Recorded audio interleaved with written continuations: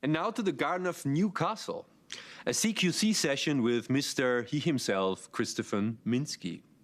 In the Creative Question Challenge, we develop creative ideas and questions through live interactive discussions.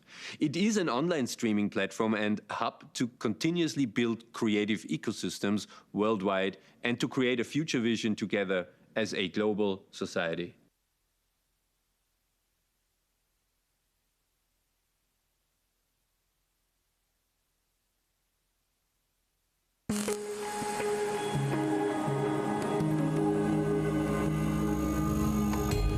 Welcome to CQC Newcastle, the Creative Question Challenge.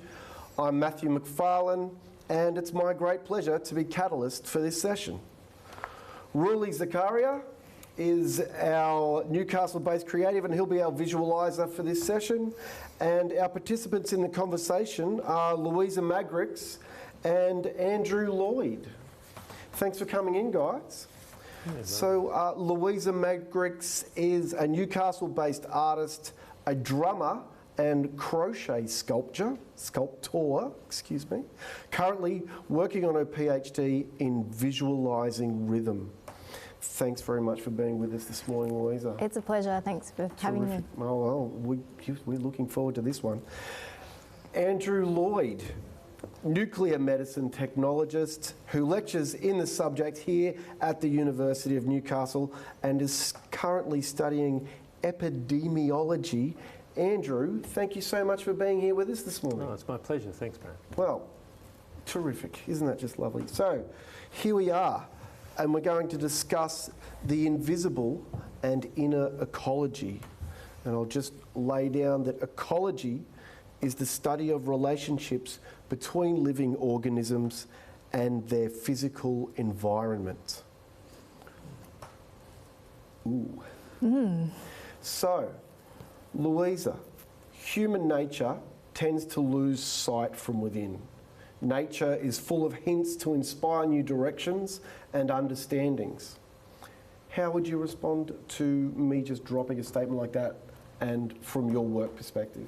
Well, I think that humans are of nature. We came from nature, and I think that nature has a lot of really fantastic lessons to teach us if we take the time to observe and look around and see how nature does things. So for me, as an artist, I work with the idea of flow, following the path of least resistance and doing the most with the least. So being really efficient in how I use materials to generate the biggest outcomes in the shortest amount of time. That's kind of one of the things that underlies my practice. Okay. And Andrew, you're studying epidemiology. So what do you think the role of an art-science collaboration could be in this post-COVID world? Well, yeah, it's only coincidental that I started studying epidemiology just before we had this global pandemic, where everybody seems to have been getting a bit of a crash course in epidemiology and understanding more about how to flatten curves and how vectors work and all of these sorts of epidemiological tools for understanding the way that a disease interacts within an environment. Unfortunately, this environment being us. Yeah. So I think it's interesting that in Australia, at least, there's been a real, in my experience, very rare situation where the experts on virology, the experts on epidemiology have really taken a position where they've been able to strongly influence the political decisions that have been made in response to this pandemic. And I think hopefully this can be a paradigm that we can use to facilitate science perhaps being able to depoliticize some of the really enormous existential challenges that humanity faces with climate change and other degradations of the environment. And really it interests me that for decades the role of science in helping to solve these problems has really been consciously and subconsciously degraded, so that expertise is less valued in those conversations around what we should be doing, how we should be evolving as a species, given that our ecology has changed and will continue to change and will become catastrophically and irrevocably changed if we don't evolve to act differently to the way that we are now. And perhaps art is really the only way that we can make people feel the urgency of what we need to be doing next. Okay, so well, yeah. So I like that. I like what you're saying there about urgency, and what we might call it a cumulative urgency, with the global issues of climate change, and then with the pandemics on the top of that. So does that, with that like cumulative urgency, what do you think the main challenges will be for art and science to collaborate together? Maybe Louisa, you want to take this one? I think being able to communicate meaning and having a sense of shared understanding is an ongoing challenge both in art and in science, and particularly when they collaborate together. But I think that's also one of the major outcomes that can happen from that collaboration, is when you do find that space of meaning that allows for a shared understanding. Because I think one of the big challenges with science has always been communicating research outcomes. So that's one of the beautiful syntheses that can kind of happen when art and science join, is being able to tell those stories which are so important to us and how we understand the world. Yeah, absolutely. But we do have models from the past, and obviously we're here. One of the names of this project by Ars Electronica is Kepler's Garden, and I think Kepler was a really early example, perhaps the prototypical example of a scientist who's able to use their understanding of the natural world, and in his case the magic of the spheres, the musical movement of the objects within the solar system. He was able to use that to assist people to understand his ethical and religious understanding of the world. And so science is not necessarily divorced from ethics, and even though really it has always struggled with, in many ways, the biggest questions of what should we be doing, why do things operate the way that they operate, rather than just asking what can we be doing, what could we do, what happens now. And perhaps art, telling those stories, as you said, is really the way that we can re-engage our societies with what we want to be, rather than what we're losing, with hope rather than fear for change. That change isn't of itself not a negative thing at all.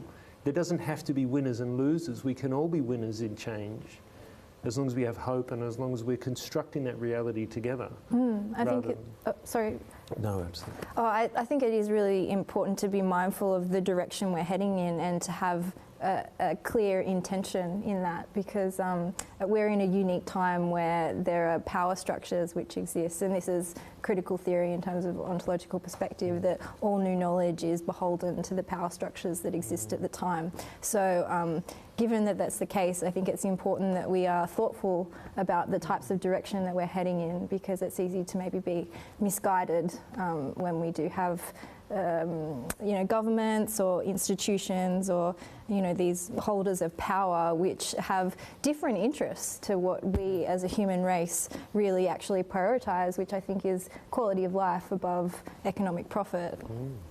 Yeah, and I think you're right, and that in another way of looking at it for me is that artists, not through choice generally, have had to confront their work not necessarily becoming a commodity at the end of its production. And also artists are better at understanding that the journey of creating is in fact in and of itself valuable, whether you get a commodity, whether you become a wealthy person at the end of it. Whereas science, I think, has been bogged down with, or not always bogged down, but can get bogged down with the idea that it needs to be publishing in a certain way, within certain really strict and limited publication methodologies or mediums, so that I think, as people have said earlier in our conversations before this conversation began, that so much of the work that is done in science is really only seen by a tiny proportion of our society. And so this great work, this great expertise, this great knowledge is not really furthering the dialogue within community about what we should be doing. And that's what I mean. Dialogue is really important, rather than this idea that there's a dialectic. Yeah. There's right and wrong, there's good and bad, there's winners and losers. Well, in fact, it doesn't have to be like that. And it's such a shame that, as you were saying, like the outcomes of research are kind of engaged with by a really small number of people. But we have technology that allows people to engage with new information at this really rapid pace. So we're actually on the cusp of infinite possibility. But I think a lot of these old world structures, we might call them, are kind of holding us back in that respect. They're the literal gatekeepers of new information. Yeah. And if everyone had the potential to be engaging with that, then I think that's a kind of exciting thing to consider. Yeah, I think you're right, and for a lot of artists, it's not the cost of producing their work has dropped. The ability to collaborate with other artists has increased, but what we're seeing is that there's a reaction against that by the people who control the distribution of art. So we're seeing streaming services pay artists increasingly small sums of money for their art, while still offering them this ability to reach a much larger audience than they ever could before.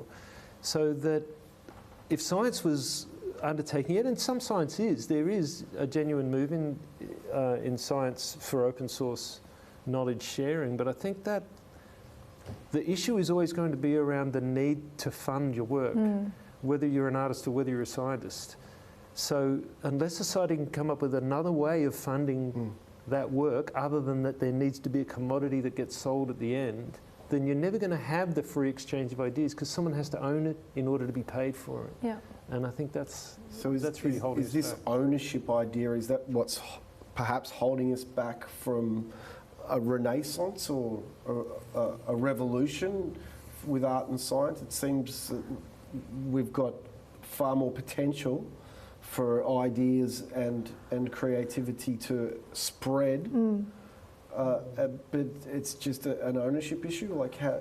I think that idea of funding is a major challenge, and as an artist, navigating the economics of everyday life is really difficult. But I think on the flip side of that, as an artist, I do what I do because I wouldn't want to do anything else. It's just kind of what I feel I should give my life to, and in that respect, the projects I work on are things that I work on because I just want to bring them into being. And so although those economic pressures are there, there's also this, I think, a drive in the arts community to make art because you, in some sense, maybe want to make the world a better place. You want to see things that don't exist. And that will happen regardless of those economic pressures. It's a challenge that we have to navigate, but I think that's one of the really strong and powerful things about having a abundant kind of arts culture in society, is to be contributing those things that make us consider life differently or ideas differently, and kind of push the evolution of ideas forward.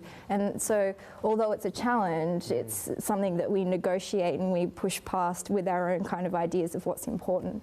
So yeah. Well, that's fantastic as a way of understanding the meaning of what we do and why we choose to do what we do, and whether that's a real calling. I guess there's a religious term. You have a calling to be able to express your gifts, but also to be able to push aside all the opportunity costs for choosing to do one thing instead of others. And that's something that, there's always that balance between obsession and genius and all of that sort of stuff. But I think if we look at it in a positive sense, the idea that your work is valuable because you're doing it, and the doing of the work is in and of itself a thing worth valuing. When you look at the great scientific undertakings, such as taking someone to the moon, landing on the moon, in and of itself, really, that was meant to be a political statement. Our country's better than your country, we got there first. And yet, what came out of that, the massive fields of knowledge that we've all benefited from, can't be really overstated. And so I think when you look at these mass collaborations that have been able to happen across the entire world, where people are trying to work for a common goal of finding a vaccine for COVID-19, sharing their knowledge about what works when you're treating patients with a novel disease that our understanding of is evolving so rapidly because it's a new thing. It's something that we haven't encountered quite the same as before. And you're having assumptions challenged continually about how to best act.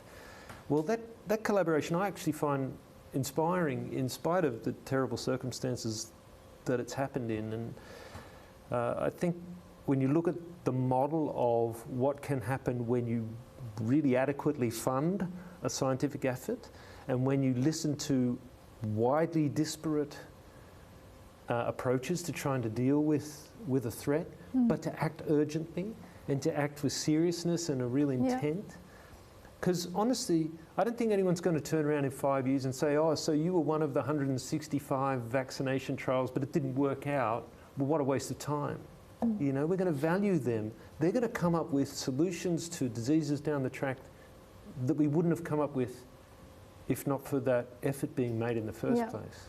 I feel that the rapid changes that we've observed as a response to this global pandemic context is actually a really great testament to what we can achieve when we work together. And I think in that respect, it is a paradigm shift. Like the world as we know it is changing and things are different and we have new challenges to negotiate. But the sheer fact that we can all get on the same page, decide to do something and it gets done is a radically new way of experiencing the world. It's actually really exciting to consider that as one of the bastions of humanity and what we can achieve. Like it's if we look at it from that positive perspective, I think there's a lot to be said for the future and what we can accomplish. I agree. So that space for experimentation that you were talking about, Andrew, so that's it's also, I guess, it makes more space for artistic expression as well. Yeah, I think maybe art hasn't had that same singular challenge to negotiate. Maybe in some respects COVID and bridging that communication gap between outcomes of research and how the public interacts with them. That's a challenge that artists have contributed to. But I think in a broader sense, we have a whole range of new technologies that we've never had access to before. So I think there is a renaissance happening, and the future is actually really bright and really exciting when we consider what artists can be achieving in 10 or 20 years' time, because there's more access to forms of creative expression than there ever has been before. And there's actually also a lot of teachings and resources around how to engage with those technologies which aren't actually bound up in institutions. Like you can find YouTube tutorials to learn new software. Like these are the tools of artists today, and I think it's really exciting to consider what they can achieve when they just put their mind to it. Yeah, absolutely. So long term, so 2020, 2050, what are we going to look like? What sort of long-term strategies can we put into place here? And well, I think the reality that we need to face as a species is that we need to evolve. There's no going back. There's going to be 10 billion human beings by 2050, and that's a conservative estimate. That's if things keep going well with the reduction in the rate at which we are overpopulating the planet. So there is no way that we can look back for solutions. Even though we need to re-engage with an understanding of ecology that perhaps we rejected at some point when we thought that we could master it, that we thought that draining all the swamps and, building a big dike would be enough for us to overcome our fear of the unknown, to overcome our fear that we weren't in control. Well, now we need to acknowledge that we're not. But we also need to acknowledge that the rate at which we've changed our ecology is just accelerating, and we need to begin by slowing that. We need to begin by turning around what we're continuing to do. And unfortunately, hearkening back to previous ways of operating, whether that's political structures, whether that's technologies, whether that's the way that we make the food that we eat or the power that we use to turn the lights on, these things can't continue. The status quo is not a viable option if we really want to survive as a species. So I think art is much better at valuing the novel, the new, the breaking of old structures than science is. Science traditionally has been unable to present new ways of understanding the world. It's funny you say that, because I, in my research, actually take from life sciences and an approach called experimental systems. So that's the idea that you set up the parameters for the experiment, and it kind of goes in contrast to a older scientific methodology, which was more about proving or disproving a hypothesis, and is more about embracing the idea that we don't know what we don't know. So you set up the parameters for the experiment, and you learn through exploring that space. So that's something that I use in my art research, and I think in terms of that idea of a long-term strategy, like, I don't necessarily know exactly what that strategy should be, but I think a good place to start is to roll back the things which are causing us harm. You know, if we have this experiment that we're working on and we don't know where it's going to go, well, the things that are causing us harm are a good thing to take out of that situation, and then, you know, maybe what comes of it will be something more positive. Yeah, I think so. But the key is hope, isn't it? I mean, rather than saying we're hurtling towards this inevitable doom, I don't think it is inevitable. The tools are already there. We don't need to invent a new thing to save us. There is still this vision that seems to be prevalent, that we can just all keep carrying on, and one day somebody's going to develop a technology that will come down out of the clouds and save us all. And I just think that's a fallacy that's really pernicious. It's really hard to make it go away. Everybody wants a messiah to come and fix things. But we know the answer. We just need the strength of will to do it. And I don't think you make that strength by fear.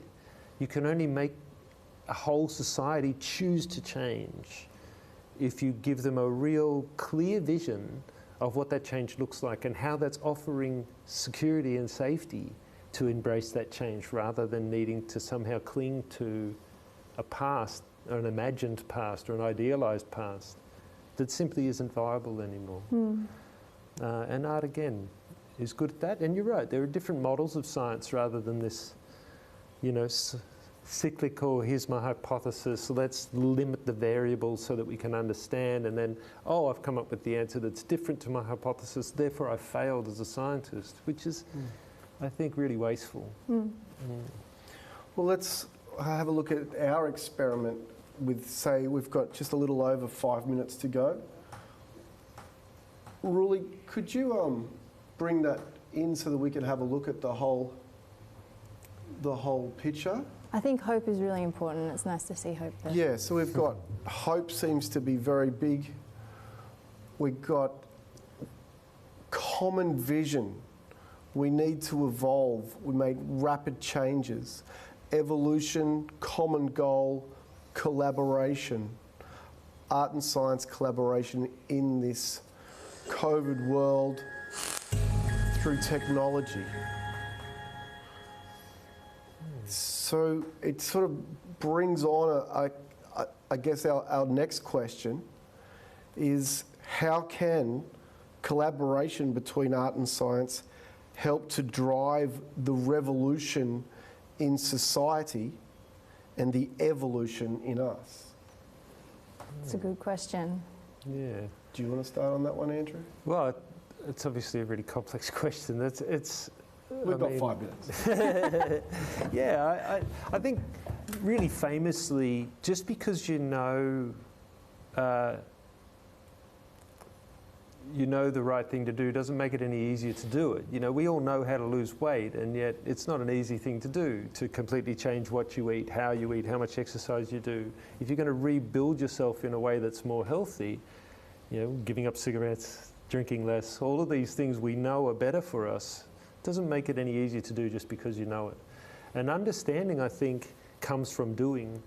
The divorce that we have from the idea that if you don't walk it, you don't really understand it. And that's something that I think there was earlier conversation about reimagining ourselves in ways that are some ways seen as prior to what we do now. Well, I don't believe that there's this linear way that we're better than societies or ways of looking at knowledge were before. So even though I'm saying we need to evolve, I think there's an awful lot to learn from having to do things for yourself, having to act, and I guess become a different person through working to become a different person. And that's the same for society as well. Just because I don't believe there have to be winners and losers in evolution in society, I believe everybody has to work for that to happen, and therefore you need a common goal and you need to have a hope. Yeah. Louisa? It's a big question, and I think it's a really difficult one, and there's a tension there because it's hard enough achieving things on a grand scale, let alone having that echoed, you know, within us as individuals all at the same time. It's a really challenging thing to achieve, but I guess having people working towards a future of prosperity and abundance for all human beings, no matter where they come from, is maybe a page that we can all get on. Like, what do we value in life and in society, and what do we want the future to look like? And maybe if we had some shared vision there that we could be working towards, then we could maybe make some of that happen. I really hope so. I hope that the direction that we head in is one of abundant possibility that is good for all of humanity, not just a few.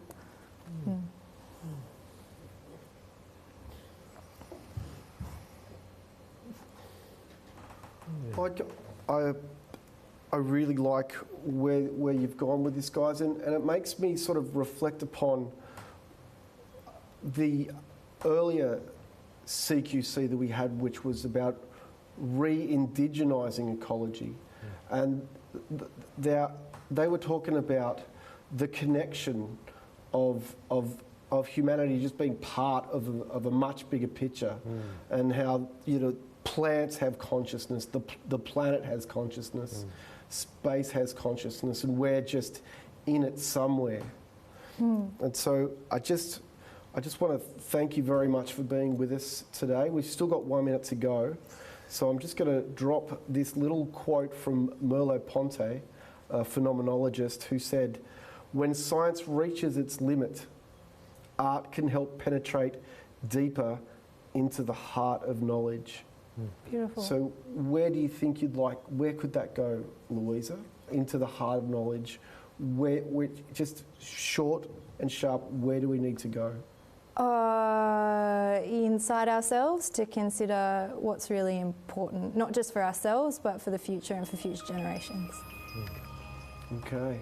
Thank you so much, Louisa Magrix. Thank you so much, Andrew Lloyd. Oh, my pleasure. Thank you so much, Ruli Zakaria. That was absolutely great stuff. My name's Matthew McFarlane, and we've come from Newcastle University, and this was our CQC. Thanks.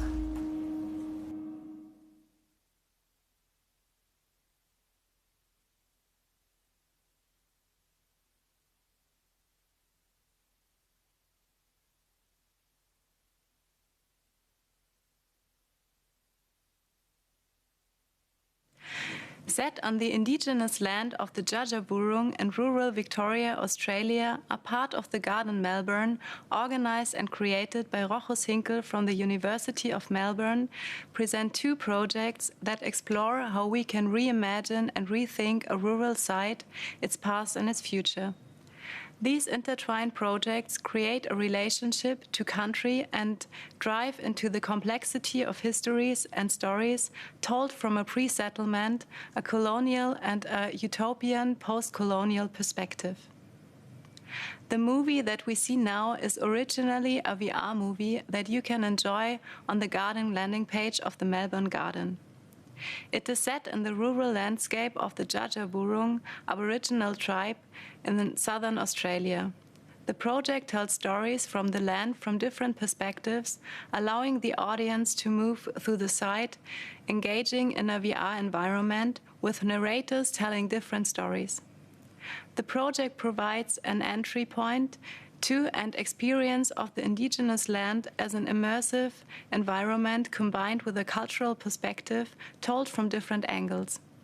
In the VR movie, the audience traverses 3 different settings: the pre-colonial forest, the colonial farm, and the post-colonial farmland, envisioned for a utopian future.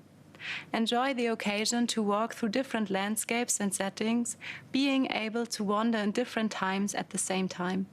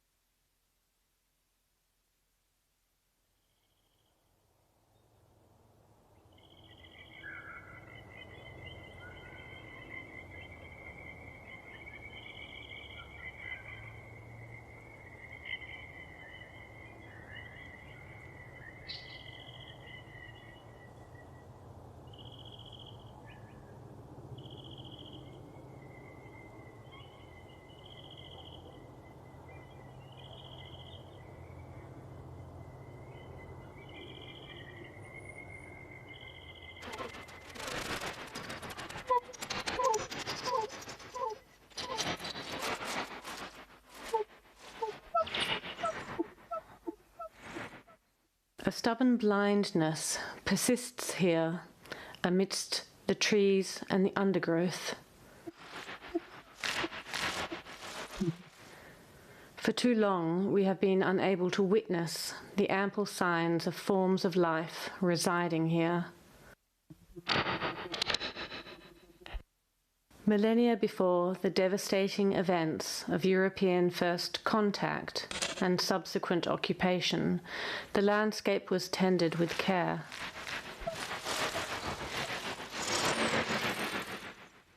There were villages and storehouses, fisheries and tilled fields, and the wide-ranging cooperation of clans.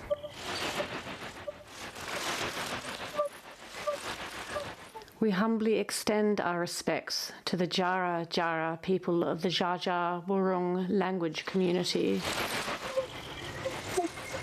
the original custodians of these unceded lands.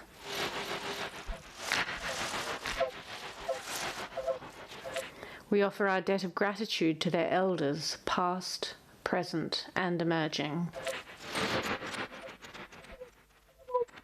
Pre-contact, the landscape provided what was needed because of the careful practices at work here. The remains of respectful land management are easily overlooked.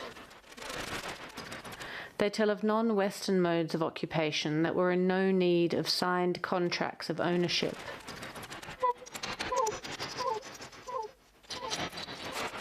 Instead, tribal agreements and a logic of kinship relations was respectfully observed.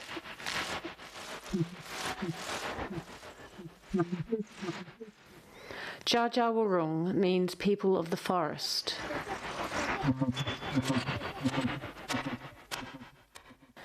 Whose stories are distinct from those of the riverine and those closer to the bay and the coast.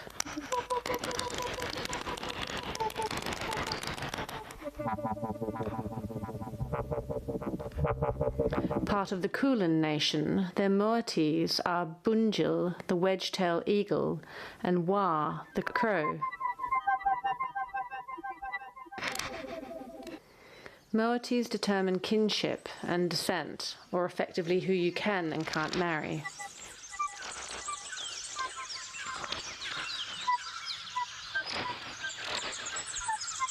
Did you hear the evening chorus?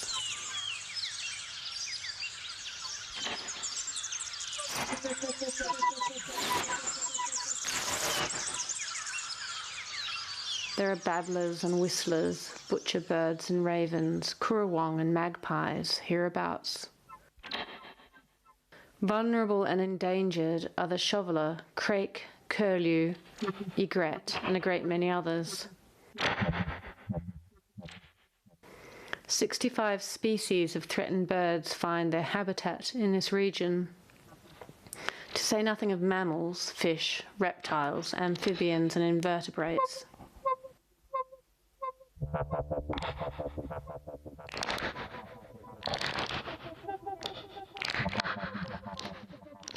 Knowledge is shared through stories passed down, through rites and rituals performed, including shared practices of land management and artful engineering.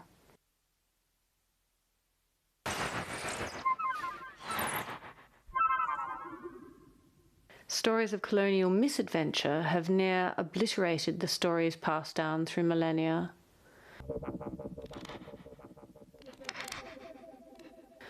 Acts of barbaric violence resulted in the erasure of ways of life and the deadly logic of terra nullius, which assumed that none had cultivated and settled here before the white European man.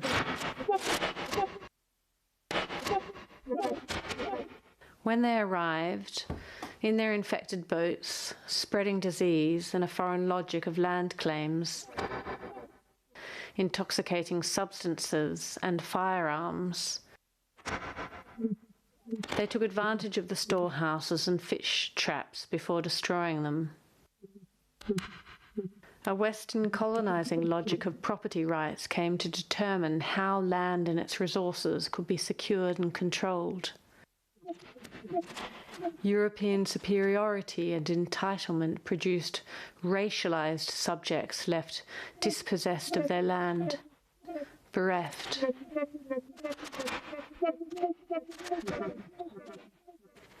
A stubborn blindness persists yet, blind to over 60,000 years of continuous inhabitation and intimate knowledge of country.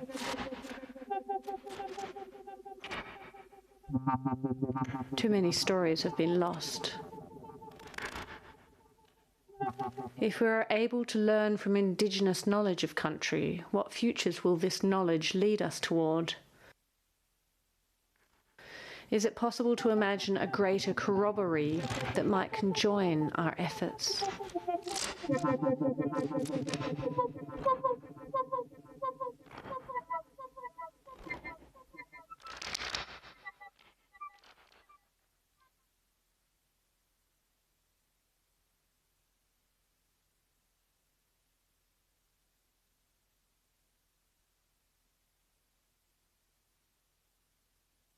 The House requires that the land is cleared.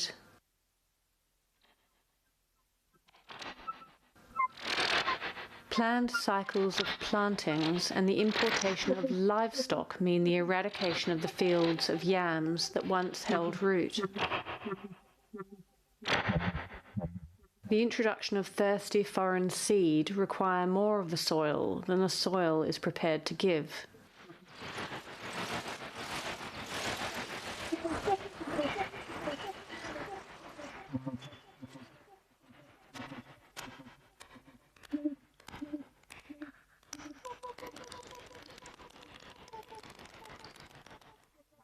Hard-hooved European mammals, horses, sheep and cattle, wreak havoc where formerly the soft-pawed kangaroo and her mob passed near unnoticed.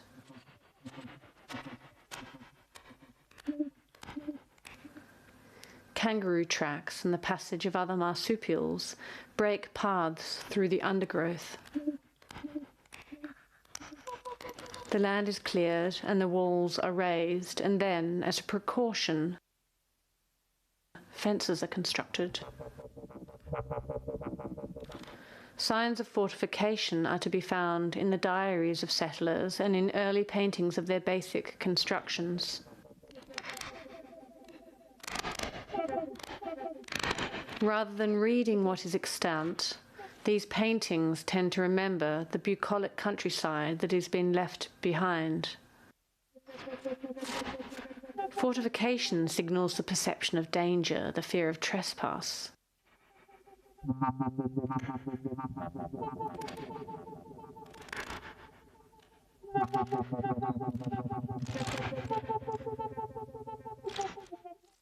A fence defines a claim for land, saying inside and outside. Mine and not yours.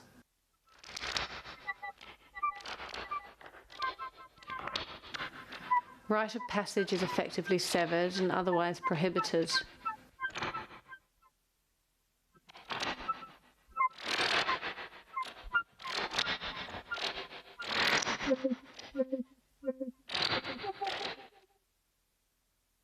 A roof is constructed and a wide veranda keeps off the brutal summer heat. Nearby, a reservoir is excavated for the sake of convenience. Containment and supply begin to impose their infrastructural logic at a scale that explicitly transforms the landscape. Europeans settle in place, refusing to see what has been there before them. Their perceptions and interpretations are culturally coded, which means for the most part they cannot see what is before their very eyes. Subtle means of slowing, capturing, easing the flow of creeks and riverways, the use of channels, block points and weirs, as well as finely woven nets, had been implemented for countless generations.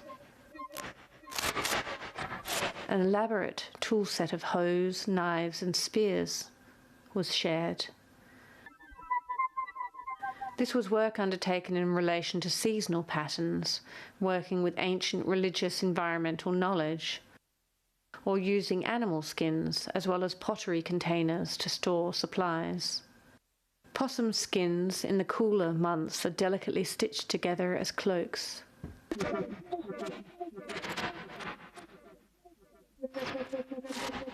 The colonizing Europeans take more and expect more than what is available.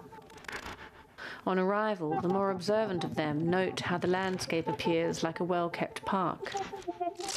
The native trees loom large and the grass seems clipped. Indigenous traditions of managed fires have assisted in producing this effect. Pastoralism soon devastates the found park, hardens the spongy soil, disrupts waterways, which leads to a decline in kangaroo and emu populations. Inevitably, squabbles break out between indigenous people and recently arrived squatters. A white man is speared for abusing indigenous women. The squatters retaliate disproportionately. Influenza wreaks its toll where gunfire does not meet its mark. After just a few seasons, the early visions of a well-kept park, with its subtle irrigation systems, evidence of storage and supply, settlements and patterns of movement, are all but obliterated. Newly arrived convicts and settlers instead bear witness to a passive, silent, and taciturn peoples, their necks bent in servitude and exhaustion. Disenfranchised, cut off from their spiritual homelands and daily practices. The memory of the sensitive and slow custodianship of the land will be all but obscured. A brutal history will unfold that is genocidal in effect, if not intent.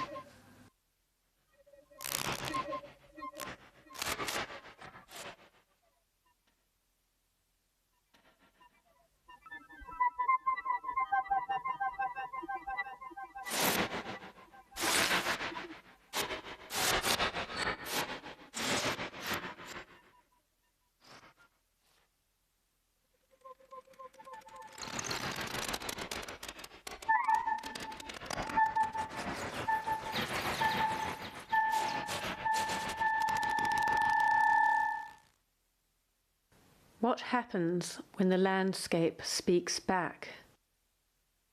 By now we must begin to project the unsettling idea of the landscape without the presence of the human subject. Environmental crises and climate events, the toll on landscapes of extraction, the violence that comes with the avaricious insistence of mining interests, species extinction, pollution. So much has been lost, so much thoughtlessly destroyed.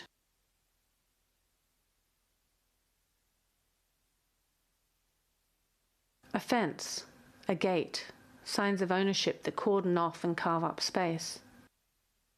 We're now venturing into the field.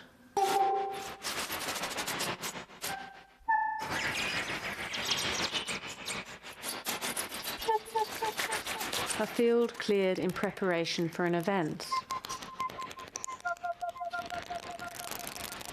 Most clearings such as this one suggest the preparation of the land in readiness for agricultural interests.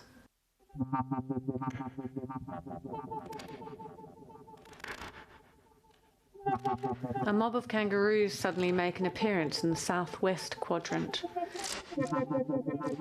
They hear the dogs barking and disperse. Remember the parklands, the evidence of care expressed there. The diaries of early explorers speak of fertile fields and haystacks composed of collected grasses, grain that was collected and ground into paste, seed that travels the whole continent, passed from one tribe to the next.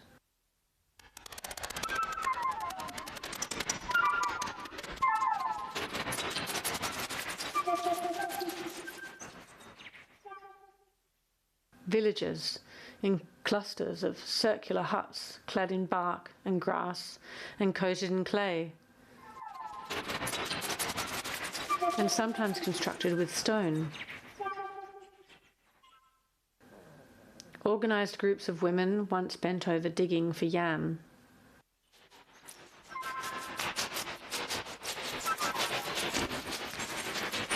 Passing through, you may not at first notice where smaller and larger camps were once set, usually close to the waterways.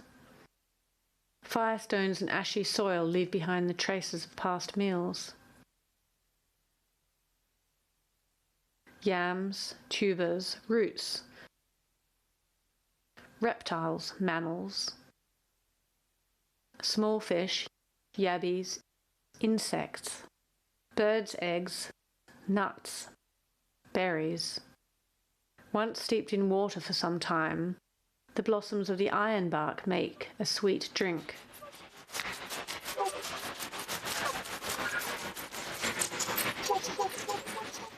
String, bone, shell and reeds formed part of the local economy. Bulrushes were prepared in earth ovens. Large nets were produced to catch fish in the waterways. Elaborate eel traps can still be discovered here and there.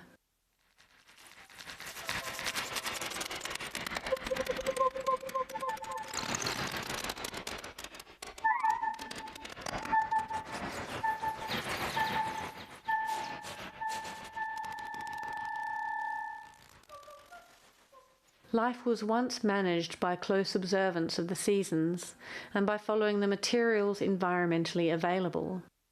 There were cooperative relations established between humans and non-humans. Sacred sites are associated with spiritual persona and stories to be told. Patterns of kinship establish relationships with others as well as with the universe.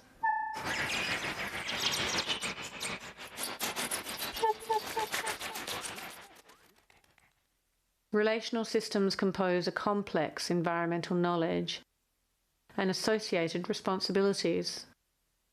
Following the devastations of colonial territorialization, is it possible to imagine the emergence of other possible worlds where a sharing of knowledge again prevails?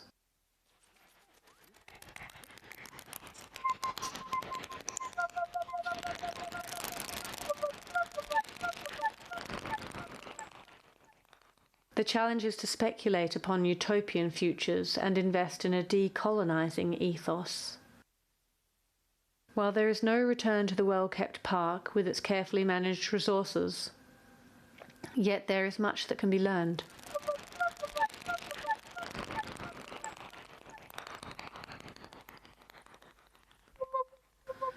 Fostering biodiversity, embracing the rhythm of the seasons, acknowledging the subtleties of microclimatic zones, exploring indigenous modes of agriculture and aquaculture, pushing back at the threat of ongoing species extinction, taking the time to pay attention.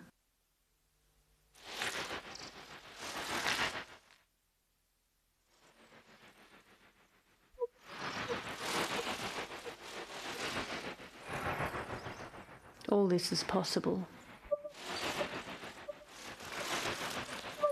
What seed gifts can we offer to each other as a matter of care and survival? What other practices might we perform together?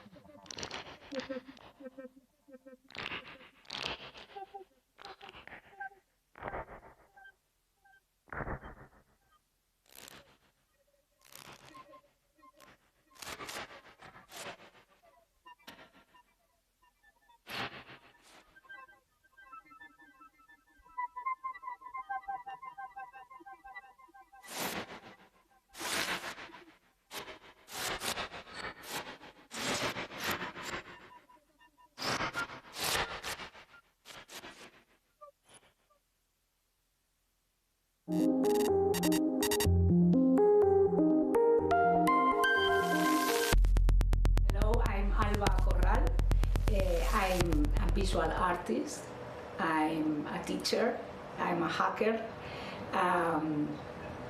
I create a landscape, abstract landscape with code in real time, and in real time I perform with music, and music and visuals and code. This is my classic pencil. Mm-hmm. But now it's interesting because now I'm using another palette and another kind of movement. I think that this is like a bird, like wings. And how would you describe yourself as an artist? For me, the artist work was a very important process to know and to understand that, okay, I'm an artist. I work with generative systems using the code, programming language. Then it's like I program in my own tools. I use machines.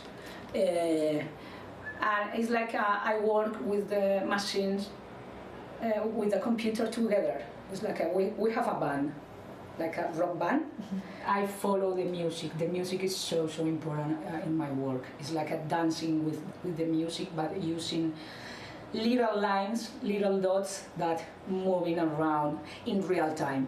I'm more like a digital painter that use the movement.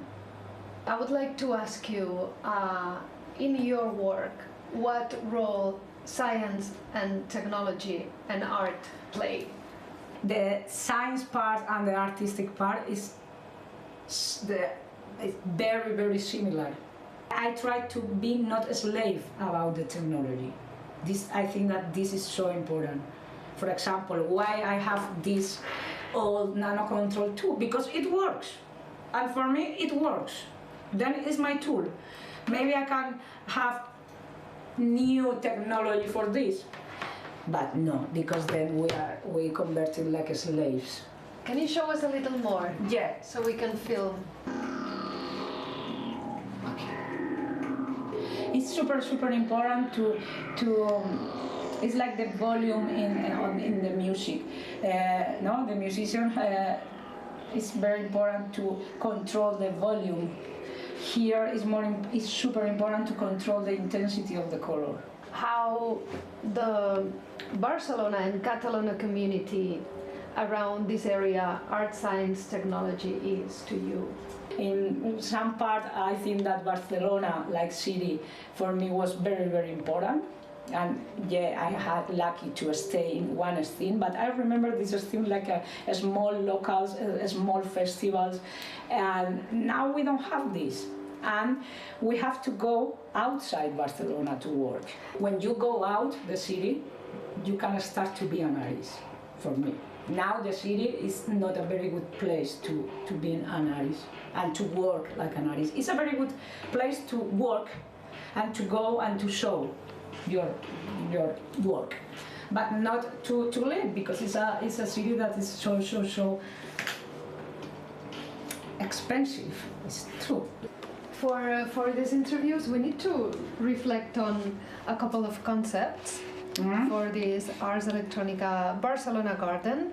Perfect. And one of these concepts is uncertainty. I know that for so many people are super hard to have this kind of uncertainty, because change all your, it's like you don't have a solid point. But for me, I can deal with this perfectly. I don't care to work about art, and maybe tomorrow I'm going to be a gardener because I'm very with the plants, and it's okay. And then the other word that we need to reflect on is ecology.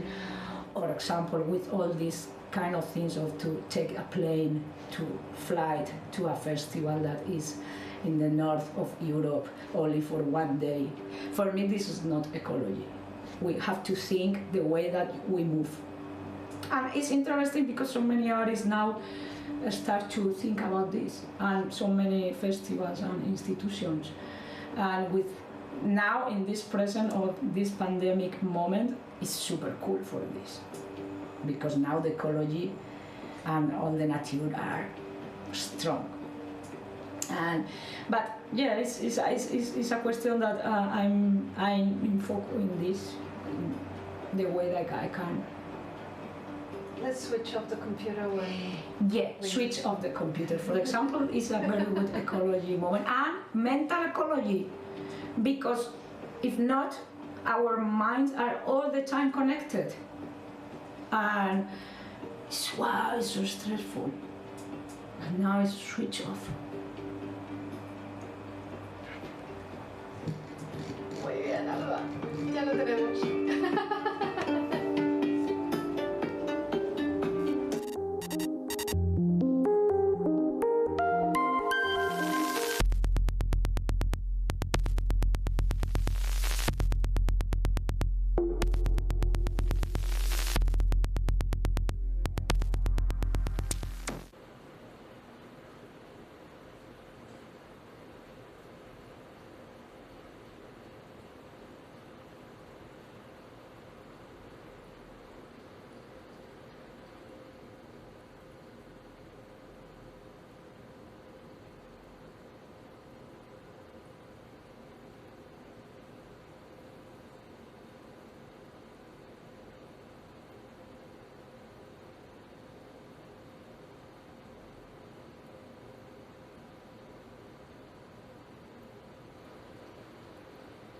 Welcome back.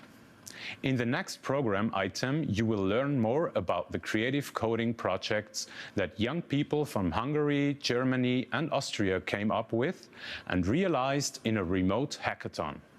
They meet through a youth exchange project that Ars Electronica developed together with Jugend hackt LInz, Sleeth 3 Budapest, MB21 Dresden, and the Artec Lab Amsterdam. And now see for yourself what the young people have developed on the subject of digital gardening. Have fun!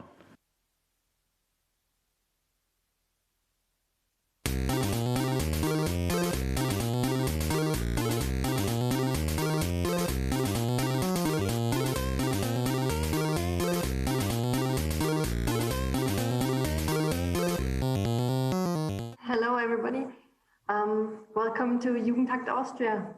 My name is Magdalena. I will co-moderate today's presentation together with Philip.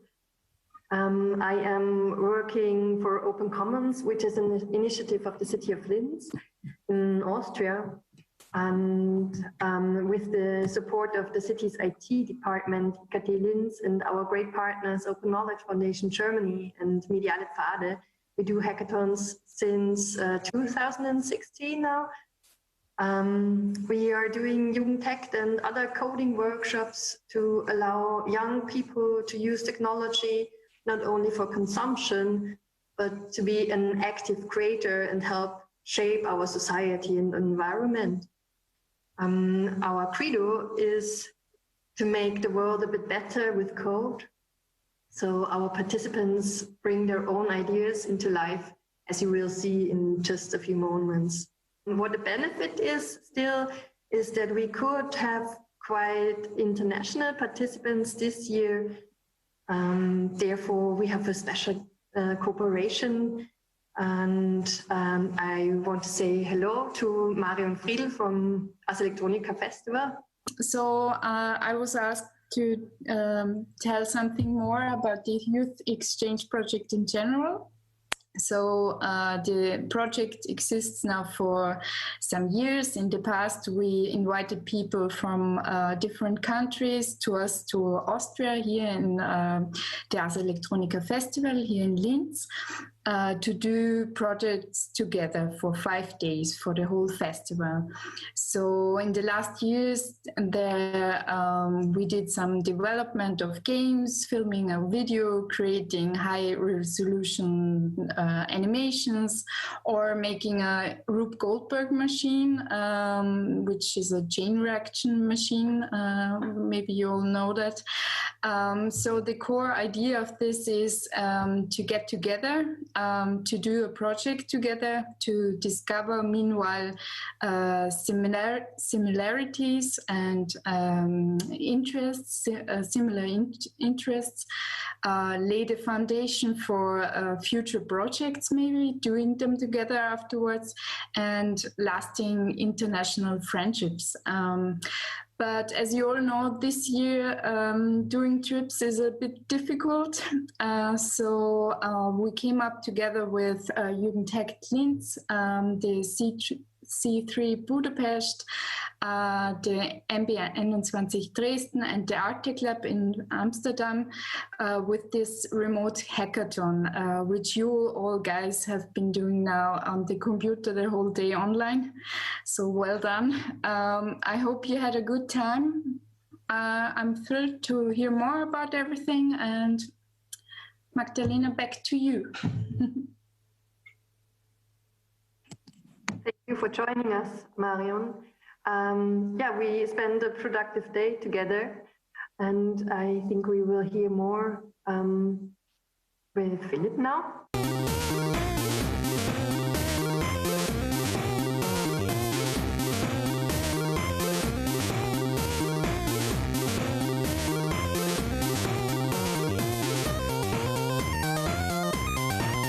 So coming up is the first of 3 groups now. They're called, or the project is actually called Bet Your Friend. In the group are Benjamin, Jakob, and Jonathan. The mentors were Isabella and Tobias, and I would like for you to present now. So You all know the situation. You sit on the couch and watch Netflix. And there's a plan. Your plan is to be more active and do more sports. And yeah, the only thing is that you need maybe a sport mate to have the motivation. And you have a friend in mind. There's Sarah. She's a couch potato as you are. And you're calling her and she said, oh yeah, we could do sports together. It's a great idea. There's just one problem. As we all know, after 3 days, the motivation will be gone and nobody would do sports. So there's now a challenge app, which is called Bet Your Friend, which leads you to make more sports, do more outside, and gets you more on your bike. So at first you can define a goal, what you want to do. For example, increase your bike kilometers, so you want to go more with a bike. You could do a bet upon steps. Who does more steps in a week, or who can burn more kilocalories? And you can define a penalty for the loser. So what the loser has to do, maybe the loser has to do something for the winner. And but why do we need an app for it? We need an app that Sarah is not cheating, or maybe I am not cheating. And so the app is keeping track of the data and your movements. If you are actually driving the bike, or if you're just faking and saying, oh yeah, I drove this week 100 kilometers. So we need this app to prove that you're saying the truth. We're doing that. I think Benjamin will get a closer look later about the technical specs. How we're doing is with position data, or even data from the smartwatch. And I can explain for now how the front end looks like. I think you can see now the app on my screen. It should be a smartphone app. It's just simulated here. So, and are you ready for the challenge? And you can type in your name. It's Jacob, and as I said, my friend is Sarah. When I click next, Sarah does the same thing, just the other way around. Her name Sarah, my name Jacob. And then your bet. I can do more kilometers on a bike than Sarah in a week, or steps or kilocalories burned. In my case, I want to do more kilometers on a bike than she does, so I click that. Okay, now I can say, oh, what should Sarah doing if she's losing? So, I am very hungry right now, so maybe she, in the end of the week, she could cook me a dinner if I'm winning. So, the loser has to cook a dinner for me. But it doesn't seems like so good. We are in day one, and she was more active than I am. You see it on the graphs. Sarah did more bike kilometers than I was doing. And I just skipped all the other days. It's not going to be better. So I just go to the solution. Unfortunately, Sarah is the winner, and I have to cook a dinner for her. So that's my penalty, and I lost this challenge this week. But I have another try next week, and I'm much more motivated next week to beat Sarah in this. So I can just click rematch for next week, and the same thing starts again. That's how the app should look like. And in the end, what could be achieved is, of course, a better fitness for you and Sarah. And maybe also a strengthened relationship between you two, because you have a topic to talk about and a bet. Yeah, but in long term, it could improve mobility, because you can step on bikes instead of cars if you go to work. You can every day you could make I don't know, 10 kilometers just going to work with a bike instead of a car, and staying in traffic jams, and you can just collect kilometers on the way.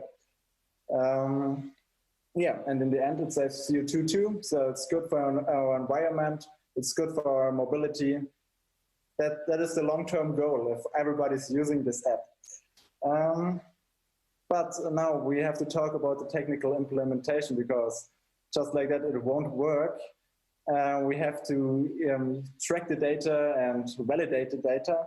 So that's where we had another team in our group, which had the question, how could we keep in track of the data and do the technical things, the back end. So that's why Benjamin can present his, or from his group, the solutions. Yes, so the project have another part which you can see there. The programming is based on HTML. We programmed it on a website called Code Sandbox. We made the part of the app which is responsible for the betting information. Here you can see a list of bets, which shows your friend's name, amount of the bet, and the main bet. It also shows the date of the bet. The first section, you can type in your information, like your name, your bet, and your amount of bet, which will be shown on your friend's devices. Also, you could see some numbers on the top of the screen, which is at the moment not here, but there are GPS coordinates. It is provided by your browser's location. It shows your location where the bet happened, which can be useful. I think the project was a good experience for me. I programmed and also learned HTML for the first time.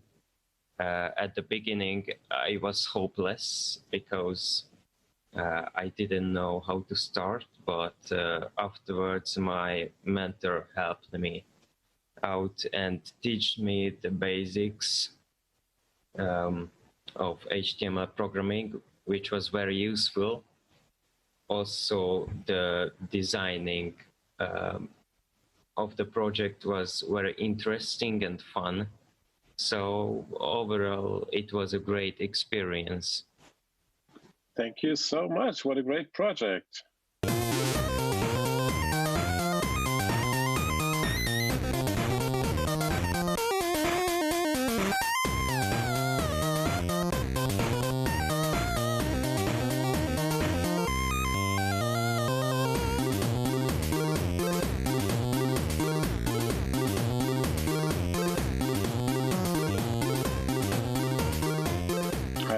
Invited the people on stage. So these are Bo, and with her in the team was Julieta, who can't be with. Yeah, she isn't here. We're sorry. And the mentors were Hansi and Pia. So welcome. So, well, for Julieta and I, today was a really new experience, because we both, we did a little bit with programming, but not a lot.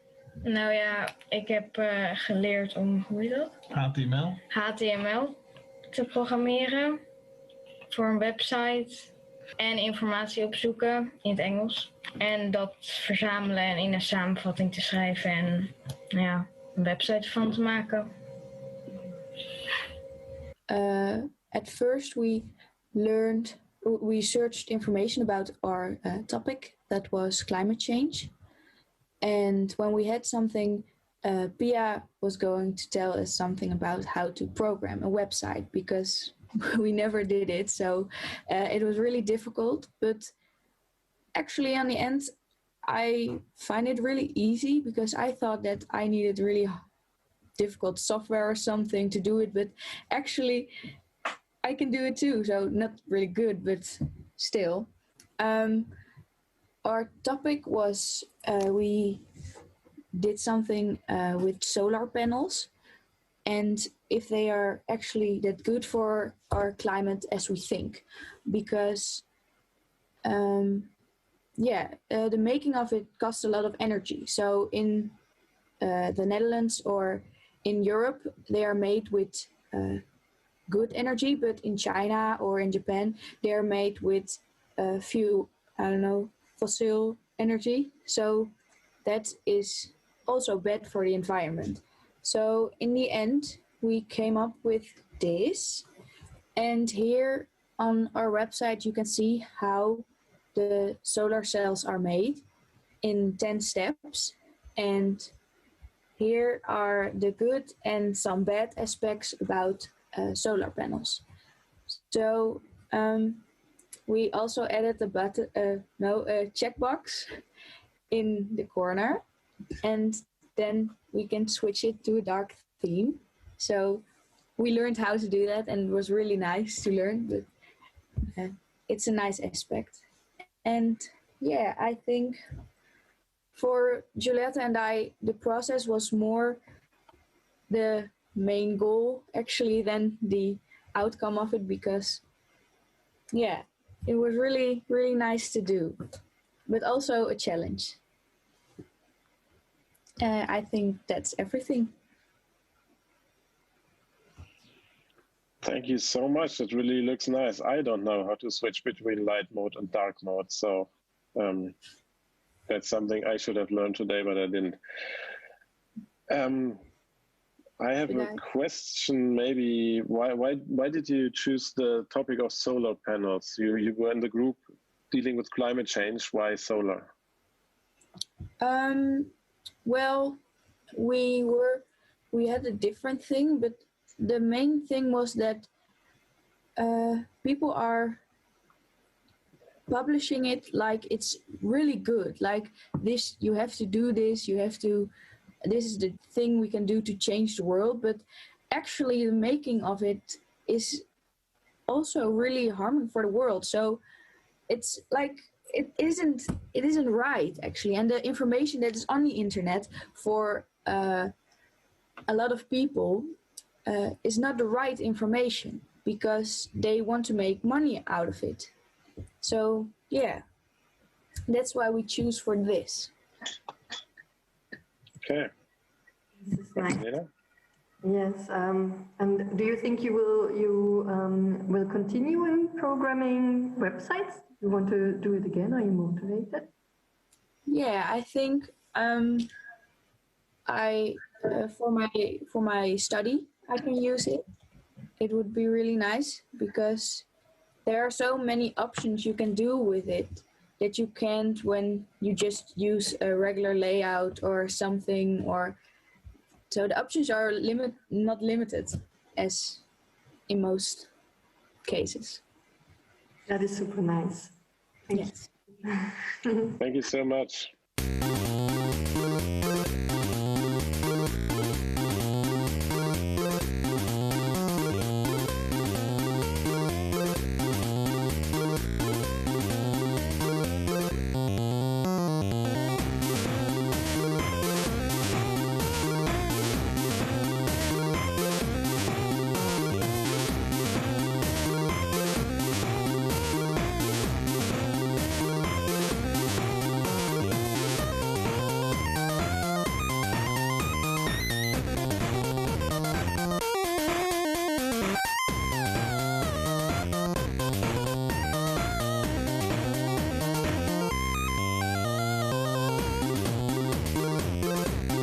Coming up is a project which didn't have a name half an hour ago. So I'm very curious what the name is. Nitya, the stage is yours. Our main topic was surveillance and net politics. So first of all, we looked at the problems that come into surveillance. So one of the main problems was that the single companies collecting lots of data, they use that and they collect the data, but not only do they keep it, but they also use it like they want to, which is not always how we want our data to be used. So we then brainstormed ideas for how this could be changed. So then we came up with the concept of combining gameplay and generative art to raise awareness for why companies collecting our data is actually a big problem in the actual world. So then we came up with a demonstration which shows why the surveillance is a big problem and that we don't have to hide that it's a big problem because it's been happening all over the world all the time. But we came up with a small game to show how this problem is only getting bigger by the day. Now I hand over to Samnika to tell you more about it. We just wanted to create a platform to show how our data is being engulfed. So with the help of coordinates, in JavaScript, we created a game. In this game, there are some dots representing our data and a square which represents us, and a big circle called Big Zuck, who is actually our enemy, who's engulfing our data. So here we are trying to save our data from Big Zuck, who is constantly growing and consuming our data. And we are not able to do anything about it.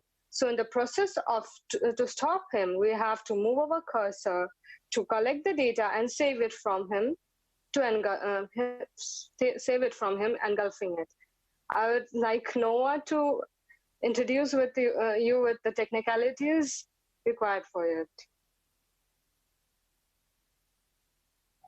Yeah, like Samrita has said, and you can already see that's how the game looks like. So the green square is the player and jots the data, and you can actually collect it. In the top left corner, there's also a little counter implemented to count how much data is saved and how much is lost to Facebook or Google or another evil company. You can also try to just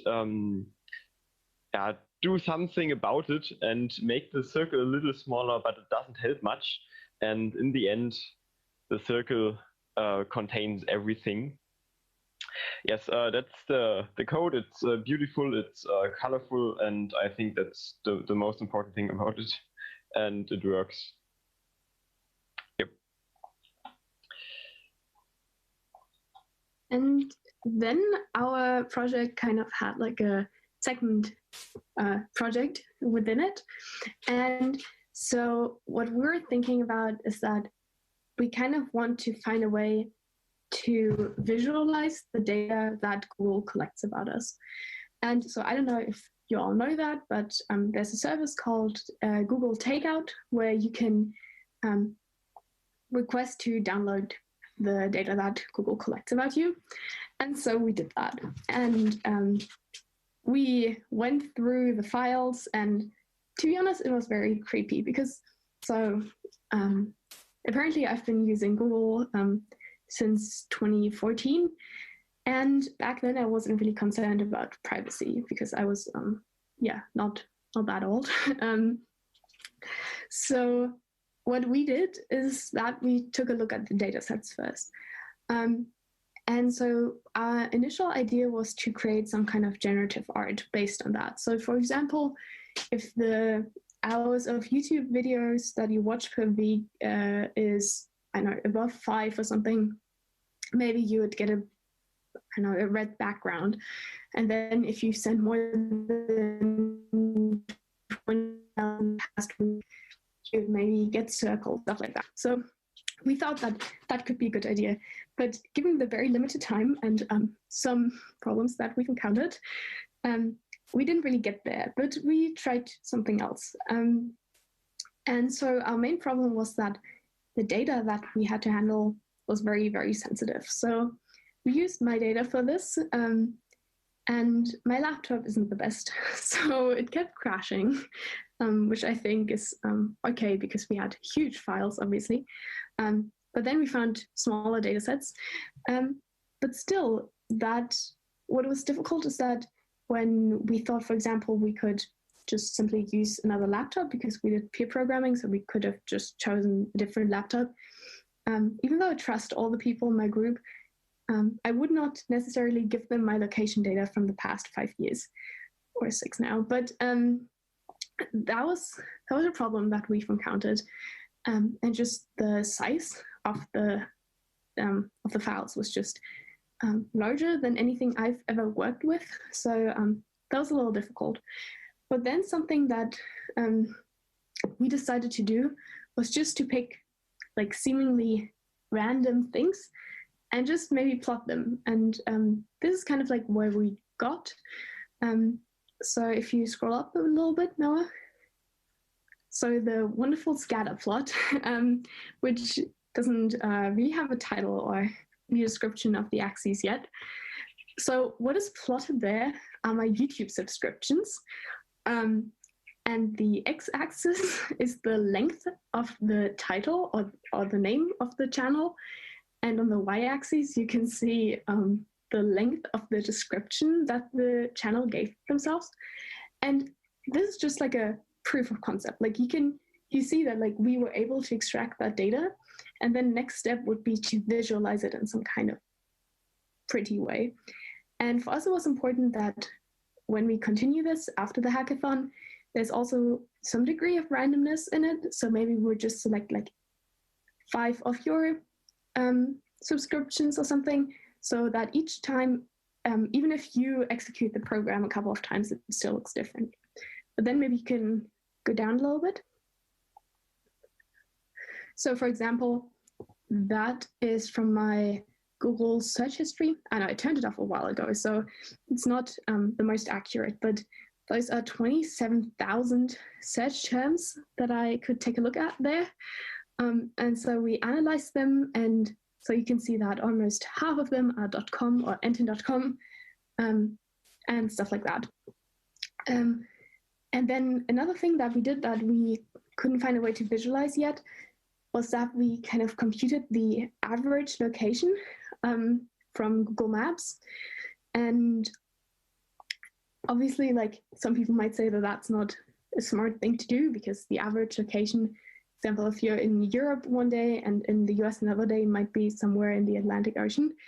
But we thought it was still like a fun thing, and for us, it wasn't really about like creating something that makes sense, but rather like for us to see the data that Google collects. So that was an educational project for us too, and just going through like the data. That was interesting. I think in the future, we want to continue working on that, and especially like on the generative art content. And what we're thinking about is that if in the game, if you kind of like collect one of the points, we would like that to represent like one data set or something that Google has about you. And then the background could like change according to the data that you now have or that Google now has. So yeah, we were thinking that you could kind of integrate them both in that way. I think I talked way too much. So yeah, I think that was it from our project. Don't worry, perfect. It's a super project. Thank you very much, all of you. Yeah, so I think everybody sees that the outcome is amazing. Thanks everybody who participated in today's hackathon. You've been doing really a great job. Never mind if you already had experience before, or if you were just beginning, it was really great. Great to have you with us remotely, of course. And we hope you enjoyed the day as well. Thank you very much from me as well. Thank you for having me to host this and for making these great projects.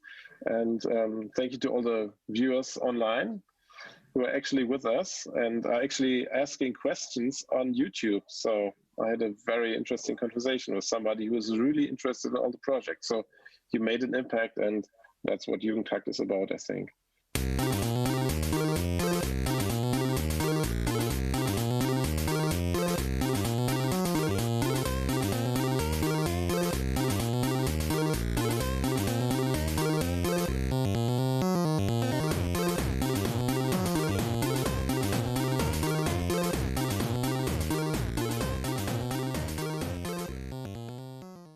Welcome back.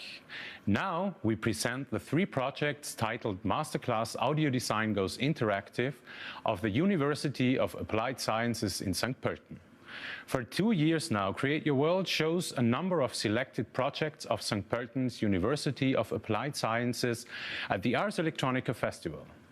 Coming out of a cooperation through the format Music Summit, where Austrian music industry and music education comes together for discussions and for developing new ideas for the future of Austrian music business. The University of Applied Sciences in St. Pölten took the chance to present student projects at the festival. Embedded into the master program Digital Media Production at St. Pölten University of Applied Sciences, the masterclass Audio Design allows students to experience a wide range of topics between music production, film sound, game audio, and sonic interaction. Collaborations with universities' other masterclasses, particularly film and TV, and augmented virtual reality are encouraged. Masterclass heads Michael Iber and Andreas Bücherli selected 3 projects of first-year students to present their contributions in the field of sonic interactions at this year's edition of the Ars Electronica Festival. Have fun!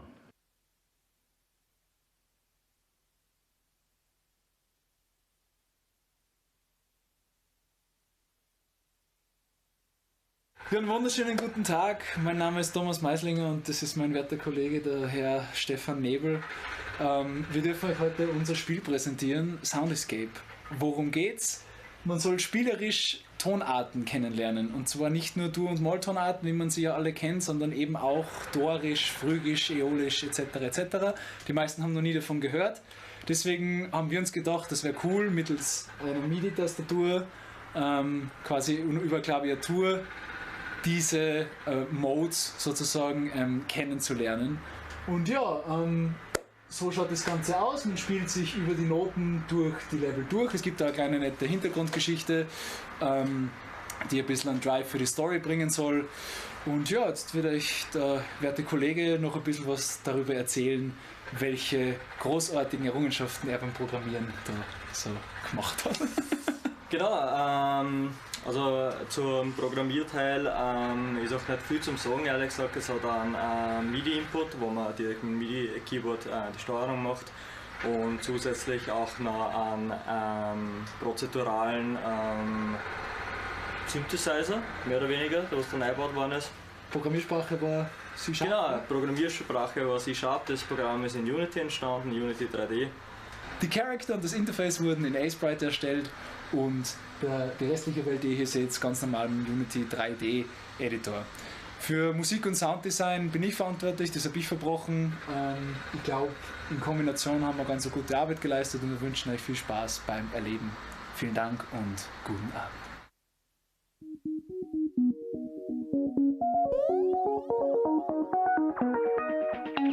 Let's go!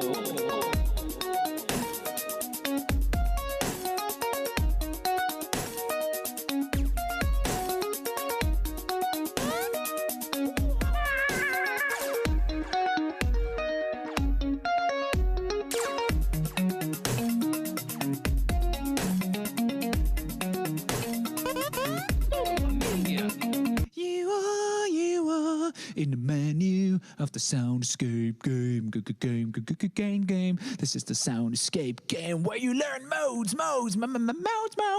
All the modes you're gonna learn in the Sound Escape game. Yeah, this is a real cool game. Yeah.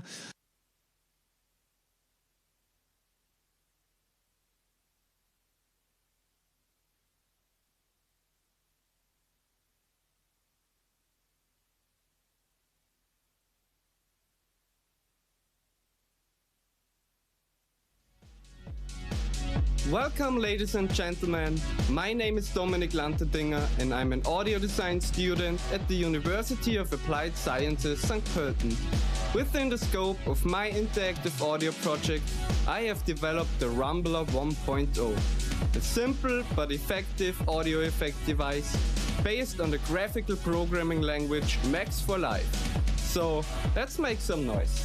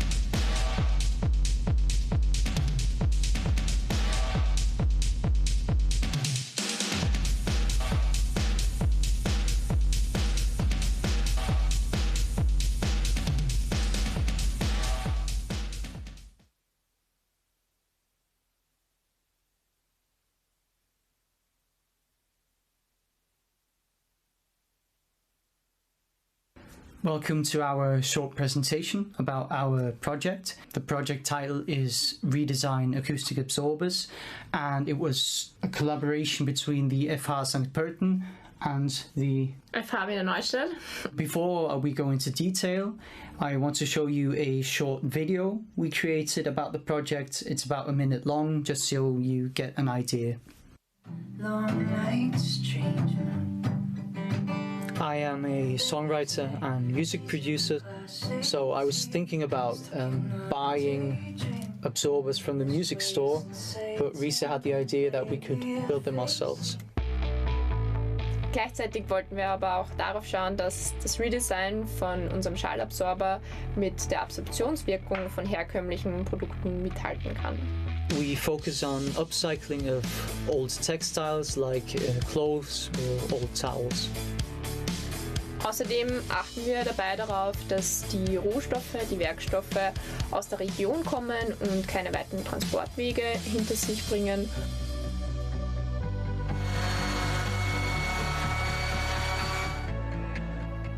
Our absorber currently consists of a wooden frame and rolled up towels inside. Unser Projekt zeigt, dass es auch in der Medienbranche möglich ist, nachhaltig zu denken. We had a lot of fun, and we hope to work on many more sustainable projects in the future. So most of you probably already know what an acoustic absorber does. For those who don't, I'm just going to explain it with this tennis ball. Imagine this is a particle of air, so when we talk, or like if I hit something, these particles move, and if these particles hit an absorber, this is an acoustic absorber too. If it hits the absorber, then the movement gets slower and it can also completely disappear. So that's what we want in recording studios or in home cinemas. We want to kill all of the echoes and the reverb in a room. Normally, acoustic absorbers are made out of a kind of foam and are not very eco-friendly. So when he decided to buy absorbers for his studio, we thought about building an absorber on our own and using different materials. And at this time, I was doing some research on textile waste, and then we had the idea to use old cloth and old towels for building an absorber. We began with cutting, sewing and gluing the cloth and just tried out how we bring it into a suitable shape. For the stability, we use a wooden frame, and the whole construction holds together without any metal parts. No screws are used. Instead, we use wooden plugs and a self-made glue. We received quite a lot of positive feedback about the idea, and now we're in contact with different companies that give us old textiles, like old towels, and that's quite cool that we can use it for the project. We buy our wood from a local carpenter, and also all the other materials are from the region. This is very important for us because we want to reduce transport pollution.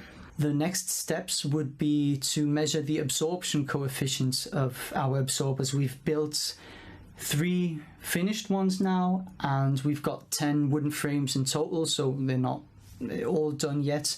But there's no point in creating an absorber, even if it's ecologically friendly, if it doesn't absorb as good as a professional product. So we're in contact with different universities, and we want to measure this absorption coefficients there are certain standards of how you do that and how you measure that, and that is going to be our next step. To put it in a nutshell, we want to create an alternative to conventional acoustic absorbers for environmentally aware musicians, sound fanatics and music producers. Thank you for your attention. I hope we could interest you in our project, and yeah, if you've got any questions or want to know anything more, you can contact us. There's probably going to be an email or a link or a chat somewhere. You'll find that. So thank you.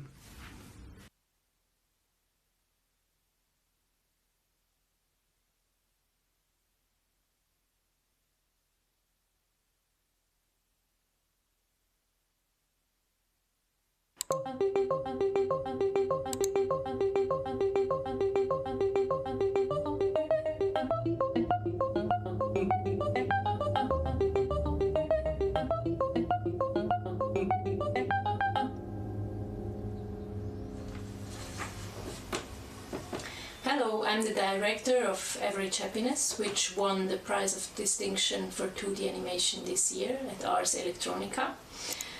And now I'm invited to discuss the following question with you. What is animation?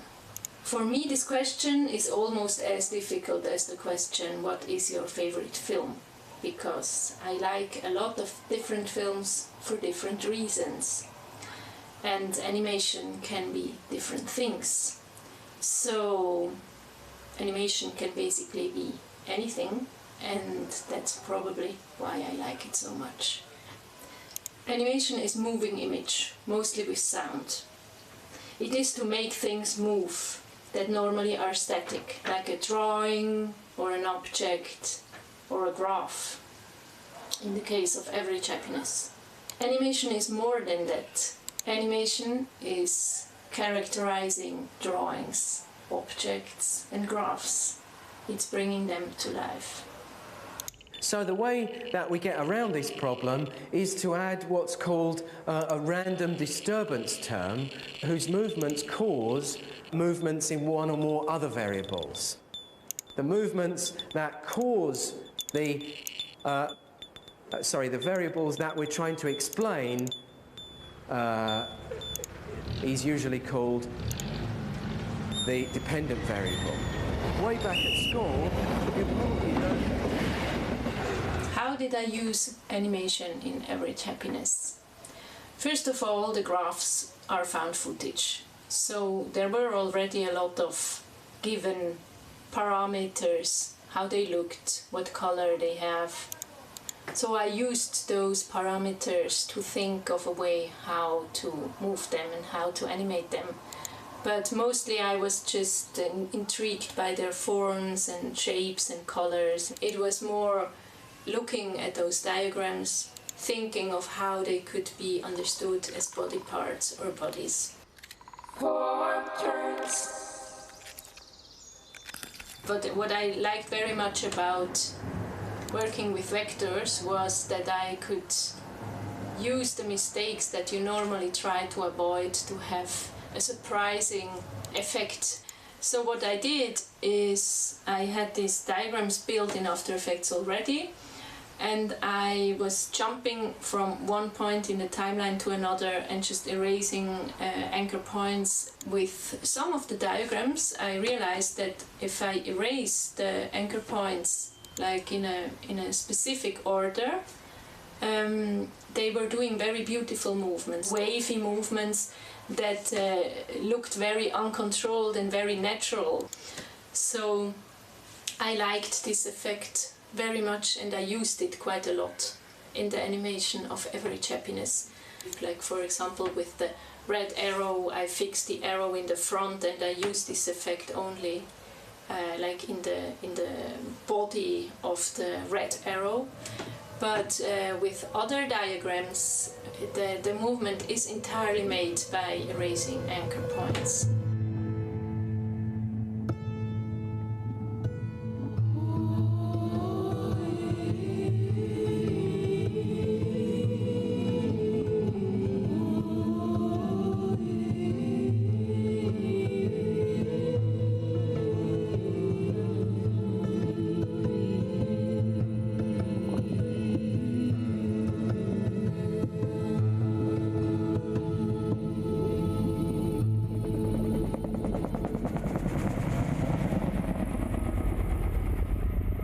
I used a lot of replacement, for example with the population pyramids in the demonstration and forest scene. So when I had, for example, a population pyramids from the 1950s, the 1970s, the year 2000 and the year 2050, there were 4 different keyframes, and I rendered the in-betweens in After Effects.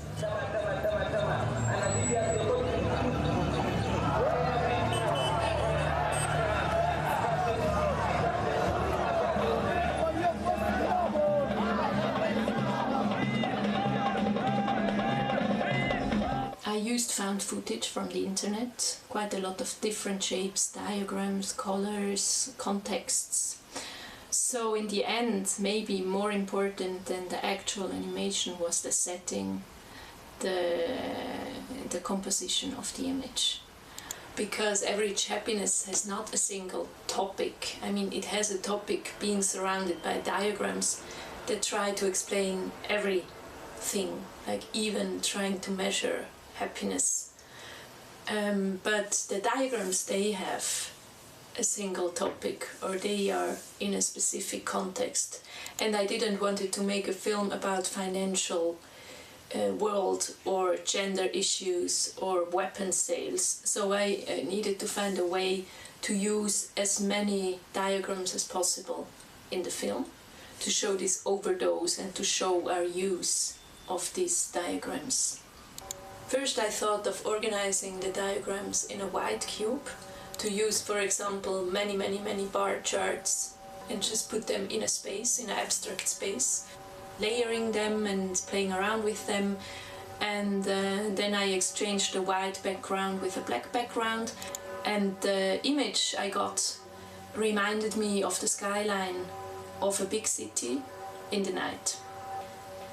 And that was somehow the starting point when I decided to go for this setting, that the diagrams are actually a city and some of the diagrams are characters in the city. A very important role in the dramaturgical process was Paul Busch, and it was for me very interesting to work with him. We discussed a lot and he also gave me some inputs, and then I used the city symphonies of the 30s to find a dramaturgy, still be able to have some sort of narration by using this city as a place and using like one day in the city of diagrams as a dramaturgical thread. Then I had another dilemma, because I liked these diagrams on a white screen very much, and somehow I didn't find the images I wanted in this city. So I looked for another framework, and I decided to use a PowerPoint presentation as a framework. The film is set in a PowerPoint presentation and people doze off and have dreams.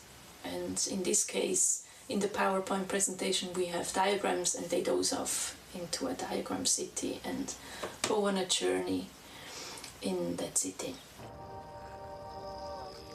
In practice, of course, a linear relationship doesn't mean that the points have to lie exactly on a straight line, simply that they have to lie roughly on a straight line. For example, if we...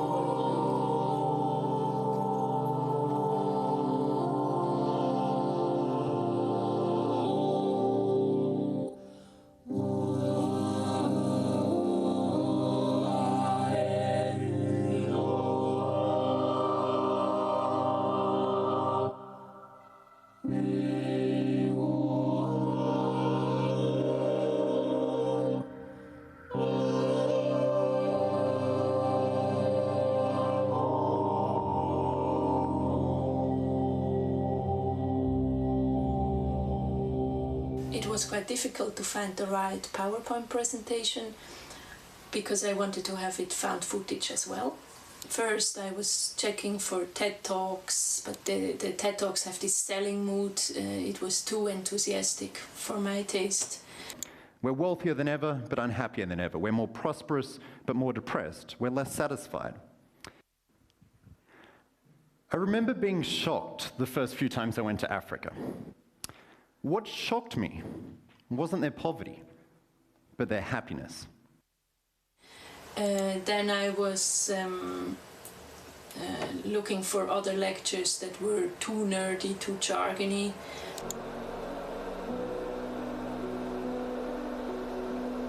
So here we have the first derivative of the loss function with respect to p bar, and the optimal level is equal to 0. We just write the same equation, and we analyze just part of the left-hand side, and we know that this is 1 over 1 minus theta beta. And finally I found the lectures of Chris Brooks about econometrics, and that was just the right mix between jargon and being enthusiastic about a topic, being involved in a topic, because also it was important that this voice was appealing and not just annoying.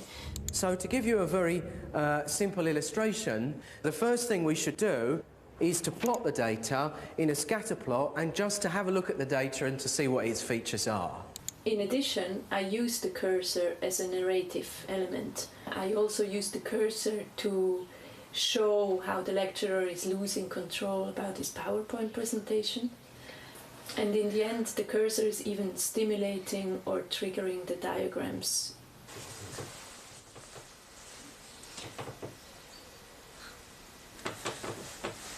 Making average happiness was a long process. That's normal in animation, but for me it was very interesting. It was a very interesting experience. Also to animate non-human figures. I like to work with metaphors, that's not something new. I like to give coincidence space in my work, but average happiness was really something completely different for me. The next step of this project is to develop an interactive version. So that was already a plan from the start. And we are now developing a concept for a game or an app where you can stimulate statistical diagrams and increase average happiness in the world. For me, that is a completely new field to work on interactive narrations, and I'm very curious how this is going to take average happiness to the next level. Thank you for your attention.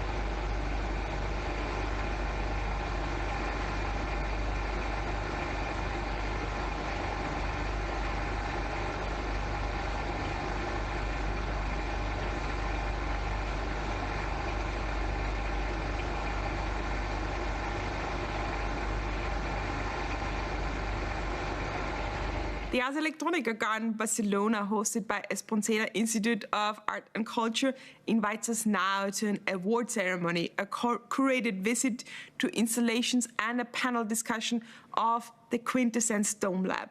Today's ceremony followed a 4-week artist residence organized by Espronceda in collaboration with Mira Festival, UCLA, Meet Digital Center Milan, Helsinki XR Center, and with the funding of Institut Roman Lull. We are already awaiting the announcement of the winners here in Linz with great curiosity and are looking forward to their presentations.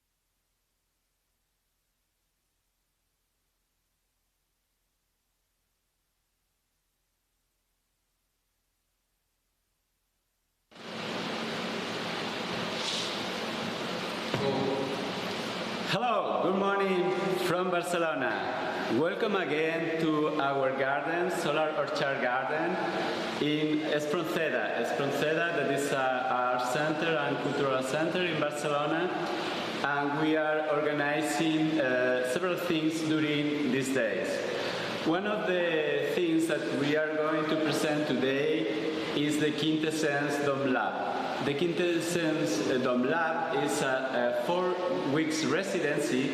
We were inviting international artists and local artists to work together in several technologies with full dome projection, because we have constructed a dome of 6 meters of diameter that you are going to see now.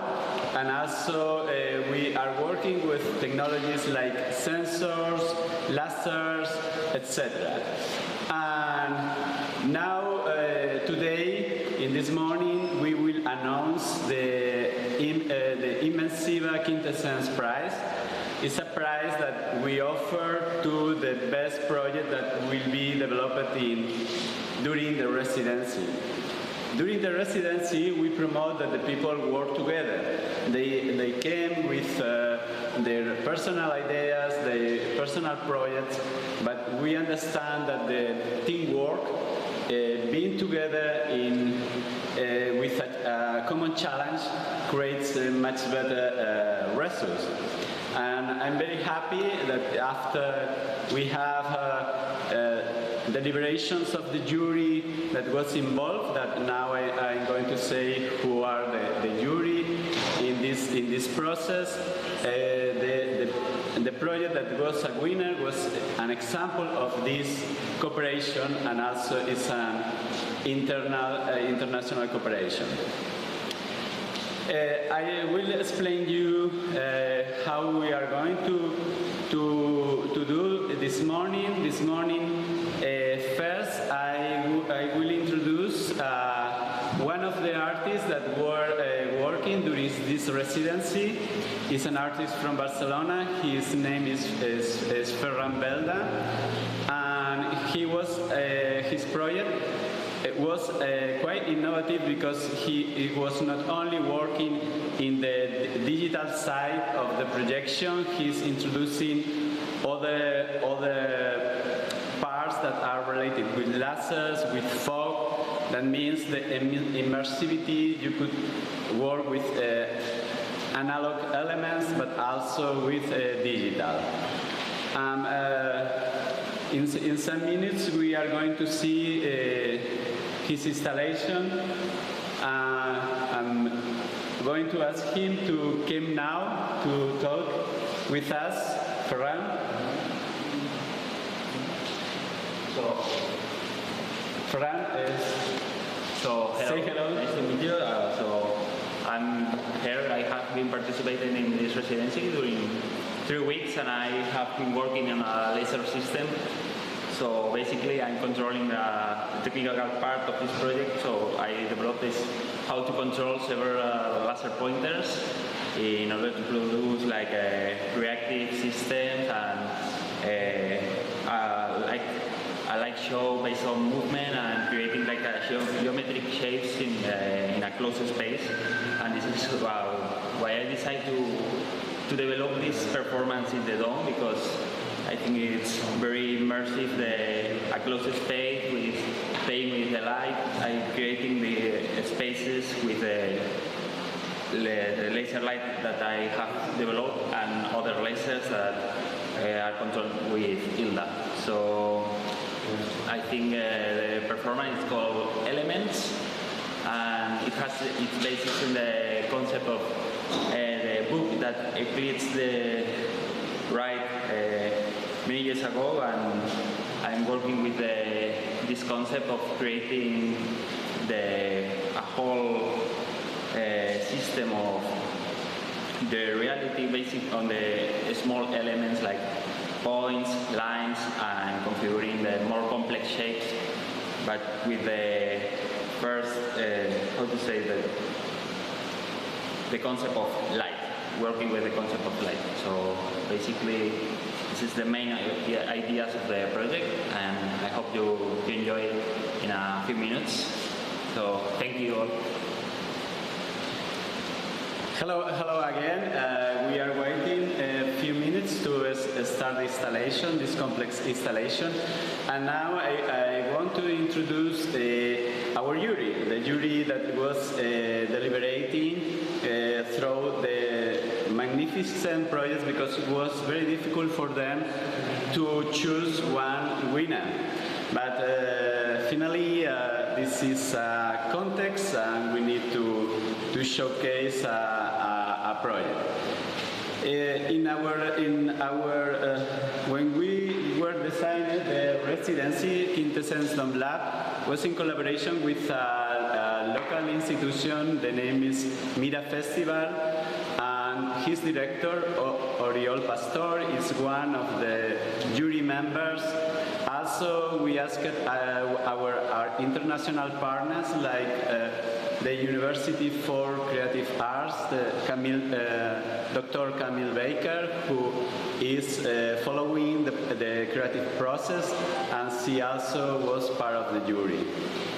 We go to the other part of Europe, to Helsinki. In Helsinki, we have the collaboration with Helsinki Art Center, and Santeri Suominen, that is a curator in XR projects and VR platforms, is also giving his opinion. Additionally, we have a wonderful collaboration with the new Digital Culture Center in Milan, MIT, and we received also the results for them from Rosanna Di Nuzio and Maria Grazia, that were also in our jury meeting. We did a jury meeting with the artists last Tuesday, when the artists were pitching their projects, and they were personally in contact with the jury. That's, I think, is a very good thing. Finally, we asked also to Yannick Hoffman from ZKM Karlsruhe to give his opinion about the projects. Additionally, we have a guest that is also our patron, that is the Institute of Culture of Catalonia, Institute Ramon Llull, and Mrs. Eva Soria was also attending this meeting of the jury. And I think perhaps if we are waiting to start the project of Ferran, perhaps I could go in announcing the winner. Yes, for me let me check the current name of the project.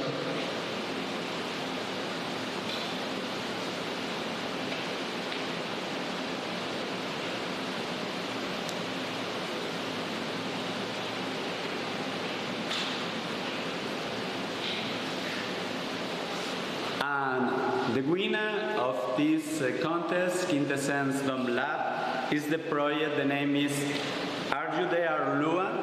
And the artists that we have here, two of the artists that came from Innsbruck, and the other artist is in Milano, is Martin Romeo, and here we have Anne Pompemeyer and Stefan Meyer. Please came to the stage, and congratulations.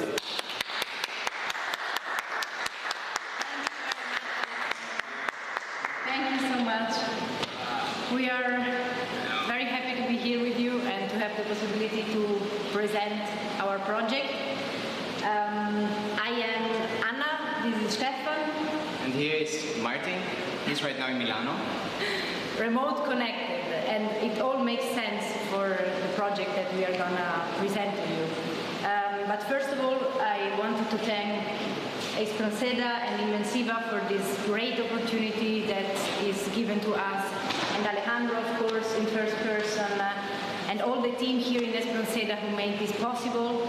And I wanted to say thank you also because we came here as part of the University of Innsbruck, Studio 3 Institute for Experimental Architecture, together with Lucas, with Ursula and with Cenk, and together we had the possibility to develop a project to be part of this artist in residency program, but also together with Matthias Ferrero and Ascon Architect to build and construct this dome that we are using as an immersive projection area that take our project to really a different level. It was I'm very grateful to have the possibility to work in this space, because it changes your perception of how physical and virtual are merged and can be merged, and what the possibilities of this whole experience are. And of course, we would also like to thank all the other artists for their great exchange, for all the critical talks we had, and I think it was an extraordinarily enriching experience to be here.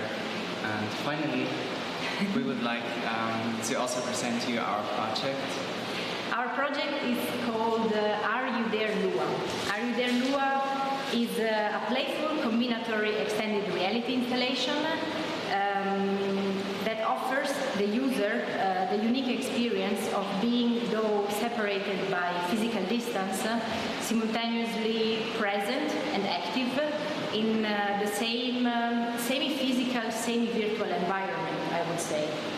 The installation develops as a hybrid interactive open narrative that explores different communication strategies between human beings and breaks down distances in this time, especially in this time of isolation and crisis, I would say. And we have like these two stations, one here in Barcelona and the one in Milano where Martin is right now. And both stations share the same virtual environment. So it creates a way of interwoven dependencies, a network of the same virtual environment being connected though distanced.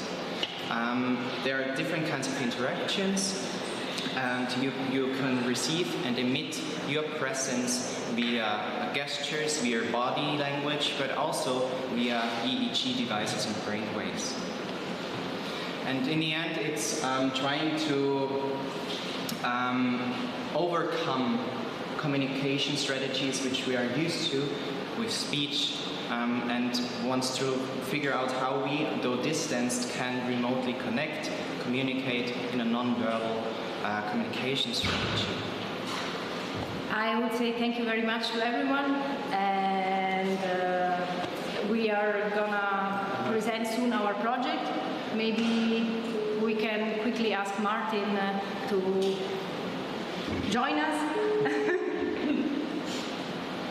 As always, like with remote distance, there are like little problems with connection sometimes. So Martin will join us, I hope, soon.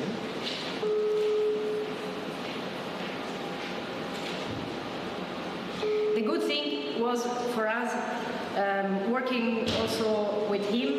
The project started as a basic and simple idea of creating some kind of what we started talking about an ecosystem, in order to realize that inside of what an ecosystem is, there is not just one actor. An ecosystem is not an ecosystem, we were discussing. And we get to know Martin, and Martin said that he had to leave and go back to Milano in a couple of days. So we started thinking, how could we continue these ideas that we are exchanging with him from further? How can we develop a project that is not just based in one place, but allows you not to have boundaries? Wherever you are, it is possible to explore the same experience. This is how the basics of the project started. Exactly. And we are very glad to have worked with him. Hopefully at some point he will pick up the phone. And if not, I would...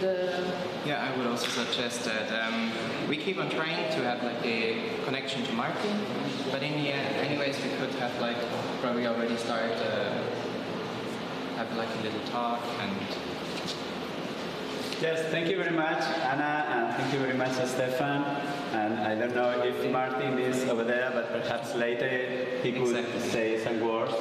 to the audience of Ars Electronica. Perhaps I continue a little more saying the other projects that were selected by the jury. Thank you.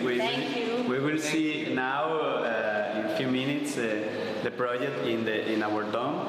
And I want also to mention the other projects that was a very difficult choice for the jury to select a winner. We have some finalists. One of the projects is Wonders by Felix Soler and Moon Rivas and Ferran Belda that you met before. The other project is Hieronymus Earthly Delight Garden. That is by the artist Lucas Kochandorfer. And we have him here, and perhaps he could introduce to you his work. Please, Lucas. Hi everyone, hi. Thank you very much. Thanks for the lovely experience being here at Espronceda. My name is Lucas Kochendorfer. I'm a student of the Studio 3 Institute for Experimental Architecture in Innsbruck, which is based in Innsbruck, and part of the architecture collective Ratifine as well. My project is named Hieronymus Garden of Digital Delight, Interpretations of Agis. And it works with, it's adapting the dome, and it's a sphere, as it's like the canvas that it is, and works with Hieronymus Bosch's most famous painting, the triptych, The Garden of Earthly Delights, which is in Madrid. And because it connects to its narrative, since the narrative is being painted and the depiction of the creation of Earth in the biblical sense. It depicts the world as a flat earth bound to a sphere, watched by a higher being, by God itself, or in its narrative. So it was quite easy, and then if you open the triptych and engage in it, there's like a repetitive spherical environment in it. So you have always that centered or spherical spaces that are within this space itself. So it was quite normal or quite logical for me to enact in that and to bring it into the dome as the medium to have that experience, and then of course abstract it in a digital form to highlight scenes of the vastly complexity that the painting has. So yeah, it was a very great experience and a lot of fun working with it and seeing that and being able to engage with it in this new medium that is like VR-esque, but also connecting the social, that people in the group can engage in it. So yeah, we'll be very happy to show you guys that, and of course, thanks again for everything. And yeah, that Studio 3 brought us here, and the interaction with all the artists, which was enriching, like greatly enriching, and yeah, thank you guys very much, and thank you for your attention as well. I'd be happy to show it to you later. Thanks. Thank you very much, Lucas. Thank you for your explanation. And now I will continue a little more talking about the residency. As I said before, we asked international artists. We did an open call for international artists and also for local artists from Catalonia. We did another open call. And we selected, it was also difficult to do this selection because was very, very good applications there. And we have here the names of the people that are participating: José Carlos Flores, Agustina Palazzo, Ferran Belda, Daniel Guillén, Moon Rivas, Mohsen Hazrati, Lucas Kochendorfer, Jen Guselis, Stefan Meyer, Ursula Fliegelsdorfer, Anna Pompemeyer, Felix Soler. This is a collective of two artists, local artists, Joan and Jordi, Raisa Pimentel, Martin Romeo, Rondal, and Anja Caldas. And what is very important in this kind of residency is the team building. That's why we were promoting through a activities, and also through workshops they cooperate.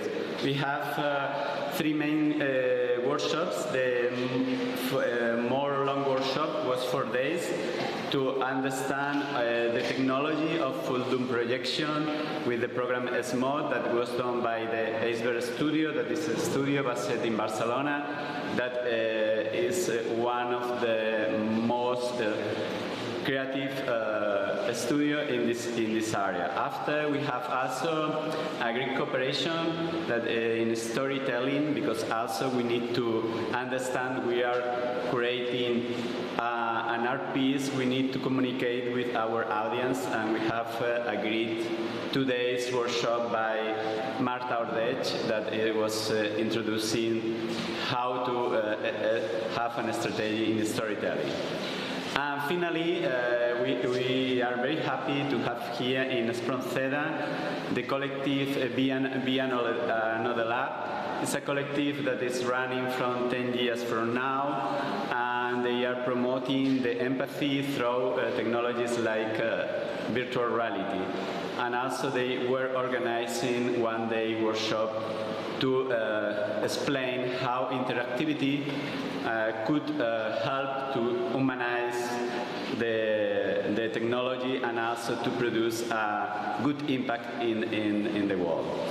And I think now perhaps we could start showing some of the works that we announced before. The first one is the piece elements that is in our dome that you are going to see now, that was constructed by a parametric design and using a robot. And please go to see the show.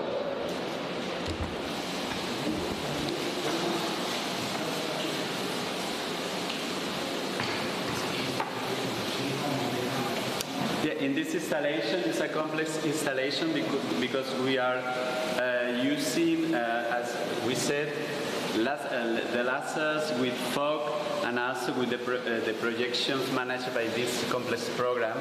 It's small. Perhaps we could see a little the computer.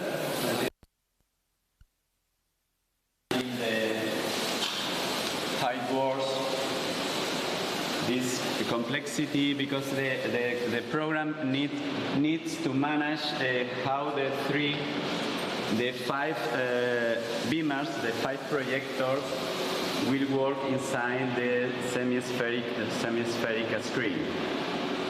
And now I think the piece is ready. Perhaps Ferran, you could introduce a little more the piece, how it is. So basically the piece is an immersive light show. So I'm trying to create like spaces of light, working with dots, lines, and basic geometry shapes. And this is a concept of elements. So trying to give to the audience like small pieces of information about the basic geometry, and from this start to build like something more complex, like spaces, complex shapes. And basically, I expect that the audience feels inside this installation. So I hope you enjoy it.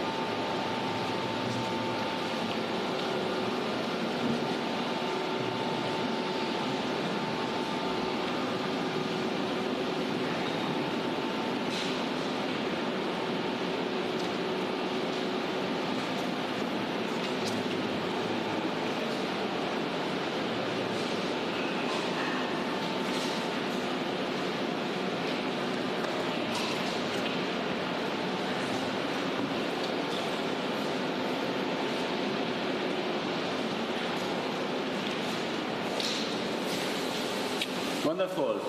Now I want to introduce you another project that was also selected by the jury. The name is Wonders, and I said before, it's also a project that it was developed by 3 artists, and now we have one of them that is Felix Seller, that is he's going to talk about the project. Please, Felix. So we designed an event with Moon Ribas and Ferran Belda, where the performer in the dome can feel earthquakes through implants in her body, and we use a system of accelerometers and magnometers to transform her gestures into sound. So this way she not only can feel events that are largely beyond human scale, but also embody them within the dome, and by making sounds of earthquakes, and the sounds in return modulate the visuals designed by Ferran. So the goal of the piece is really to trigger some primordial emotions related to the feeling of awe and the feeling of the sublime, trying to remind us of our fragility in the universe, and helping the audience experience very primitive emotions which date back 50,000 years ago with the birth of storytelling, religion, art and science. So it took place yesterday night, and I think people liked it because they asked for a second round. So that's good news, and we'll be doing it again on the 5th of November with the Supercorp Festival here in Espronceda. And yeah, that's it. So we're very happy for the opportunity to have worked together at Espronceda. Yes, and also yesterday we introduced the project in our connection with UK because we have the honor to Dr. Camille Baker, and one of the projects that was selected to be a showcase in this network was the project managed by Felix and the other two artists. Yes, and what do you think about this experience of sharing your content worldwide? I think it was very interesting. I feel really privileged to have been working with all the talented artists here and working with the Dome, which, as we discussed yesterday, has some fundamental differences with traditional VR headsets to the extent that they're situated. They take place in one physical place, but also can be distributed, but the experience of the Dome is primarily situated. It's social, which traditional VR is not. It's meant for one person only, to the extent that two persons cannot wear the same headsets, and we're talking about the hardware solely. So it's situated, it's social, and I think the interesting element in the residency was to work with architects and to have the chance to work with the Dome, and combining all these arts. Of course, there's a lot of technical challenges, because every single new node in the chain is a possibility for error and problems, but we managed to make it work, so I think we did a really good job, and I was very happy to explore the scene here in Catalonia. Very interesting. Okay, thank you very much. Thank you. Yes, and also we have another project that was also one of the finalists, that the name is Spectrum. We have here also the artist involved, that is Agustina Palazzo. Perhaps she could introduce the concept, because it's a complex project that involves performance, involves radio waves, and also involves design production by the full dome projection. Please, Agustina, come to the stage and explain the project you are developing with this group of two other artists. Thank you, Alejandro. Hello, everyone. My name is Agustina. I was working here 1 month to develop an immersive project about another project I have, that is Radiorator. That is a helmet digitally fabricated with an antenna that captures the radio frequencies that are around us and convert them into sound. The idea of this project is to realize that we are surrounded by invisible energy constantly, and usually the energy is being used for communication, for Wi-Fi, for radio, for police. So the idea was to make visible that energy into an experiment of sound and performance. And in this residence, I collaborate with BPM, that is a collective of audiovisual artists from here, from Barcelona. So we prepare an immersive experience in the dome to feel like you are in the spectrum of the radio frequencies that are around us. And this project, I developed also the helmet with the help of two really good designers from here, is Betiana Pavon and Matteo Sartori. So we designed this 3D helmet connected to a Raspberry Pi, where I can navigate through the radio frequencies. And also this project has a little bit of this transhuman concept about how can we expand our perception and our senses through technology. So thank you so much.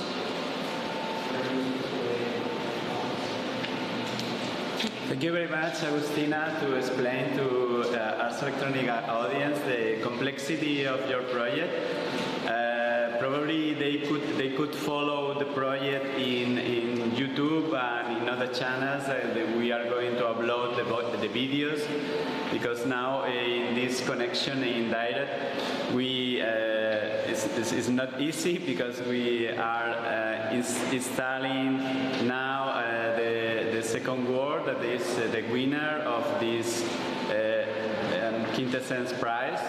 I hope now in few minutes we will have the installation working. But let me introduce again more concepts about our residency, because our residency is based also not only in this moment, in these 4 weeks.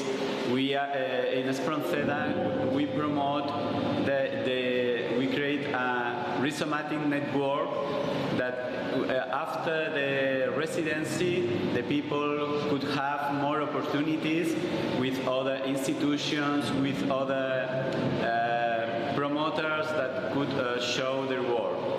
And also we create community, that means the people that meet in our residencies after continuing cooperating, and they are very happy to be in contact. That means that it's also an advantage of the digital world that you continue after this collaboration. And perhaps we have now Martin from Milano who wants to say something before we go to show the... Yes. Hi everyone again. This is Martin.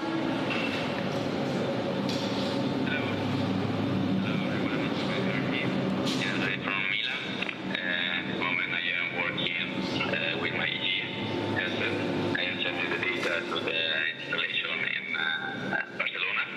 I can see also in the VR the environment where you can see in the dome also in Barcelona. So we are connected. I think this project was really amazing for the network, for the team. You can imagine this was a project created in the 2 weeks. So it's really now we continue the plan to work for the next exhibition that will be happen in Milan, in Italy, in the digital center, Curator Center. It will be represented work, and so we'll be continuing the plan to work again on the project and then the network that we can create on. Thanks. Thank you, Martin. And thank you very much to everyone, and we are looking forward also to present this project inside of Meet Digital Art Center in Milan. Exactly. So we can slowly move.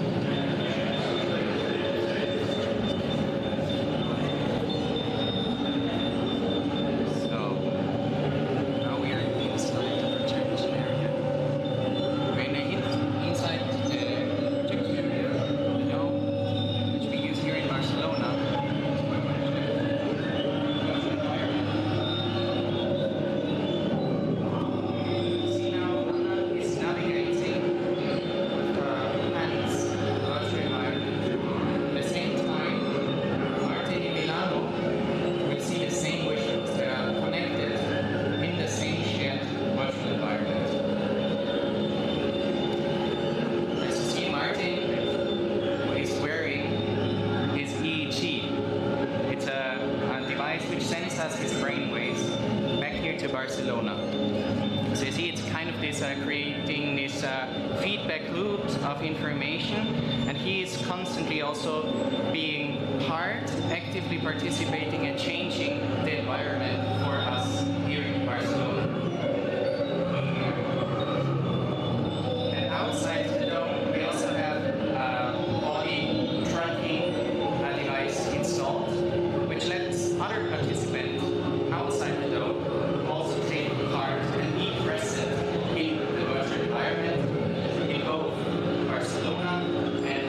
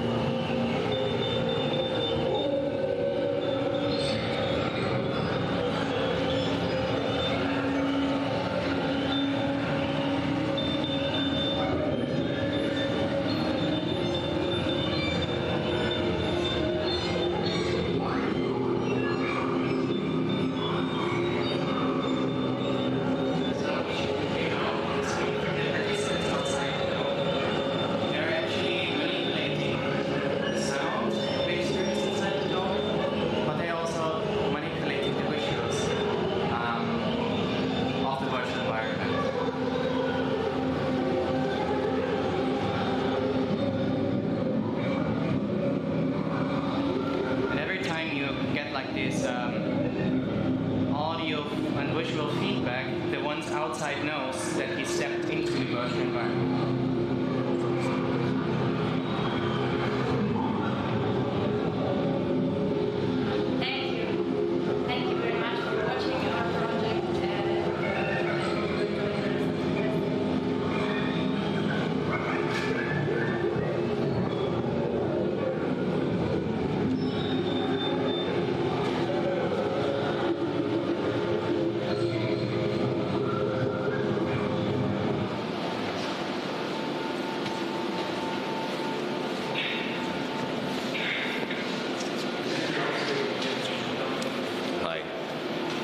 Welcome back.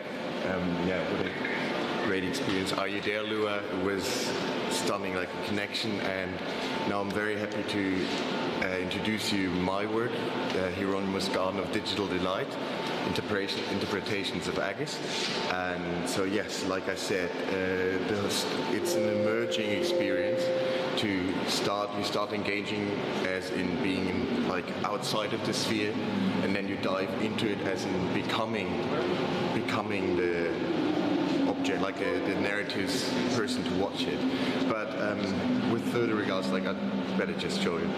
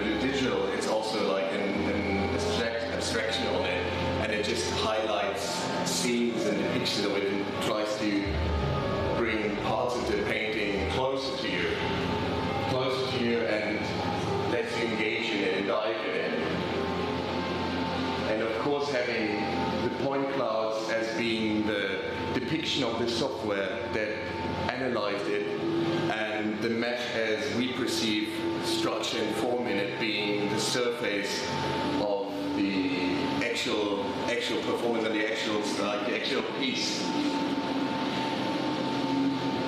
And having like here, well, sensitive, of course, the sound environment to it.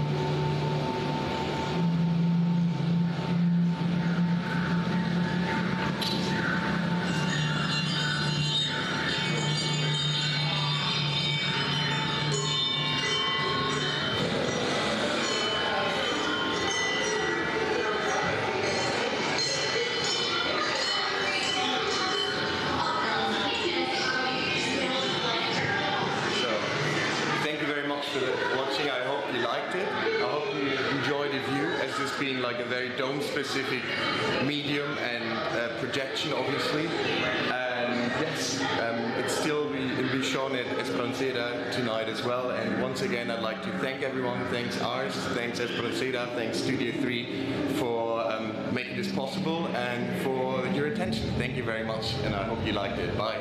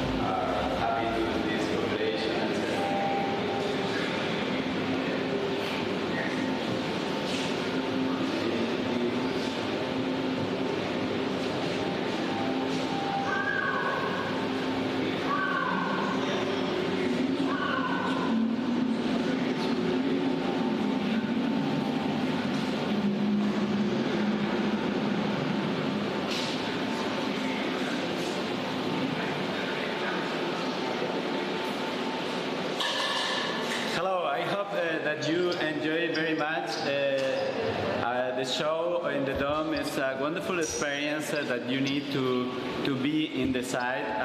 We invite you to come to Barcelona and to have this experience in this wonderful installation. Before leaving this connection with Ars Electronica, I want to say thank you to all the team of Ars Electronica that was cooperating with us in a huge program, and also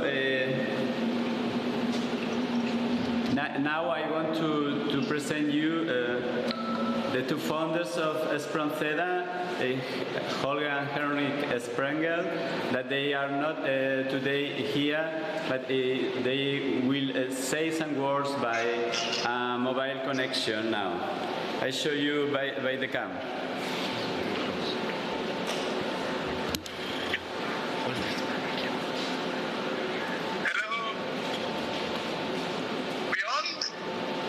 Yes. Yes, hey. So, all of you, this is Holger and Henrik speaking from a beautiful spot close to Barcelona, Costa Brava. I want to send you some live greetings and a big thank you to everybody involved. We are very happy to have been part of this. And both of us are co-founders of Espronceda, together with Silvia Tassitano. Sabina couldn't be here. She's in Italy because of COVID. It was a little bit complicated, the merge. But Sabina, you're alive with us.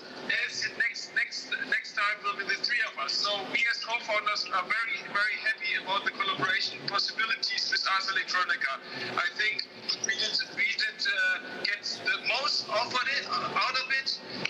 Not only us, as we're always looking for compelling, innovative content and collaboration opportunities, but also everybody involved, all the artists which have been on site working on this amazing projects and fantastic results which you have been able to see today and the past days on video, live transmission, but also possible to see it now with registered video, and also all the people and artists who collaborated from other spots. So our partners like Helsinki XR, the University of Creative Arts, Me Digital, and also our local partners, Mira Festival, and Gamolul, Instituto Gamolul, and everybody, and Be Another Lab, who is also with us for some time in Espronceda. So, and all the artists who brought together this amazing results, which I think is a big milestone, and we were really happy and would be very excited if this could continue also in the future. And thanks to the Ars Electronica team to get us involved, and for all this great support for the last weeks and months. And thanks a lot. Yeah, and this is just the beginning. We keep excellent work. And thanks to the artists and congratulations also for the winner. Although I think everybody who participated is a winner because it was, I think, everybody had deserved to win this prize. So I think the selection to be just part is already almost the final prize. Yes, thanks to the artists above all. Thanks a lot, guys. All the best.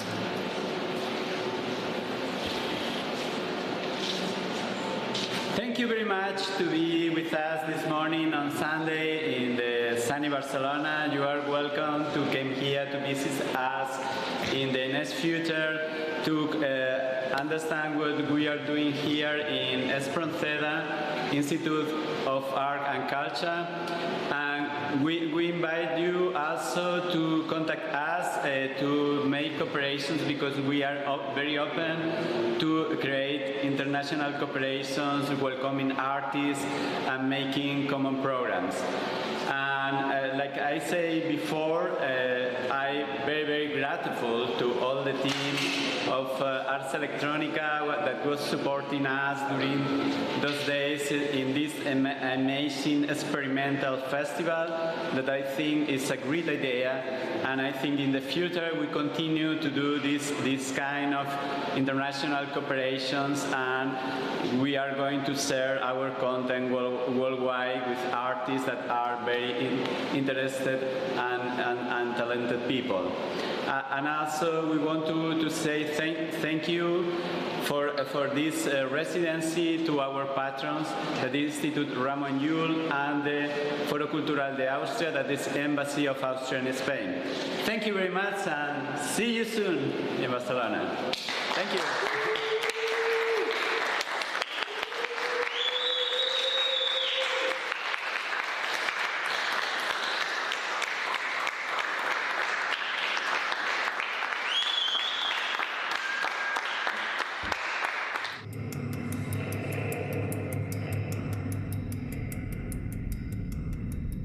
The School of the Art Institute Art and Technology Studies' third presentation at the Ars Electronica Festival, Disposition, is a virtual exhibition space that brings together artworks by members of the Art and Technology Studies community from around the world. A unit where I can call it home. Using the prefix dis as an organizing principle, the artworks in the exhibition Disposition act as a reversing force, embracing the conditions of physical distance to foreground the inherent potential of shared aesthetic experience.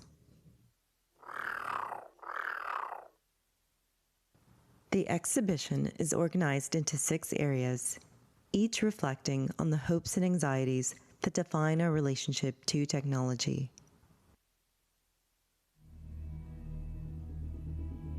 Together, these artworks suggest the impossibility of a virtual utopia and highlight the urgency of reimagining our collective reality.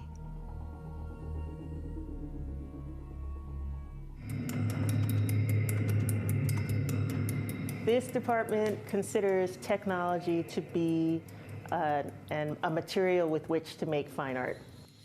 It's a department that thinks about the material philosophically and thinks about it critically, and it involves everything from creative coding to bioart to olfactory art. Not only do we have a long history going back to 1969, we're the first program in the country to teach this discipline, but we continuously reinvent ourselves. We work bottom up. They get under the hood and they hack, they hybridize, they experiment, they create sometimes their own media materials and their own demos because what they want to demonstrate doesn't exist out there. There is a lot of room here in SCIC to do kind of whatever you want and do whatever you need.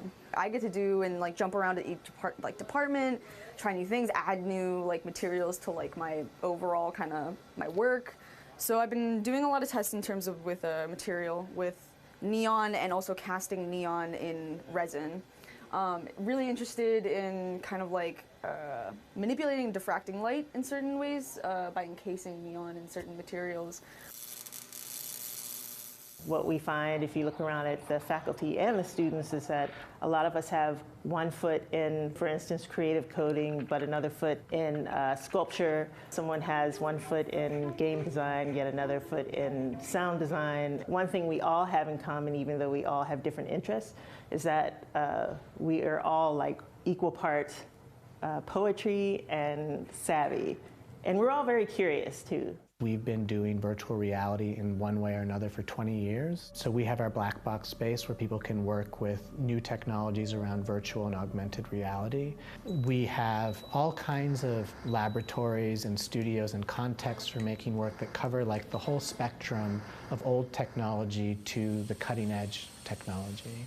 We have common goals for our students. We want them to be radically innovative, and we want them to be fearlessly experimental, and we want them to constantly ask questions and to constantly seek the answer to those questions through their making.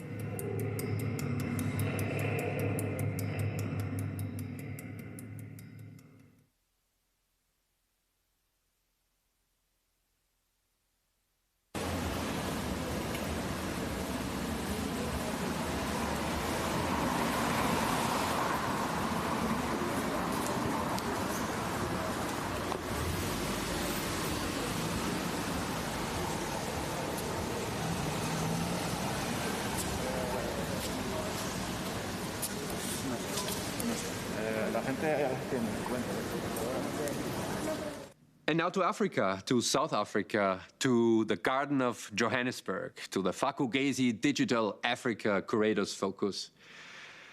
In 2020, Fak'ugesi Festival aims to develop curators, producers, and advocates of African digital and technology arts.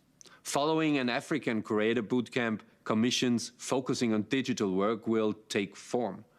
Join curators and artists as they plan and develop. Tegan Bristow, Director of Fak'ugesi African Digital Innovation Festival.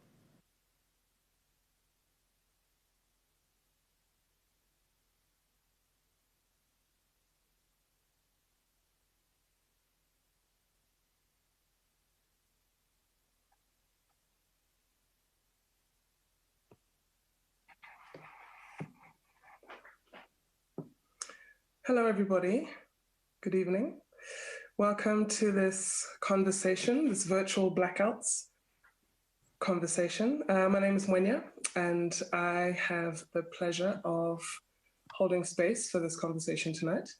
In case anyone doesn't know, Virtual Blackout Experiments in the Future of Form is a project that has brought together digital artists and scenographers and theatre makers of various kinds together in collaboration over a very short space of time to make a work for the National Arts Festival. And those works are live and ready to be seen.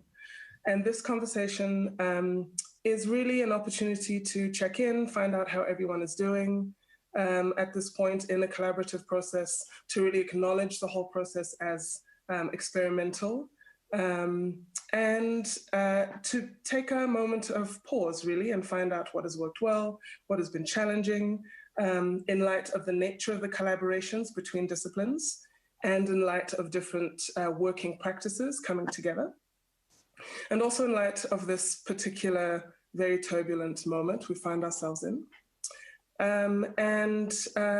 Lastly, just in terms of my beginning remarks, is to acknowledge the fact that the South African creative space has lost some precious people in the last few weeks.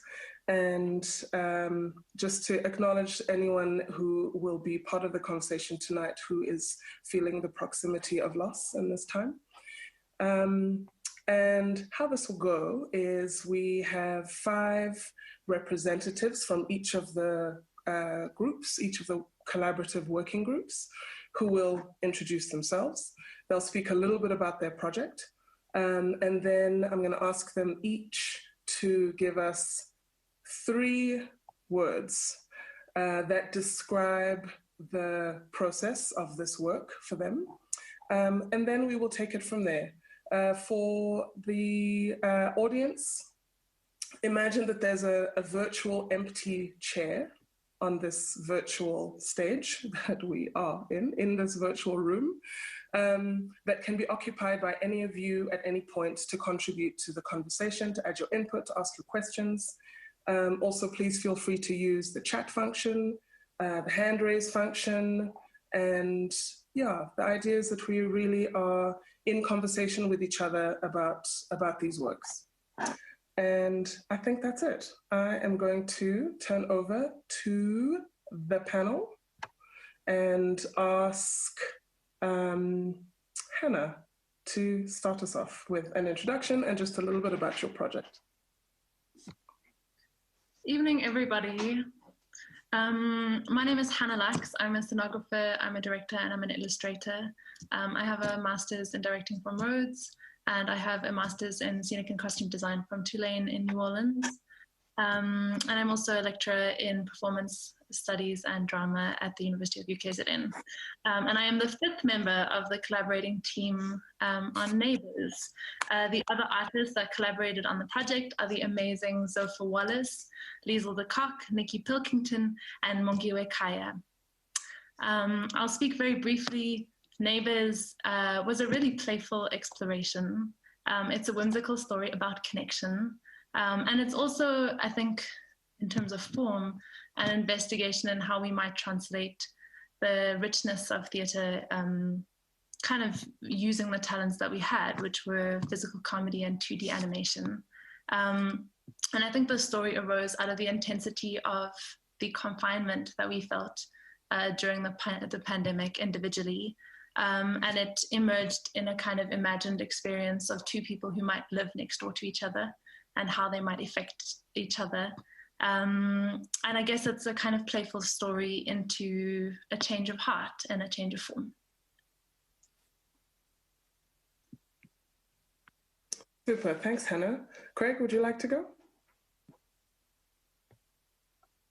Hello, everyone. I'm Craig Leo, and our production, or our little piece is called The Lonely Sailor. Our team is by Letzi Tsatsi, and we've also got Megan Judge, who is our digital artist. Letzi is a writer, storyteller, and then we had Roberto Pombo, who's a physical theatre performer, clown, actor, and then Rob Murray, as I think most of you might know, who is also a director, and together we also created a piece also using the work that these wonderful people make. Megan was the first person that I was introduced to on this platform, and I was immediately drawn to her work. She's a digital artist, and her work is very abstract in a way. What I felt really special is that what her work does, which doesn't often happen to me, is that I immediately felt like the stage was set. And as a scenic designer, I didn't feel like I needed to design anything, but I wanted to inhabit the world and find ways to inhabit that world. So because Megan's not here today, she's got a little girl or a little boy that she needs to put to bed, I really wanted her to be able to talk about her work. So I'm going to read something that is a combination of my experience of the work, but also some of her words, so that you hear. I mean, because what she's done is this is her PhD research, so it's very in depth. So I'm just going to read a little bit about it. Megan's research investigates the edge of where human and ocean blur within the Southern Ocean's context. It is based on her own experience of sailing on the high ocean, losing contact with the world and being left alone with the natural world. She began making friends with the stars and singing to fish, becoming undone, only to discover new layers that were just waiting to be discovered. For our piece, the investigation was what happens to the body and the wetting of the psyche when surrounded completely by the ocean, and all you have are crackling broadcasts that dwindle and fade the longer and further you drift away from land. how the skin becomes porous and the definitive line between you and your environment begins to blur. Surely this unbecoming and becoming undone gives way to a new state of being. Megan used words like thickening of time and a discovery of the wet space, which I found very, very intriguing. In the same way as I wanted to inhabit her work, I now wanted to experience and discover what this could mean for me and the work we would embark on. Structurally, we decided to use marine weather broadcasting as a form that the text could take, and the broadcasts of weather forecasts, marine weather forecasts specifically, as a structure. The repetition of sounds, words, and image forever looping serves to thicken that time, allowing the viewer to groove deeper into the experience. So that's a little bit about our project. It has been an extraordinary 2 weeks, and I've loved every second of it. Great, thank you. Thanks, Craig. Tando, would you like to go? Hi, everyone. My name is Nolutando Lobese.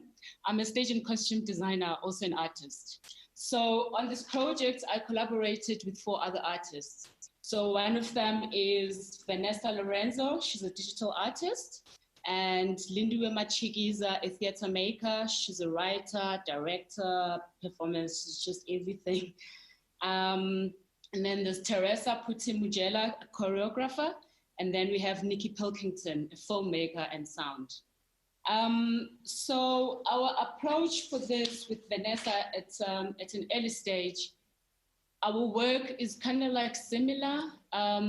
So we work with, we're interested in the connections, just a minute. So interested in the connections, the technology, the nature, and the rituals.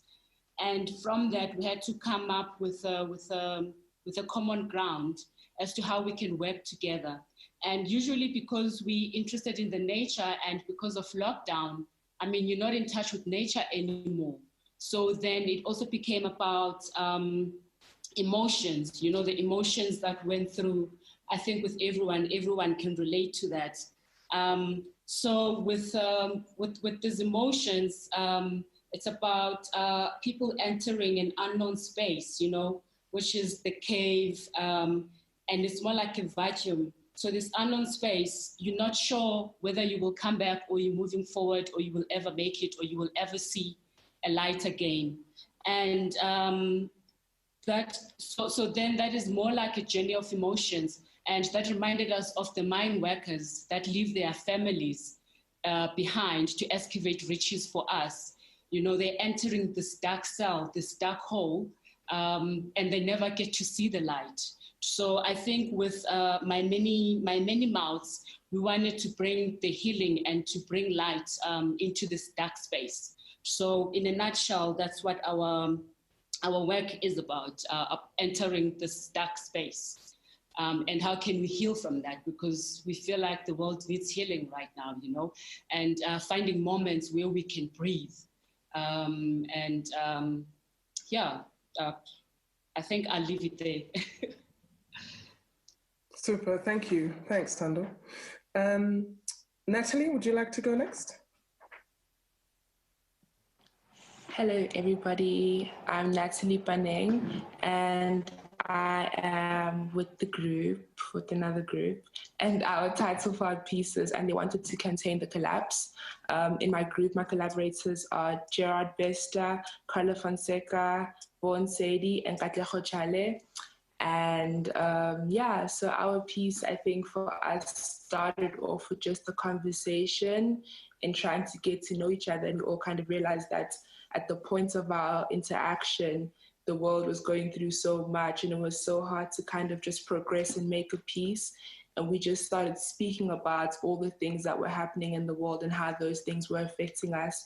And from there, we've kind of made a piece that speaks back to the kinds of things that have happened due to the pandemic and during the pandemic and the triggers that have come up.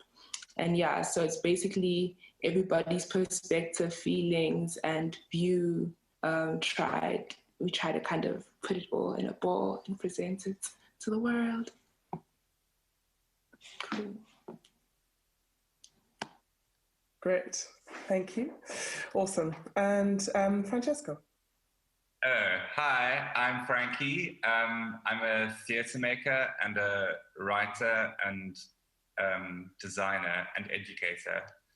And I've been working with an amazing group of people, Tshepo Kutswane, Kombo Chapfika, Jane Batsavan and Billy Langer, who, and we've created this kind of, I would say it's like a collective unconscious wish for a future which we have imagined because of the confine in a way. So a change of the way that we experience our experiencing of an imagined future, which sounds very abstract. It is an abstract work.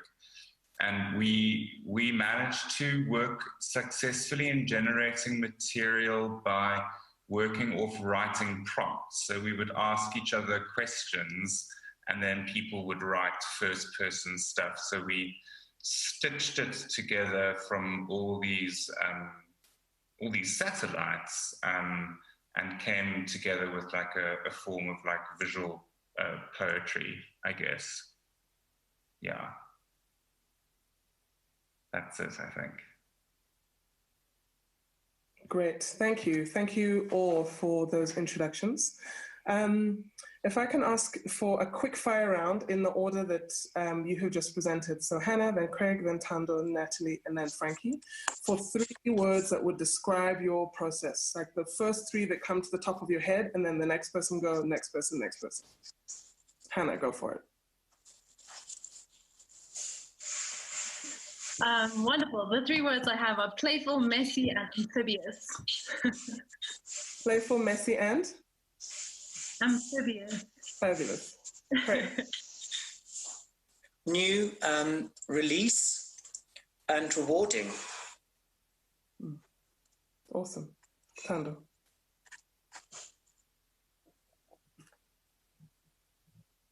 Unmute. Yeah, well, sorry, I missed that. What was the question again? 3 words, the 3 words that come to your mind right now for how you would describe the process of making this work. Oh, distortion, unknown, mouth. Fabulous. Natalie. My words are green. I just had them. Reporting and blending. Frankie. I've got the word labyrinthine, turbulence, and lucid dreaming. That's 2 words. Great. Brilliant. Thank you. We might take some of these up as we go and ask for some expansion. I'm wondering if there are any elaborations any of you would like to make on your introductions, or if there are any comments or contributions already from other members of any of the groups or general audience.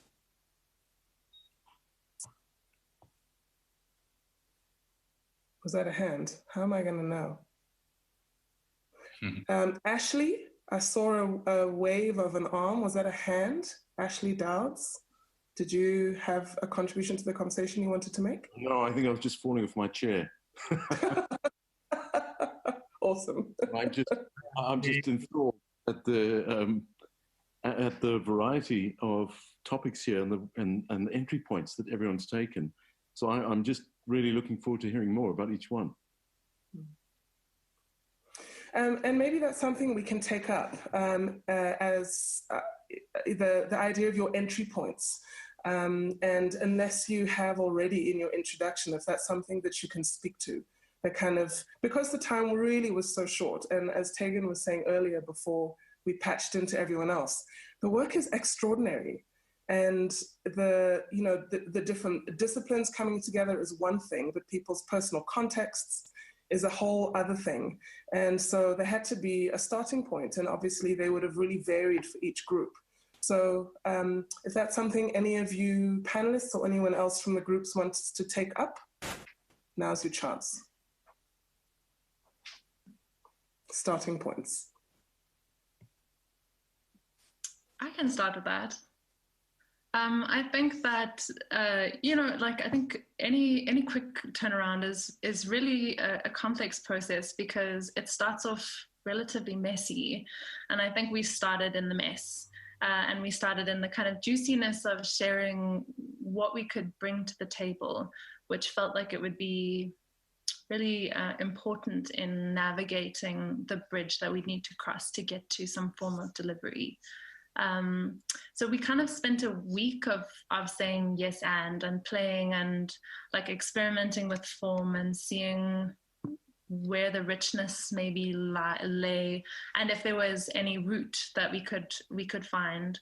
And then I think it was like a really interesting moment where I think the deadline started looming, and that like joyous playing had to like kind of condense and distill itself into a form. And that was like a really interesting tension to feel that shift and that navigation towards something that was a little bit more product driven, whereas our entry point felt a lot more playful and kind of embracing of the mess. Yeah. Great, thanks, Hannah. Anyone else want to respond to the question of starting points? I'll go, I guess. So, yeah. Okay, who's going? Me? Go now, and then cool. Okay, cool. So I think what Hannah said is really interesting and true, because it was just like 2 weeks and you had to kind of choose where you're gonna where you invest or where you start off. And for us, we had to so we started off, I think, with the starting point of how will it be like inputted, or like how will it be in the final product, and what is the fastest way to get there, and how's the fastest way to get everybody there. And so we kind of took what I'm able to do as a digital artist right now, or like the current interests, and put everybody almost into a format, and that started. And I think for us, we mainly use green screen. So in a week, basically, everybody had to learn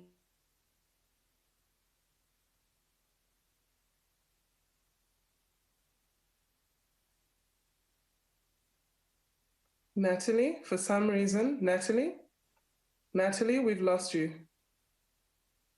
Natalie, can you hear me? For some reason, we can't hear you, even though it didn't look like you were on mute. You were just talking about green screen and then your sound disappeared.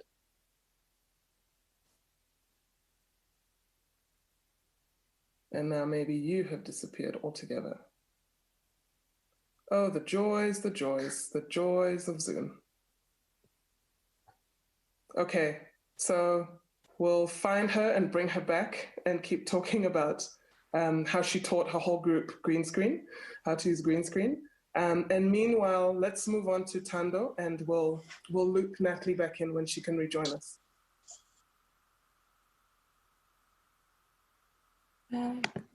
Hey guys. Oh, it's just okay. Hey. She's back. Oh, cool. Oh, okay. Okay. Cool. Right. Back, but it's fine. You can go. I'm done. Okay, I'll be quick. It's just one thing that was really interesting for us, you know, as theatre makers, that you usually create work for an audience to come view it. You know, you have like 3 weeks or a whole month, you know.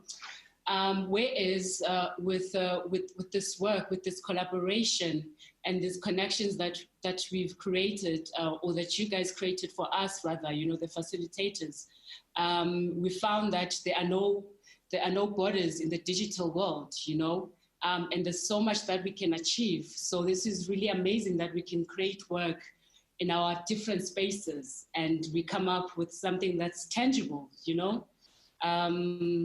So I think it was a beautiful process, but also a bit challenging because we had to use a 360 camera with myself and Lindy that we've never used before, you know. So just trying to figure things out and trying to make, to find ways to turn them into a beautiful product, you know. So it's just some of those challenges that we got, but it was beautiful. I think overall, we enjoyed the process. Great, thank you. It did seem like there were some steep learning curves all around. Anyone else want to respond to this question of starting points? Yes, Monia. Just from our starting point, what I found so interesting and a little bit terrifying actually is that as a theatre maker, usually you start from the inside and you work with a core idea or you know, I've often worked in productions where there's a lot of workshopping and unpacking of possibility, and to be presented with something so formed already is really, that's why I find it quite liberating, because you know, I was given this work and we started, rather than starting with the theatre makers, you started with the digital artists and the designers, and that doesn't happen, not very often. So to start with those, that sort of, those theatre makers, the people who design and do digital work, and then to work backwards from there and get to the core, get to the meaning, is a completely reverse way of working for me, for most of the time. So we started with the outside, and then we kind of worked towards a central point where we discovered something that had resonance and had meaning, which is really interesting. And I've been lucky enough to work with in situations where, for example, we've had to listen to the music and then spend 2 days drawing before we started to go onto the floor and rehearse, or perhaps ended up with just a structure, knowing what the structure will be, but you don't know what the content is going to be. And that felt a little bit like this, working with the digital artists who are the primary kind of source of inspiration, their work presented to us, and then we were able to choose or decide, meet up with certain members of those, so meeting up with or kind of finding something that you resonate with, and then working backwards from there was really interesting, and not a process that I have experienced very often. So that was liberating. Yeah. Great, thanks, Craig. And thank you also for putting on the table that a major starting point that was a unique feature of this whole project was that it was very purposefully design-led. So the snographers and the digital artists made teams first and did some initial conceptualizing before the theatre makers were brought in. So that is a feature of how this process has worked. There was a question put on the chat about, let me see if I can find it. I think it's from Katleho. Something about a gazelle. Sorry, let me just scroll back here and find it. Katleho describes the experience as feeling like an infant gazelle learning to run as they walk, is the quote. And the question is, how do you believe this experience has enriched your body of work? And it sounds like that's a question that can go to any of the participants from any of the groups. Anyone like to take that on? How you believe this experience has enriched your body of work?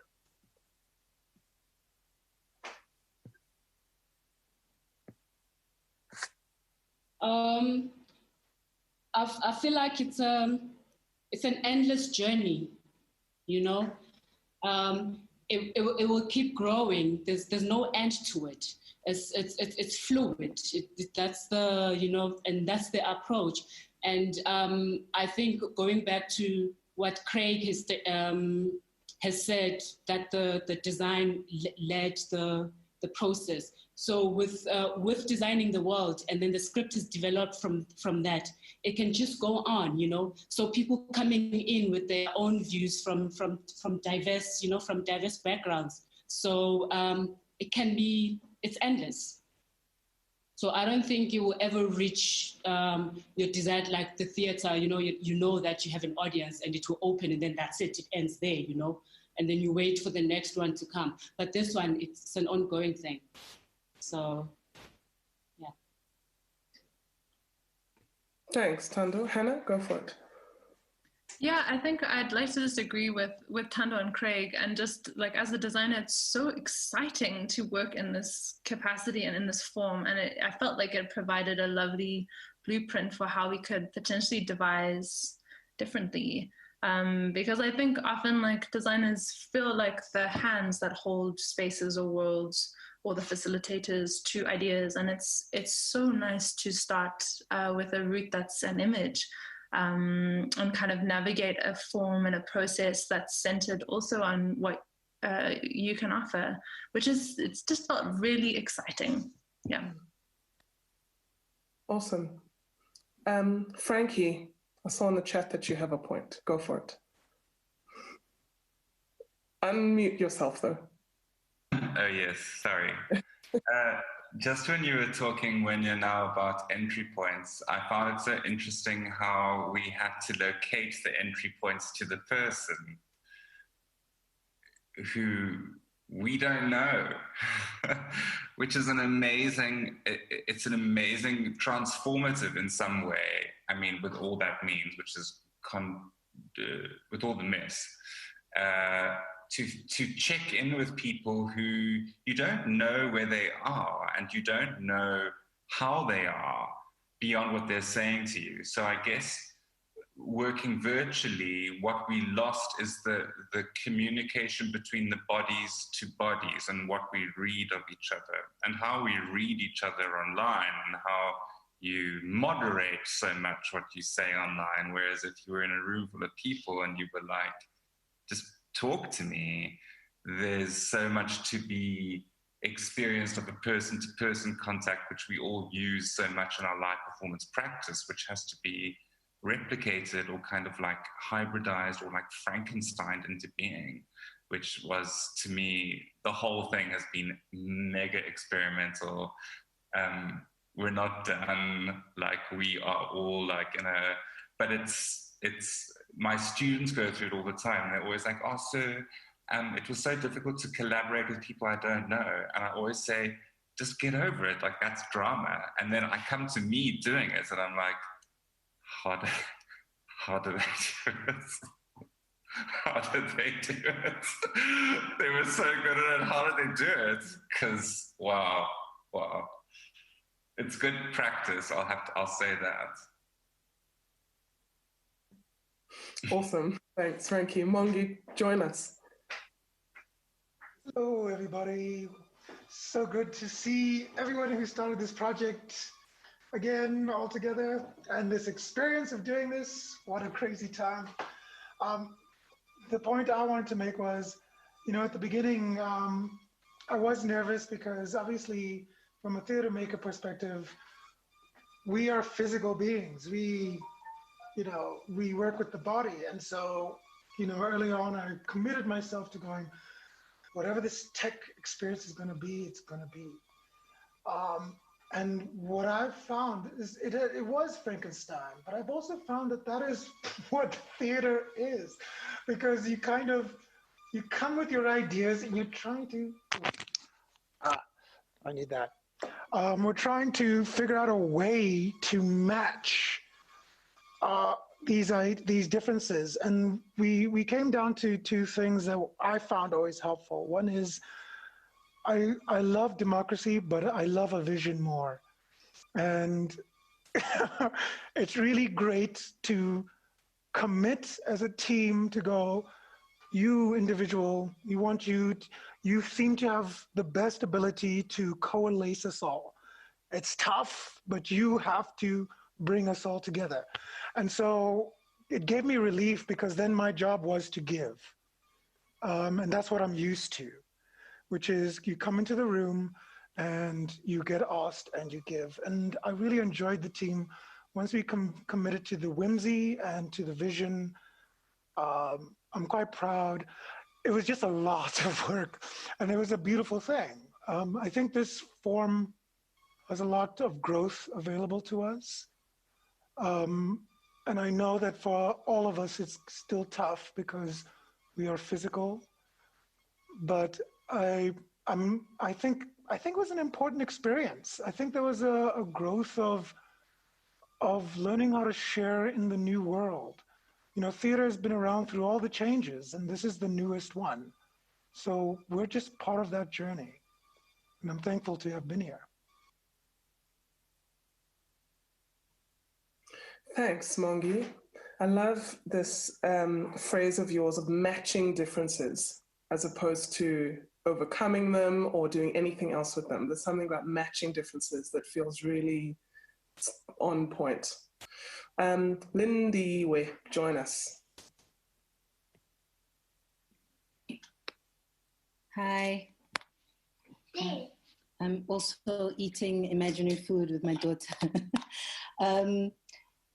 I just wanted to say that I think something that was really clear to me throughout this process is maybe working towards an idea that it's worth investing in these processes for process sake. You know, I think our group in particular has struggled and is still struggling with the idea of creating an end product where what's really been generative and really useful and really powerful has been the exchange and the flow and the intuitive and the following and the evolution of ideas as we go. And yes, so I think in the future, I would love to see more people, bodies, institutions, festivals investing purely in process work. And I think it can go further and allow for people to work at a pace that is really useful. Yeah, so that's my 2 cents. Hi, Osha. Thank you. Thanks, Lindy. I wonder if anyone wants to take on the process. You know, what maybe from the outside seems like a tension between kind of process-oriented folk and maybe product-oriented folk.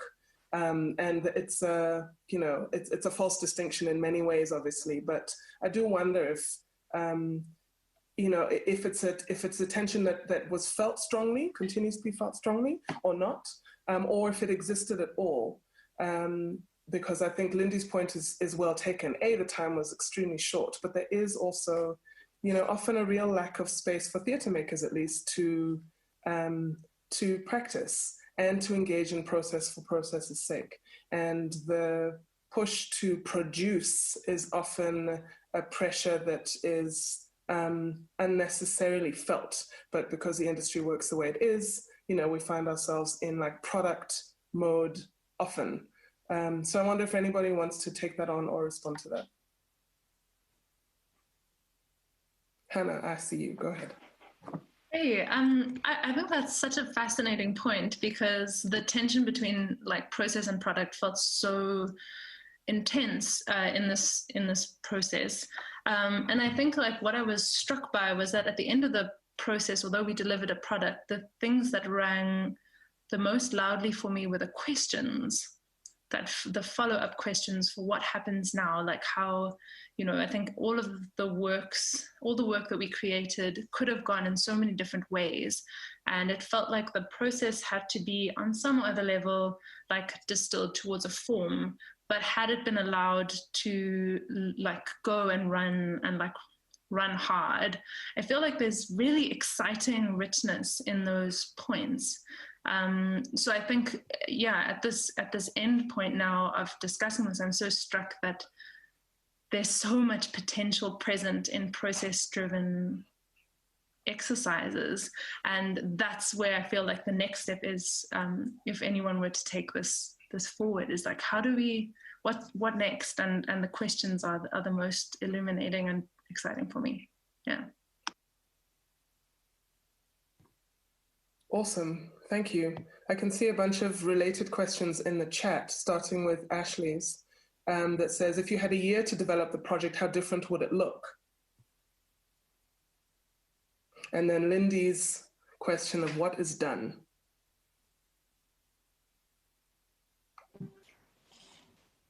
Anyone want to jump in there? If you had a year to develop this project, how would it look? Any thoughts on that? I do. On the whole thing of it being a year. So I think when we realized that it's like a week or 2 weeks, we're just like, there's no way we have like time to do something completely linear from all our contexts, from all like the spaces we're in, our different times, you know, like there's no way it's going to be linear because we are not in a linear space ourselves to even create something linear together. So I think for... Let's give her 2 seconds because she did return to us last time.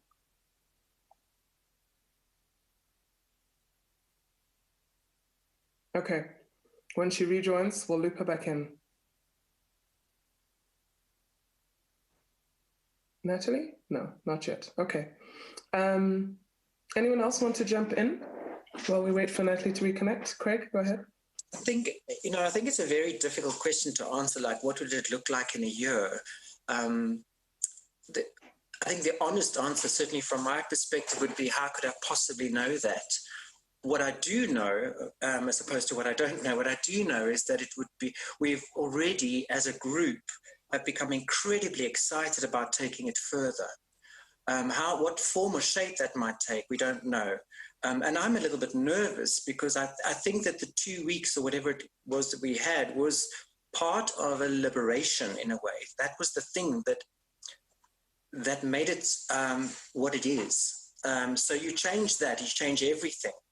And in terms of the working in the group, being far away from each other, not in the same cities, it felt very much, particularly with our project, like you were looking at standing together in a gallery looking at a painting.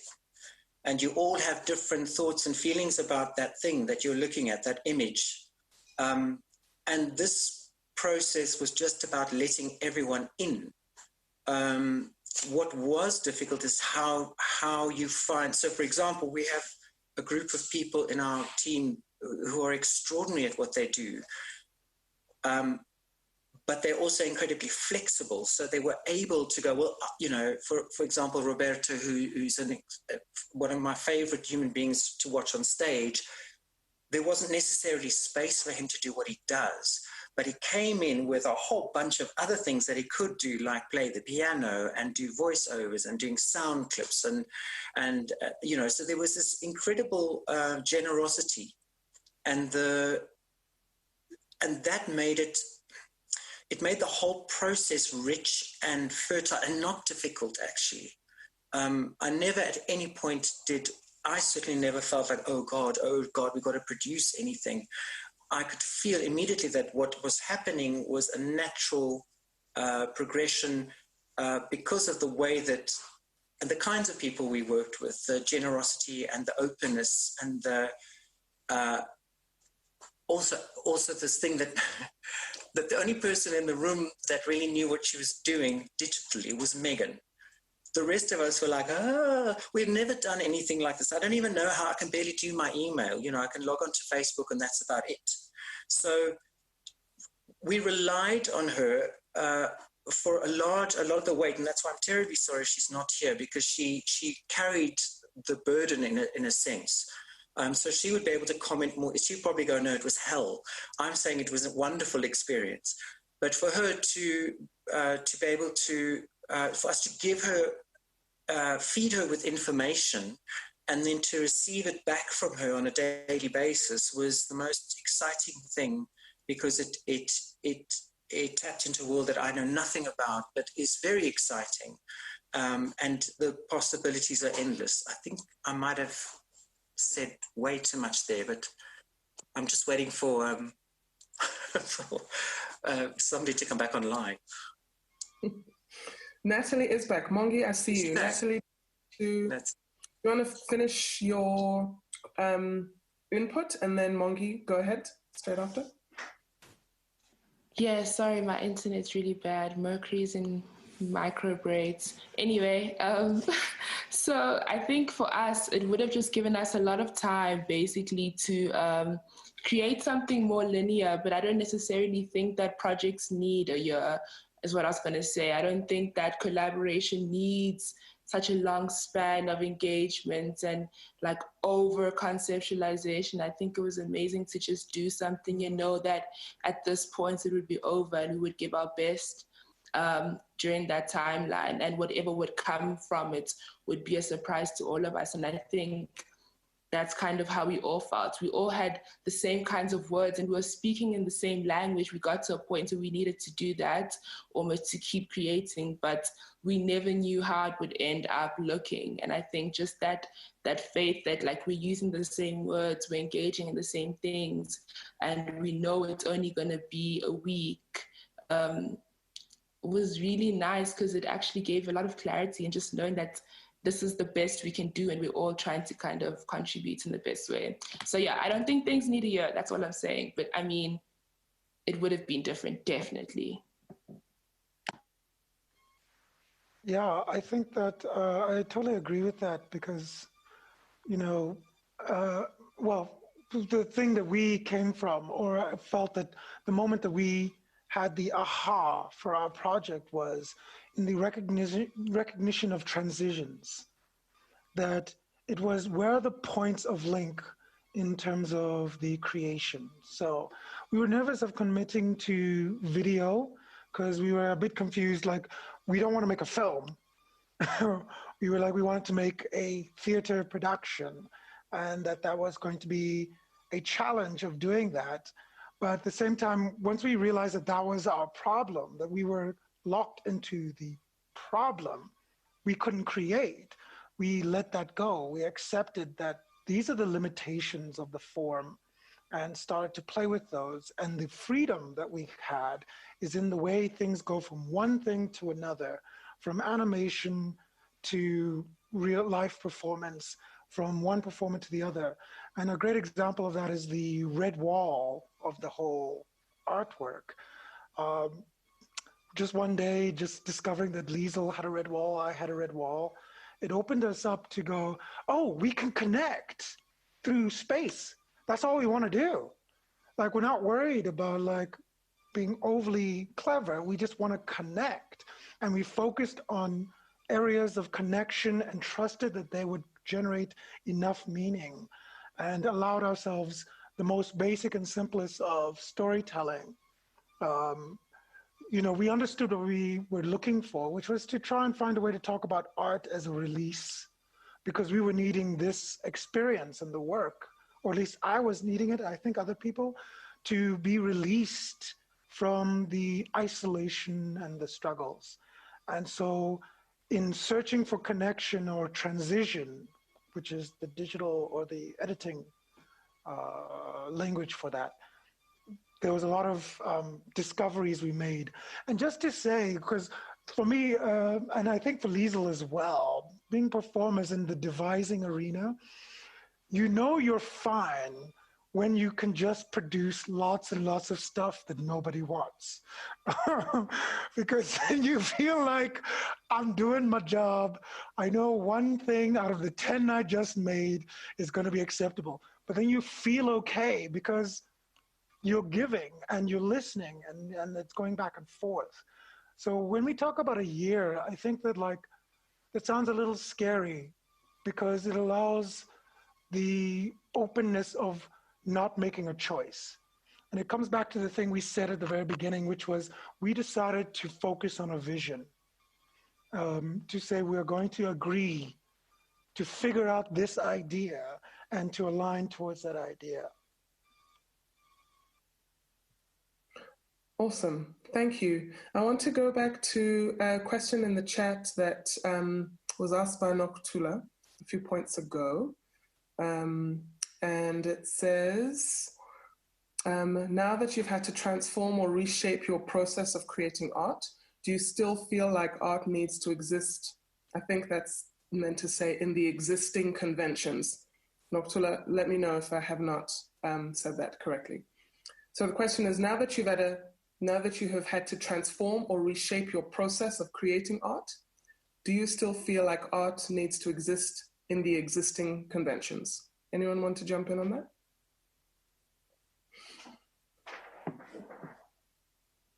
Any other group members? Oh, Liesel, go for it. Natalie and then Liesel. Okay. Cool. I was just going to say art must always reflect its time. And right now, this is the time where we are all at home and hoping to have popping Wi-Fi and hopefully able to create and share that work, because just because we're inside doesn't mean we're not artists anymore, and that we don't need to keep creating, especially if you've built your whole life around it. So I think the conventions don't exist anymore when the world and stages don't exist right now. So it's really important, I think, to constantly move with the flow and adapt and keep adapting. And that is all I have to say. Fabulous, thank you. Liesel? I see Frankie's also got his hand up. Do you want to go, Great. Frank? Liesel, you go first. We'll go.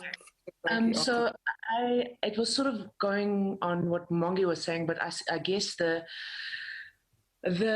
thing of art being real, or what it is now, and I suppose as Frankie, I'm also teaching at the moment and sort of watching students go through this and trying to figure out what their place is in the creative industry, and they're studying this thing and sort of trying to be there, guiding them, not knowing what the hell I'm doing at the same time. And then pop art and you guys offering us this provocation and this platform to answer unanswerable questions and play with the impossible is sort of, for me as an educator, also going back with like, all right, so the life that we knew once, it might be over and the shape of it will forever be changed, but there's a platform as creatives that we are playing with unanswerable questions, and we're creating little answers to it. And these are the provocations that we are producing in 2 weeks with this sort of entry point of the designer entry.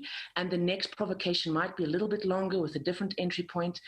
But I'm just so grateful that this platform has existed for us to try and tease out what a future might look like, because as Mongi has said, it has been so cathartic also just to have a sandpit to play in, just for the sake of playing. And I know that's a bit self-indulgent and whatever, but it's been such a wonderful release. And I think there's answers here that I can take back to my students also and guide them, going forward. So just wanted to add that. Fabulous, thank you. I just want to alert us to the fact that we have less than 10 minutes and a whole bunch more questions. So Frankie, go for it, and then Lindy, and we'll see who's up next. Okay. I just wanted to talk about how, as a theatre maker, I initially reacted to the performative act existing in any way in a virtual space. I was so against it. I was like, no, it robs it of the sublime, oh, blah, blah. I was like being so boring about it. And because I did used to think that what exists between people in space is something that's unrepeatable. There's a mystique. You cannot replicate it, like don't photograph it like it's holy, blah, blah. And that's fine. But seeing how the live moment, because you can also perform on live, we could do it play now. It's a very different perceptual experience for the audience. But I guess what I'm trying to say is that often when I say I make theatre, some of my theatre friends say, but why don't you just put it on the internet? And I'm always like, no, but it's not the internet. It's the world outside of the internet. And they're still like, but why don't you just put it on the internet? And I guess it made me realize the kind of our blindness to what audiences would think is, I don't know how to describe what I mean, but I think that people would be more interested in our theatre if we did kind of televise it. Anyway, it's been interesting to think of how audiences locate theatre in their own, in their own consciousness. Fabulous, thank you. Lindy? I can wait if there's more pressing questions. The floor is yours. The floor is yours. Cool. Noktula, that question is so great, and I am going to go ahead and take it to mean this time in general and not just this project. For me, all the boxes, all the rules are out the window completely, and that is influencing everything I'm doing at the moment. It's influencing how I work, how I make work, which is mainly for myself at the moment. And a process that I'm trying to develop that is mine, that makes sense to me. And so through this particular short experience, it feels like more than ever before, I have this permission from the universe to be messy and to be imperfect, and also to not subscribe to what art needs to be, to what it means to make a product. I think we're so conditioned, I said it a bit in the chat, to make a work in 3 weeks because budget is not there and deadlines are abnormal. And as Nikki, another group member of mine, is saying in the chat, nothing is normal right now. And so everybody needs to be a bit like flexible. And I think that's really important. And yeah, I'm not here to make products, to be honest, right now. Yeah, I got more to say on that, but I'll stop there.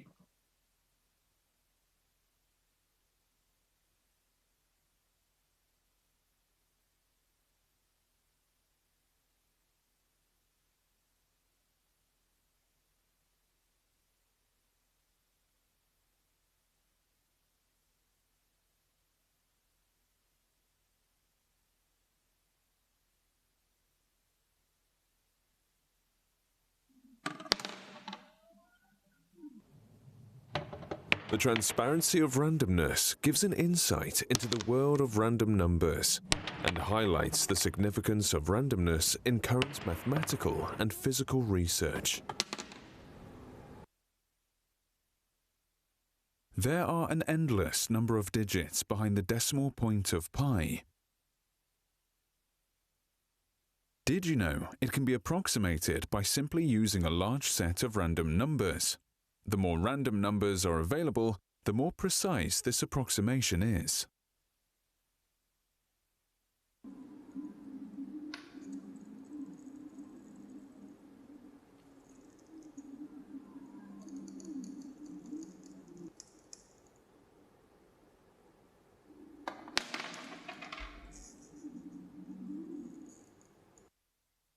Go left. Now right. Left again. Now 2 steps up. 1 right, then 1 down. This apparent wandering based on a huge amount of random numbers is the fundamental basis for many scientific computations. The so-called random walk is used, for example, to calculate the movement of bacteria in liquids. 27 transparent boxes floating in space continuously generate random numbers by using the well-known medium of the dice.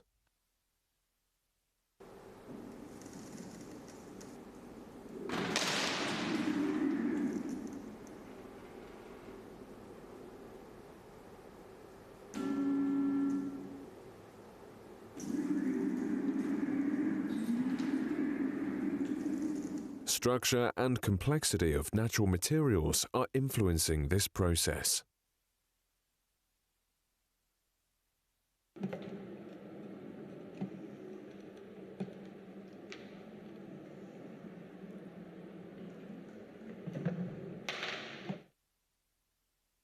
Here at JKU LInz at the Institute for Theoretical Physics, our research focuses on quantum mechanical phenomena found in many body systems.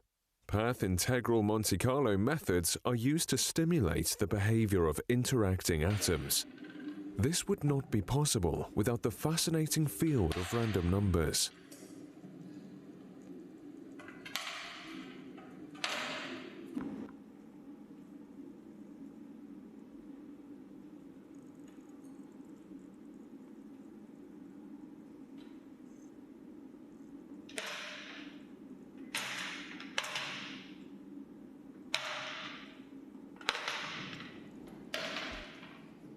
Immerse yourself into the world of randomness and become an active part of the installation.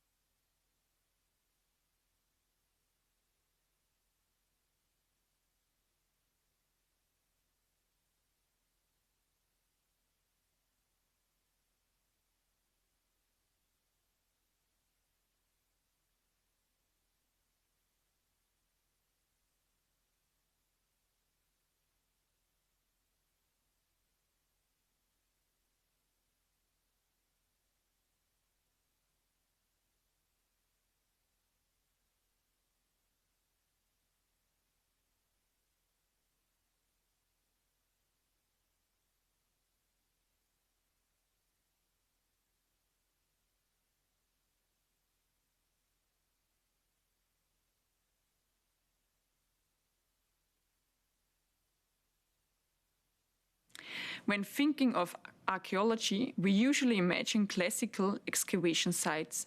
Nowadays, several methods go beyond the typical techniques of archaeological digging. Dr. Stefan Traxler from the Oberösterreichische Landeskultur GmbH will give us now an overview of ongoing explorations live from the Deep Space 8K. Yeah, hello and welcome here to Deep Space 8K. Our next presentation will give an inside look of today's work of modern ecology. So how do the modern ecologists work by using drones, by using 3D laser scanning and so on. And the presentation will be held by Dr. Stefan Traxler. He's the head of the archaeology here in Upper Austria, and he is really in the cutting edge technology in the use how to really reveal new interesting things in the history of Upper Austria, especially in the field of the Roman history. Dear Stefan, thank you very much for coming, and I'm really looking forward to your presentation right now. Thank you very much. Yeah, thank you for the invitation and the introduction, Christoph. It's a really great pleasure to be part of the Ars Electronica festival with an archaeological presentation. It's a best of from projects from the last 5 years.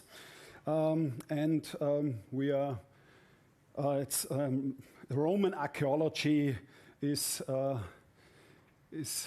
for me the subject, and we have a really great empire with the Roman Empire, with this map, incredibly large and successful imperium with 7,500 kilometers boundaries around the sea, and it's the so-called limes.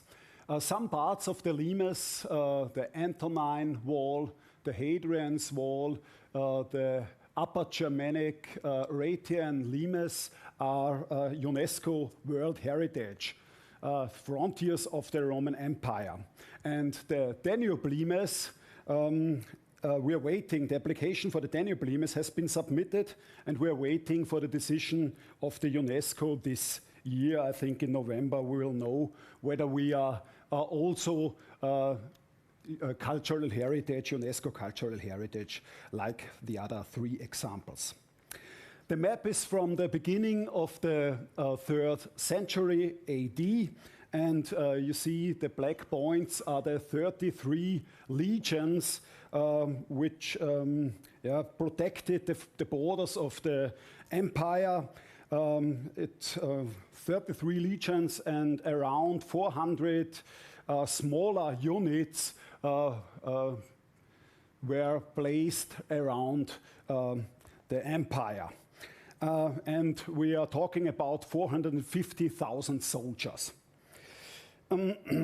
Today we take a look at a very small part of the Imperium Romanum. We are going to the province of Noricum, and Upper Austria was part of this province Noricum, and there we have the fortifications, the limes, and in the hinterland the towns Ovilava Wels and Juvavum Salzburg. Here the details with the Roman settlements, again the towns and the rural settlements, farms and little civil settlements along the streets and so on. But today we have a look at the Danube limes. First we are going from the German border to Oberanna, then to Schlögen, and to the legendary fortress of Lauriacum Enns. And in the end of this presentation, we have a short look to a very special excavation at a luxury villa located at the lake Attersee. Our first destination is Oberanna near Engelhartszell.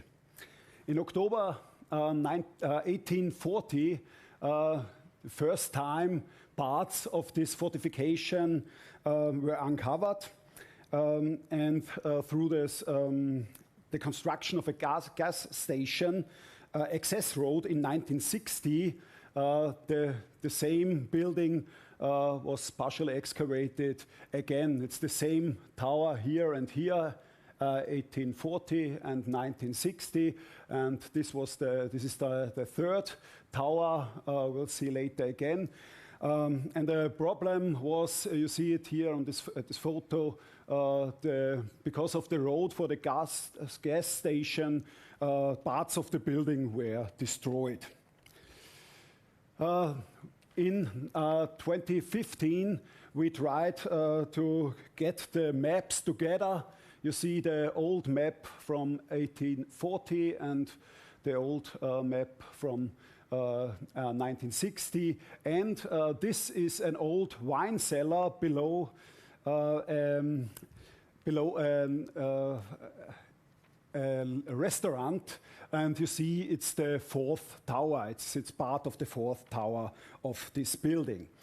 In the run-up of the 1818 Upper Austrian State Exhibition, the return of the Legion, the digs were resumed.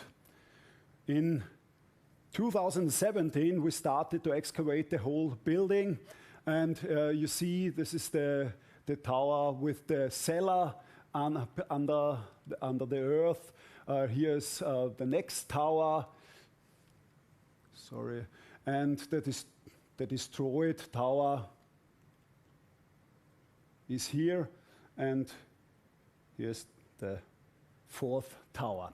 We have a square building with 18 meters square, and the tower approximately 8 to 10 meter wide. And it's a so-called quadriburgus, very strong fortification. This fortification were built from the late 3rd century on, and it's the by far best preserved Roman building in Upper Austria. Because of the state exhibition, we got a protective building, a very large protective building, and you see the situation over the Danube River. The towers offered an excellent view over the Danube, and the Danube was not only one of the northern frontiers of the Roman Empire, it was also the most important east-west connection from Bavaria to the Black Sea. and the traffic was controlled by burgi like this in Oberranna. Here's another picture from this great protective structure. And here you see the archaeological remains, the walls inside. A really great surprise was the discovery of this nearly completely preserved bath tube in the tower. We see here another picture with the intact Roman wall plaster. Then this is the other tower with the wine cellar inside. The North Tower was integrated in a later building, which was run as a tavern for a long time. The so-called Roman cellar served as a storage space, as wine cellar, and as party room. Here you have the map of this building, the Quadriburgus, with the round towers on the corners and an open yard in the middle of the building. And here was a bath integrated, a warm or the hot bath, a caldarium, and a cold bath, a frigidarium with the bassin. And we, of course, tried to make a visualization and reconstruction of this building. Please start the film.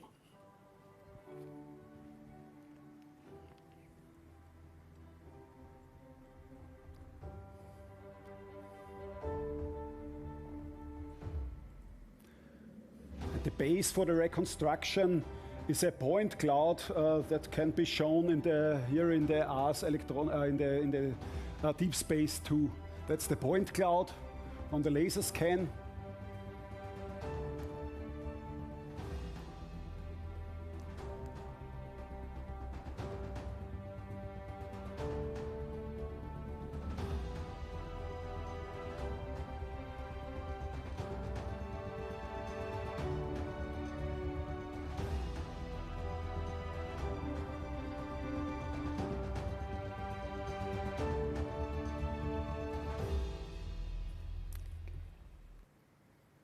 Another picture from this 3D visualization from 7 reasons. Next stop is Schlögen. It's a very iconic place in Upper Austria. Everybody in Upper Austria knows this point and this meander of the Danube. And here, here's another picture from 1957, and you see there's no hotel, no camping site. We have the aisles before the Danube was changed because of the Aschach Kraftwerk, and there the Roman ships had an ideal situation. And a gold coin of the Emperor Diocletian found in 1837 led to the first scientifically motivated excavations in Upper Austria. The map shows the results of this very early research. You see a small fortlet here in the area where today the Hotel Donauschlinge is situated. And you see a small civil settlement along the street. It's nowadays camping site, the Freizeitanlage Schlögen. In Curator measurements carried out in 2013 proved that large sections of the camp walls have been preserved. You see the walls of the camp here in this picture. And that was very important because as a result, Schlögen was added to the tentative list for nominating the Danube Limes as a UNESCO World Heritage Site. And you see the walls, and here is the map with the walls, the Principia, the staff building, and other buildings inside the camp, the 4 doors, just this one was excavated. And the soldiers' quarters were built out of wood and timber framing. And so in the 1950s, very small remains were found because they were out of wood or timber framing. The new map of Slögen with the camp, fort, and the civil settlement. And another important result of the geophysical prospection was the rediscovery of this small building in the civil settlement. This building was excavated first time in 1838, and we knew it's a bath building. And now, for the Upper Austrian State Exhibition, The Return of the Legion, we excavated this bath building again, and now it's presented in the Balneum, in this protective structure in Slögen. And again, a film with the visualization.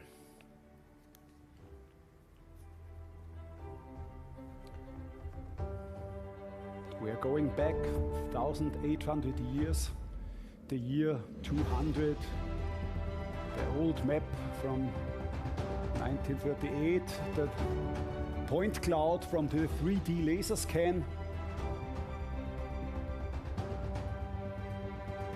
and the reconstruction of the bath building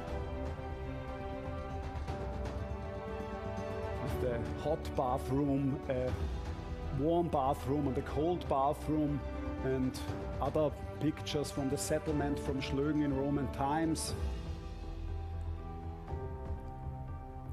The bath building in front, and then we make a picture 1,800 years later, how it looks like now.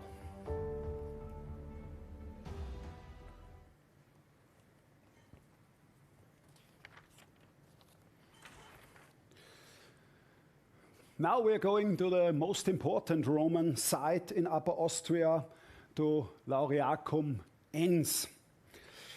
It's located on the confluence of the Danube and the river Enns. And here is the fortress of the Legio Secunda Italica, the second Italian legion. It's one of 33 legionary fortresses around the empire, and so you see the importance of Lauriacum Enns with this legion. One of 33. Rome knows about Lauriacum, not about the small fortifications, but the legionary fortress is very important. It's an elite unit with about 6,000 men. And here a picture, an aerial photograph from Enns with the situation nowadays with the Danube River and the Enns River. We see the old arms of the Danube, and here is the camp. We can still see it in the plan of Enns, of nowadays Enns. In 2015, the Austrian Archaeological Institute made a large-scale geophysical prospection project for the Upper Austrian State exhibition, and many new structures were discovered. We found, for example, a training camp in the north, an economic zone with many kilns here in this area, and very simple and poor building structures in this area for the poor people living in Lauriacum Enns.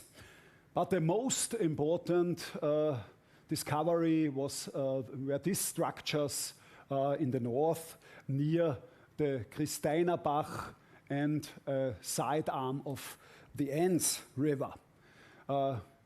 Here we found the Roman port of Lauriacum Ens, and it's the only known Roman port in Austria, and we hope that we can make some excavations and other research the next years. But now I show you this part of Lauriacum Ens, a slope near the north corner of the legendary fortress, and there located, situated 12 very large lime kilns. In the year 2008, the 4 kilns were discovered during the construction of a connection road. Here you see these 4 kilns. Now the street is running above these kilns. So we decided that we have to excavate another kiln for the Upper Austrian State Exhibition, and we decided that this kiln would be the best example. These are the 4 kilns under the street, and this kiln was excavated by archaeologists from the University of Salzburg and from the Upper Austrian State Museum 2016 and 2017. The lime kiln battery, it's the largest known lime kiln battery in the whole Roman Empire. And we were very lucky because the kiln we excavated in 2016 and 2017 is very well preserved, and we made, of course, a 3D laser scan too, but this is another method of documentation, 3D documentation, and this is structure from motion. It's 3D out of photographs, and you can visit it at home too at Sketchfab, and let's have a look in the web.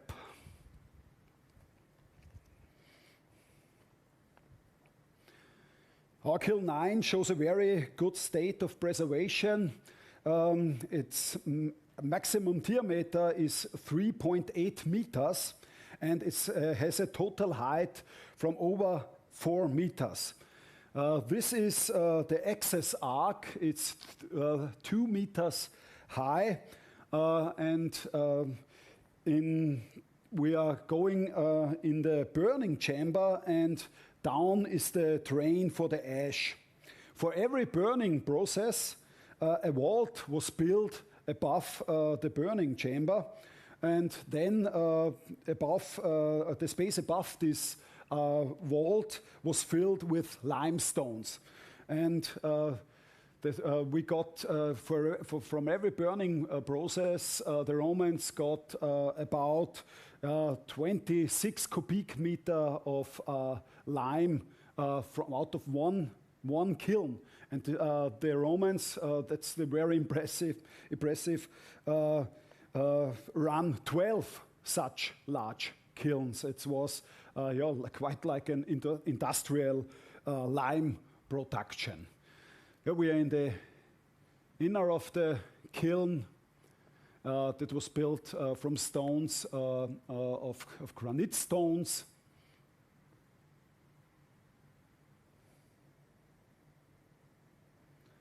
And the kilns are situated in a slope of a conglomerate terrace. And it's only 100 meters to the north corner of the legionary fortress. Thank you.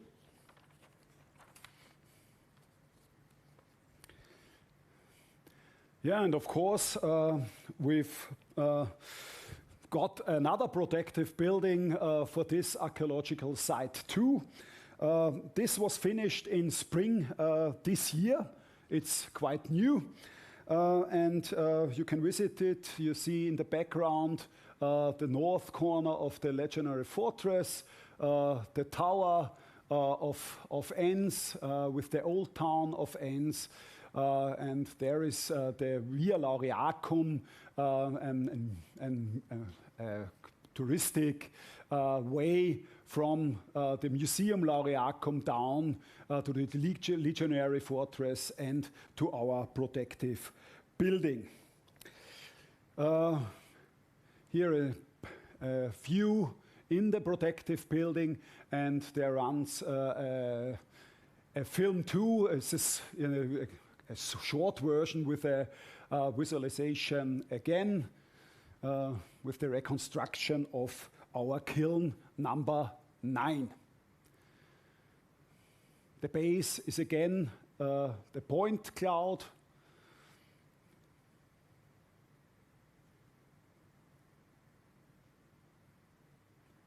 And now you see there was not only one kiln, there were 12 such large kilns, the largest lime kiln battery known in the whole Roman Empire in Laureacum, Enns.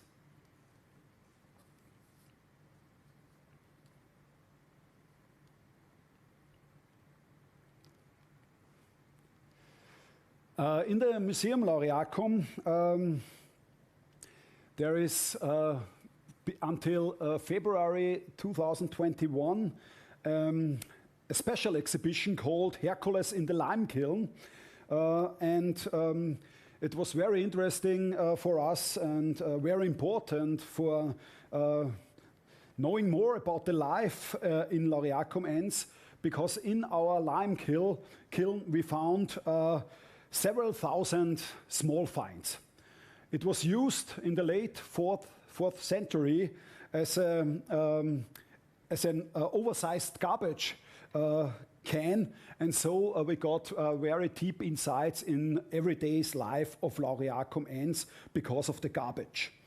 The most interesting finds were parts of Roman stone monuments, fragments of Roman stone monuments, and these monuments are all associated with Hercules, with this god, this hero.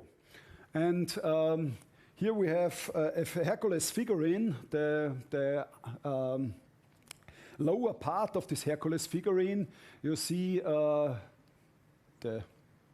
feet of the hero, and you see the lower part of his club and the lion skin. And so we know lion skin club, so we know it must be Hercules.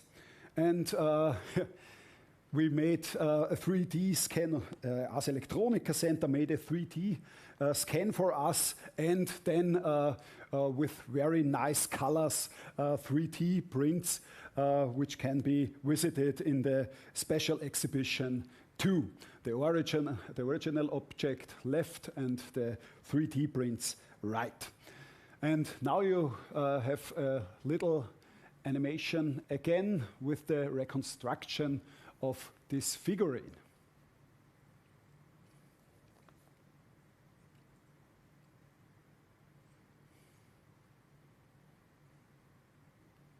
Half god, Hercules, a very important god for the Legion.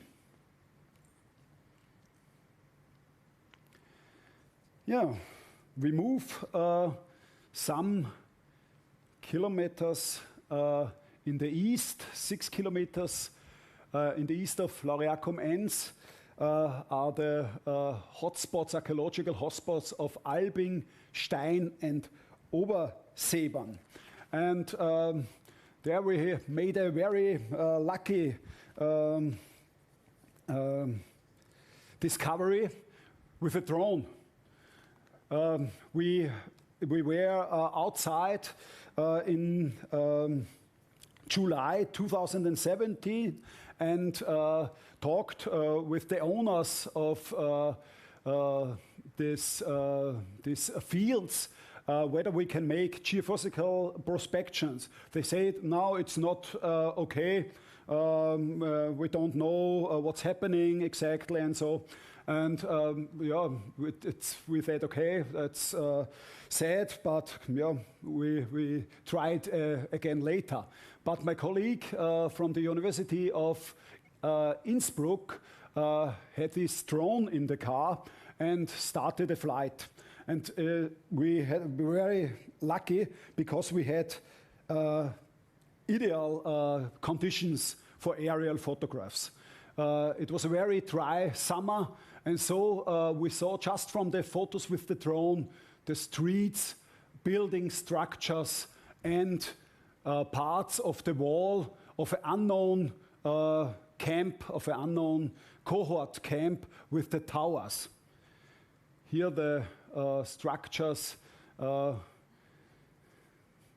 Again, you have the civil settlement with the streets leading towards the camp, and the building structures along the streets.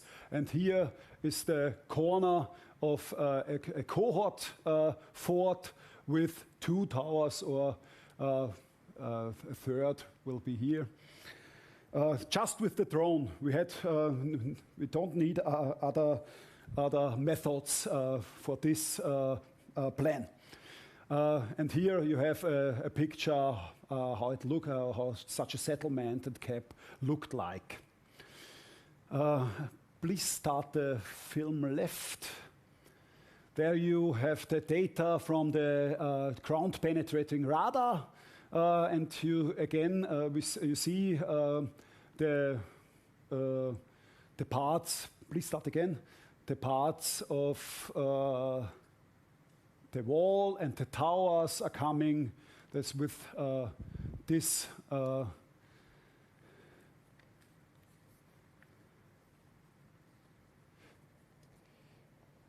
We made in 2018, but it brought nearly no new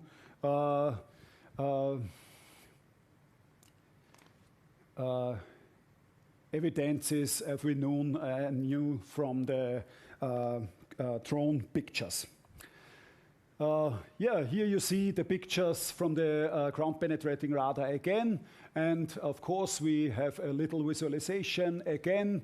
And so you see that's the part of a cohort camp. This part is preserved. The other parts are destroyed from a sidearm of the Danube. Yeah, and here you have the situation with the 3 camps: a legionary fortress from Lauriacum Enns, a further legionary fortress of Albing. This fortress never was finished. And then here we have the cohort camp of St. Pantaleon, Erla, Stein, the new camp we found in 2017. And you see all these sorry.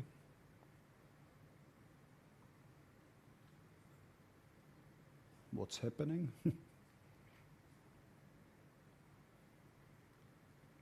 Yes. You see all these camps are looking in the same direction. They are looking to the valley of the Iced River, and it's a very important north-south route leading to the from the Danube Valley to the Moldau Valley, and so these camps controlled this route. We have another 3 camps since 2017, and it's even nearly the same story, but Stefan Kroh from the Austrian Archaeological Institute didn't need the drone. He just looked on Google Earth. In August 2017, new aerial pictures from the region were published on Google Earth, and Stefan Kroh looked at these pictures and saw these structures.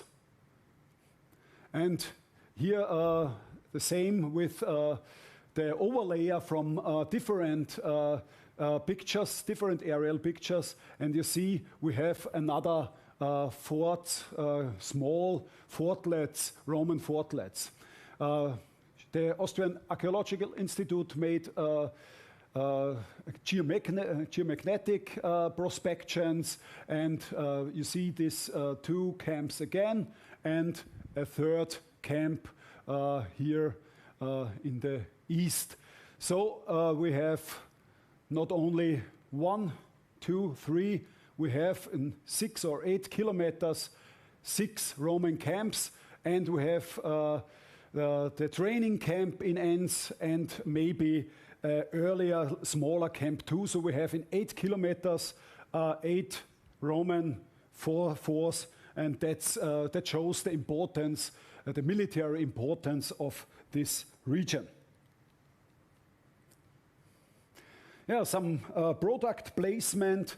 Many things you see in this presentation are published in the Forschungen in Laureacum, the history of the camps of the Legio Secunda Italica from Stefan Groh, some new excavations in the north of Laureacum, Enns, published by Helga Sedelmeier, a very important work from Klaus Freitag, the interpretation of the large-scale geophysical surveys in 2015 were published in 2018 in Cannabis et Municipium, in Forschung in Laureacum number 18, and a very interesting story is the economical factor of a legion for a whole region, and that was published in spring this year in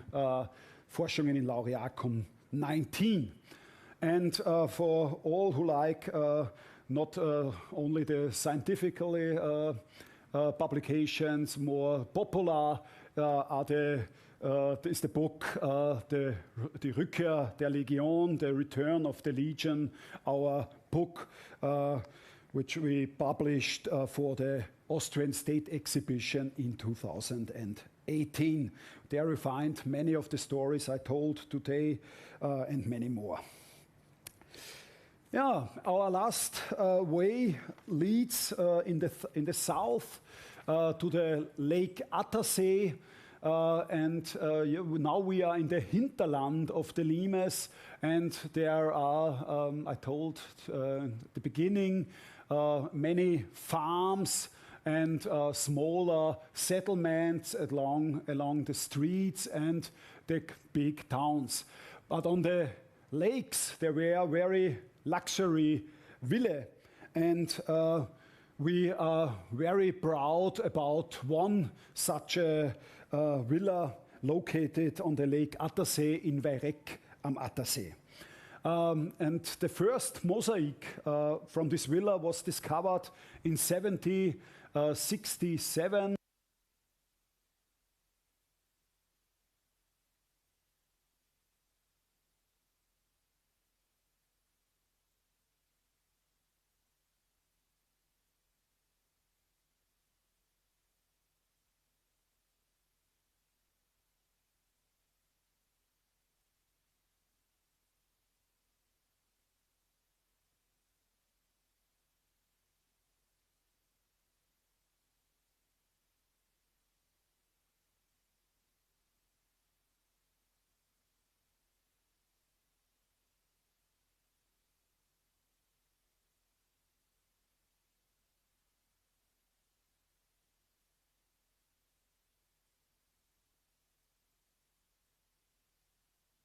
'67.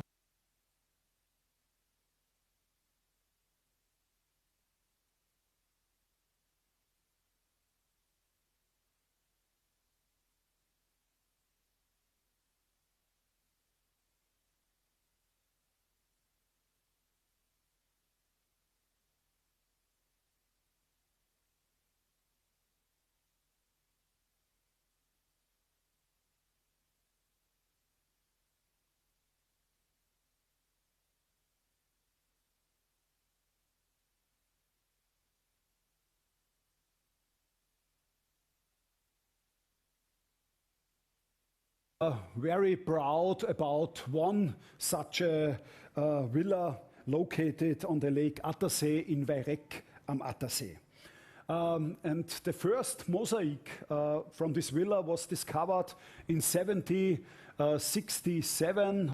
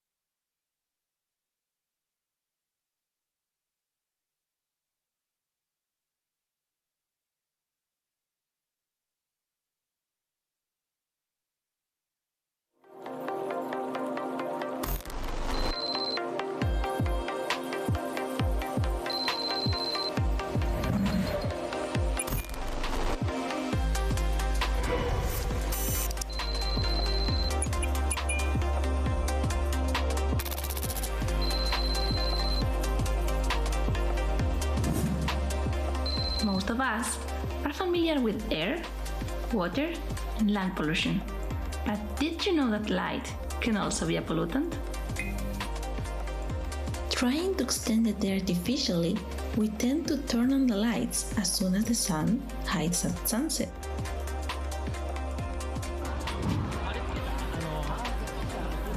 We illuminate every street with bright advertisements that try to catch our attention.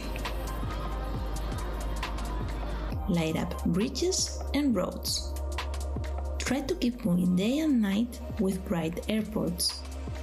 Illuminate factories, greenhouses, and farms 24/7. We will throw light on anything at any time just to increase productivity. Actually, sometimes we even illuminate the sky on purpose, just for fun. One of the reasons we tend to illuminate excessively is to get a security feeling, but light can make you feel safe in places where you're not.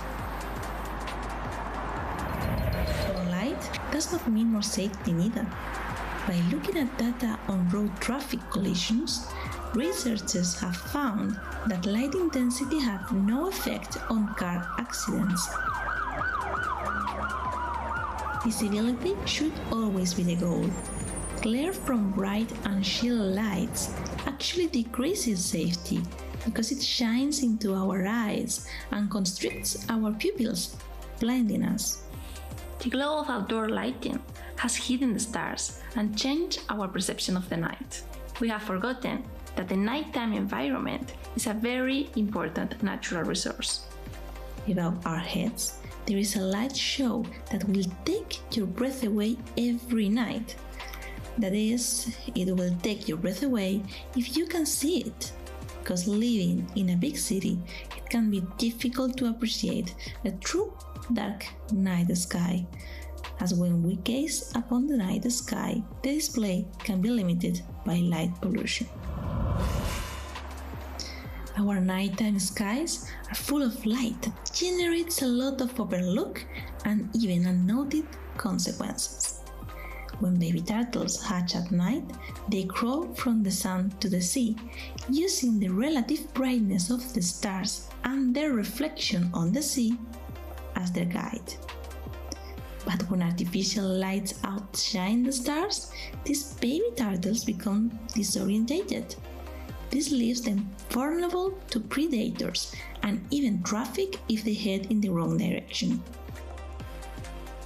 Turtles are just one small part of the larger story on how light pollution harms wildlife. Nocturnal animals are characterized for being sleeping during the day and active during the night. The installation of artificial light is probably the most drastic change that humans have made to their environment. Owls are adapted to hunt in nearly total blackness, but lose that advantage whenever there is man-made light disturbing them.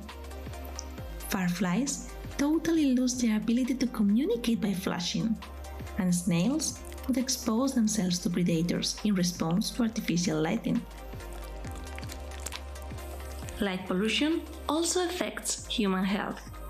We live under much higher illumination levels and totally different patterns of illumination than the ones that existed when humans evolved. Our body needs darkness at night to produce melatonin, the hormone that regulates sleep. But artificial light at night might disrupt circadian rhythm, avoiding us to segregate the melatonin we need. Jet lag is the most common example of the body suffering from low melatonin levels. When we travel, our bodies keep sync with our home zone for a while, causing us to be tired or awake at times that don't work in our new destination. But you don't need to travel to feel it. Have you ever noticed how hard it is to fall asleep after using your cell phone right before bedtime? Any type of device with a bright display can affect the quality of our rest and cause insomnia. Sleep deprivation is a very important problem in space. Astronauts try to mimic natural light here on Earth to help synchronize the biorhythms of the crew on board the International Space Station. Hi, my name is Ricky Arnold on the International Space Station. We get asked a lot, how do we sleep in space? And it's a great question because we all know how important a good night's sleep is.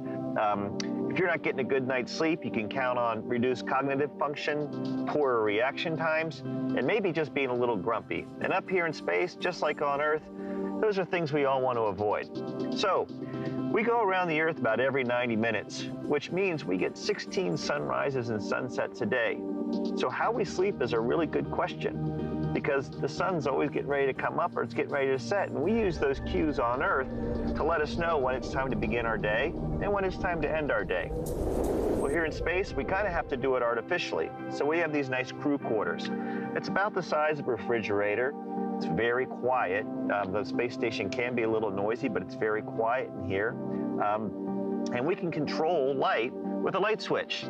If we are just middle of the day, we have a light like you're seeing right now, which is just this kind of standard lighting. It's getting close to the end of the evening. You want to dim the light a little bit, kind of for the end of the evening. Or if you're going to be up late, you need to keep awake, we have a really bright light setting. The other thing we have is good night from the ISS. Just like astronaut Rick Arnold, we should use bright illumination in the middle of the day, dim warm light at evening, and sleep in complete darkness. However, the installation of new lighting technologies, like LInz, has raised blue-rich white light emissions.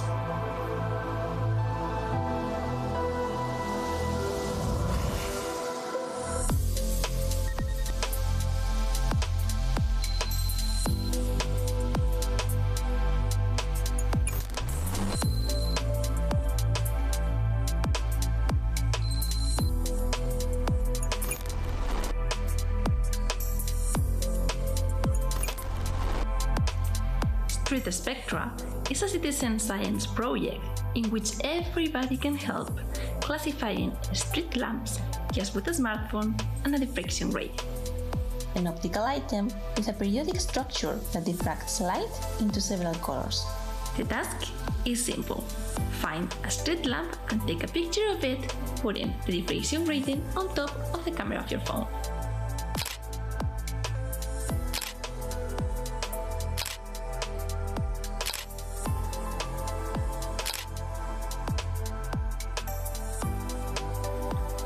They are very cheap and can be bought online in several places. For this project, we are using 500 lines per millimeter diffraction ratings. Scientists are looking forward to analyzing your pictures. To do it, we need you to upload them to our database. You will need to download EpiCollect 5 app as a tool for gathering your information and sharing it with us. Open it and please give the app access to your Bluetooth. Click on Add Project and search for Action Street Spectra. Then select Add Entry. You will be informed that we belong to Action European Project and will be asked to introduce your nickname. The information you will be about to share will form part of an open database, so please choose a nickname that you feel good to be published. Taking pictures and adding them on the go is easy, as the date, time, and even the location will autocomplete. There is a few important details to take useful pictures from the scientific point of view. Take pictures only of exterior lighting at night. Take pics with lampposts far away so they don't saturate the images. Rotate the diffraction rating so that the spectrum comes out diagonally. If possible, try to take the second order spectrum. And please, write down additional characteristics that get your attention. Now it's time to save your entry. You can upload your picture right away or wait until you get home and connect it to your Wi-Fi. Just remember to upload both the data and the photos and add as many as you want. To view and download your data from the server, just go to your browser, visit streetspectra.actionproject.eu and click on Database. In this site, you will be able to see all the details and browse the pictures of all our collaborators. What does a scientist see on these pictures? They can tell the technology of the street lamp depending on the spectral features. If the diffraction pattern is a continuous rainbow of colors, the light source is an LED lamp. However, if it's bright in the yellow region, it's because it's a high-pressure sodium lamp. If it contains a bright violet line, then it's a mercury vapor lamp. Otherwise, the lamp is probably a metal halide. Street lamps hunting is also a great activity for schools. We have developed a didactic unit that can help any teacher to introduce the problem of light pollution using both new technologies and suggested activities adapted to 12+ years old students. The lesson plan includes the most efficient way to install lighting sources in such a way that the negative impact is minimized, recognizing the most important mistakes to avoid when lighting. Using more power than needed, pointing the light where it's not needed, aiming to the sky, keeping the lights on when nobody is using them, installing light that is not uniform, filling the night with lots of lights, and changing to bluer light when updating the lighting technology. I hope you send us amazing pictures and enjoy belonging to the Street Spectra team. With your help, we can fight light pollution together. Let's allow stars to awake while the rest of the world sleeps.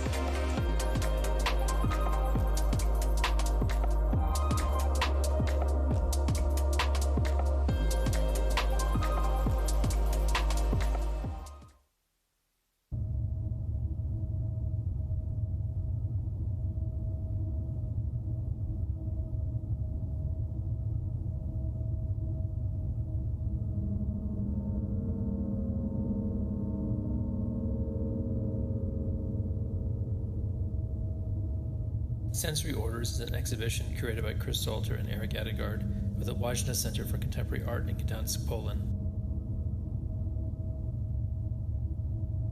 The triple global crises of COVID-19, the resulting political and economic catastrophe, and the social-cultural explosion of long-simmering systemic racist and gender-based violence have resulted in a dramatic transformation of not only human life, but but also non-human being as well. How do we sense and make sense in times of extreme precariousness, tumult, and uncertainty?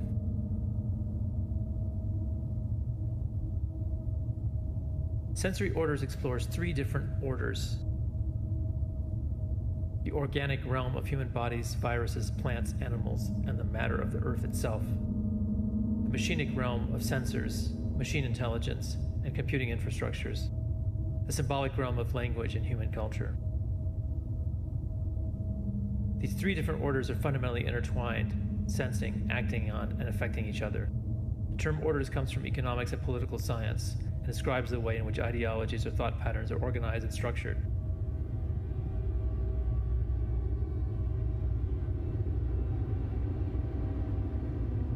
The exhibition consists of 25 commissioned international artistic and scientific responses to these different orders. We asked two questions. What sensory conditions are you working with currently? Are new sensory orders emerging from the relational ecosystem of the organic, machinic, and symbolic?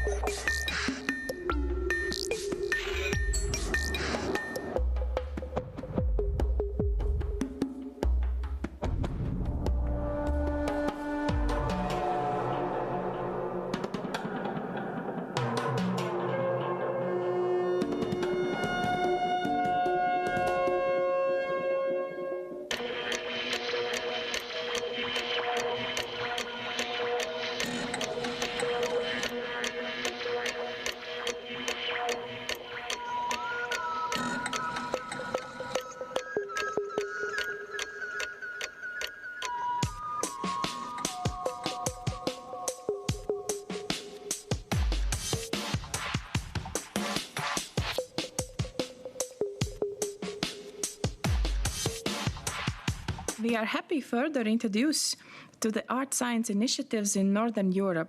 Here in the Stavanger Ars Garden in Norway, watch the humanoid performance by artist Hege Tapio and get introduced to NOBA, Norwegian Bioart Arena. Watch reports from nomadic artistic research vessels at sea, permaculture heavens, as well as close-knit human-bacterial relations unfolding beyond the Arctic Circle. Join the live video chat, expanding on the practices of the artists and get engaged in the conversation on art science collaborations.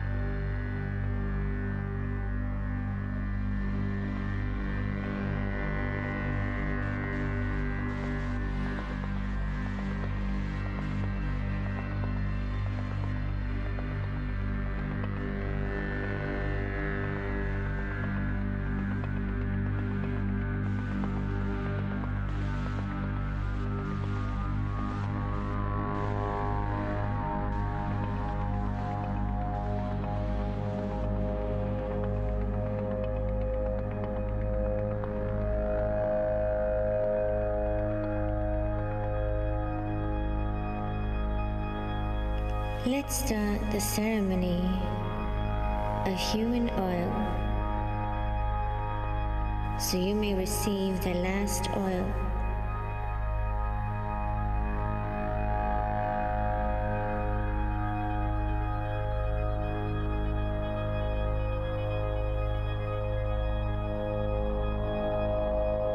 The first oil age, extracting oil from whales for several centuries, fueling the golden age and economies of many nations, until some of the longest-lived mammals on Earth became nearly extinct. And so, the first oil age came to an end. The second oil age, the petroleum age, brought global climate change affecting the world. The impacts of a warming Arctic are already being felt planet-wide, with growing massive consequences for our Mother Earth. Something needs to change.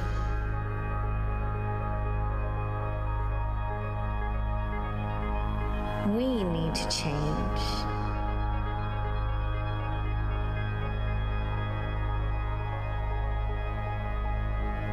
This is human oil age. Humans need to reprogram themselves to face the change by fracking the last oil from my body, enduring pain, feeling vulnerable, limited. I will be fueling your will to change. Your will to change will bring us new hope.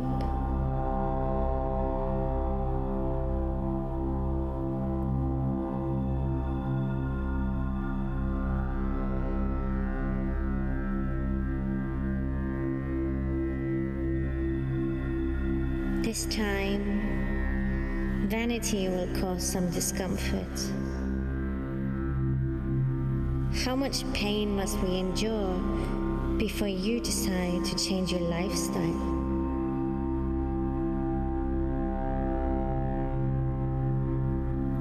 What have you done to Mother Earth? What have you done to Mother? What have you done?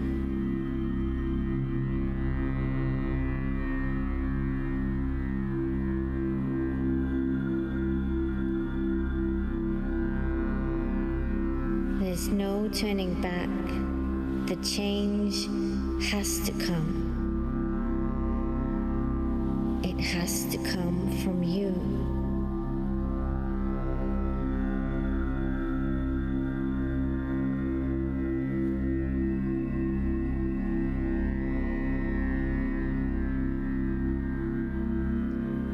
Free yourself from every old belief planted in you.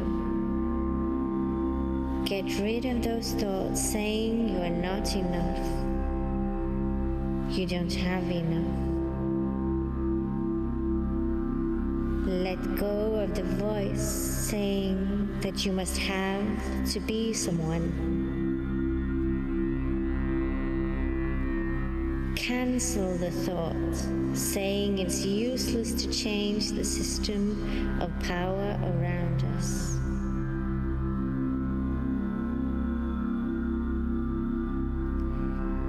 Every action of your body, your speech, and your thought pattern interconnect and impact the life of the other.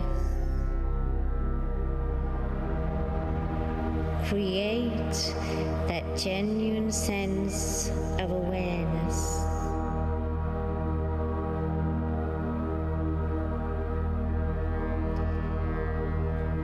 It is time you be truthful about your actions.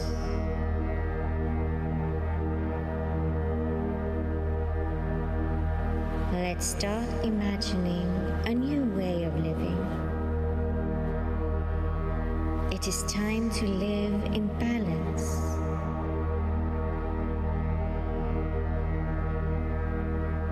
In balance with Mother Earth. In balance with other beings.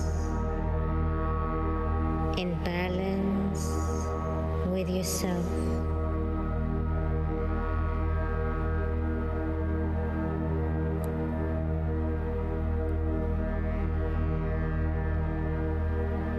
Please come forth to receive the last oil. Let's prepare to make the change.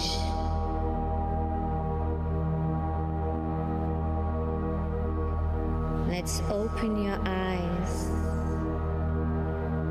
your minds, and your hearts.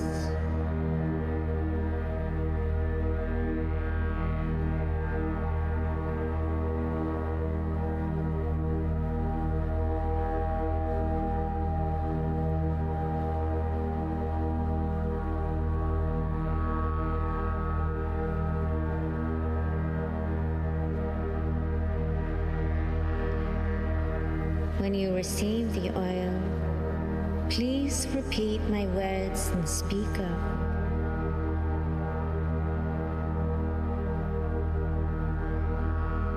I am truthful and ready to be the change. I am truthful and ready to be the change.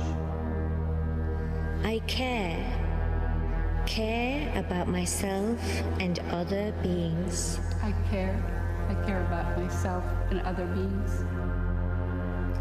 I create and make a difference.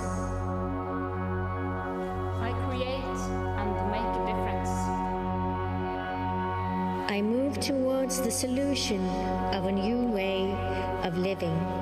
I move towards the solution of a new way of living.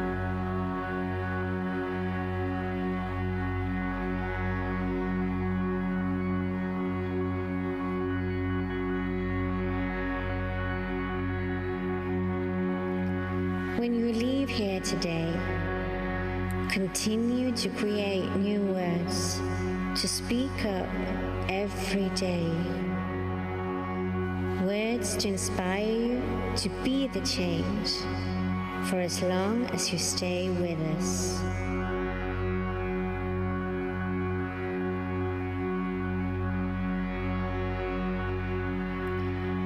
Every action of your body, your speech and thought pattern interconnects and impacts the life of the others. Create that genuine sense of awareness.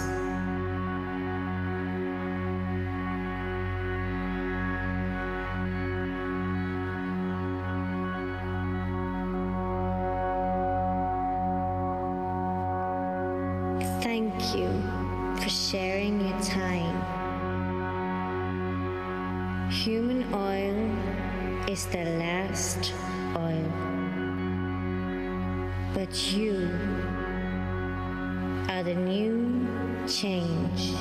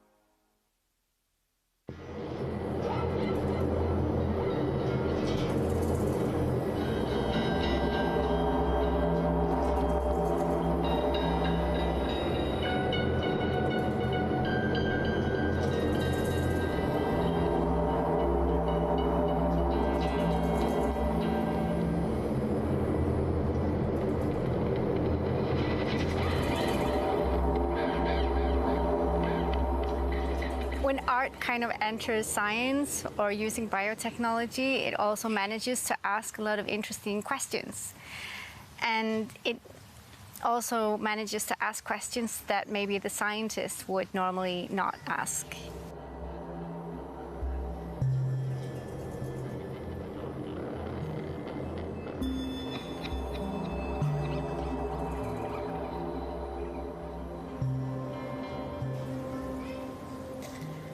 My name is Hege Tapio. I'm based in Stavanger, the oil capital in Norway. Right now I'm an artist in residency with NOBA and part of the team developing the program for NOBA.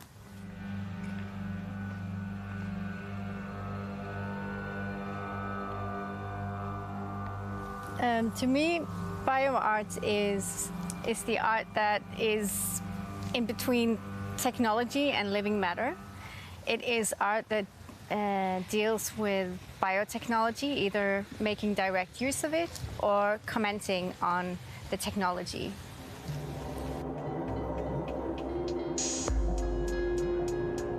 My name is Annike Flo, and I'm a project manager here at NOBA, Norwegian Bioart Arena.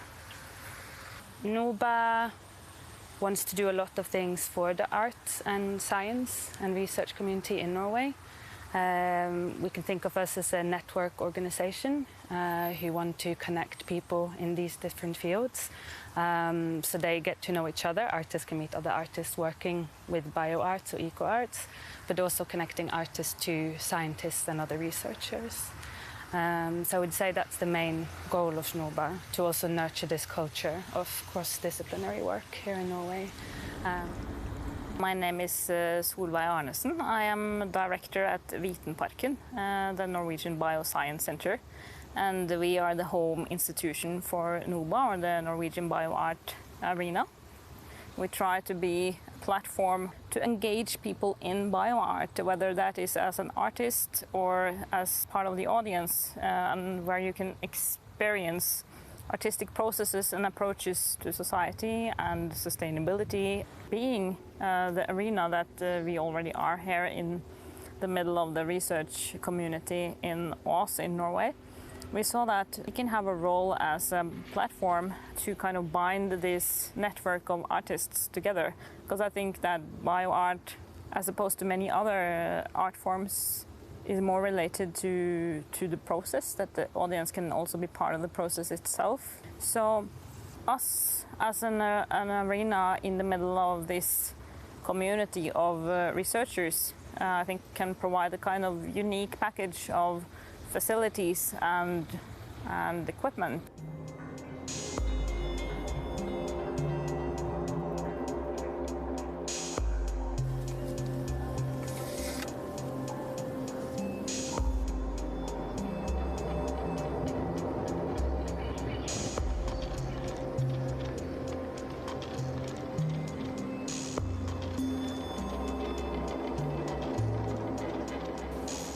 My name is Nora Våge. I'm the Scientific Research Advisor at NOBA, and I'm here in my garden in Trondheim. Bioart is an international phenomenon with big hubs around the world, but in Norway it hasn't been huge so far, and that's why I'm so excited to be part of the establishment of NOBA, this big hub for Norwegian bioart. And NOBA is a network institution connecting artists and other practitioners around Norway, and the artists that we are working with work in very different ways around the country.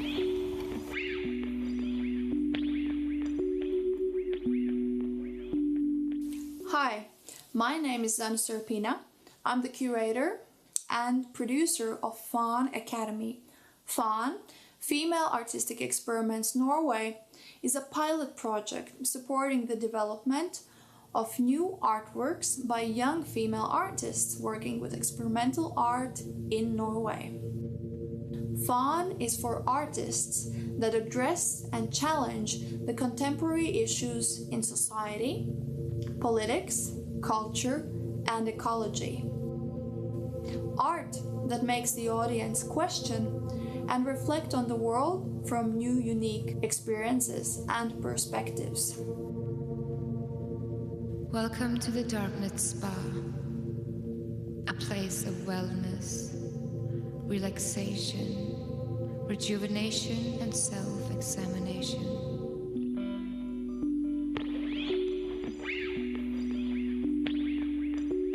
My name is Stephen Barstow, and welcome to my garden here in Malvik. The garden has become known as the edible garden because it's composed more or less only of edible plants from around the world. Leafy vegetables, tuberous plants, there are nut trees, there are fruit trees, there are berries. Over the years I've planted something like 8,000 different plants in the garden. I have two other gardens, one at Ranheim, a bit closer to the city, and I'm also responsible for a big allium collection at the Botanical Gardens at Ringve in Trondheim. I'm particularly interested in plants which combined being edible and also ornamental. This combination of food and beauty I call edimentals. And plants which combine edible, ornamental and are great for pollinating insects is number one, really. And yeah, delicious.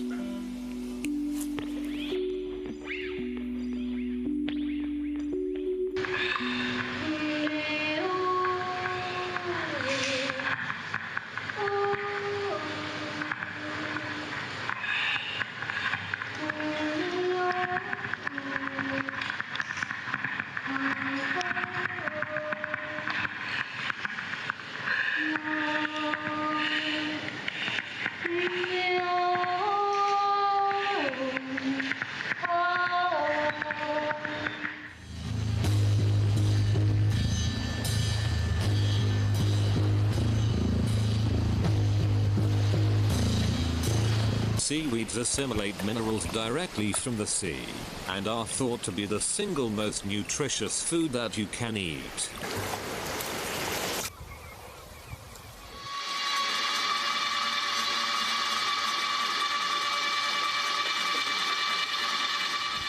Seaweed may contain up to 50% carbohydrates, but most of it is bound in complex starches and cellulose. Thus, the big challenge with seaweed is to break down the carbohydrates to fermentable sugars. Kan du laga själv? Ja, ja. Har du lagat den själv? Ja, ja. Det var väl lite Smakar sunt, rätt och slett. Sunt? Det var en fin kommentar.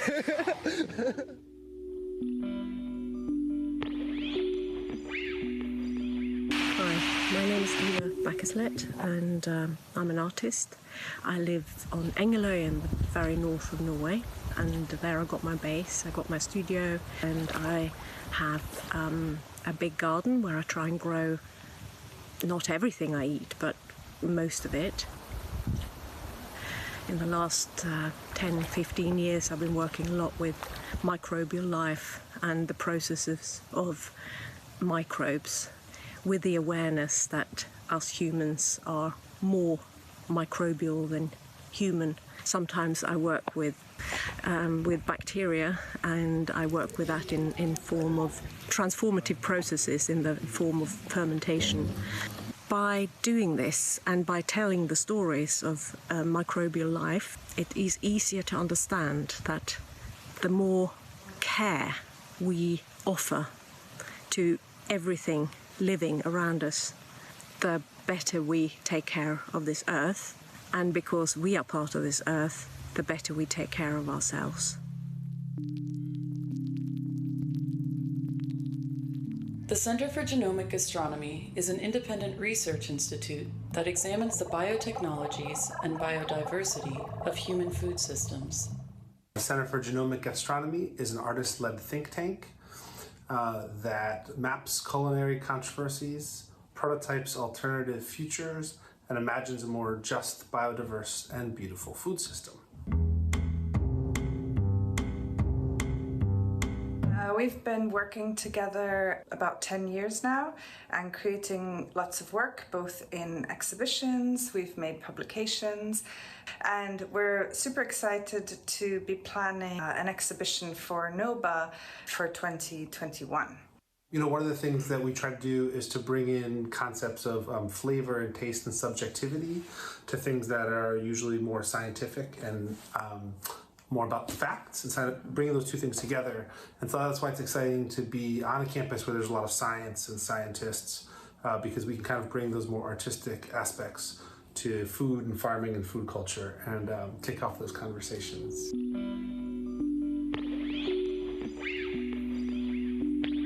Hello, my name is Elin and I am sitting here at Aldea Studios. I mainly worked with this tiny bacteria called nostoc, which is a subgroup of the cyanobacteria. And I also worked with this nanoplankton, an algae called diatoms. Right now, my main interest is the human body, biology, and hierarchy.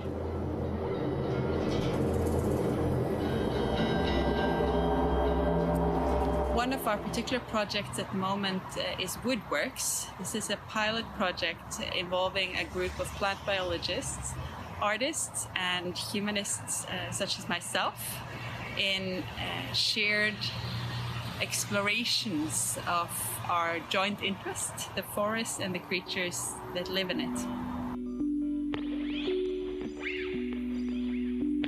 Hello, my name is Simon Daniel Tegnander Wenzel, and in my work I research old and often forgotten traditions around textile production, medicine and folklore, the use of natural pigments, as well as botanical scent molecules. For 1.5 years now, I've been doing research on the common weed, the stinging nettle. And the nettle contains a bast fiber, which is extremely strong, but at the same time very soft, and it can be used for everything from cordage and rope making to very fine fabrics. This process is impossible to mechanize. It has to be done by hand.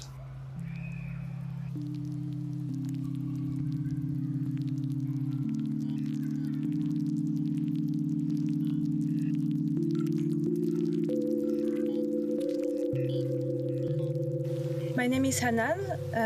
I'm working at the moment with the project called L'Arbre à Rumeurs, the Tree of Rumors, that is commissioned by Kuru, Art in Public Space Norway. The project will take place in a forest at the University of Ås. The forest is used for scientific research, so I will be following scientists using the forest for their work. There will be a series of performances based on sound.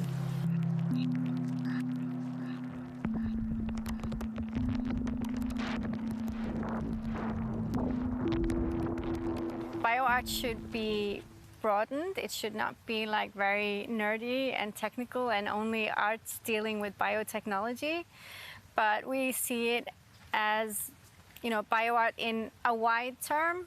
And most important, we want to develop NOBA as having an attitude towards bioart, that it is creating a more awareness against how we are dealing with living matter and how we are dealing with everyone or everything that exists around us.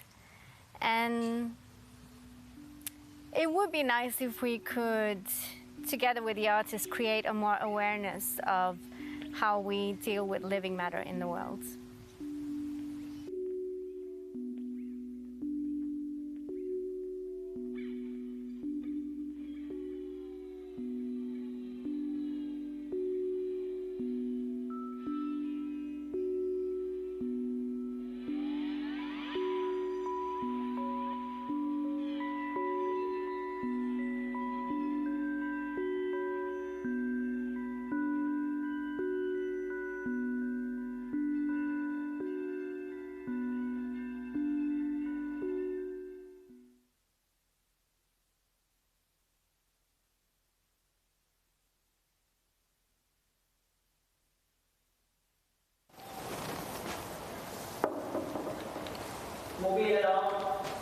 5, 4, 2, 1, live.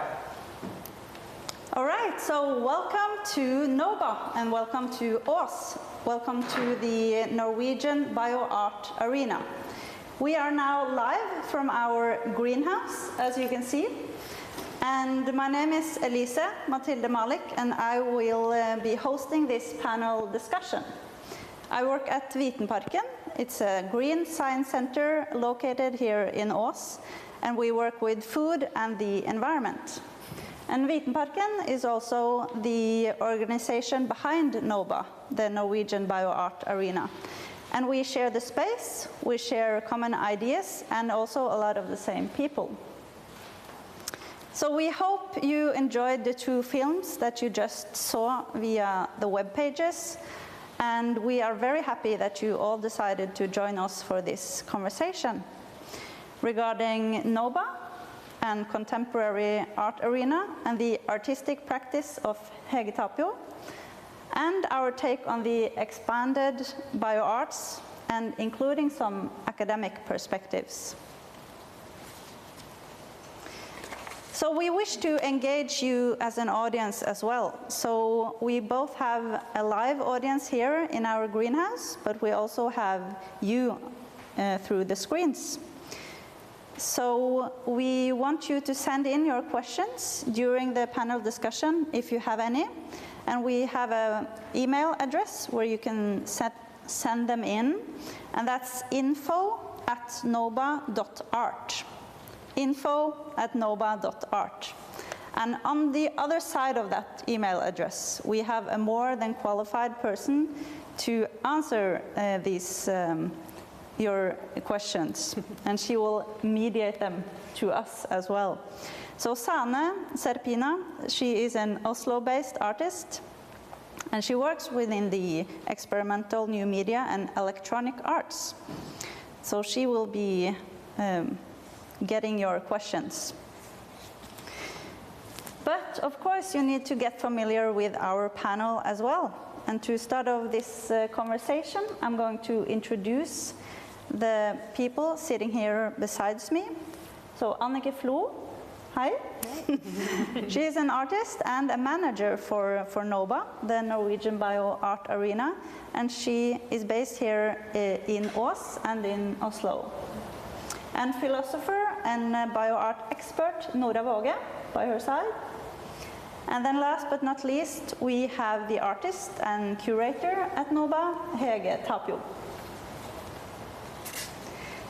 So as a quick appetizer and a start for this conversation, I was wondering if you could tell us a few words about your own fascination with bioarts and how you are involved with NOBA. I can start. My fascination with bioart is, I guess, just the world and being in the world and all of these amazing creatures and processes we share it with. I come from a theater, costume and scenography background and started working with oyster mushrooms and bacteria and other fungi about 4 years ago.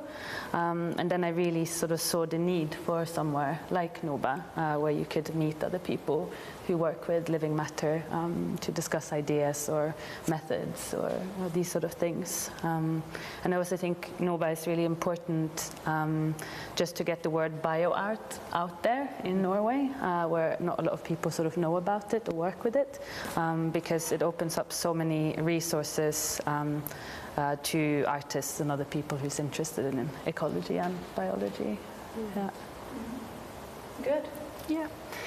A lot of the things that you said apply for me as well, I think. I've been working with bioart from a theorist's perspective for a decade now, starting during my master's, but I also like to get my hands wet, as we like to say, with bioart too. And for me, it's really about that sort of sense of marvel, wonder, fascination with the living world that bioart gives us, but at the same time, that sense of critique and a sort of unsettling quality, a more or less sort of sharp edge that bioart also provides to various very relevant topics in our society. So there's this question of what the world is actually like in our everyday experience and the unsettling of that bioart provides. And for me, this has been something to think with for many years already. So, yeah. Well, my experience with bioart is a long-standing, passionate road that stems 2 decades ago from when I started IOLAB, Center for Future Arts. And I've been dealing with bioart and some of the most amazing bioart artists, both as an artist and as a curator. And to me, bioart is connecting art with science, and it is an important niche within the art, science, and technology field. And it really, to me, it really was the art that was able to comment and engage in a very important part of our world, how technology is evolving, how technology is affecting our biological life, and it was really connecting the dots and managing to raise some very important questions. Good. So, as you saw in the film about NOBA and Network, the Norwegian bioart scene can be very many things. So some of the examples you saw could be anything from microorganisms and bacteria to vegetable gardens and how people use the environment and ecosystems around them. So I was wondering a bit about what makes the Norwegian bioart scene so special. What's unique about us? I could say a little bit about that. Norway and also the Nordic countries has a really close relationship to the sort of environment around them and nature, being outdoors. And the art practices are sort of rooted in this and sort of spring from this a lot of the time. And we see a lot of artists moving from Arne Næss' deep ecology, or Donna Haraway's post-humanism or compost, or Jane Bennett's new materialism, and from all of these vantage points then sort of approaching biology, ecology, and then also bioart.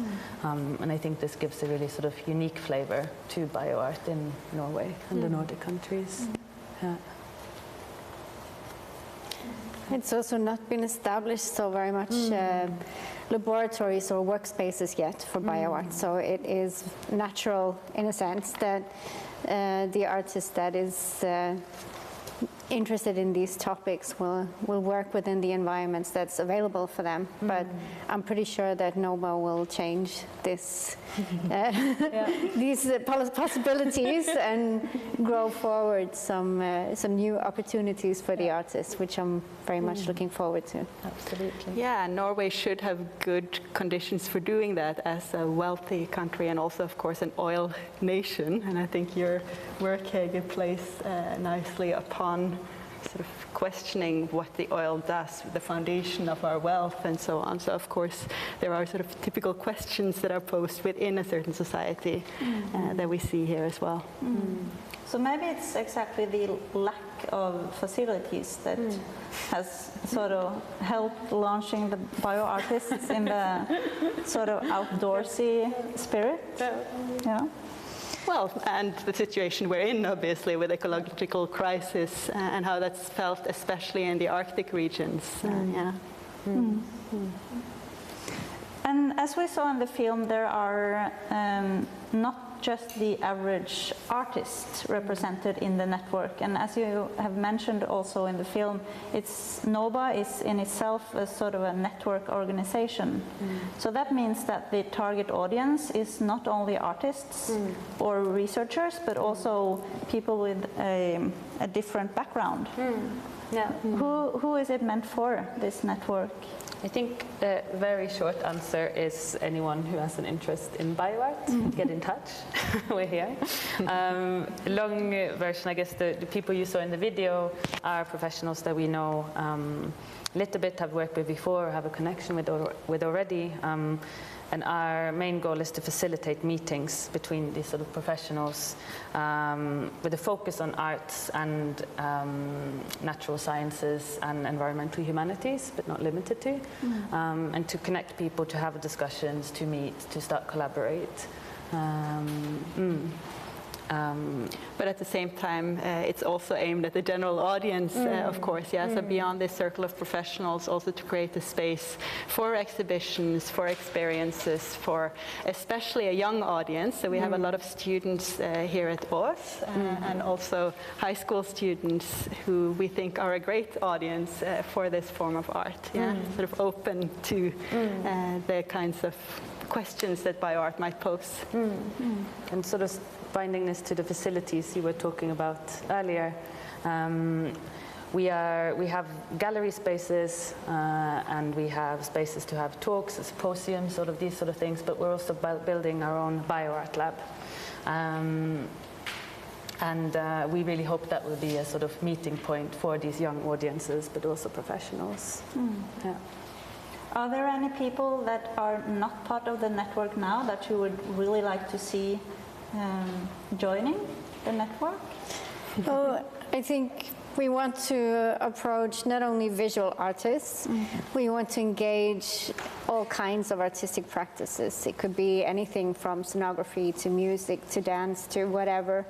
And we want to engage those artistic practices with what NOBA has to offer. I want to touch a bit upon the aspect of bioart being sort of a critical attitude, because NOBA is not only creating collaborations and producing sort of tangible art, but it's in essence creating an attitude, and that's a really critical attitude. Can you expand a bit on that? Well, I think a critical attitude is, I guess, nourishing the ability to ask the whys and why not questions that would normally not be asked. I also think that NOBA should be fostering an attitude towards the future. I mean, what kind of future do we really want? And how can we facilitate the change in our way of thinking and creating to facilitate that change that needs to come?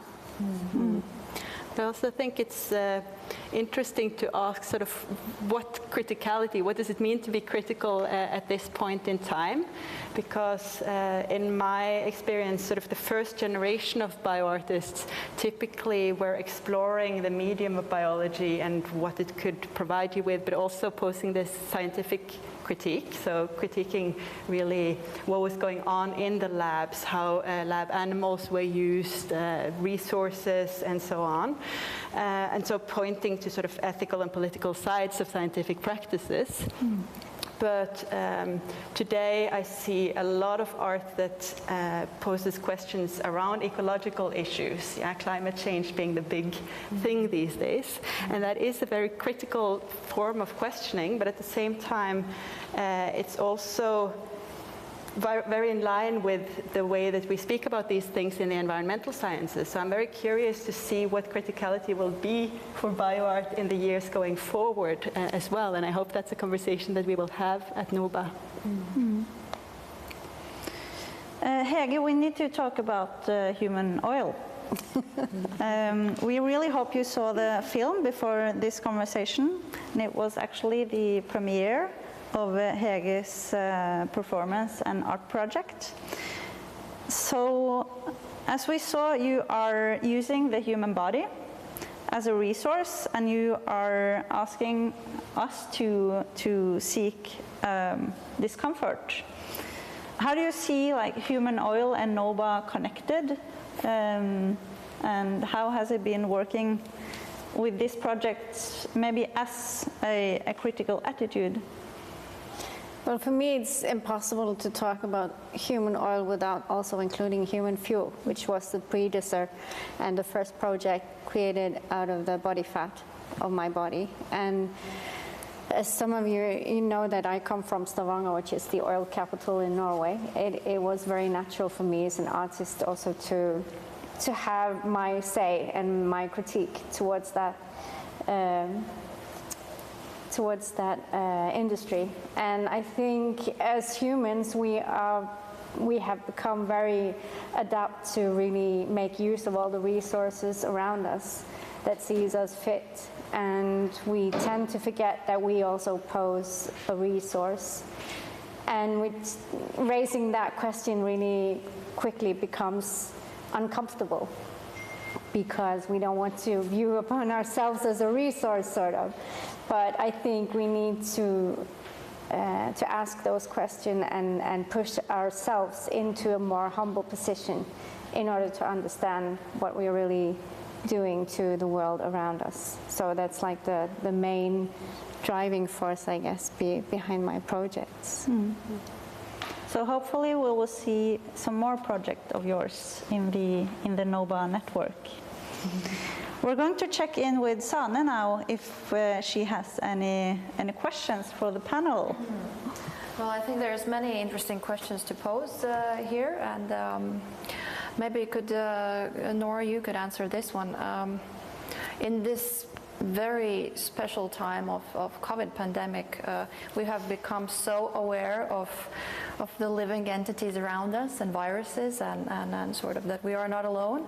How do you think, how will this time affect maybe the importance or sort of the look at the bioart in sort of the future perspective? I think that's a question we sort of can't avoid asking at this point, yeah, and a lot of bioartists are also responding to the pandemic, but I think it's also emerging that a lot of bioart is seen to be relevant that was already made pre-pandemic in a sense. At the same time, I'm a little bit sort of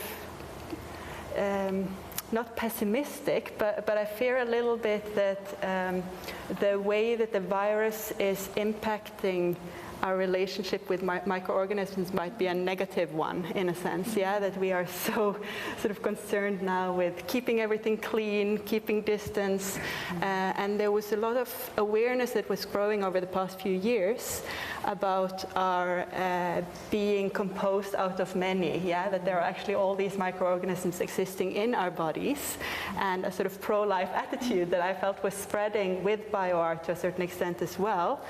And my fear is that the pandemic is actually working against that, so I'm very curious to see how artists also respond to that challenge. Yeah, and another question back to the NOBA's practices.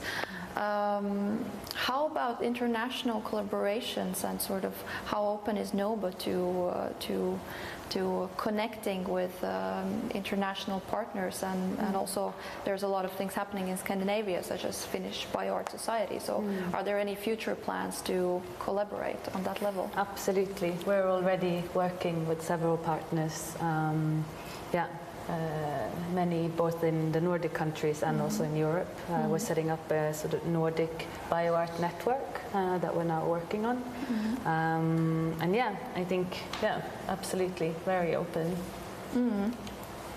And even taking a little bit closer back from the world and Scandinavia, listening to you, and it seems like bioarts has been relatively, or it is relatively new field in Norway, or it hasn't been explored maybe as much as in many other countries. How is NOBA planning to introduce this field to broader audiences and through the events or happenings? Well, I think we want to, as Nora mentioned, the younger group and the students would be natural for us to connect with, and also we have all the educational and scientific facilities and people around us, so that's a start, and then I think it will grow from there. And now we've seen the video of all the Norwegian artists that's placed at different places around in Norway, and we hope to connect with even more artistic practice-based people that, and also, yeah, not only artists, but I mean, venues will hear from us. We will contact other educational institutions, researchers, Yeah, and I think what you were saying at the end of the video here sums it up nicely, that bioart shouldn't be for a few, in a sense, right? We really want it to be something that is accessible and low threshold, and that's what we're working for as well, also in terms of having quite sort of open and easily available topics. So next year we will be focusing on food, and of course that's something that everybody has a relationship to. So starting from those kinds of topics, we think also helps in terms of that. Yeah, and how do you find, what's the role of sort of the history of the field, history of the bioart? Should that be an important part also, sort of introducing the field to the broader audiences? That's a bit of a tricky question. Should we sort of throw the history of the field at people as we introduce them to bioart? I like to think of it more as a sort of layered an onion or something like that. Yeah. So if you encounter a bioartwork in exhibition, for instance, you can meet it just face to face without a lot of extra information. But if you're interested, if there's something there that makes you want to dig deeper, there should also be information available that you can sort of go into the next layers and sort of spiral your way in. Yeah. And for me, that's what we want to do also with the NOBA website, that there should be a lot of resources there, a lot of information also in terms of the history of the field. But you don't need to read that in order to say that, oh, I'm interested in bioart. Yeah, that's very nicely answered, I think. And one last question here, specifically to Hege, as a bioartist yourself, how do you find, what is the most important for you to create these bioarts? Sort of what's your main requirement in sort of a fertile environment to be able to do your work? What do you find the most important that we need in the field? Well, I think first of all, I think it's been helpful to get in contact with scientists and researchers, being able to understand how to work in those facilities and how to formulate projects and execute them. And it's also been very important to have a critical mass that can, that can ask questions, or that I also can have a fruitful discussion with regarding the ideas or projects that I'm working with. Yeah, I think that was my last question, and back to you again. Yeah. So I think we just realized that time goes fast, very fast. So we are now going to close off this conversation by thanking you, both the in real life audience that we have here in the greenhouse, but also the digital audience that we have through the Arts Festival. And we want to close off also by inviting you again back to NOBA, because as we mentioned, COVID-19 is of course piercing through our lives in every way. So one form of processing that is also through art and through NOBA and through our network. So Viral Life Symposium will be hosted by NOBA on November 17th. This year, it will be, of course, both digital and in real life. So please come back and join us for that symposium. And thank you so much for joining us today here at Bergen, NOBA, and the Greenhouse.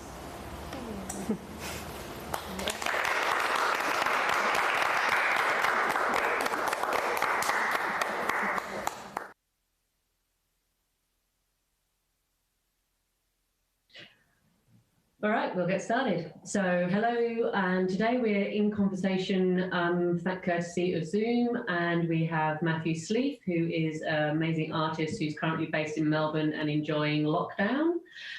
Jonathan Parsons, who is the creative director for Experimenta and is sitting up in Brisbane, and myself, Lubi Thomas, who is Experimenta's curator at large and currently able to still move around, so I'm enjoying maybe a last day or two with Jonathan here in Brisbane.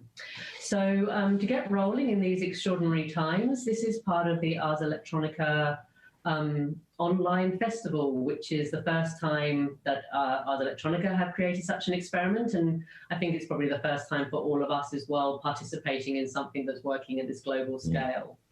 So this is part of a conversation with Matthew regarding an amazing project that has been running for about 5 years, that's been in partnership with Experimenta. But before we kind of hit on the project, which you are able to see a single channel video of on the Experimenta website, no, sorry, on the Ars Electronica Festival website. I'd just like to, first of all, Matthew, come to you and ask you a bit about your practice. Some people definitely know you and know your practice, but this is a global audience, and so there are many people that are kind of coming to you and your practice for the first time. Can you kind of give us a little bit of a sense of, you know, where did your practice start from, and what's been the journey? Because you have a really, truly multidisciplinary practice. Hey, Lubi, thank you. It's a lovely introduction.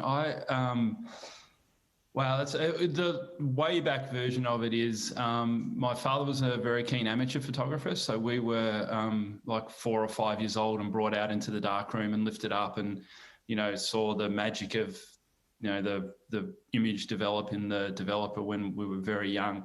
And I think that's always stayed with me. I started my practice with photography and film. I went to film school, but was always taking pictures well before that and well after that. And then started a collective with Peter Mill and Helen Frame and Ricky Maynard, Chris Collar in the early 90s while I was still at uni, called M33, which is still going. And we were sort of looking to publish books and exhibit photography at a time when that was very difficult in Australia. And so that's sort of where I came from. And then I'd always made videos and was always making sculptures as well, but I was sort of really most interested in making machines and in what a machine could make and see, and it's the language of technology. And so what, you know, very early internet, the very early kind of versions of automation as well and electronics.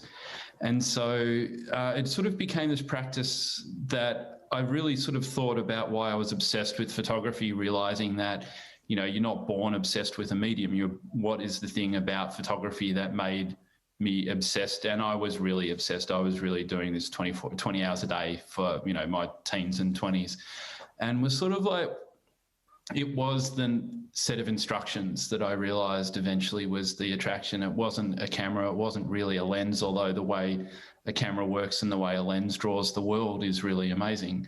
But it was this idea that you weren't touching the material. You weren't kind of molding the clay or mixing the paint and touching a canvas. You were setting a set of instructions that a machine would play out. And so the first set of instructions I realized was the negative, and I would make my own prints and I would see how the machine interpreted those instructions.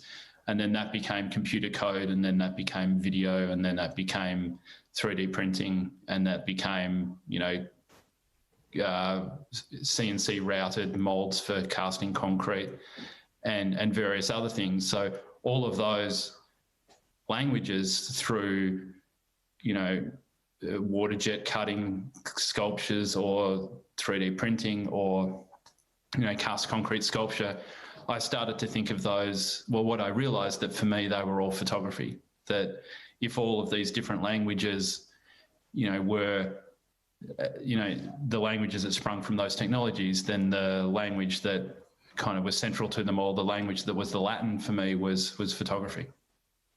Actually, it's really interesting as well, because you're at that age, similar maybe to all of us, which is where we were probably born into an analog world and kind of grew up in a digital. And I think you kind of that awareness of machinery and of language, because it wasn't as accessible. You know, you had to learn your basic language to get the computer to do a thing for you. You know, sort of how do you think kind of that influence actually of just being that age and this point in time kind of impacted on your practice? Yeah, I mean, that's a really good point. It's one I think about often actually, is that I think I was super lucky to cross over. I was actually the last year at my university that taught analog. And then after that, it became purely digital.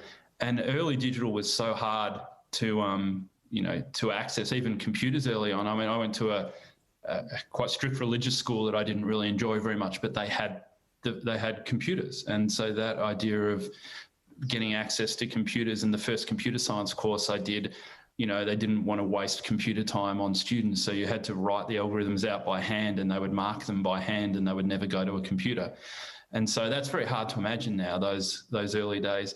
Even the first versions of Photoshop and Quantel were like so expensive that I would actually sort of, with beer, I would bribe people at advertising agencies that I knew to let me come in after they'd left and leave at 6 a.m. before they would come in for the day. It was just really difficult to get access to all of that. But what became apparent really quickly is that there's no real new knowledge, that all of those things are, are cumulative, and that the kind of genealogy of digital is really, particularly early digital, was embedding analog knowledge. And so Photoshop in particular, is almost sort of, and skeuomorphic design is still acknowledging that what it really was taking was burning in the darkroom and making an analog version of that, and actually having the little icon being the symbol for burning in the darkroom. And so what I realized is, learning it in analog first meant I knew what was going on under the hood with the digital. So it wasn't just an algorithm that was a black box. It was something that I could see the translation happening. So I consider myself really lucky, actually, to have had that opportunity to print in analog first and work in analog first, and actually see how hard that was in many ways, and what the digital equivalent has become. Yeah. And I, still people that are kind of pushing the digital, I think, would feel your pain. They have the same experience that, in the 90s we were all having with what is now standard computers, just that determination to try and make the thing do something. I mean, interestingly, this is also kind of, a synergy with Experimenter. Experimenter grew very much out of a crew, which you probably are very aware of in those early days as well, out of video and experimental art at the time. Jonathan, can you tell us a little bit about the emergence of Experimenter in terms of, it's very much at this same point in time as Matthew's practice was developing in those early years? Well, it's true that the original Experimenter was an organisation, an artist-run organisation called MIMA, Modern Image Makers, and as the name suggests, it was started by a group of experimental video and filmmakers. So the genesis of, and this was in the mid to late 1980s, and really the whole project with Experimenter is to follow the pathways that arts practice has taken, driven by technology. And it has morphed and changed according to the different tools available to artists, always driven by what artists are interested in, and always an eye to what might be the next kind of artistic expressions and the new forms, and supporting that, and supporting artists to push the boundaries of their own practice. So I can imagine you were both very aware of each other, both being also based in Melbourne. But how did kind of, the creative journey between yourself, Matthew, and Experimenter, how did that kind of, those initial conversations come together? And really, what was the impetus for you to both kind of join together in a collaboration for what has become a long-term project known as Drone Opera? But I'll come to Drone Opera in a minute. But really, why did you seek each other out? Yeah, well, as you say, I was aware of Jono's practice, and I was very aware of Experimenter. I would go to the exhibitions. I was, I think one of the outcomes of those early resources being difficult and expensive is a sort of people who would bind together, and you would have to, kind of as a community have to find out the ways that you would access those things together and work them out together. And so that was sort of the nice outcome of that. So I knew a lot of people that exhibited with Experimenter or had commissions for Experimenter, and so I essentially was a fan. I knew the organisation. But I sort of came to Experimenter a little bit directly through Jonathan. I had an idea for a project for Isaiah in 2013, and we sort of started talking about a version of a drone opera there. It actually started as a gallery project in New York, and I was living in New York at the time, and my gallerist sort of had said that they would allow me to do a drone painting in the gallery with attach paintball guns to drones and put canvases at each end of a gallery and have the opening night's performance be these drones painting. And then through a whole lot of, legal and difficult reasons why that wasn't, you're not actually allowed to arm drones in America. That's actually the short version of it.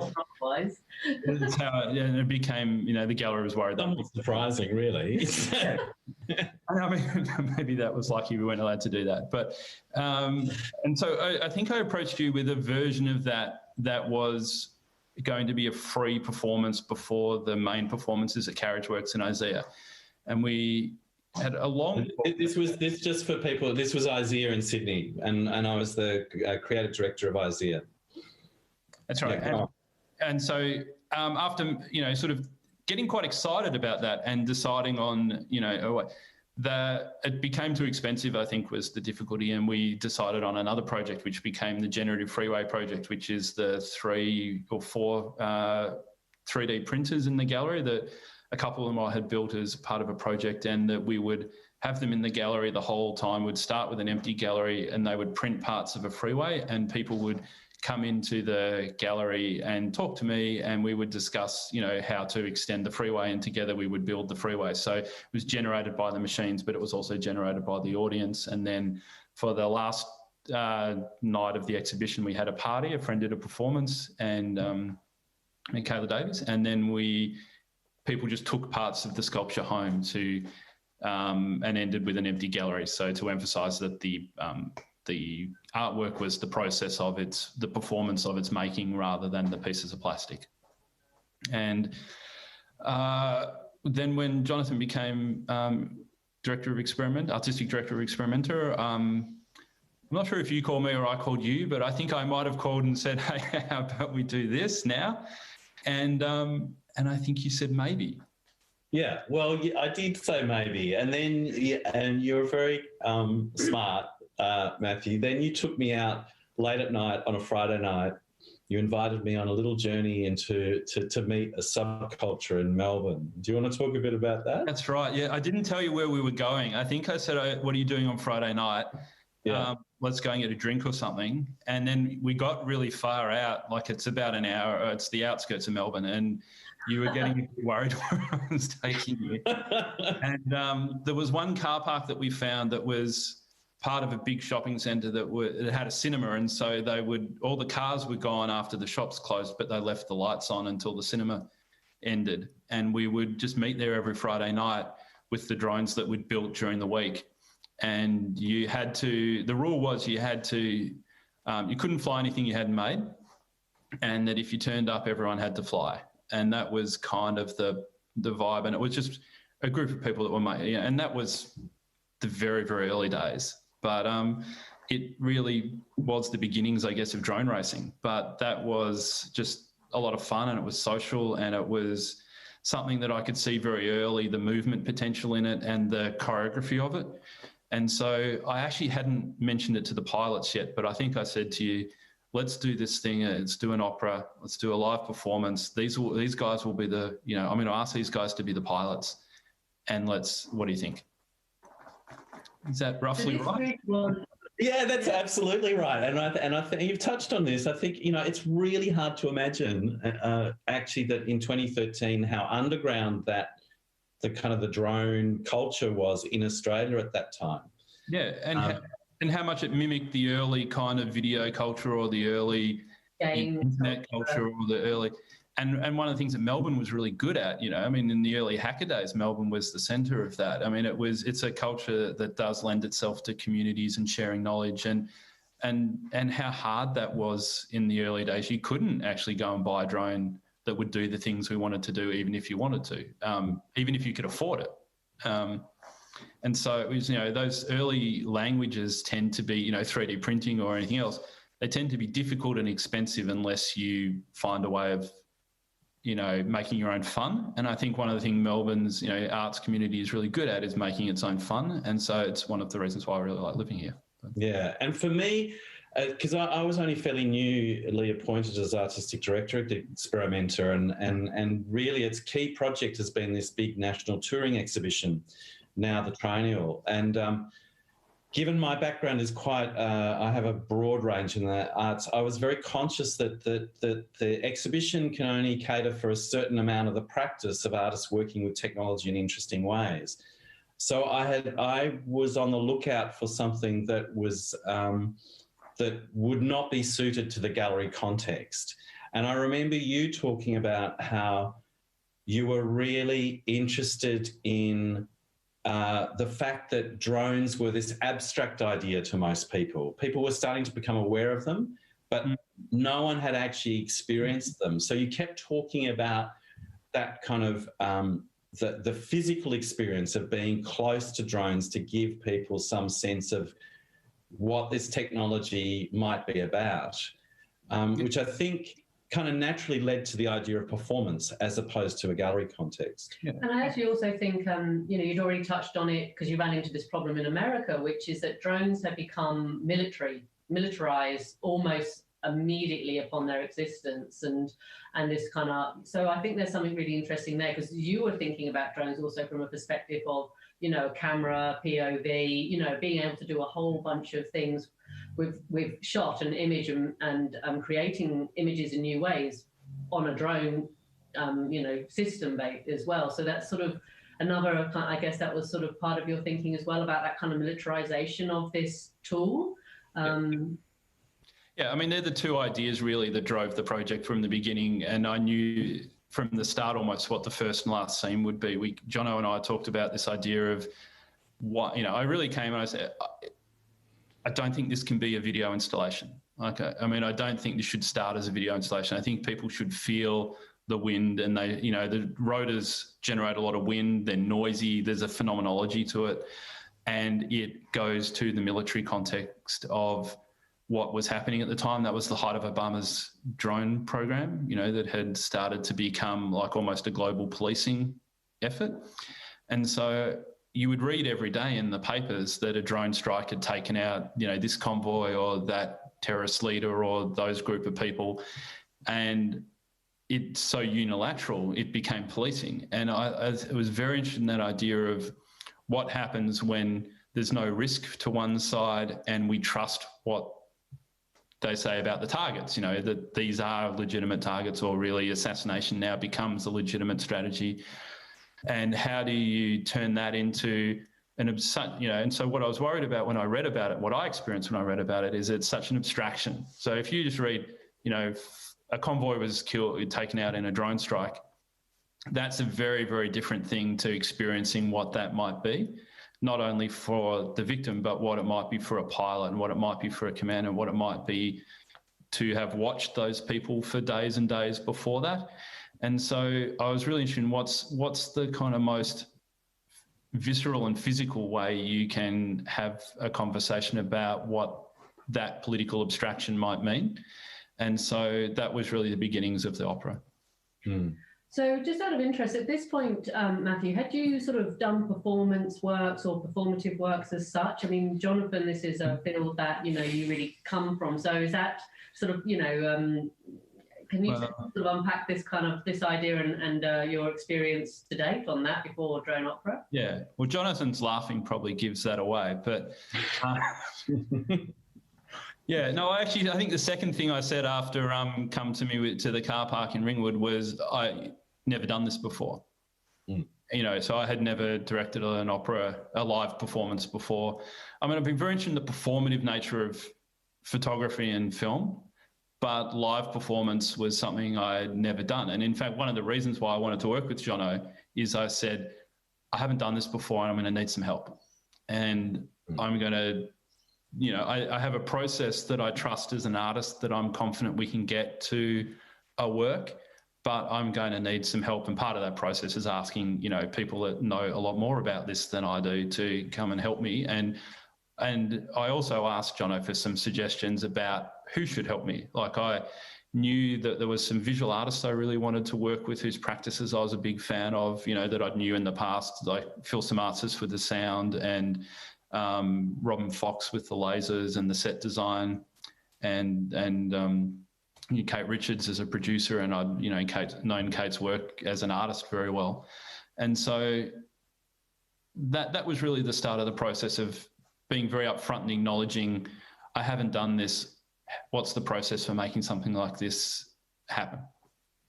And I guess from my point of view, I mean, I grilled Matthew because to just see whether he was really genuine and that it actually, the conceptual ideas that he wanted to, or the ideas that he wanted to explore in the work, supported performance and vice versa. And certainly Experimenta is really one of its key aims is to support artists to push their practice. So from that sense, it fitted. But the thing for me always that is, if you're venturing in new territory, you want to do it in a supported way, not just throw people in the deep end. So we talked a lot about the building, if you like, the curating of the team, and making sure that there were people with experience and expertise in performance as part of the collaborative team. So can we talk about that team? Because you had a team of amateur drone flyers who definitely, I make judgment here, but may not have gone to an opera before and probably haven't been involved in an arts project. You have opera singers, you have, Robin Fox, who's an amazing, light artist. You've got an amazing sound artist, sort of not just the bringing them together, but just sort of what happens when you kind of bring that collection of people together in that kind of collaborative format. Yeah, I mean, and Shelley Lassiter is the choreographer as well. And that idea of one of the ways I knew I would be the most comfortable, and that Jonathan and I talked about, was I wanted to ask the people who I had enjoyed their practice and knew their work and was a fan of. So I sort of knew that the most comfortable I would be was knowing that everyone else was so much better at this than I was, that I could just sort of follow a process that I knew would work, but that the people that were doing it were so experienced and so good that, and people also that, I mean, one of the other things we talked about was who do we want to spend, 10 hours a day with for weeks on end, and who knows how to do that, and who will be fun. I mean, I think I made the joke to Jono that, I'd always wanted to be in a band when I was a kid, and that this is the closest I was ever going to come. And it was so much fun that everyone was so good and knew what they were doing so well that we were able to experiment and go to the edges maybe a little bit faster than we could have otherwise, and go to see what the boundaries of that performance would be. Like you're saying with the drone pilots, there was 3 pilots from the car park that night. One was a particularly good friend, someone I've known for a long time.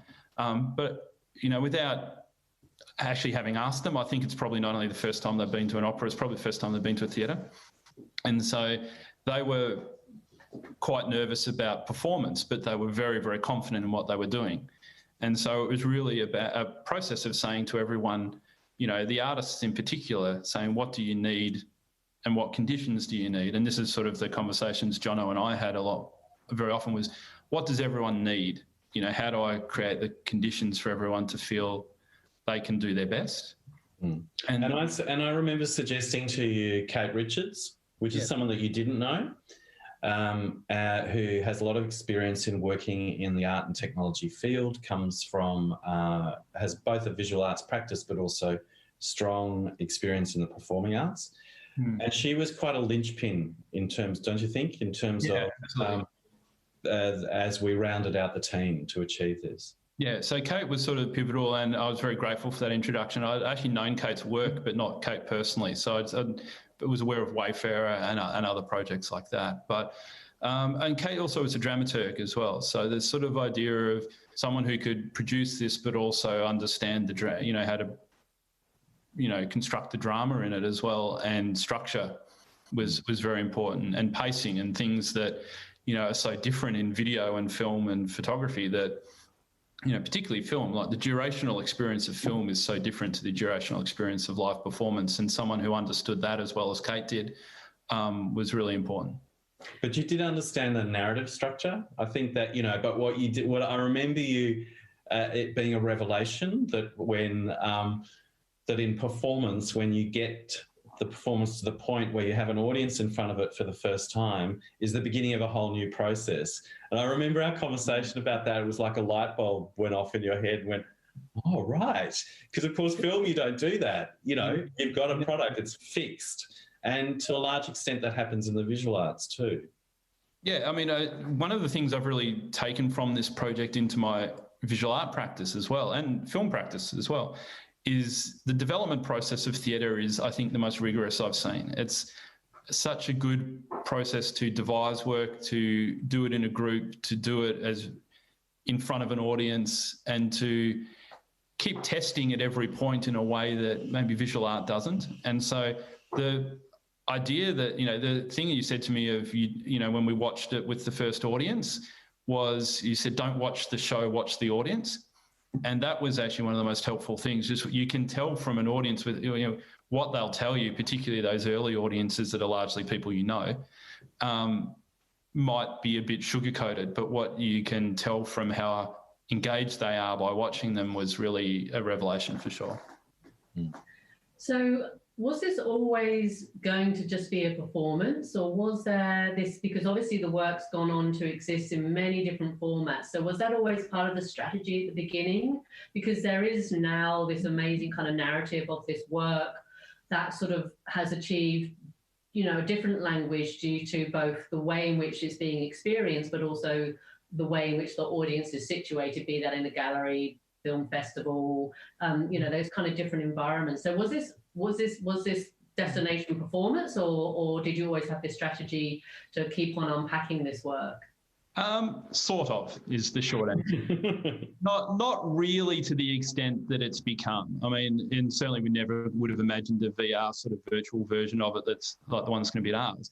But we sort of, you know, always, John and I always talked about this idea of at each point, what does the work need to be and what's the best form for it. So when our first discussion was literally about, you know, it needs to be a performance because of X, Y, Z, you know, the phenomenology of it, this.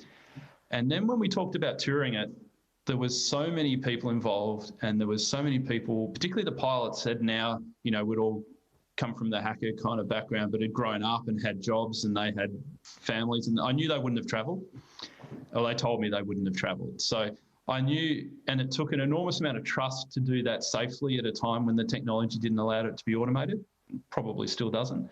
And so that idea of, you know, trust and the people involved meant that I knew that I wouldn't be able to have the same people again if we did it again, that it would just not be the same. So I was also at the same time really fascinated by understanding, you know, knowing what film does and knowing what, and now having this experience of live performance and seeing the difference between them and seeing what would happen if this became a video installation. How would it change? What would it lose and what would it gain? You know, how could you do it? So the discussion Jonathan and I had early on was that we would not tour it, but we would make a video installation that we would tour. And so right from the beginnings, which gave us the advantage of a year before, we knew we could film. So there was two feature film cinematographers, Dave McKinnon and Sherman Akdazabar, who I had known their work and worked together before. And we were able to film the world of the drone opera, not necessarily the performances, but the experimentation, the things that didn't make the performance, the development process, right from, you know, a year or so before the performances, then all the way through rehearsals, then all the way through the performances. And so it meant we had a body of footage that included the performances, but was something else. And so the discussion we sort of had about the video installation was, what can we do that we didn't, and in fact, this is well before the performances, what can we do that we can't do in the performances? And what's an experience that the audience can have that they can't have in the video installation? So in the live performances, I mean. So, you know, you can go closer, you can move, you can show faces, you can show expressions, you can show things. So the opportunities for a video installation were always there, and we knew that we wanted to explore them from day one.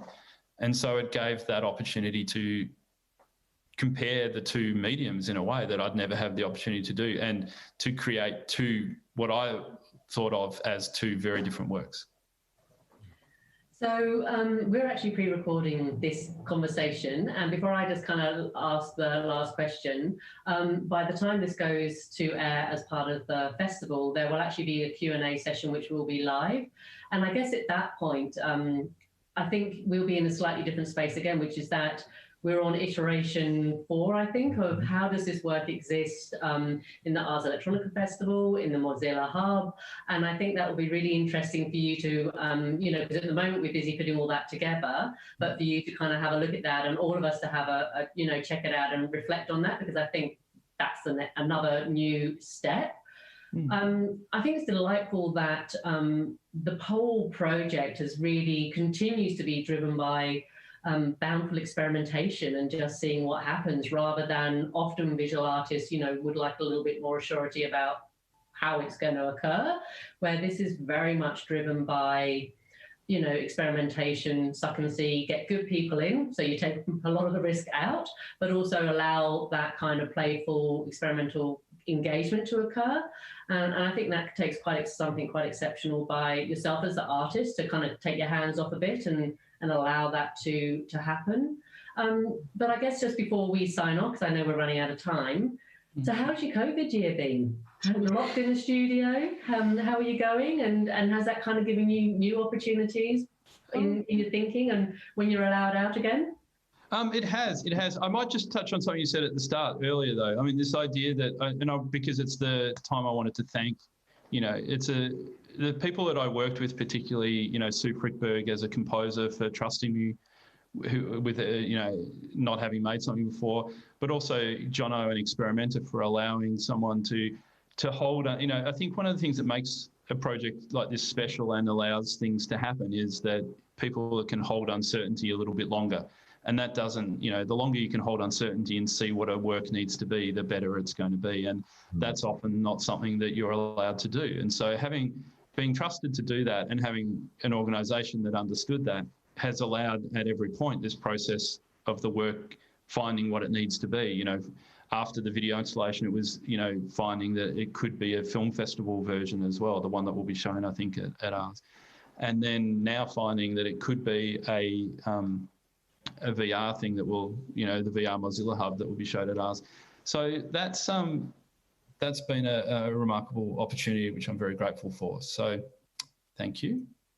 I also, just to answer your question, wanted to, I'm sort of thinking a lot about the past at the moment in lockdown, and I've been, you know, reading, and I'm thinking about the past and the future in some ways. The present sort of has ceased to exist, and the past is sort of looking at the patterns of the past and going back over old works and thinking about older projects and seeing what the patterns I want to continue are, and then thinking about works in the future that I'm writing at the moment, and just again finding what things need to be. Thank you very much for spending some time with us today. Although, you know, you're not going anywhere, so I appreciate that anyway. And Jonathan, thank you very much as well for participating in this Ars Electronica experimental Melbourne Garden conversation. And I really look forward to actually seeing you one day in person again, Matthew, when both Lubi and I can fly down to Melbourne. Yes, I need some, you know, social interaction for sure. Yeah. See you later. Take care. That was fun. See you guys. Bye.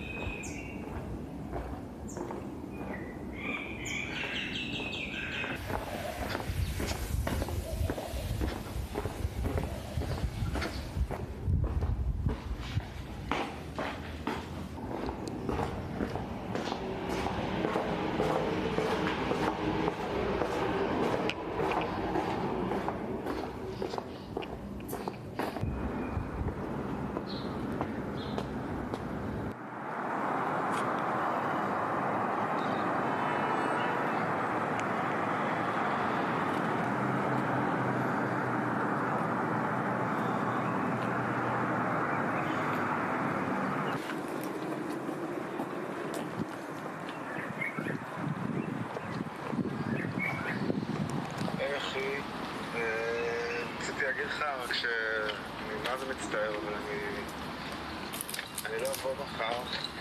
מה קורה? היי.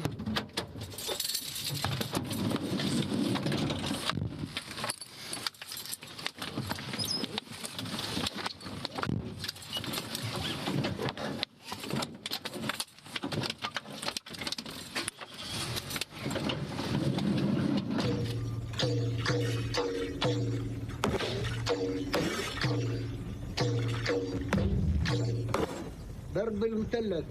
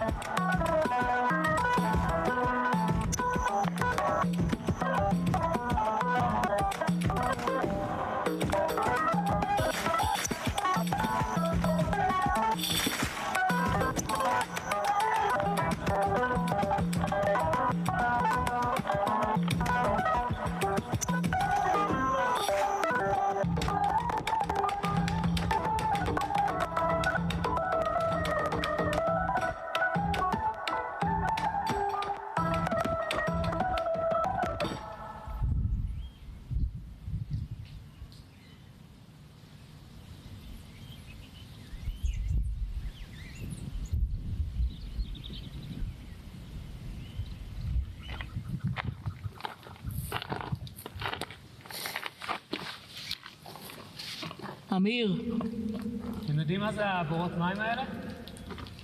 לא. כל הנזירים היו יושבים ליד נביעות, אבל פה גם ממש בנו מפעל לאיסוף מי גשמים.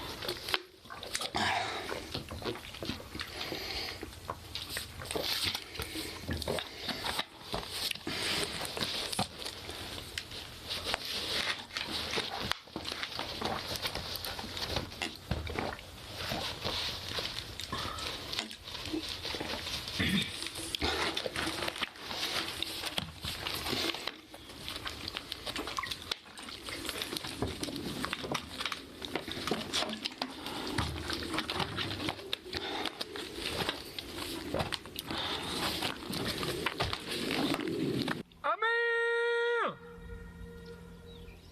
אמיר!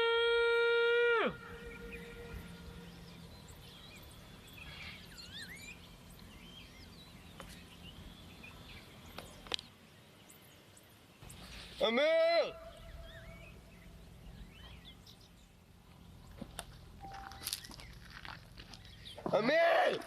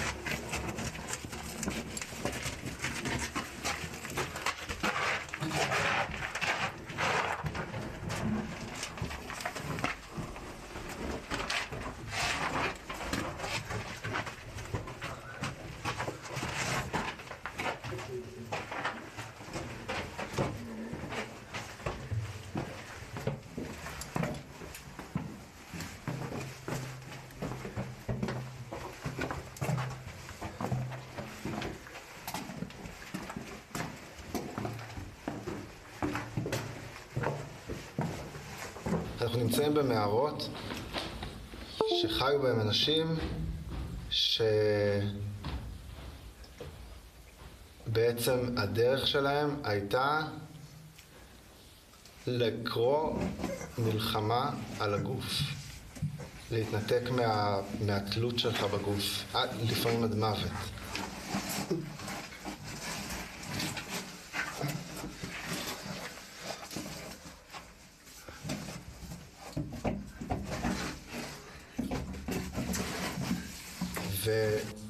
ואנחנו דור שחווה את הממשות רק דרך המסך.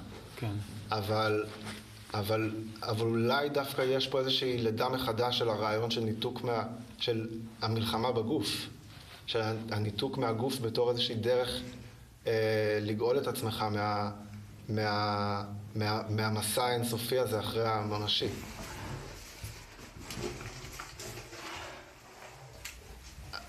אני, אמיר, מספר את הסיפור, מנסה לספר את הסיפור הכי טוב והכי מדויק, מנסה עוד יותר לשפר את הסיפור. אני בעצם כל הזמן משרת פה איזושהי סימולציה ככל שאני מנסה יותר להשתחרר מהכבלים ולהיות חופשי, אני פשוט נותן לה את כל הכוח בעולם.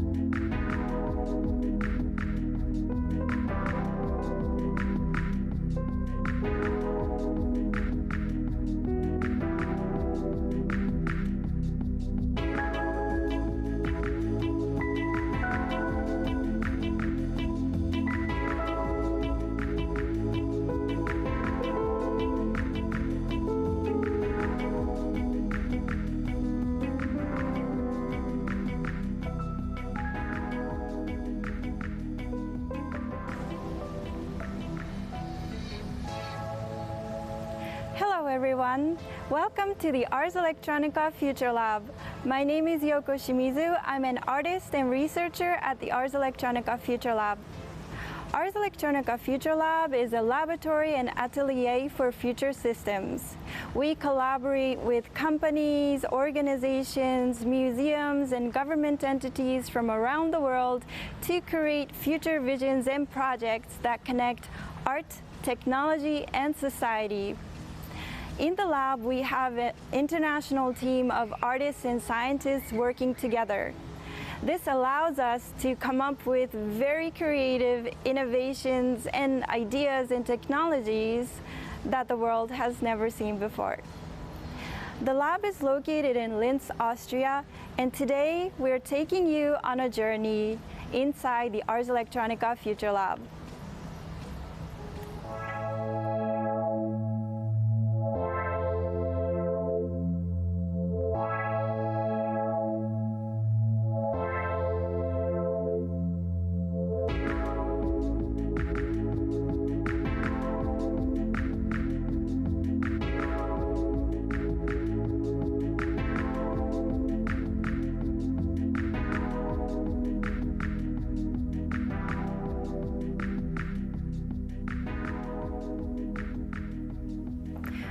We're now at the entrance of the Ars Electronica Futurelab. In the lab, we have 2 floors of lab space on the above ground, and also we have a meeting room on the upper floor. In the lab space, we have the desks and workstations of the researchers, and in the meeting rooms, we have brainstorming sessions and ideation workshops with the clients. For large-scale development, tests, and simulations, we have a larger studio space underground. Today we have the Future Inc. project team working in the studio. Let's visit them. Come with me.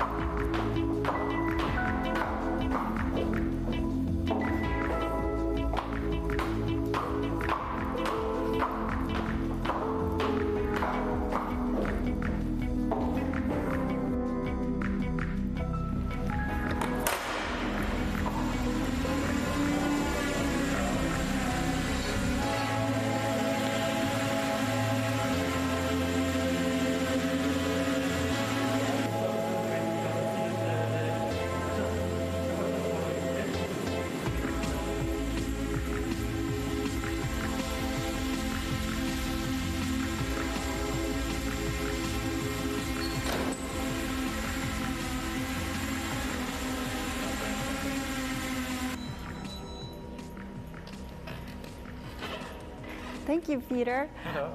Hi. So now we're in the studio space of the Ars Electronica Futurelab. Today we're working on the Future Inc. project, and with me is Peter Holtzkorn. He is the key researcher and artist of the Ars Electronica Futurelab. Peter is also the leader of the Space Inc. research. So the Future Inc. project is a collaborative research project between Ars Electronica Futurelab and Wacom. Wacom is the world's leader in pen tablet technology, bringing together creative communities around the world.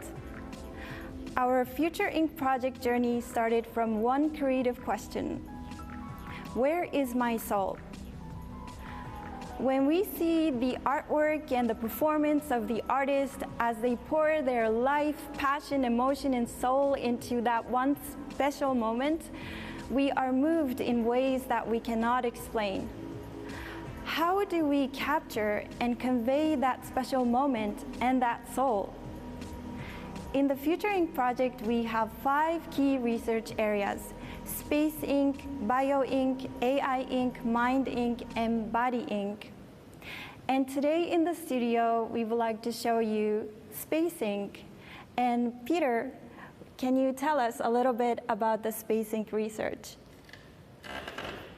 Sure. So Space Inc. is the first of these projects that we're taking on, and the idea was basically to connect Wacom pen and tablet technologies to our drone and swarm control technologies, and to see where we can take that interaction and how especially we can draw in space. So that's where the name comes from, Space Ink. Finding a way to map that agency that the artist has with the tablet and the pen to a three-dimensional space with the drone as a brush, as it were. And it's fascinating that using this research, we will be able to draw in any space with a pen. And we just saw the drones flying inside the studio. Can you show us a little bit what you are doing right now? Yes, sure. So maybe I'll start with the general setup. So we are using our Swarm OS technology, which makes it possible to make drones, robots compatible to our swarm control technology stack. So we can relatively easily and quickly integrate new vehicles into the swarm. The setup that you have here is our experimental studio environment. On the one hand, you can see the OptiTrack system that we're using to track the vehicles moving through space, so we know their position at any time. Because outdoors, of course, you have GPS for getting that position, and indoors you have an optical system. And that optical system gives us the location, and that location is fed into our ground control system, where it is then relayed to the drones, so the drones themselves can then understand where they are in space. And let's say the addition that we're making to our existing setup here is that we're connecting it to Wacom technologies. So here we have a setup with a special guest from Wacom, Mike, who is an artist and designer who's currently working with Wacom on special projects and giving us input and discussing and trying things out with us in this Space Ink project. And in this setup here, we have connected our custom software that runs on a mobile Wacom tablet computer. And using that interface, using that input, we can map the pen movement in various ways to the drone movement in space.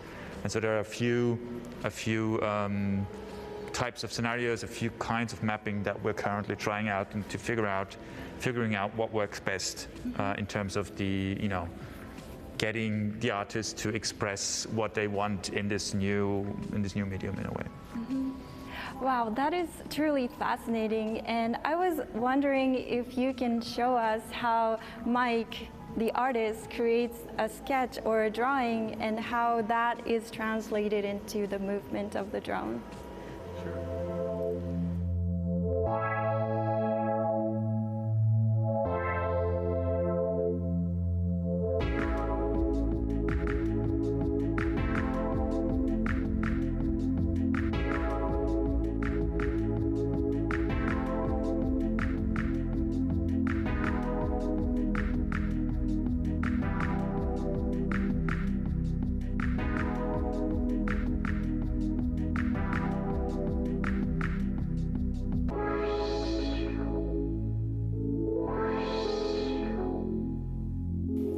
So let me talk about what we have here.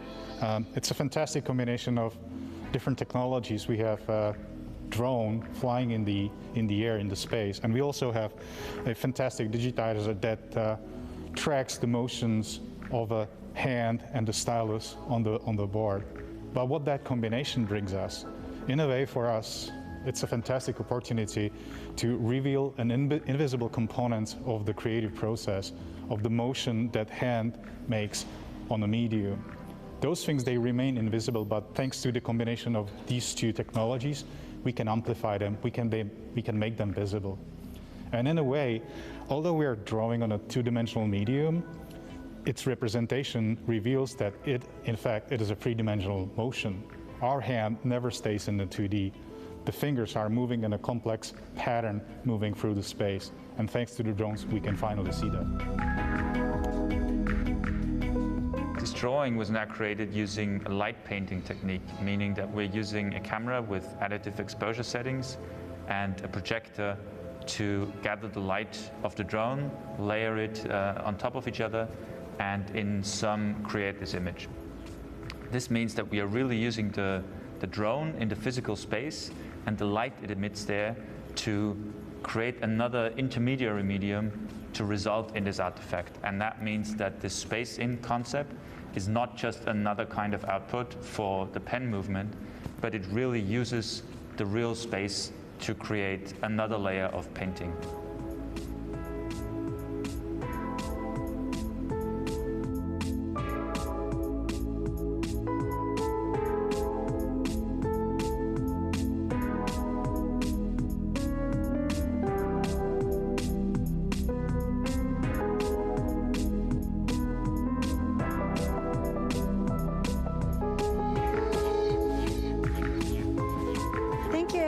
For joining us on our journey inside the Ars Electronica Futurelab. I hope you enjoyed our presentation of the Future Ink project.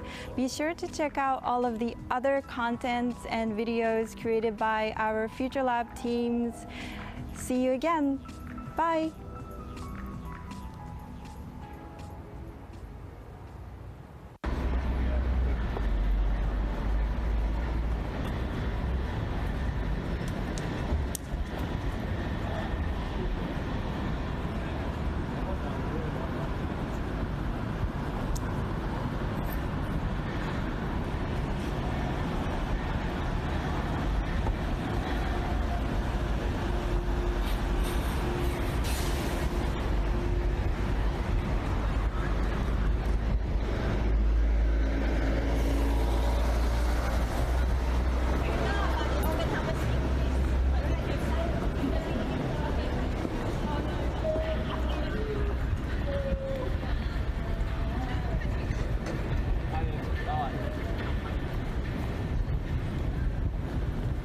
Algorave live coding performance is offered to us by Bergen Garden in Norway.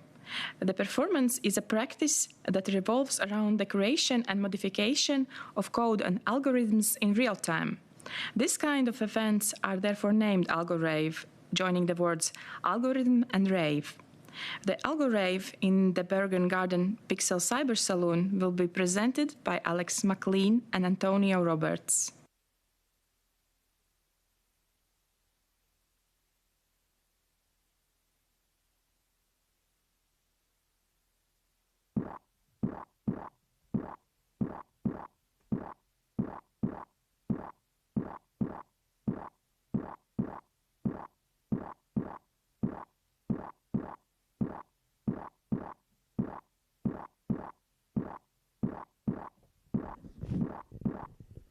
One, two, 1, 2.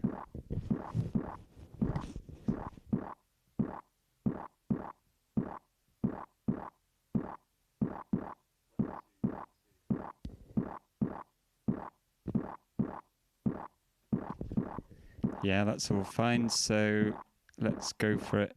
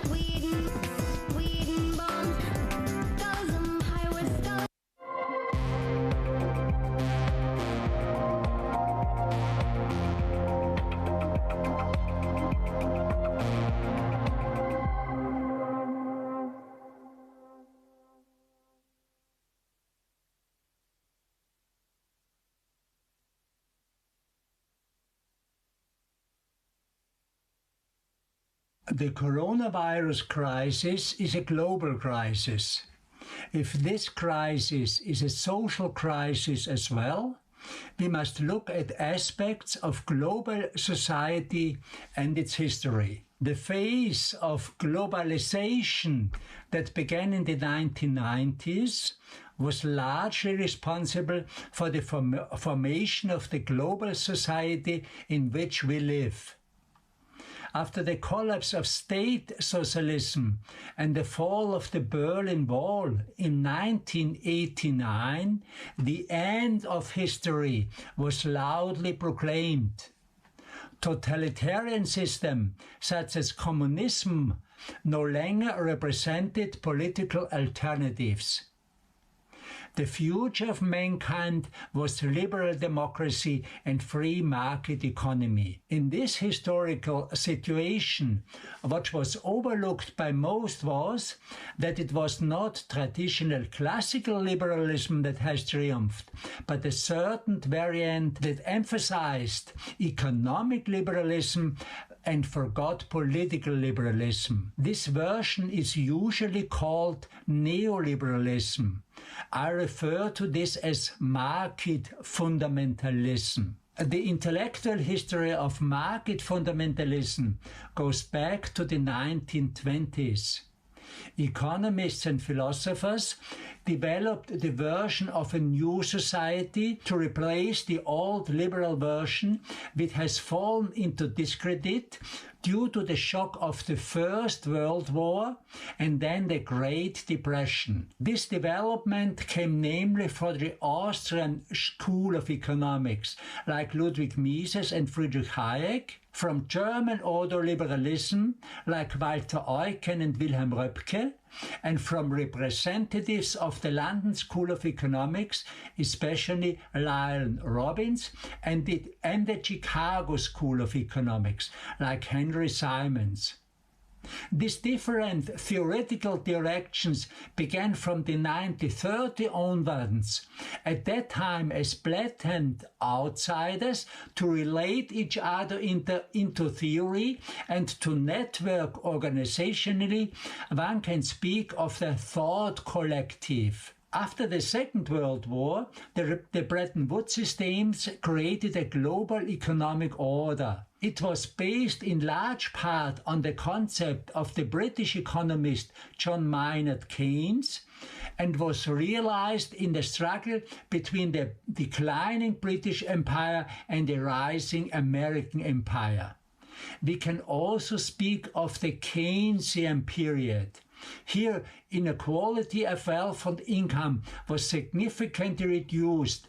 A social and welfare state was established in Europe, and countries in the Third World were encouraged to embark on independent programs of industrialization. This phase was characterized in many countries by high growth rates, rising real wages, and active trade unions. The Bretton Woods systems entered a crisis in the 1970s and was then replaced by a system that allowed unregulated financial markets, a reorganization of global trade, and the rise of new tax havens. These developments were supported by ideas from the market fundamental network, such as Milton Friedman's monetarism. At the beginning of the 1980s, in the two most important countries of capitalism, namely in the United States and in Great Britain, with Ronald Reagan and Margaret Thatcher, two politicians came to power simultaneously, which were directly in contact with the market fundamental network, or, as Thatcher, emerged from it. Thatcher was deputy director of one of the many think tanks founded by the neoliberal thought collective from the 1950s onwards. Its centrum is the Atlas Network, which was set up in 1981 by a follower of Hayek as a think tank for the establishment of think tanks. Today it coordinates almost 500 think tanks worldwide. Margaret Thatcher stands for two slogans that characterize the market fundamental movement. First, there is no alternative, which denies the discourse on the transformation of economic and politics. And secondly, there is no such thing as society. This signifies a significant shift in thinking. The concept of society, which includes the economy as a part of it, has been replaced by the idea of an order that permits society and economy at the same time.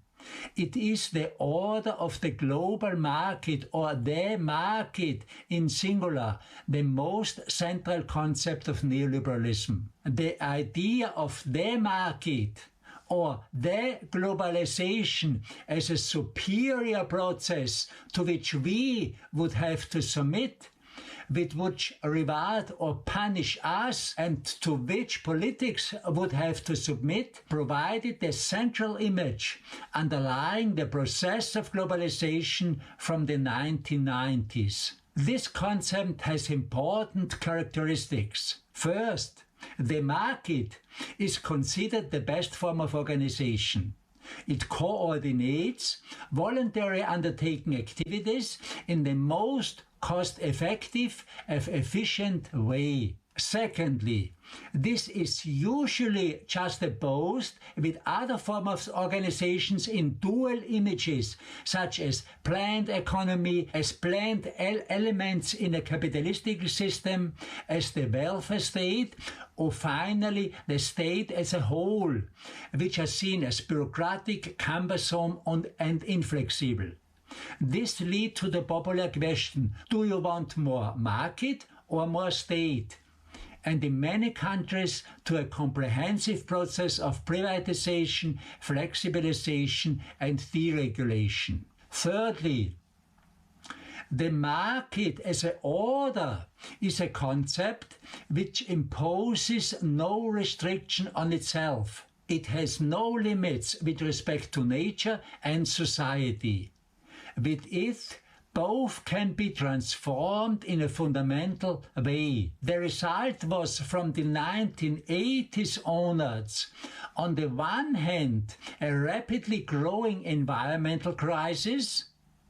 Then, since the 1980s, half of the CO2 has been released into the atmosphere that people as a whole have caused since the Industrial Revolution. And on the other hand, the transformation of society into an economicized society. An economicized society is characterized by the fact that, in contrast to earlier phases of capitalism, many new areas of society are directly subject to an economic functional logic.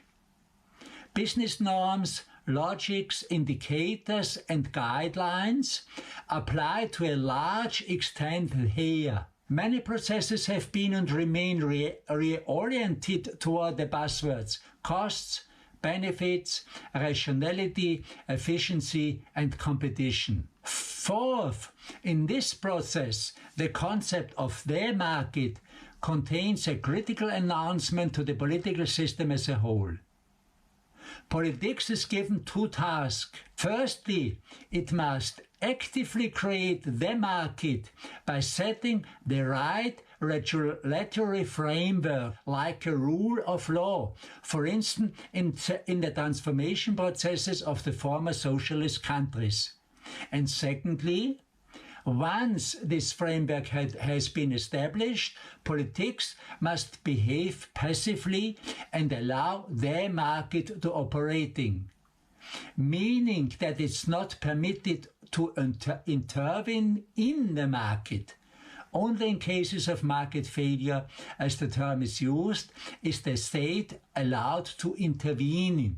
This political concept is profoundly contradictory and opens up a field in which politicians of different political orientation can engage in mock battles. Generally, These battles are based on a deeply negative picture of politics, political parties and political actors. Above all, politicians are denied the ability to set explicit goals for the market. According to this concept, politicians are neither authorized nor able to do so. The success of this concept led to an overall crisis of political imagination. This crisis affects conservative, political liberal, and traditional social democratic thinking. The coronavirus shocks marks a crisis in a society that is guided by the concept of the market at a global scale. It is also reflected in the lack of international cooperation to combat the pandemic. There is little coordination within the European Union, while Donald Trump is unable to organize a common policy across all United States. The United Nations budget is spread too thin, and the World Health Organization has no real powers. Overall, there is no effective shell that could manage this crisis covering the global economic system, not only for health concerns. If a capitalist economy must always be embedded in a social shell in order to function, then today's global capitalism does not need a world government, but many functioning global standards that go beyond purely economic concerns.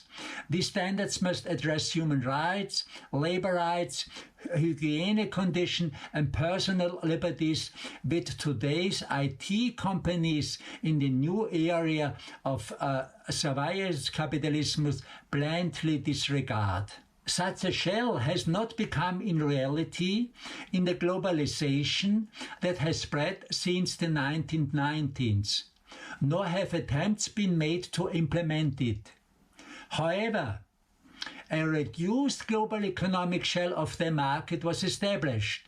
This was required because global capitalism is not possible without global active institutions and without globally binding rules. This shell, which made a global economy possible, consists, among other things, of international institutions like the World Bank or the International Monetary Fund, the major central banks which work together in a coordinated manner, the rating agency, and countless regulatory systems, often described as governance and logistics for money, information, financial transactions, trade and transport. In many cases, this framework works with great reliability and precision. It's the basis for the operation of large multinational corporations and global financial institutions. The coronavirus crisis has highlighted the need to transform this framework. A first step could be the establishment of an assertive international disease control agency. But these aspirations are being undermined by the new right-wing populists, which are demanding that their countries only focus on themselves. In their critique of globalization, global capitalism is not questioned, but only individual aspects such as trade agreements. New scapegoats are named, who are blamed for unpleasant structures without any attempt being made to think through global society. The right-wing populism represent the perfect form of variants of economic liberalism that had freed themselves from liberal political standards. The unsolved problems of capitalism make this political form a possible variety for the future. I will talk about this in the next video. For the central problem of the environment, this would be fatal because this camp is full of people who simply deny deny the existence of ecological problems caused by human beings.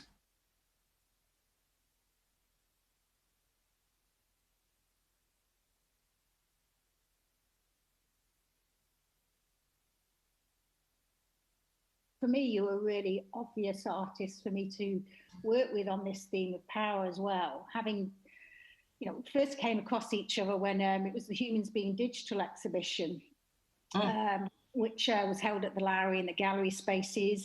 Mixed group, international mix of different artists who worked with technology and looked at the idea of where's that touch point between being human and digital. And I really loved the way in which you went into, I suppose, the technologies to look at people. So the back door goes into literally CCTV, doesn't it?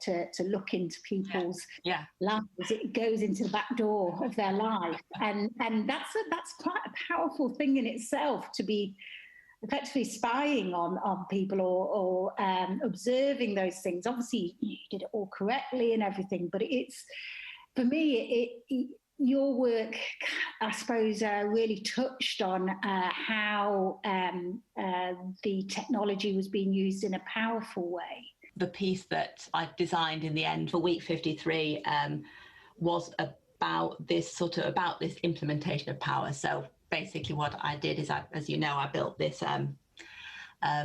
super tall wall on Mars through Google Earth, and I was very interested in that sort of the physicality of the wall, and then what it meant to be on the wrong side of the wall. And in the piece that I made, the viewer travels along the outside of the wall, occasionally getting glimpses through, but never getting through. So it's interesting how that wall directs the journey. As an artist, I'm also quite fascinated with sort of powerful acts. Basically, I annexed an area of Mars and kind of claimed it as my own, and then shut out the rest of the world because the software systems allow that.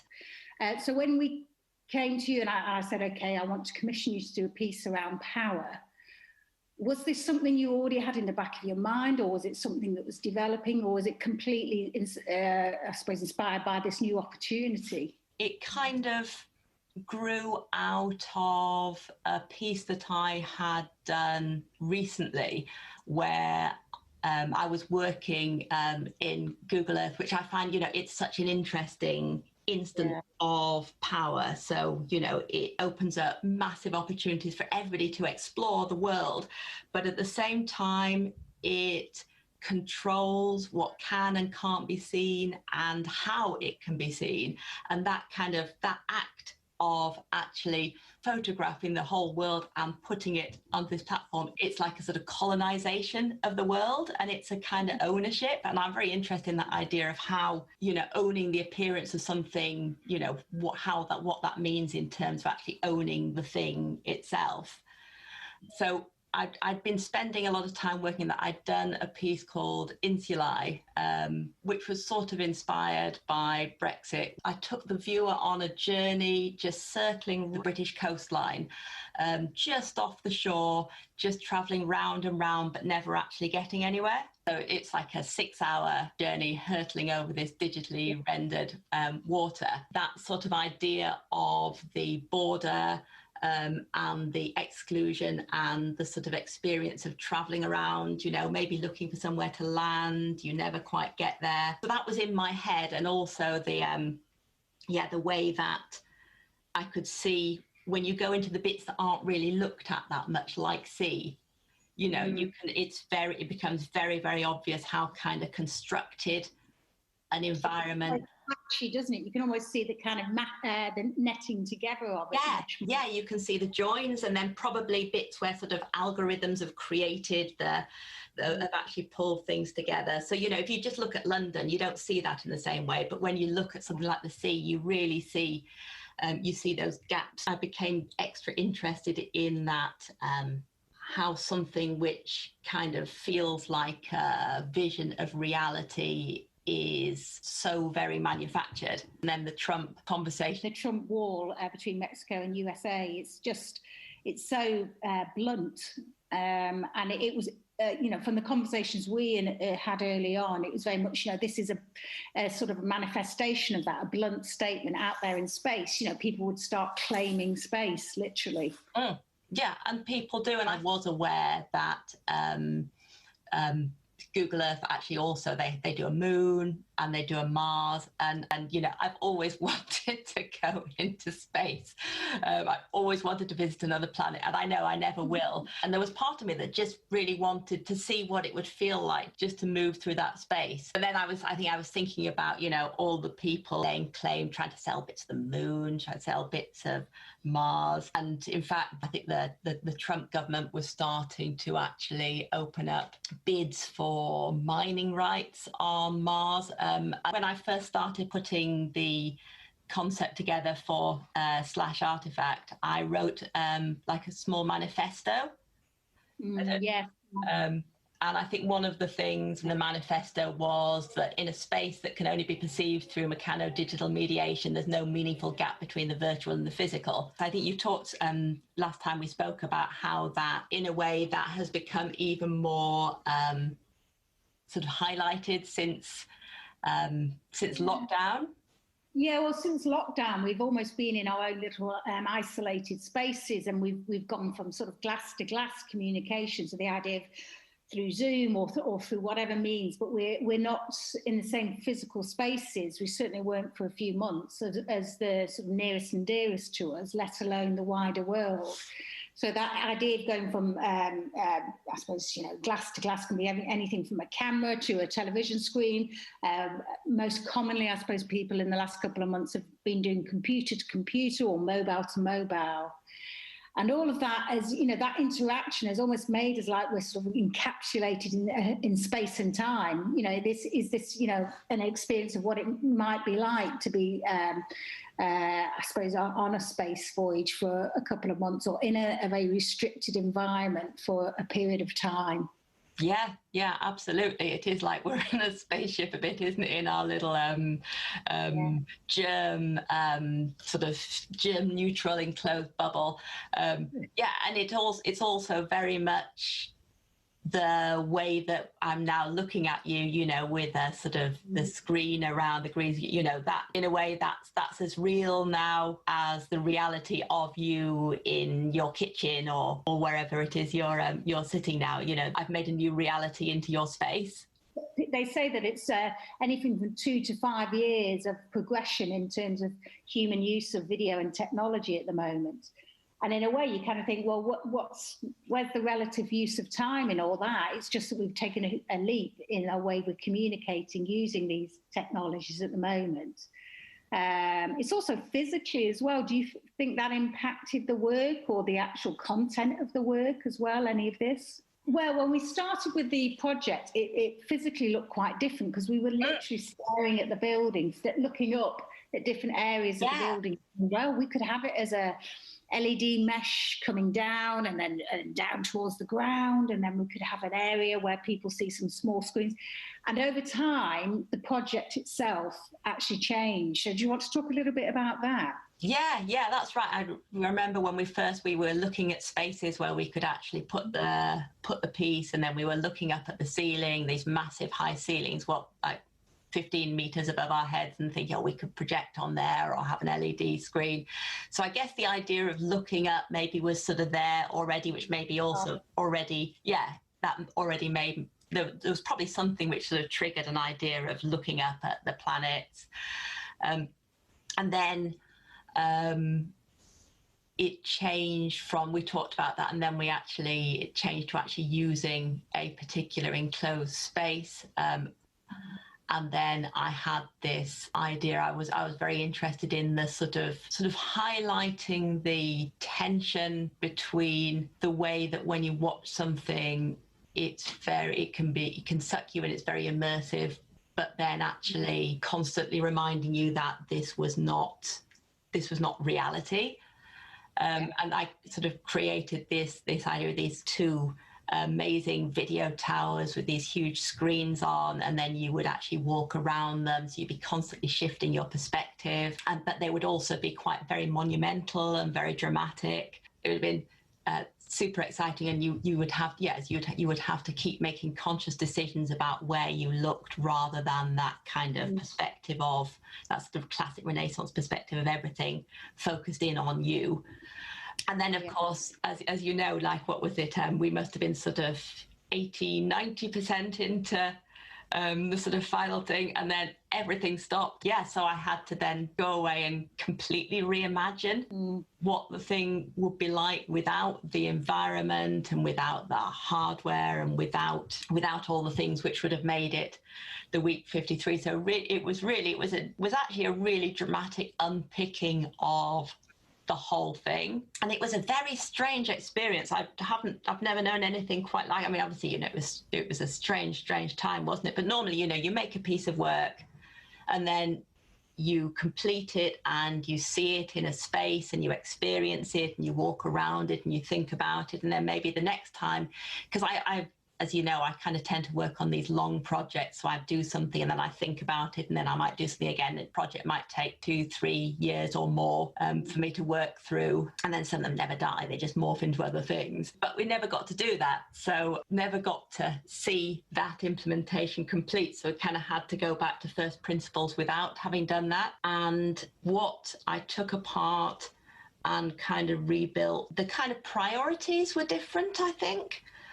How do you think those priorities changed then? Yeah, and it wasn't a kind of conscious thing. You know, I had this material of these walls that I'd built on Mars, and the idea of the journeys. And I'd also, in the original piece, do you remember I had these kind of two different perspectives? So one was a very kind of objective top-down perspective, and then the other one was a more subjective, as if you were actually on ground level and you were actually excluded by the wall. With the other one, if you're looking down, you know, the wall is just aesthetics and you're not really meaningfully impacted by it. Different points of power almost, weren't they? Yeah. Yeah, absolutely. Yes, you're right. So the top-down one was kind of very much a point of power, whereas the ground level one, you were personally, physically impacted by the fact that I built a big wall that you couldn't get past. And in lockdown, certainly that aspect was the one that I kind of kept coming back to, and the one that I really dwelt on and kind of spoke to me more. You know, maybe, as you say, it was because of this strange thing that I was sitting in my bedroom, unpicking everything and rethinking it, and surrounded by my family and my cats and unable to go anywhere.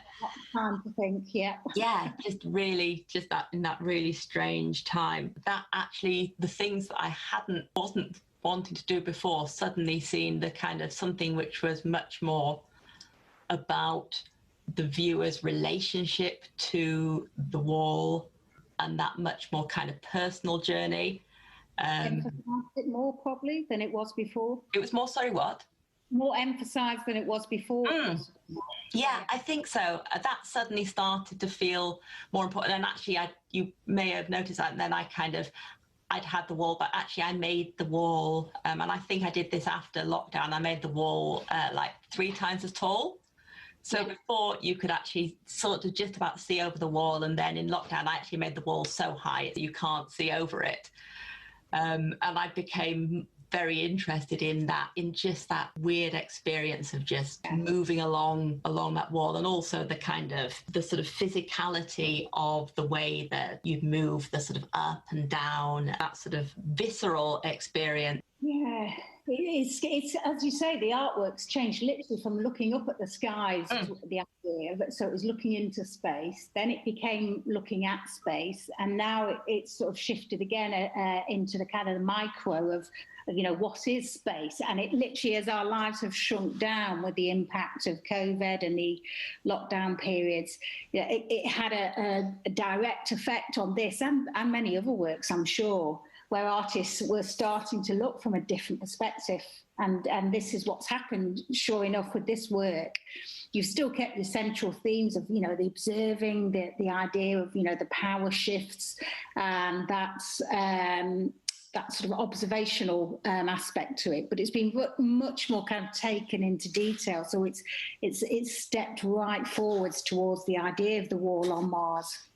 Yeah. And actually now, as we're talking about it, the more I'm kind of thinking about how that experience relates to that sort of enclosed experience of lockdown, which it wasn't a deliberate or even a conscious decision. It was just, those are the things that just interested me about it. So literally our world was reduced, reduced to a much smaller geography in a way. I mean, all of the work that I've seen of yours so far is about the edited version of reality when it's fed through technology.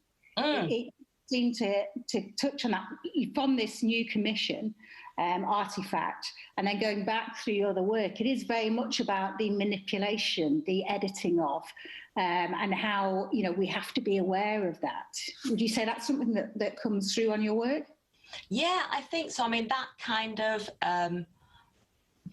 of remove that space between, because I guess all the things I do are all visions of things which have been perceived through, at some point they've gone through a lens, and then at some point there has been some kind of processing. And so I'm just very interested in what kind of meanings and what changes things acquire as they go through those processes. You know, what are the unintentional artifacts of those transformations? What are the intentional ones? You know, what are just sort of algorithmic byproducts? What are actually politically motivated? You know, so I'm very interested in that transformation from one state to another. How do you think from your art thinking processes from backdoor to artifact, how do you think they're related? In my mind, there's quite a kind of clear relation and development. I mean, backdoor was the foundation piece for really everything I've made since. And it was like the first time that I kind of devised a system, like a sort of software system, and kind of set it to work on the world to see what it would bring me. I find a thing that I'm interested in, and then I put together some kind of software, hardware, infrastructure. Yeah. And then I kind of, that infrastructure then brings me stuff that I haven't seen before, that allows me to explore the area. It's part of the kindling almost, isn't it? So you're always going to be the person that has the idea, develops the idea, but the sort of random things that can come along, or as you say, you know, just discussions about, will just, it's about expanding your thoughts. That's the sort of key thing that is important for me as a producer, is that it helps to expand where you might go with this. It's not up to me to direct it in any way, shape or form. But I really like as well, you know, I'd like it that every time I work on a new commission with somebody, I find out things I don't know. And that, you know, for me, that's great. I really like it that I find out when I work with you, I find out about things. And I think anybody as well working in this sort of discipline where we're working with technology, you know, it isn't a solo practice. I think you have to be somebody who is open up to discussing or relying on others technically as well as theory-wise. It is a very collaborative by nature, even though the actual idea and the push of the artwork itself comes absolutely from the single artist. I think it's really valuable. I was having some really interesting conversations with a space science engineer, and I don't think he's not very interested in art at all, but he told me the most amazing stories of the work that he'd done in satellite development, and it was so, I got so much out of that. You know, there's a new piece on the way, but you know, those sort of things can be really valuable. But I also find, as you say, particularly in the sort of media arts, it's not a solo practice. I work a lot with software developers. You know, I kind of need to. I wouldn't be able to do some of the things that I do. I mean, Slash Artifact, I was able to. I didn't need somebody to write software systems for me, but for previous work, Backdoored and the Seeker and things like that, they require some, you know, proper heavyweight software development. And I, you know, it's totally outside of my own capability. But I think you know, I think that's, I don't think you have to be able to do everything yourself. No.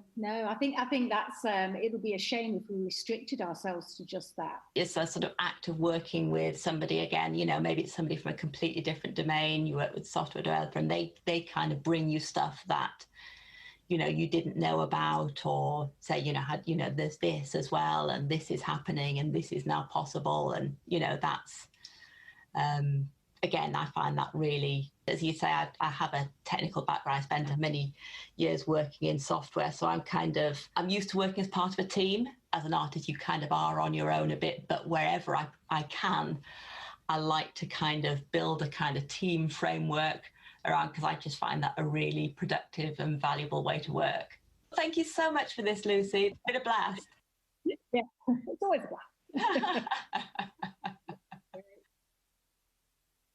We are now traveling to the Botanical Garden in Los Angeles, California, where the ArtSci Collective, under the lead of Victoria Vesna, has developed an extensive program for their garden.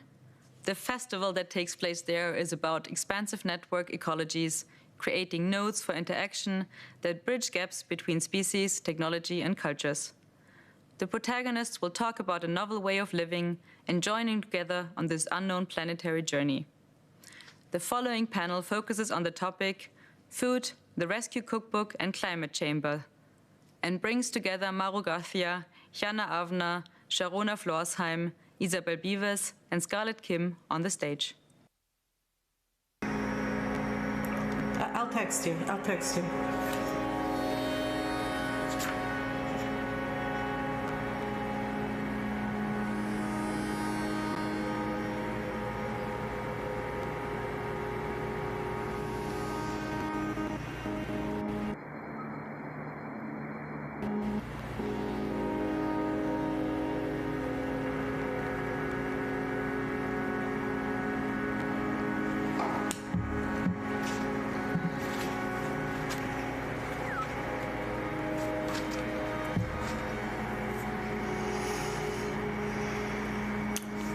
Welcome everybody from smoky California. We're here from 4 different locations to welcome you to the Alien Stardust meditation. It seems so perfect for Kepler's Gardens. It seems so perfect for the time we're in, to remind ourselves that the calm, centered energy is always within us. Just to take a short minute to introduce my fellow Tellurians who are creating vibrations and frequencies that you will join us in. Paul Geluso from New York, Rhiannon Catalyst from New York, John Bramley from Napa, California, Clinton Wynn Arman and Ivana Dama from Los Angeles, and I'm talking to you from the desert in California. Let's get started on this journey with the intent to raise the frequency together. Your participation is so important. And for those of you in the future who join us in the recorded session, this is an imprint of a moment in time when so many people are suffering. So many have left the earth unexpectedly, and we want to send them a frequency of healing. So we'll take a few minutes to adjust. Let's get started.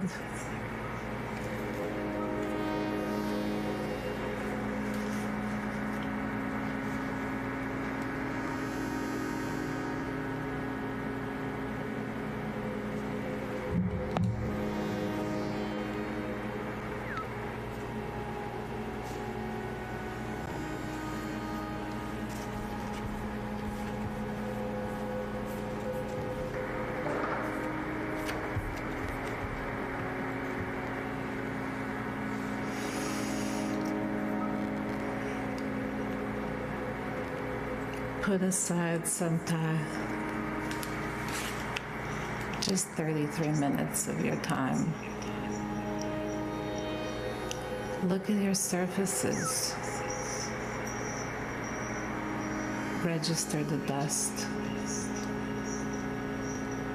Those dust particles could be from your skin shedding, your hair, animals, cars, clothes, factories, pollen, Sahara dust. But one of them may have landed from outer space, from far beyond our solar system, from a star that exploded many billions years ago. This will be a listening and visual practice. Your participation is with your mind and energy. We welcome you. You will hear the drone the entire time.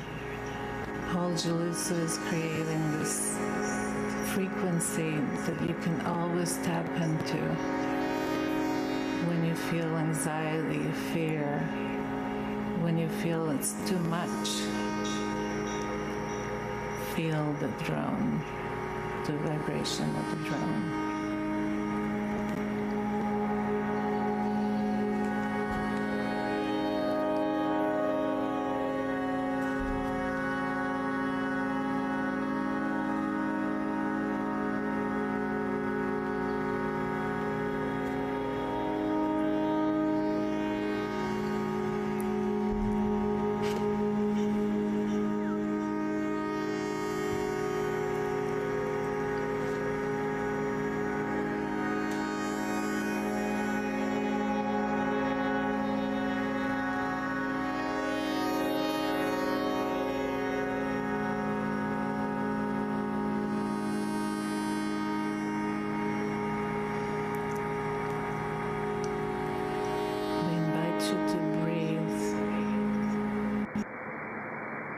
If you're called to it. The drone is always present.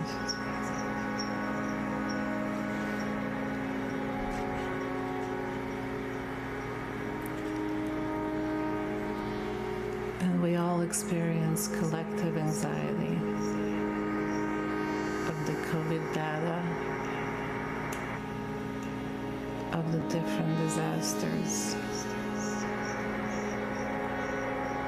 that COVID has exposed. You will hear two different sounds from the Johns Hopkins University data that are modulated, digital sounds chopped up into small pieces and mixed with the gamelan orchestra sounds. This is coming to you by John Bramley from Napa.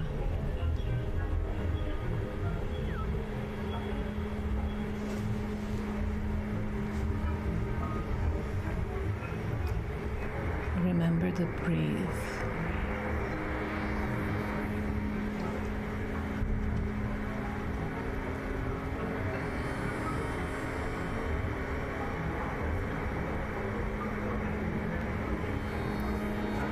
Every day we experience hundreds of thousands of thoughts.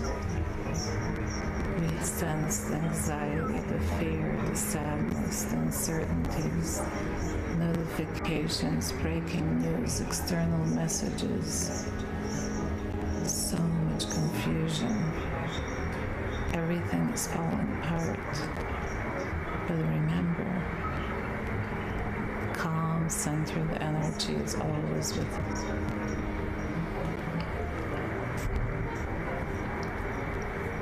And we will get out of our body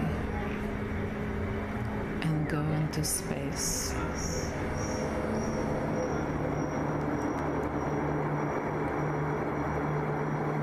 You will hear open source NASA library sounds mixed with meteorite detection radars from the Natural History Museum roof. This is coming to you from Topanga, California, by Clinton Von Arman.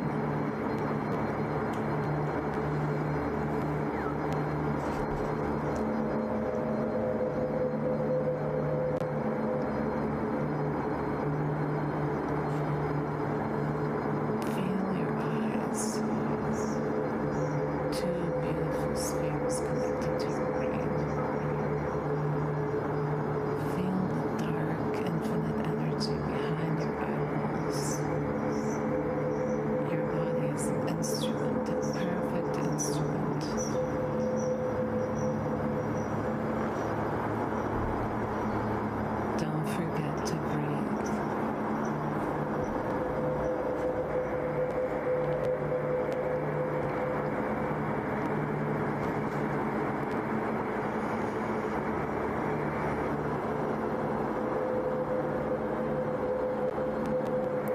We dedicate this to all sentient beings who are suffering.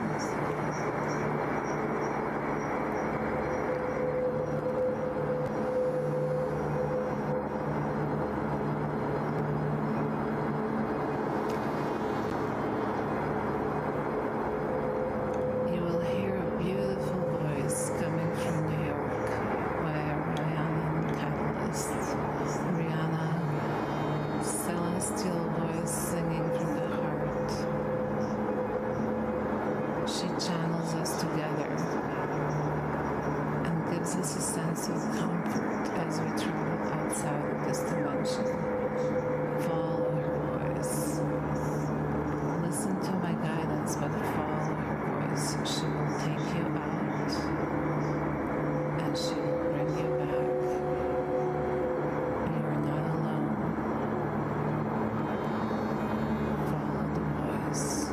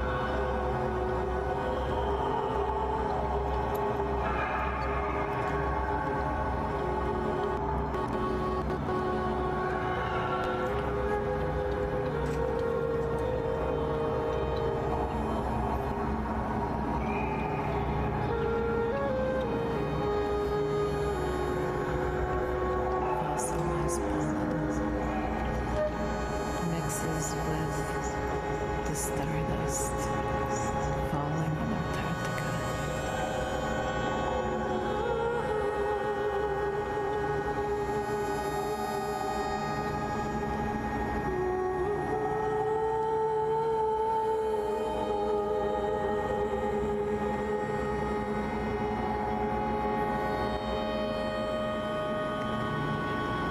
Here is the stardust.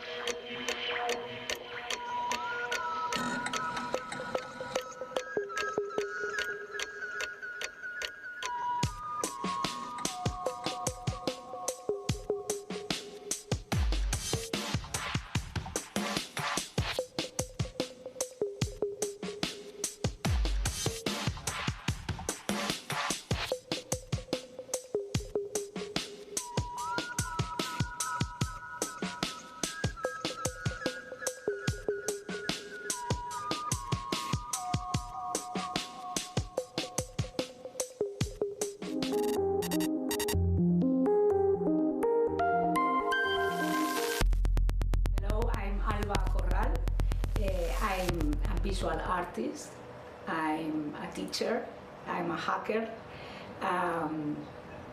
I create a landscape, abstract landscape with code in real time, and in real time I perform with music, and then music and visuals and code. This is my classic pencil. Mm-hmm. But now it's interesting because now I'm using another palette and another kind of movement. I think that this is like a bird, like wings. And how would you describe yourself as an artist? For me, the artist work was a very important process to know and to understand that, okay, I'm an artist. I work with generative systems using the code, programming language. Then it's like I program in my own tools. I use machines. And it's like I work with the machines, with the computer together.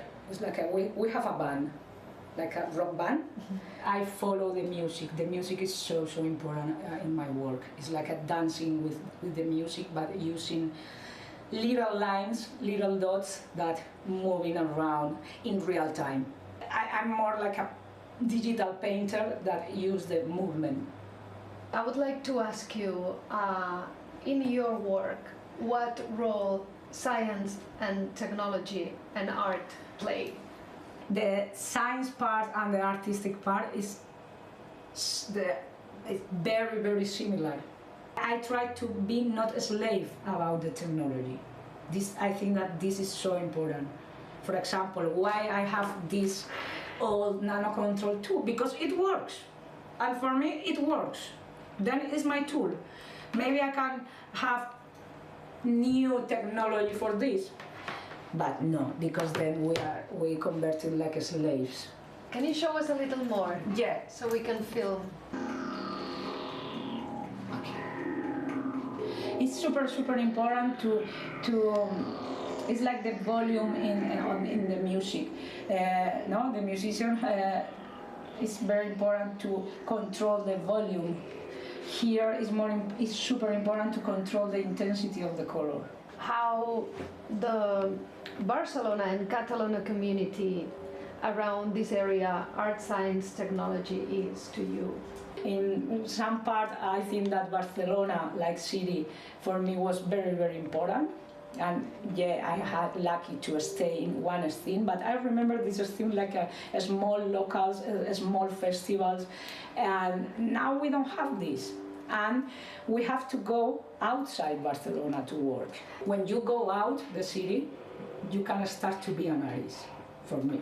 Now the city is not a very good place to be an artist and to work like an artist. It's a very good place to work and to go and to show your work, but not to live, because it's a city that is so expensive. It's true. For these interviews, we need to reflect on a couple of concepts. For this Ars Electronica Barcelona garden. Perfect. And one of these concepts is uncertainty. I know that for so many people are super hard to have this kind of uncertainty, because change all your, it's like you don't have a solid point. But for me, I can deal with this perfectly. I don't care to work about art, and maybe tomorrow I'm going to be a gardener because I'm very with the plants, and it's okay. And then the other word that we need to reflect on is ecology. For example, with all these kind of things of to take a plane to fly to a festival that is in the north of Europe only for one day. For me, this is not ecology. We have to think the way that we move. And it's interesting because so many artists now start to think about this, and so many festivals and institutions. And with now in this present of this pandemic moment, it's super cool for this, because now the ecology and all the nature are strong. But yeah, it's a question that I'm in focus in this, in the way that I can.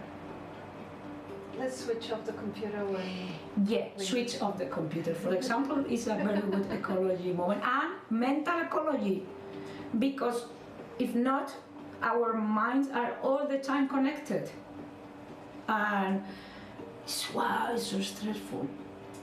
And now it's switch off. Muy bien, Alba. Ya lo tenemos.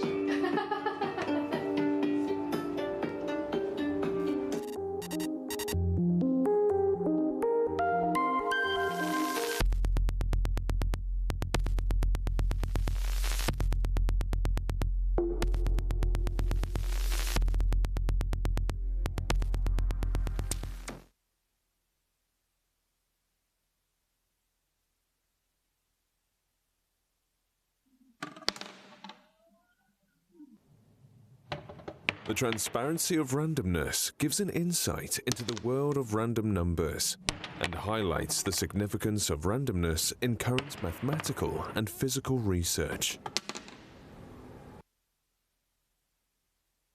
There are an endless number of digits behind the decimal point of pi.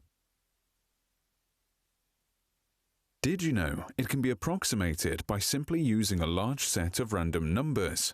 The more random numbers are available, the more precise this approximation is.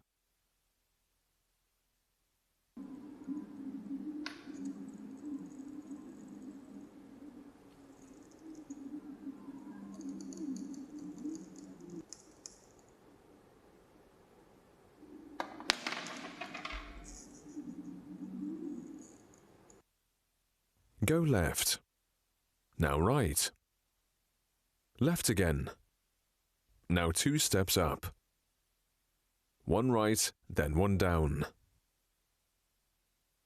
This apparent wandering based on a huge amount of random numbers is the fundamental basis for many scientific computations. The so-called random walk is used, for example, to calculate the movement of bacteria in liquids. 27 transparent boxes floating in space continuously generate random numbers by using the well-known medium of the dice.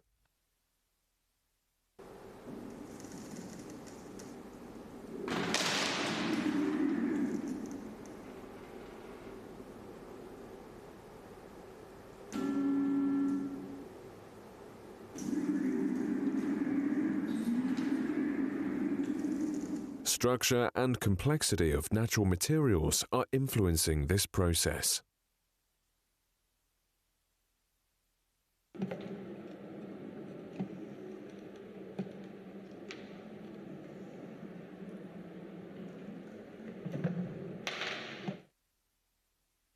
Here at JKU LInz at the Institute for Theoretical Physics, our research focuses on quantum mechanical phenomena found in many body systems. Path integral Monte Carlo methods are used to stimulate the behavior of interacting atoms. This would not be possible without the fascinating field of random numbers.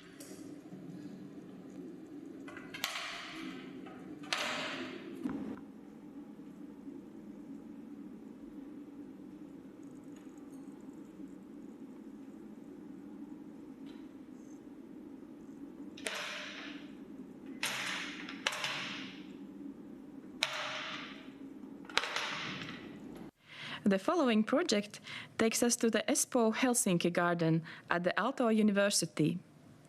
Shortly before the COVID-19 lockdown, a research group carried out interviews at the laboratory at the university. The interviews reveal self-reflections from 3 scientists who participated in an art and science collaboration. Through their stories, we learn about the reasons that inspired them to follow careers in science and how the making of a contribution to sustainability and the good of humankind sustains their work objectives.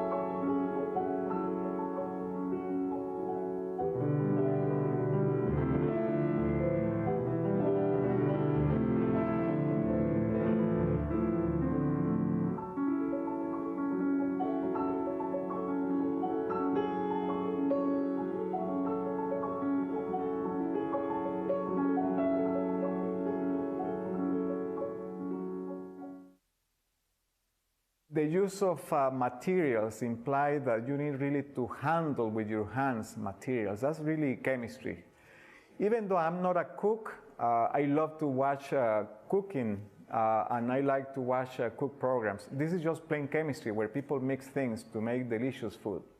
And to me, this is an example of what I do in our labs. My students nowadays, because I don't go as often as before to the labs, but my students create chemistry, create materials, and for that they use the concepts of aesthetics, meaning they take shapes to make materials that can have a use, and that use is also related to how the material looks.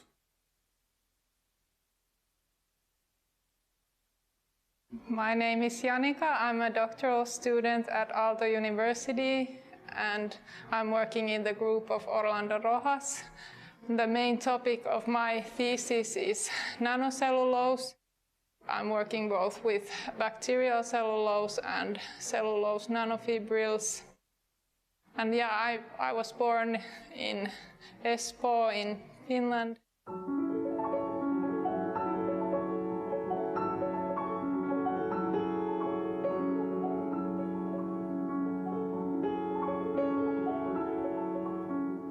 Hello, my name is Luis Graca, and I am 28 years old. I am doing my PhD here at Aalto University with Professor Orlando Rochus, and I'm working mostly with bacterial cellulose, but also with some other bio-based materials.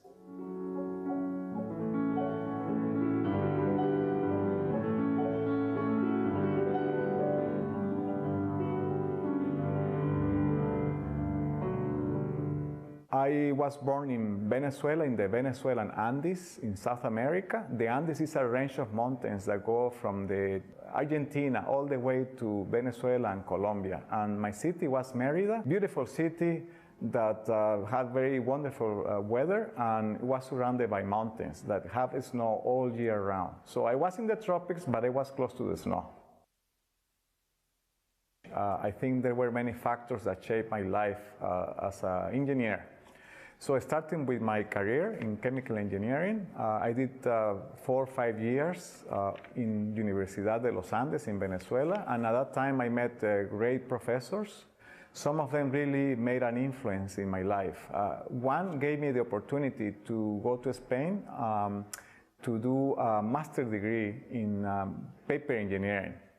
Before taking that opportunity, in fact, I did some internships, one in a laboratory for a petroleum company, and the second one in a paper mill. In that experience in the paper mill, I decided that paper was not what I wanted to do.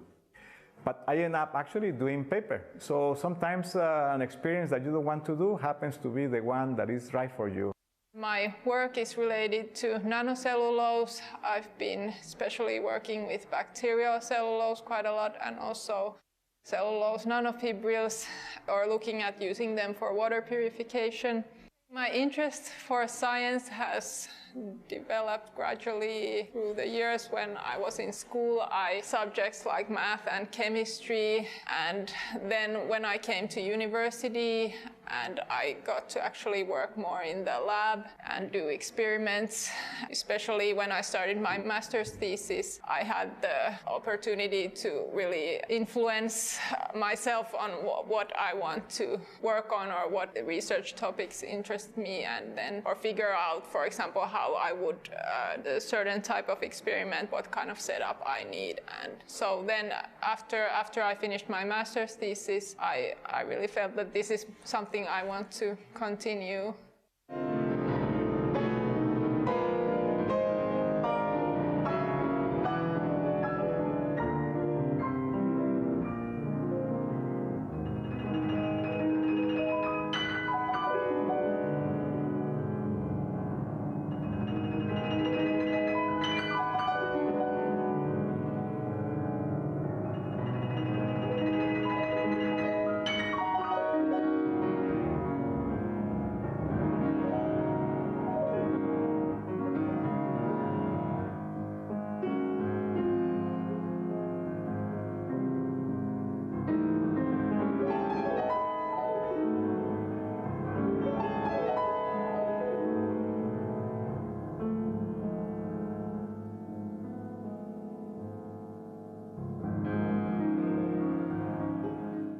My interest in science came at first when I was doing scientific initiation projects during my bachelor in mechanical engineering in Brazil. One day when I had some questions about the project, and the professor actually told me that they didn't have an answer for that, and that could be the topic for another project of research. And I think that was somewhat surprising for me, because when coming from school, I always, or almost always, had an answer for most of my questions from the teachers. And at that point in the university, I was not expecting to hear, I don't know, we could research about it. And that was very surprising for me, I would say. So I use scanning electron microscopy often in my work, since it's a technique or a method that can give me a better idea of the structure of the material I work with. For example, with the bacterial cellulose, it's a 3D network of nanoscale fibers, and I'm often interested on how I can change the porosity of the network, either make it more dense or more porous.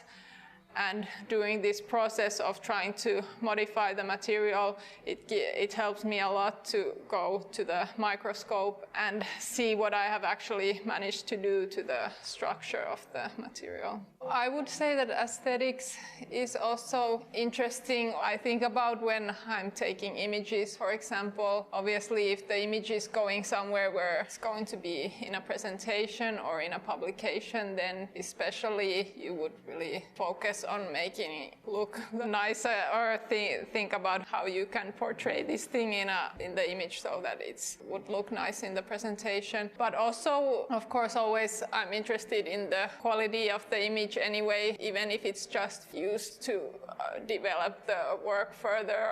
So it's always nice if you have a good quality image, and sometimes I can spend several hours, for example, scanning electron microscope to get nice images. So this is one of our labs, and I wanted just to show here some experiments that happen to be running now. Here in these beakers or in these containers, we have pieces of wood that my students are treating in a solvent, trying to extract one of the components in wood. And in that way, a piece of wood that looks the way we perceive wood changes in color and actually can become transparent. So this is the so-called transparent wood. So it's the production of a material that is based on a natural resource, but becomes different in the appearance. In this case, again, transparent wood. And that can be a very interesting solution, for instance, as a window, as a panel, for solar cells, for energy harvesting. So a very simple material that you can convert into some use. What you see here is a 3D printer or a bioprinter. Essentially, what we do here is to take wood to produce a nanomaterial called nanocellulose. If we put nanocellulose with water together, then we can extrude that suspension, that sort of fluid, in a 3D printer like this one.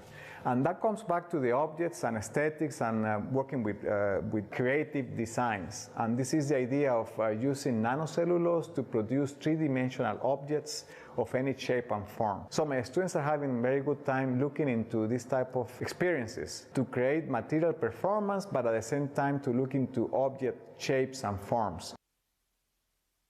So I think that was one of the important moments where I noticed that actually science is very interesting. Also because we can help to push a little bit further the limits of what is known or not known for humanity, let's say. Basically, yeah, if I could, I would like to contribute to having more bio-based and sustainable materials used in water purification applications. Connecting art, design, aesthetics with material science and chemical engineering sounds like a very difficult task, but in fact, I had the opportunity here in Aalto, in Finland, to make that connection. And again, this is a question of luck.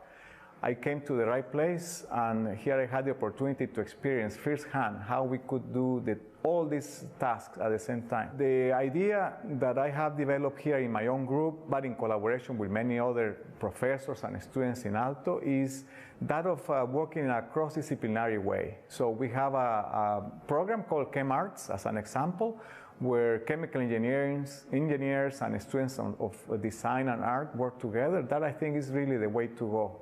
And this is something that I really appreciate, and I started to embrace more and more in my group. So I'm a big believer of cross-disciplinarity, to work across disciplines with different students, with different perspectives and different ideas. I realized that the way of thinking of artists and designers is very different the way we think, we chemists or material scientists, and the combination of the two really can make a huge difference.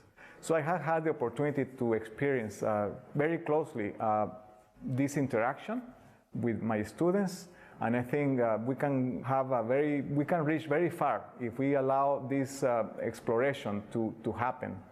I think it's an opportunity to create. That creativity can really be excel if we have this combination between art, design, and the hard sciences. I can give many different examples of these activities, but I think in the future this will become more and more important. For instance, connecting with society, that requires that type of skills where you can combine visualizations, art, design, with solutions to the future needs of humankind.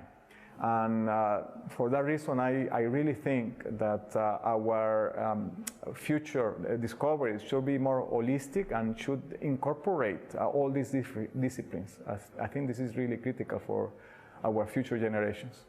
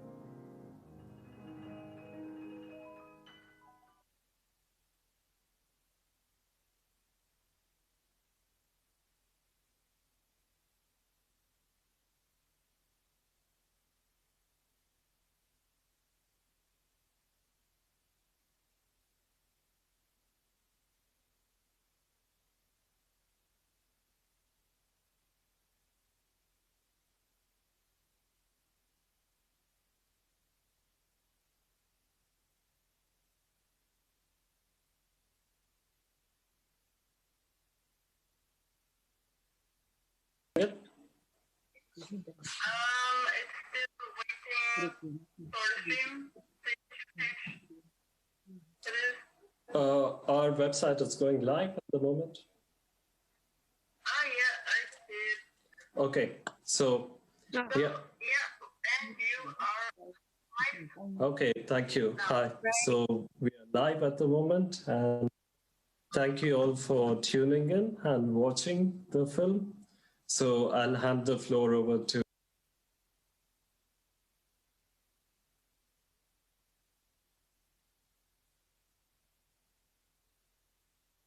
Lily, who will take the conversation between Lou and Ka at the moment.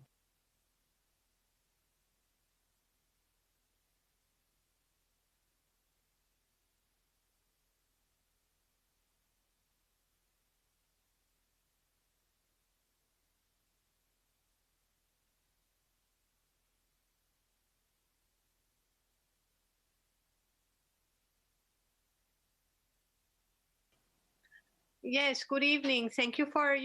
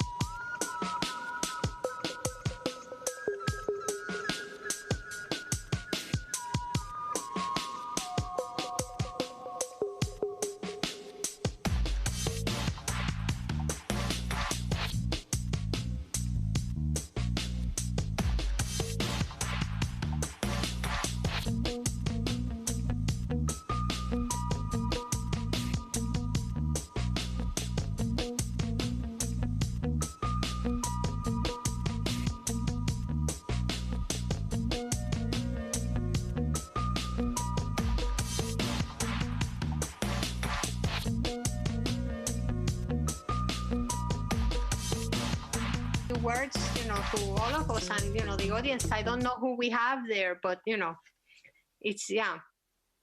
Great, Lily. This is really a great experience to explore outside our comfort zone, outside the normal boundaries, right, that we usually have in our work.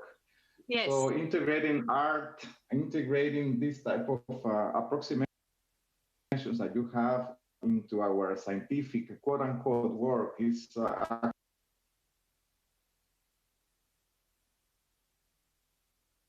actually a lot of fun and can get us very far in the process of discovery.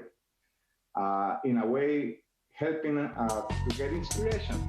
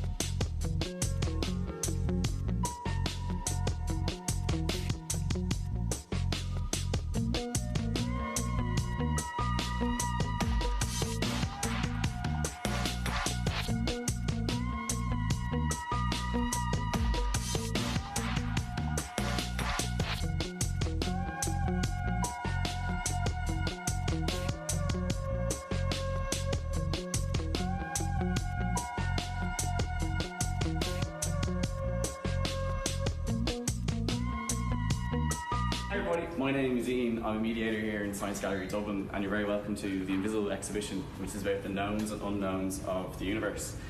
This exhibition actually originated in Science Gallery London in King's College London in 2019, and that was entitled Dark Matter. Dark matter is actually the missing 30% of the missing component of the universe, but we have some pieces in here that's got to explain what dark matter is. Andy Holden is actually an artist that we have on display here in Science Gallery Dublin, and as Andy Holden puts it himself, his work is a lecture on cartoons and a cartoon lecture. This piece is called Even Darker Matter, and does dark matter exist in dimensions we cannot access? Essentially what we do here is we all put on our 3D glasses and we fly through this cartoon landscape. Andy's work basically uses cartoons to explain the world that we're in right now, and we actually have the physics laws that are displayed in cartoons, and maybe we can use these as a prism of kind of where we're living in 2020. So inside, bring your popcorn, we actually have a little theatre dedicated to Andy Holden. Andy Holden is on the left-hand side. How are you doing, Andy? Andy's actually explaining the golden age of cartoon physics. And over on the right-hand side, we have over 300 to 400 cartoons playing on a loop. And Andy breaks down the laws of physics that are on display in these cartoons. But the man himself can explain his work, and the video you're going to see in the next 2 seconds is Andy Holden and a mini tour of the studio. So I hope you enjoy.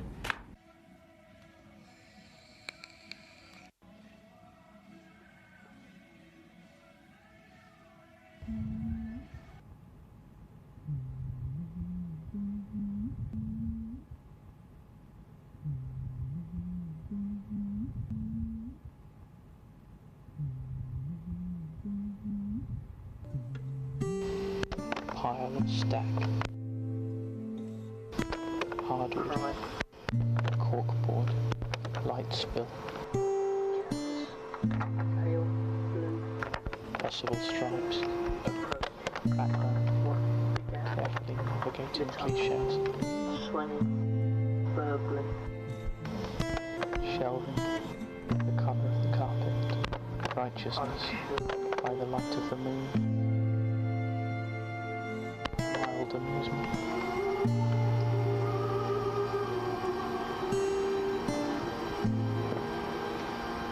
Some sort of tenderness.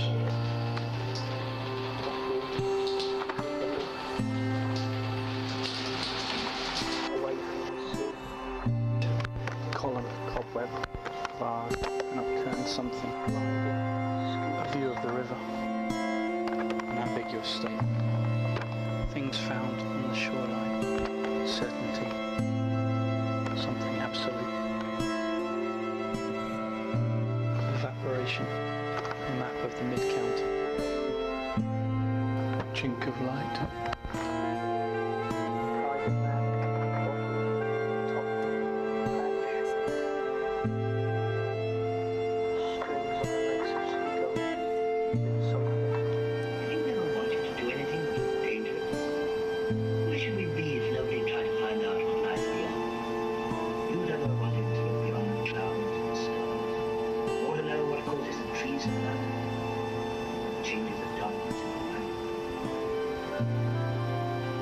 If you talk like that, people call you crazy. If I could discover just one of these things, what eternity is, for example, I wouldn't care if they did think I was crazy.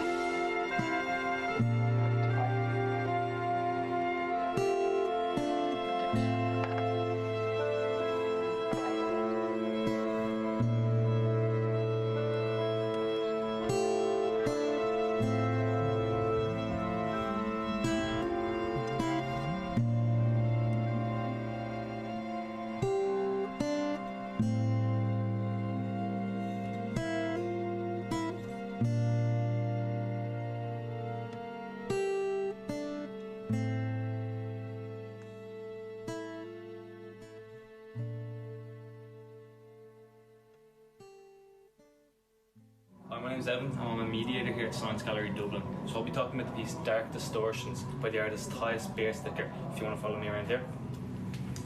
So this piece is describing gravitational lensing. And gravitational lensing is basically the bending of light around certain objects, mass distributions in space. So follow me in and I'll show you the piece. So what you can see here are these lenses which are meant to represent these galaxies and rotating stars which cause the bending of light. And so this is actually being developed in the build-up to the launch of Euclid, which is a satellite that's going to be launched in 2022 by the European Space Agency. And if you stay tuned, you'll see a video of Thias giving you a tour around the studio and talking a bit more about the piece.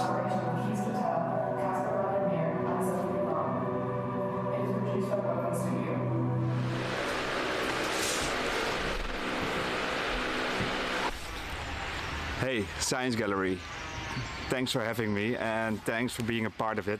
I'm really excited to show you my studio.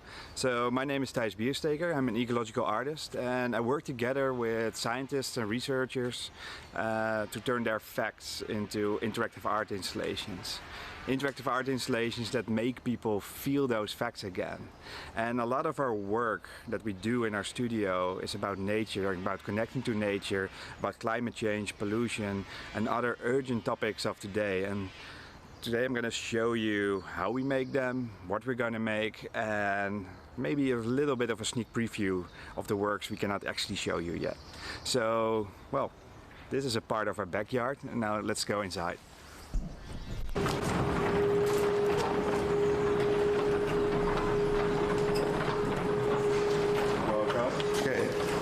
So we're going now into the workshop.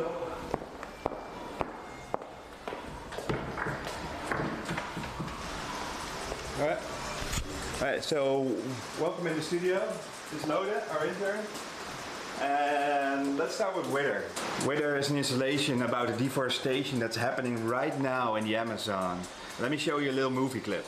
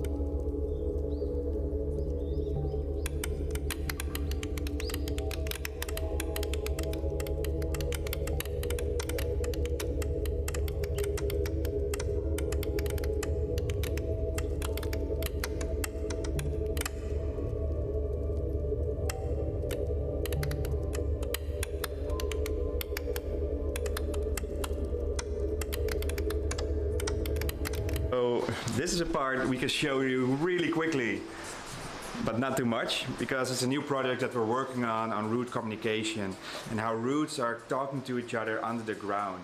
And we did a few projects like this that talk about trees above the ground and how they communicate, and this is one that dives under the ground. And on the back here, you can see it's pollutive ants, and we're restoring this work because we're putting it on show again. And it's basically a whole engine system of pumps that visualize the way how a cigarette, one single cigarette butt, is polluting the oceans, how it's polluting the soil, how it's polluting the rivers. So it's one cigarette butt that can pollute up to 50 liters of water a day. And if you break that down a little bit, which we did, you can say that's 3.4 milliliters of deadly poisonous water coming from that one single cigarette butt. And that's what you see here happening. So let me show you the clip.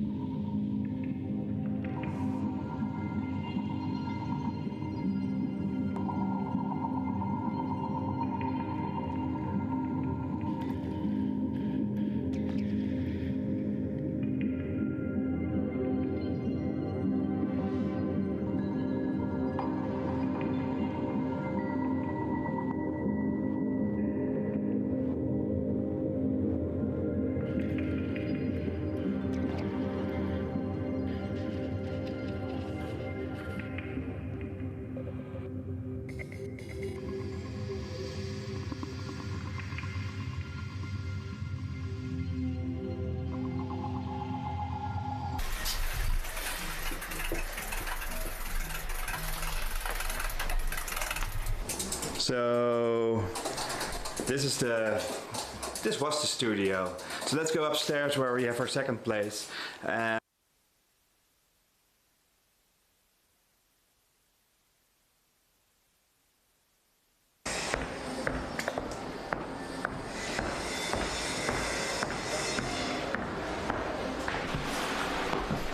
So this is upstairs, our little greenhouse. And in our little greenhouse, we do a lot of the tinkering, a lot of the work, a lot of the meetings, but also a lot of the rapid prototyping. The back is Sophie. Hey there. And together we do basically all the projects. So, well, let me start with one of the relics that's over here. So this is a part of the engine inside of Plastic Reflectic. And Plastic Reflectic is an installation that reflects you into actual pieces of ocean plastic. And we work together with the Plastic Soup Foundation on basically figuring out how to connect people to that issue of plastic waste in our oceans in a way that it actually makes it personal. So we've built a mirror that reflects you into the plastic version of you. So you come there, it scans your outline, and the moment you appear in front of the installation, from the black liquid, the actual piece of ocean plastics all float up and forming your silhouette, showing that it's not only your behavior that's reflected in the ocean plastics that are rising, but also the ocean plastics are impacting you as a human being.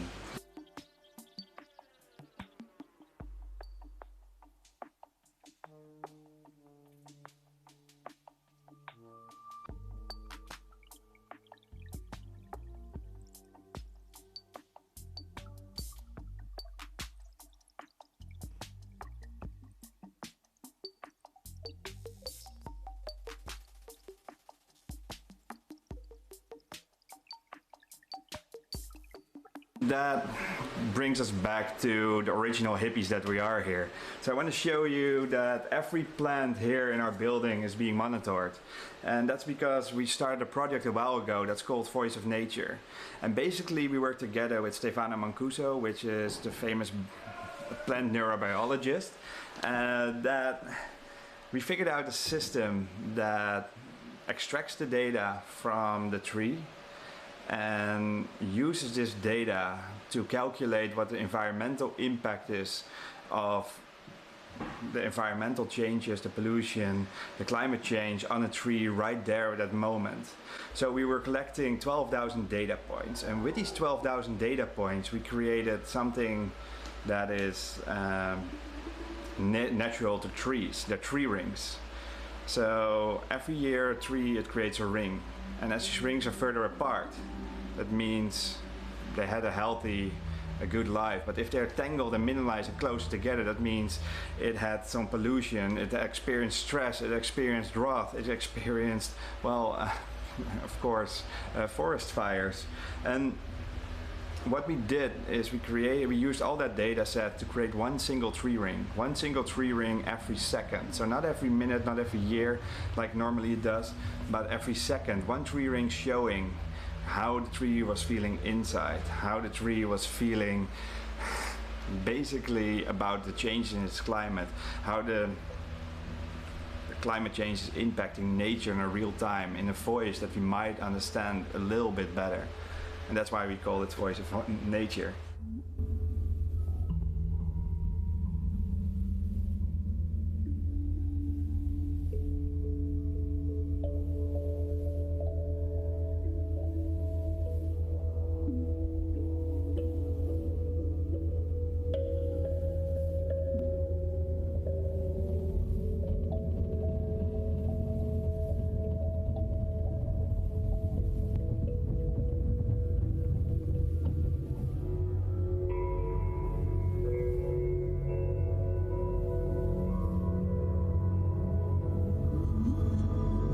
That are rising, but also the ocean plastics are impacting you as a human being. And that brings me to the last project, which I really like because we're doing that and it's now on show at the Science Gallery. And that's about dark matter, and not about dark matter in a matter of that it's there, but basically how people discovered it's there. So this is the prototype. In the prototype, we I just like to do that. Let me do that again. So this is a project we did together with the ESA, together with Henk Hoekstra from Leiden University, a cosmologist. And basically what Henk's job is to map the dark matter in the universe. And what we do as a studio is always work together with the scientists and try to figure out that one little thing into the research that triggers our imagination. And I call this our fact safari. And on a fact safari, we actually go and through the research, and we try to find that little thing that sparks the imagination. And in this case, it was not that dark matter is there, that it's almost 75% of the complete universe, but how we as human beings have discovered this.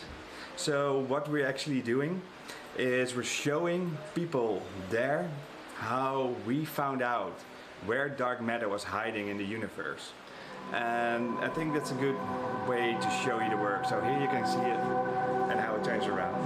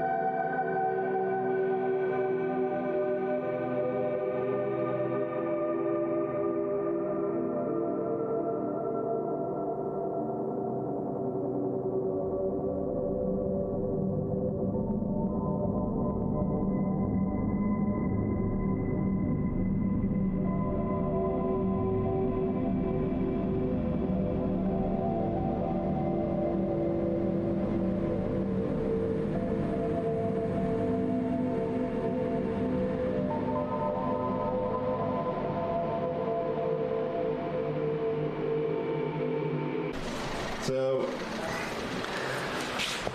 here you've seen the movie of Dark Distortions, and that's now on show at the Science Gallery. And I think this is one of those examples of what we as a studio, what we love to do, because we're not only doing the artworks that we do, but we're also starting up a new project, or well, a new company, if you want to call it like that, based on science communication. So together with Sophie, we're opening Woven Studio. And what we're doing with Woven Studio is we're trying to find new ways for science communication to reach the general public, to reach culture, because there's nothing more important than having a fact-based society. Basically, you can say, like, if the research doesn't reach us, then how can the research teach us? And that's something we're planning to roll out in the next year. And of course, during the COVID times, it's interesting to watch how science is actually being communicated to the public, how the public is acting on that. And well, I think that's the end of our studio visit. If there's anything else, email me, shoot me an Instagram message, and sometimes I try to find something on Twitter. All right, ciao.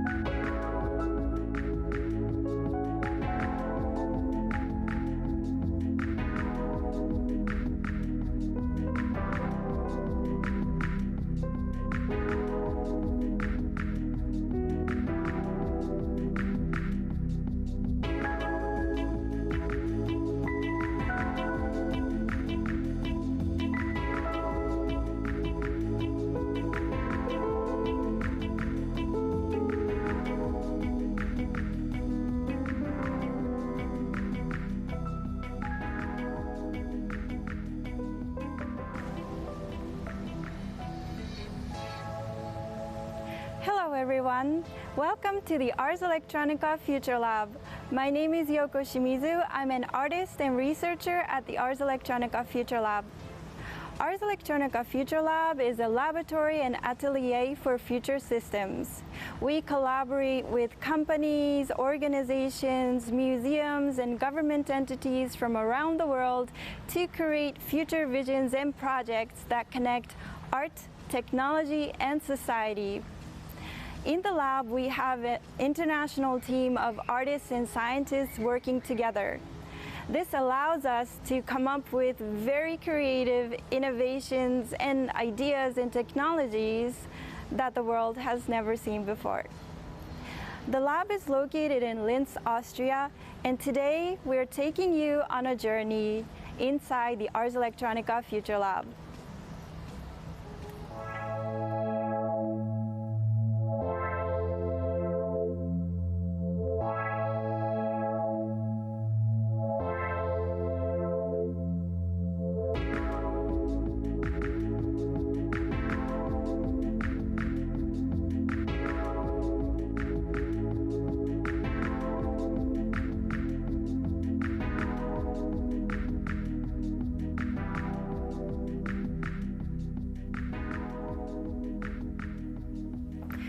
We're now at the entrance of the Ars Electronica Futurelab. In the lab, we have 2 floors of lab space on the above ground, and also we have a meeting room on the upper floor. In the lab space, we have the desks and workstations of the researchers, and in the meeting rooms, we have brainstorming sessions and ideation workshops with the clients. For large-scale development, tests, and simulations, we have a larger studio space underground. Today we have the Future Inc. project team working in the studio. Let's visit them. Come with me.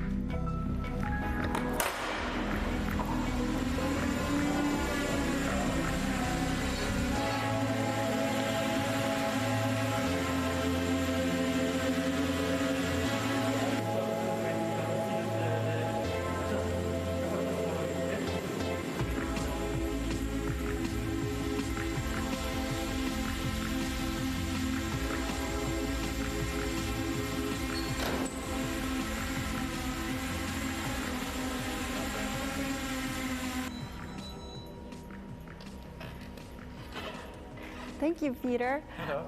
Hi. So now we're in the studio space of the Ars Electronica Futurelab. Today we're working on the Future Inc. project, and with me is Peter Holtzkorn. He is the key researcher and artist of the Ars Electronica Futurelab. Peter is also the leader of the Space Inc. research. So the Future Inc. project is a collaborative research project between Ars Electronica Futurelab and Wacom. Wacom is the world's leader in pen tablet technology, bringing together creative communities around the world. Our Future Inc. project journey started from one creative question: where is my soul? When we see the artwork and the performance of the artist as they pour their life, passion, emotion, and soul into that one special moment, we are moved in ways that we cannot explain. How do we capture and convey that special moment and that soul? In the Future Inc. project, we have 5 key research areas: Space Inc., Bio Inc., AI Inc., Mind Inc., and Body Inc. And today in the studio, we would like to show you Space Inc. And Peter, can you tell us a little bit about the Space Inc. research? Sure. So Space Inc. is the first of these projects that we're taking on, and the idea was basically to connect Wacom pen and tablet technologies to our drone and swarm control technologies, and to see where we can take that interaction and how especially we can draw in space. So that's where the name comes from, Space Ink. Finding a way to map that agency that the artist has with the tablet and the pen to a three-dimensional space with the drone as a brush, as it were. And it's fascinating that using this research, we will be able to draw in any space with a pen. And we just saw the drones flying inside the studio. Can you show us a little bit what you are doing right now? Yes, sure. So maybe I'll start with the general setup. So we are using our Swarm OS technology, which makes it possible to make drones, robots compatible to our swarm control technology stack. So we can relatively easily and quickly integrate new vehicles into the swarm. The setup that you have here is our experimental studio environment. On the one hand, you can see the OptiTrack system that we're using to track the vehicles moving through space, so we know their position at any time. Because outdoors, of course, you have GPS for getting that position, and indoors you have an optical system. And that optical system gives us the location, and that location is fed into our ground control system, where it is then relayed to the drones, so the drones themselves can then understand where they are in space. And let's say the addition that we're making to our existing setup here is that we're connecting it to Wacom technologies. So here we have a setup with a special guest from Wacom, Mike, who is an artist and designer who's currently working with Wacom on special projects and giving us input and discussing and trying things out with us in this Space Ink project. And in this setup here, we have connected our custom software that runs on a mobile Wacom tablet computer. And using that interface, using that input, we can map the pen movement in various ways to the drone movement in space. And so there are a few types of scenarios, a few kinds of mapping that we're currently trying out, and to figuring out what works best in terms of getting the artist to express what they want in this new medium in a way. Wow, that is truly fascinating. And I was wondering if you can show us how Mike, the artist, creates a sketch or a drawing and how that is translated into the movement of the drone.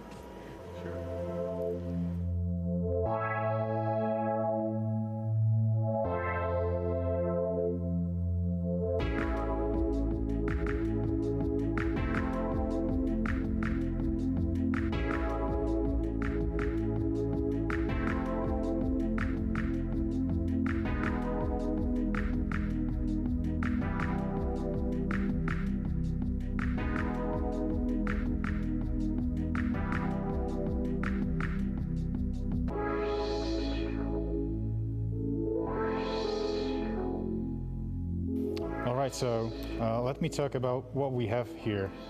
It's a fantastic combination of different technologies. We have a drone flying in the air, in the space, and we also have a fantastic digitizer that tracks the motions of a hand and the stylus on the board.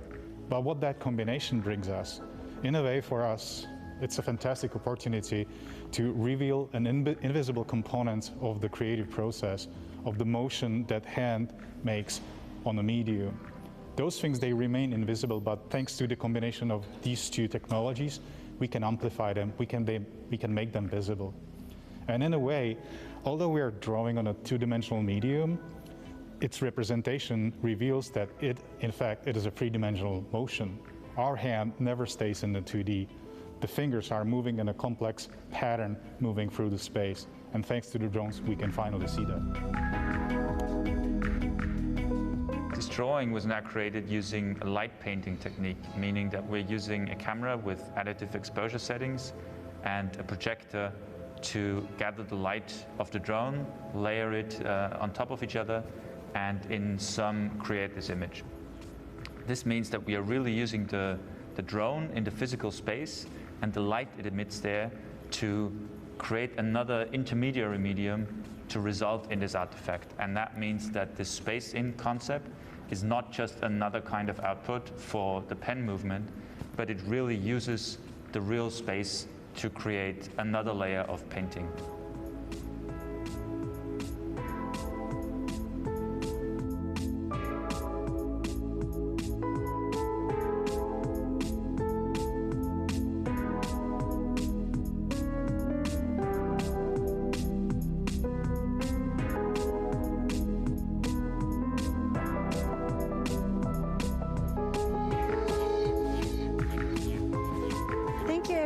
For joining us on our journey inside the Ars Electronica Futurelab. I hope you enjoyed our presentation of the Future Ink project.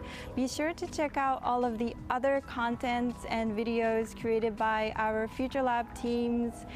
See you again. Bye.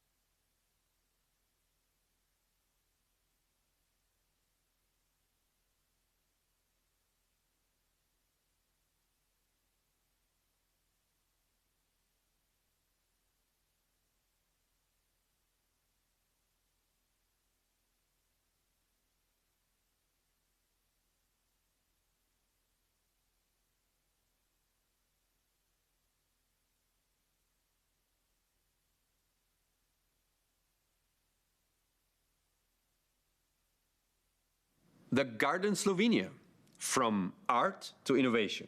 Do they really need us? Despite the widely embraced opinion that involving artists and creatives in innovation processes contributes to better results, very few research and development platforms are employing artists or are thinking in their innovational teams.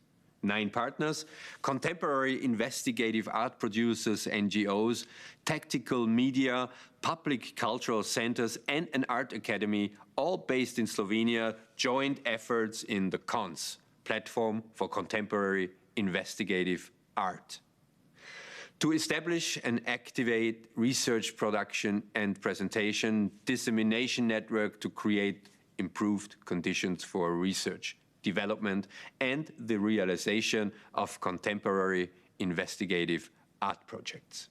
Yuri Krpan and Marco Pellian.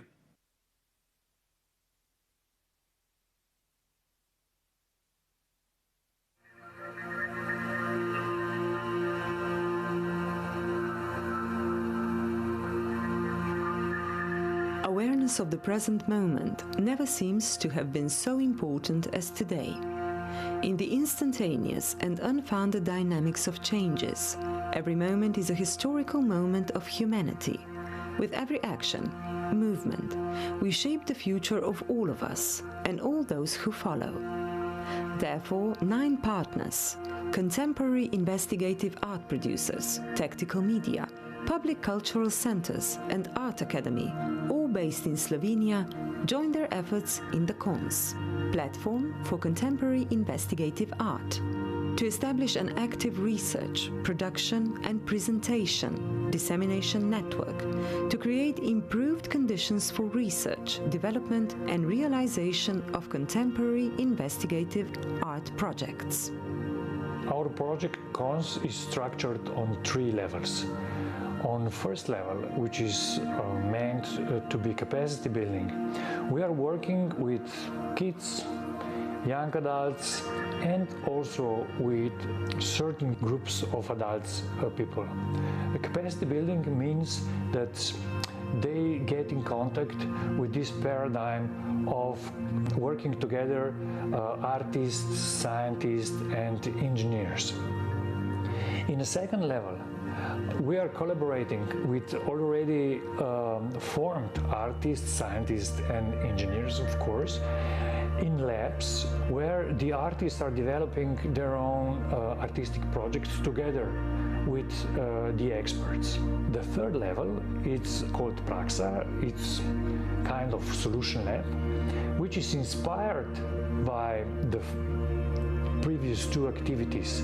From the level of capacity, the innovation catalysts in the third level are actually creating an art market for intermediate arts, where they are capitalizing what is happening in our laboratories and selling them on real sector. We can invest that money back into production and back into investigative learning.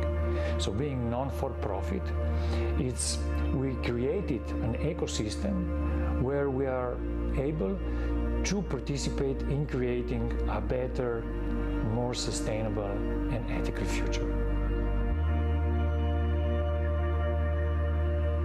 The Park of the Cones project aims to establish a network of hubs that will strengthen the connection between art, science and business in all of the participating cities, raising and reinforcing awareness among local residents and communities. In service of expanding and understanding new technologies, we are setting up 4 hubs, dynamic points for execution of many different activities across the country. The hubs will be formed in Maribor, Velenje, Novo Mesto and Ljubljana and will serve as meeting points for progressive thinking individuals or groups and will try to inspire youth to work in communities where everyone can reach their full potential. The hubs are meant not only for children and youth, but for everyone interested in active participation and creation in the field of safe, sustainable and ethical use of new technologies. We offer individuals access to main equipment and professional connections, which we share within our network of regional hubs. Artists, scientists, engineers, and other forward-thinking individuals can create in our hubs, where they witness and engage in creative clashes between professionals from multiple fields of work, all while generating intergenerational dialogue and knowledge exchange.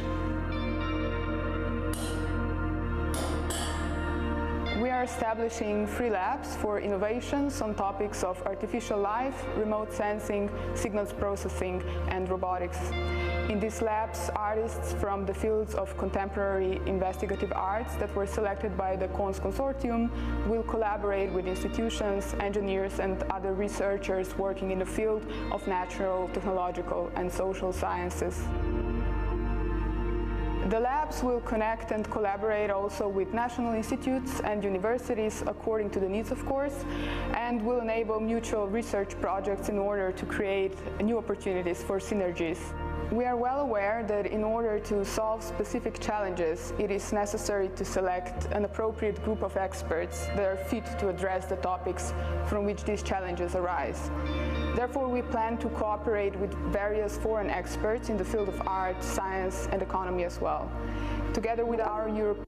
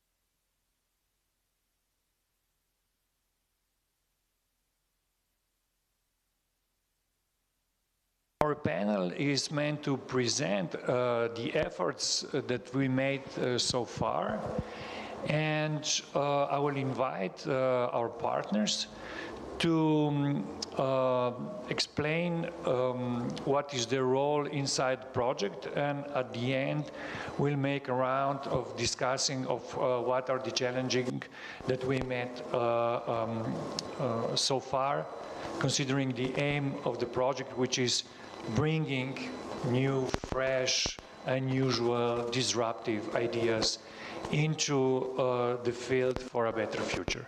So I'm inviting Miha Horvat from Maribor to say a few words about the hub in Maribor. Yuri, thank you. Yeah, hub in Maribor is growing in the frame of Youth Culture Center, so a public institution called MKC that has been producing and is an organizer of the International Festival of Computer Arts since the mid-90s, so basically for 26th edition, MFRU, International Festival of Computer Arts, is happening here. And CONS Partners, or MKC Maribor, is a partner in Project CONS. And basically on this second level that you've been talking, basically with partners we decided that Laboratory for Robotics and Urban Transformation as a working title or maybe as a frame could be established in Maribor. And in a way to create this lab, we are connecting in Maribor like the, let's say, the private and public sector, like institutions and individuals and groups that are already working in this field. So we are working for now, for this last month, with Motivity, that is like a game developing studio. We are working with Curator, that is like an educational platform, working with IRNAS, that is like an open hardware and open software laboratory looking for new solutions. And then, of course, working a lot also with University of Maribor.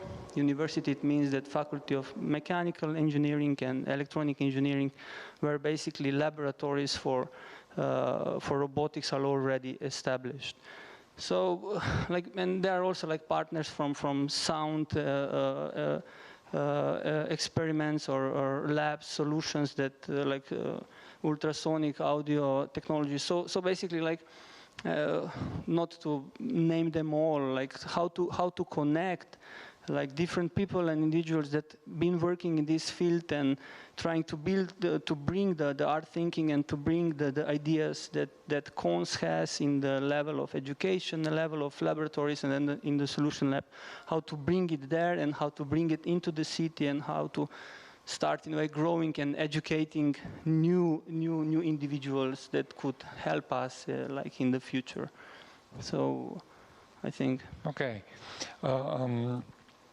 Working with kids and working with youngsters that are the next generation is also the main focus in Velenje. Marco, can you tell us a little bit about the capacity building activities we are doing there, and also the lab that is just to be established in next few, I would say, weeks? Thank you, Yuri. Yes, Youth Center Velenje is one of the partners who is really happy and proud to be part of this project, CONS project. One of the things is that Youth Center Velenje engages in all activities of youth work. It means even social activities, cultural activities, startups, working with things that young people want to do bottom up. And as we did a strategy of youth in Velenje, we discovered that there is a lack of ideas, lack of capacities to put to the young people this intra-media arts. They were the ones who said that they would like to have a little bit more of opportunities in this kind of field and to work with experienced workers who are either artists or work in the field of industry or other businesses. So from this bottom-up approach, we got the really good possibilities and opportunities in cons, so we could engage on the first level that you mentioned, those workshops for young people, even children, and then people who are interested in the things of science and intermedia. And we, as a organization, see this as an opportunity to grow and to put something back to them as they want it, as the young people want. And a really good thing for us in the development of the project was that we got invited to host so-called Solution Lab.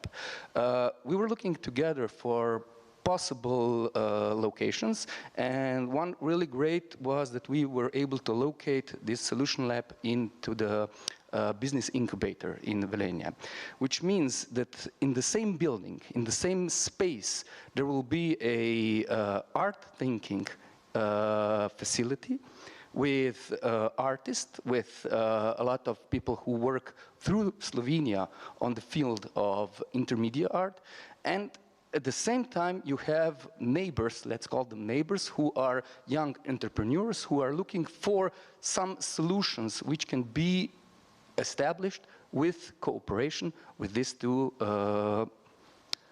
persons, business persons or anything like this. So we are really excited, looking forward, and working strongly to engage and to obtain the Solution Lab as soon as possible, as we see that there are several opportunities for us and for people in Velenia, and let's just bring it to the little larger scale for Slovenia to gain some new ideas, new art thinking projects from this CONS project. Yeah.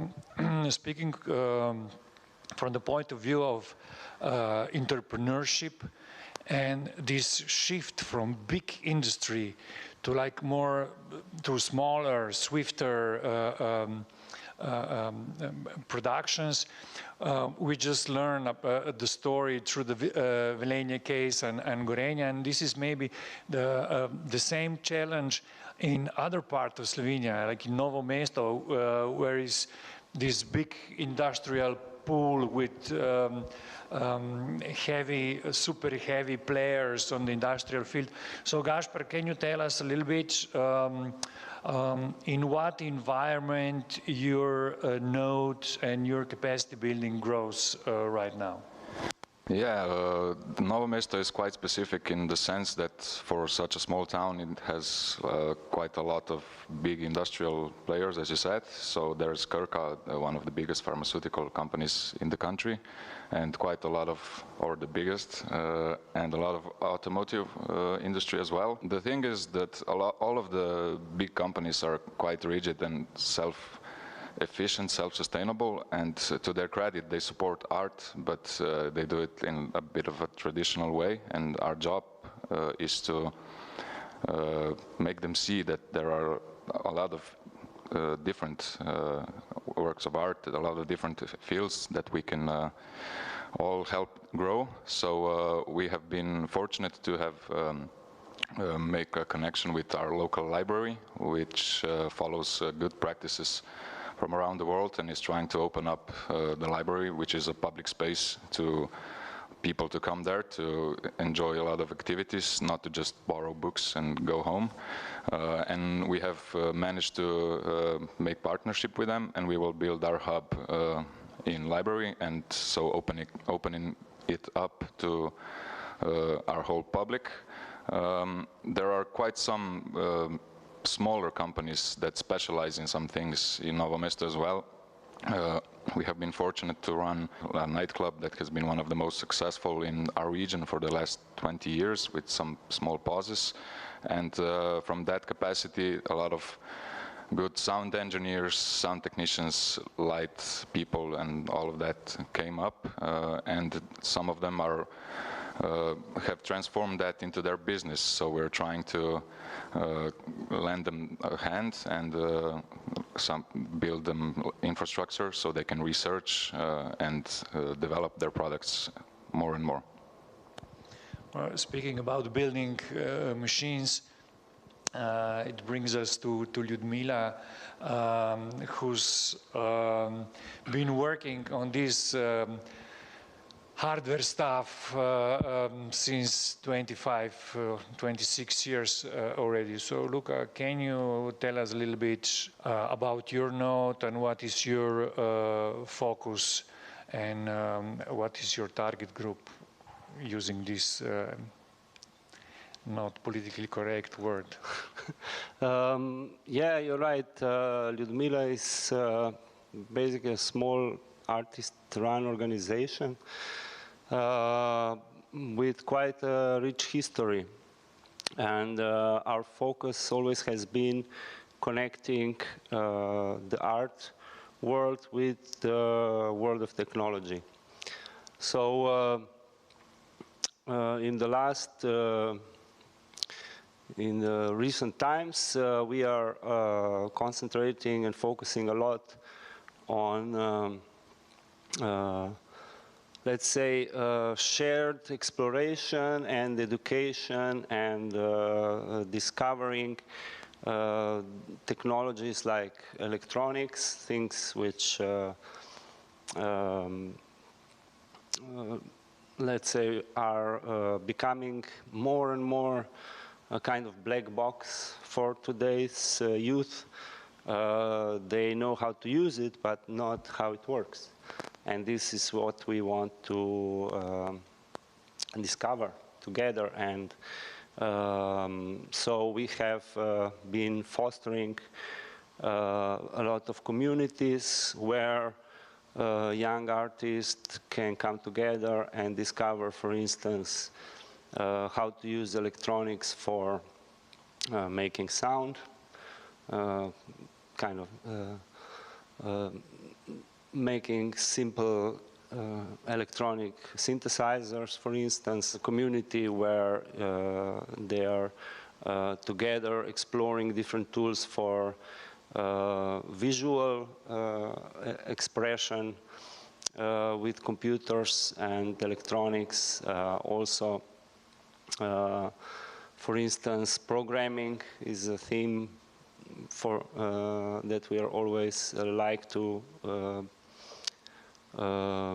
explore, and so now we are very interested in live coding, for instance. So through these communities we kind of bring up new generations of artists which are able to engage with these technologies, and then of course it kind of ends with or culminates in projects where we help or we work with artists to realize their a bit more ambitious art projects together with technologies, together with scientists, for instance, and to give them space, equipment, and time to, let's say, verify their ideas, how they work, and develop a project into something which works and is interesting and has a capacity to give some kind of new idea or raise some interesting questions. Lyudmila is working with nearest possible proximity with Zavod Projekt Atoll. Zavod Projekt Atoll is represented by Uroš. It's basically a natural environment for you to be near Lyudmila, because, you know, with people that are growing in their capacities, you're the first one who can actually explore and exploit what they've learned and what they become. So please, Uroš, tell us a little bit about the lab that you're developing right now. Well, within CONS, our lab is technically called a lab for remote sensing and signals processing. And as you mentioned, we are working hand in hand with Lyudmila. We share this space where we're just actually here, and which is where we are building our hub. And from this hub, we also want to grow a lab. We actually are hoping to be able to take it by the end of, quite soon, let's say, and actually to be able to have that lab as a remote, not a remote, but to be able to be a remote lab, it needs to be mobile. So we really want to build a mobile lab. It is a part of our tradition because Marko Pelhan is and always was a big figure within our institute, but also for different reasons. Because in terms of, let's say, what the work with communities, the things that Ludmila is so good at and that where we're learning from them, we also want to bring that to other communities that are outside of our own already existing maker labs, hacker labs, whatever the labs are that we're, and all this Ljubljana bubble, which is quite strong already.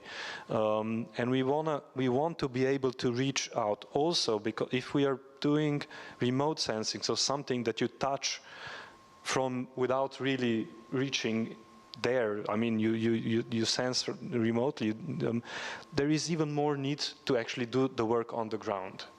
And maybe that's the libidinal thing, but there's another thing that is also important, because within cons, there is another thing that we touched before. It is also that we need to develop business strategies, or we need to embed or fail better how we work with business as well. And in terms of a methodology that already worked for us in the past and has been working for us recently, is that the fact that when you are pushed to work or create something outside of where you would normally do stuff, there's all sorts of innovation.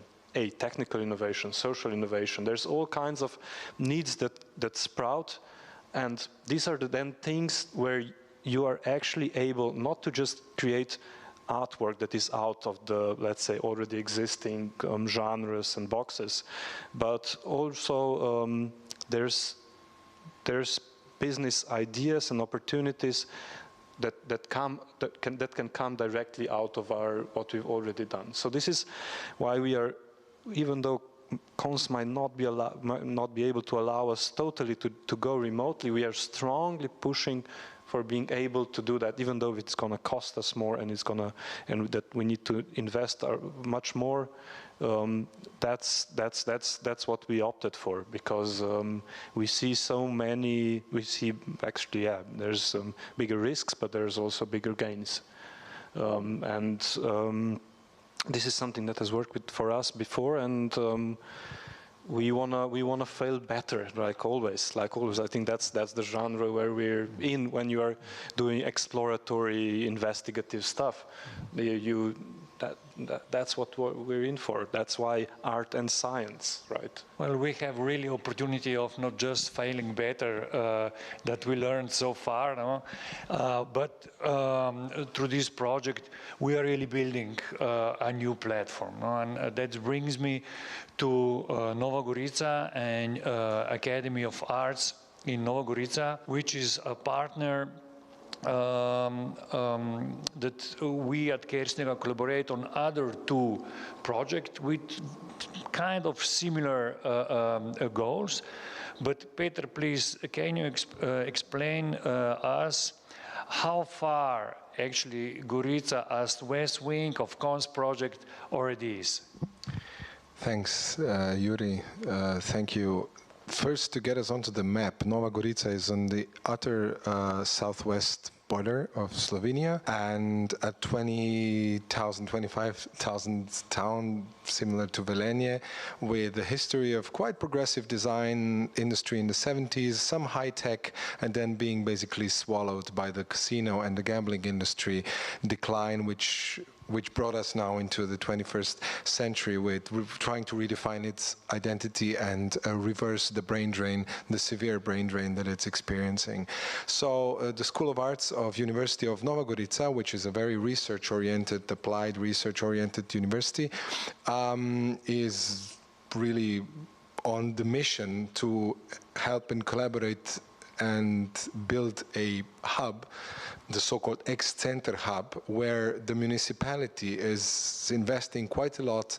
The NGOs are not excluded, and as a very important partner, stakeholder, there's the local businesses that want to make it just above, because they're now kind of mid-tech want to be high-tech, and they all want to be very high-tech, and they found, and through the years, the recent years of our gradual growing together, they found that the artistic paradigms, that the artistic practices, including speculative design, participatory, critical design, and so on, might be their way, might be their springboard towards something new and something better, because they obviously hit the ceiling in their conventional business models. So tomorrow, basically, we are meeting the architect to confirm the last plans to refurbish this 700 square meter place with a gallery on ground floor and on top floor with collaborating spaces, co-working spaces, and so on in the very pedestrian zone of Nova Gorica, which means quite a strong transformation of the town tissue. On the other hand, the local businesses, after at first probably being at some distance towards the idea and our little community or network, are now almost, well, competing, or at least discussing, negotiating of how to bring in their smart housing solutions, to have us not only as a test bed, but to bring their smart house and so on, high-tech stuff into this lab to be worked on and about through the cons workshops with the youth. But then again, of course, because we will be hosting artists, and the two other projects that you mentioned, Diva and Mast, will be bringing in certain other processes. It is important to note that the School of Arts at the University of Nova Gorica has just accredited a master study module that puts the art thinking at the core of the innovation process. So at an arts academy, we have an innovation course which is based on art thinking, and this has been the product of our collaborations. Last but not least, Nova Gorica is competing for the title of the European Capital of Culture 2025. And this element is a very pivotal one, where the local businesses, the NGOs, the whole of the community is kind of being centered around one big thing, which we still not know what will be. But in such a company, I don't have any doubts. Thank you. So let's talk now a little bit about industry and the challenges that are coming, working with them. We'll take the opposite direction on purpose, because maybe Zavod Projektatol, through the projects of Marko Pelhan and his direct experience from an art project to a small business, maybe you can just describe a little bit how it was. You don't need to go into detail so much, because that would be done by Marko much better, but still you know pretty much how it was and how far this collaboration between the radical creativity and some very capable young engineers can bring us. No? Well, I joined later, right? I mean, or when things, from my perspective, seem to have already been settled, but obviously that relationship is still growing. But yeah, the way that things happened is, I think, because Marko's projects were always somehow utopical. Is that utopistic? Is that an English word? Yeah, utopian. Thank you. So that was something that then required, like, let's say, young engineers that dared to think outside of the box, that were excited about that, and from that grew a company which is not such a small company anymore, right? It's quite an international company now, leader in its market, and like building their own new facilities right now, opening them soon. And also there's also other instances, but what was challenging for us maybe is, that would be informative to kind of discuss within our context, is how how to keep those companies then still within our artistic, let's say, environment. Yeah, exactly. So how to make sure that they don't build a wall between them and us, and how to be able to work with them more seamlessly, so something that doesn't create a friction within the, let's say, the culture of that same company once it grows, because obviously once the company grows out of this, let's say, startup process, which can be very speculative at the very start, and then things change, and that's what maybe I referred to also before when I said, oh, how do we fail better? How do we,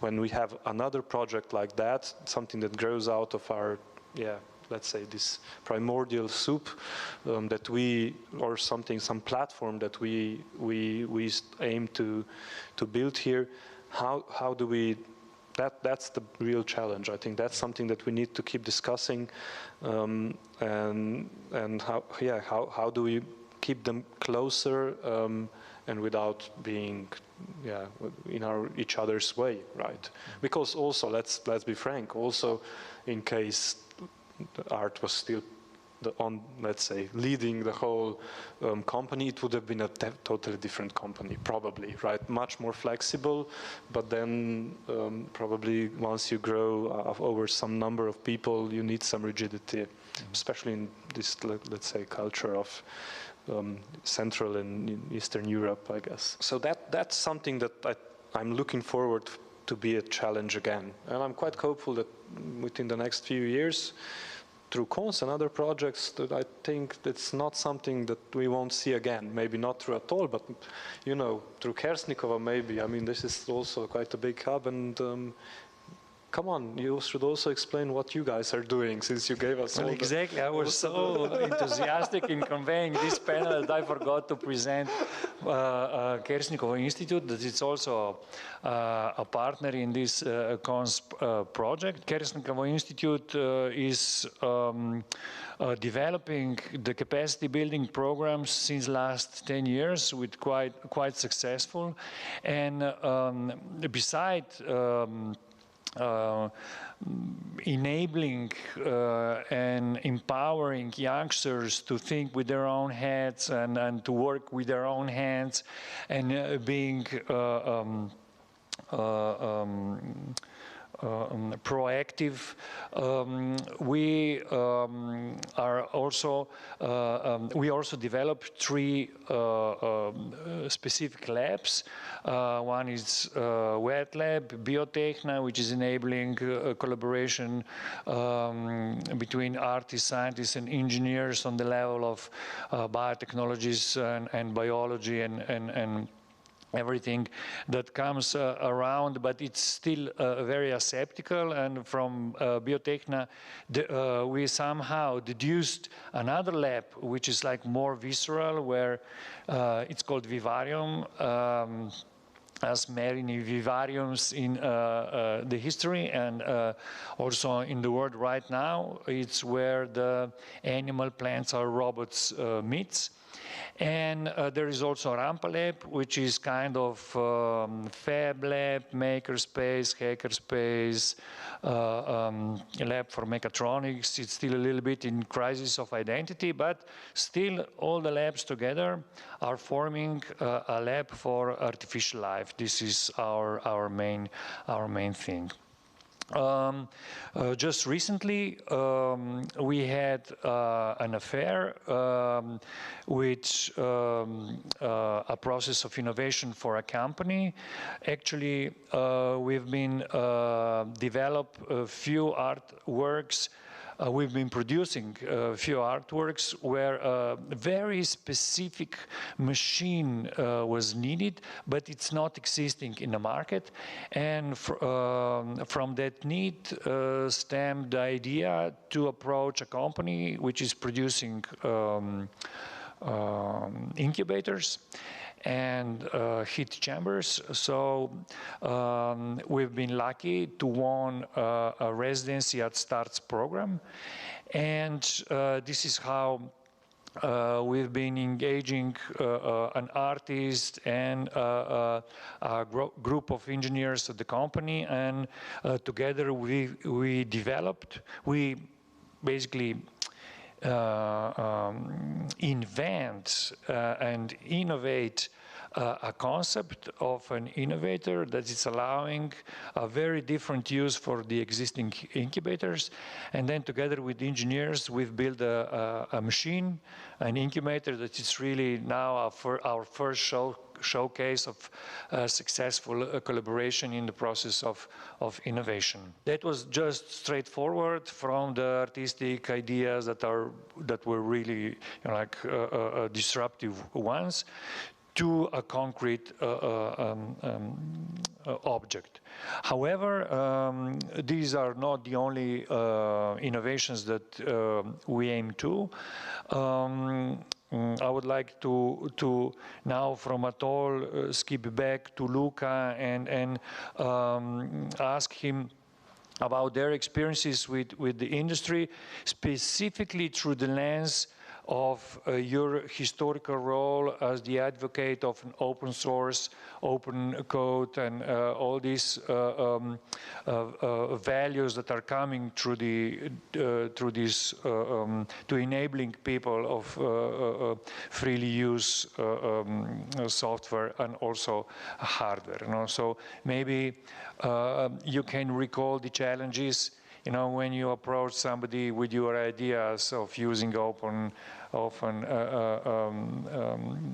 things that are basically for free, and on the other side you have a company that is completely profit-oriented. Yeah, you're right that Ludmila has been happy using and learning about, in some cases developing open source software basically since the beginning. And we found quite to be kind of self-evident that this is a really good way and a very promising approach. So it's true that, let's say in the 90s, we were many times, you would say, being laughed at, perhaps, not taken really seriously. When we were advocating use of Linux and localizing, for instance, some Linux distribution. But nowadays it seems that the open source has in a certain layer won this battle. So it's completely normal that all our mobile phones basically run on some open source kernel. Unfortunately, there has been the second layer built on top, which takes all the good stuff and builds a proprietary layer on top, which again extracts the value into the proprietary, profit-oriented company, which is marketing or organizing these systems. So I think the work is not at all done, and we have a lot to think about and to speak about and to talk about also, perhaps through art, to show people that question of data ecologies, of data sovereignty on level from a personal level to a community level up to a state or, let's say, I don't know, European Union. We all have very similar problems, I would say. And so, yeah, in these days, there are still very many interesting projects that we look at or learn about, from open hardware, things like making your own keyboard, which is more ergonomical or more customizable or programmable, to, for instance, let's say, federated social networks, which are giving control back to the community, to a smaller community, and to the individual on how our personal information are shared, moderated, kept, searched, and to make the internet a kind of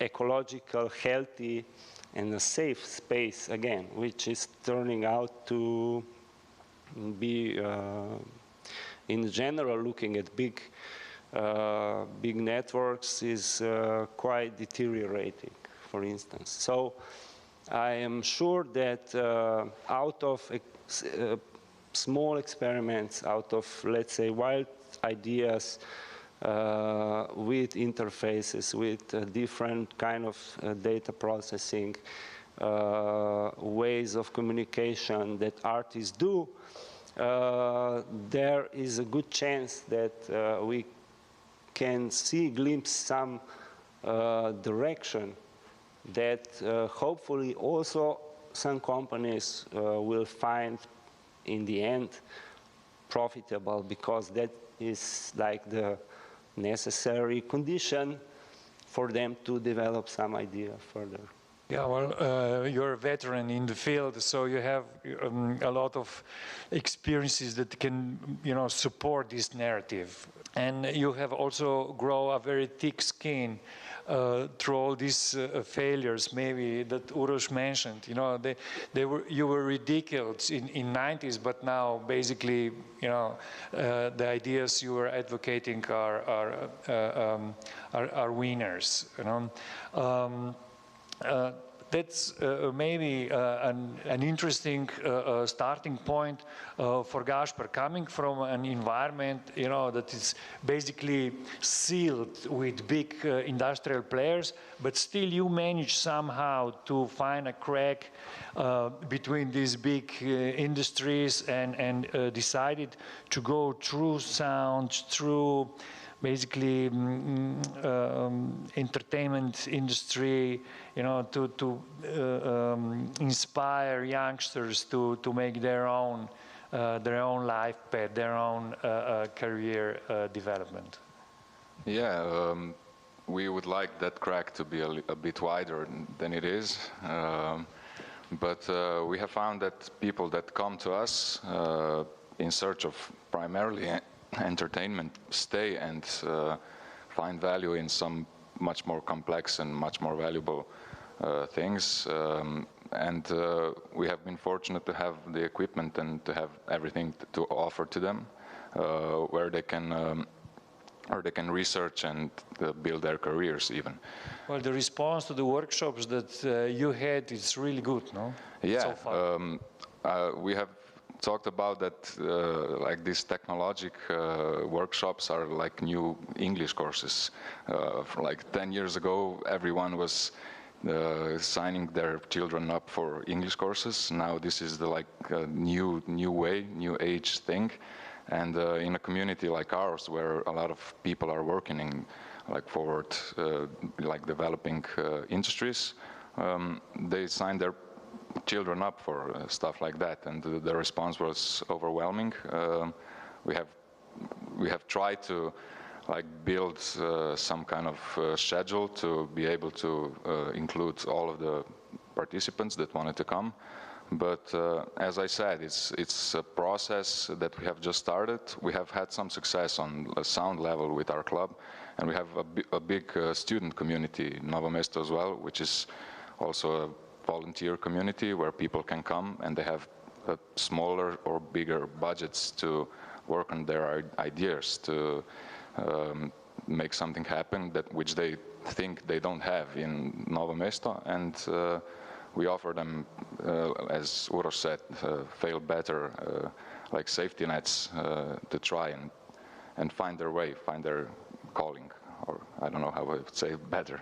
Marco, Velenje, it's just this year basically suffered a big change because the owners of the biggest company in the region changed the direction, and the company is now developing in something else. I guess that there are a lot of people that are unemployed right now, and how do you think we can basically enter with our messages, to be like more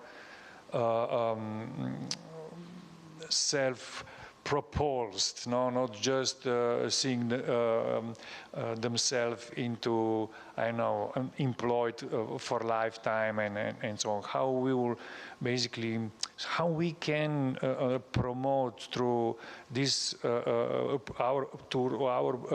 programs, through programs of empowerment, how can we basically start something very interesting in Velenje? Well, the best way to explain this would be to go on the example what happened on our workshops when we actually made a workshop for general public, for people who are employed or studying. We had an enormous response of people applying for those workshops, which are not so much different as the ones for youth. But the thing is that we did focus on sound, and that we, similar to Novo Mesto, do a lot of work with a club and the musicians and etc., what's in the music system. But the enthusiasm of the people, which some of them were unemployed due to the changes, due to the new owner of the company. But they are still looking for a way to go forward. And one of those really important social impacts that this project has is giving an empowerment to the people which are perhaps on the changing path of their life because of the things that happened at work, or perhaps just thinking of a new possible career in cultural, intercultural, and especially in the modern art system with the intermedia as well.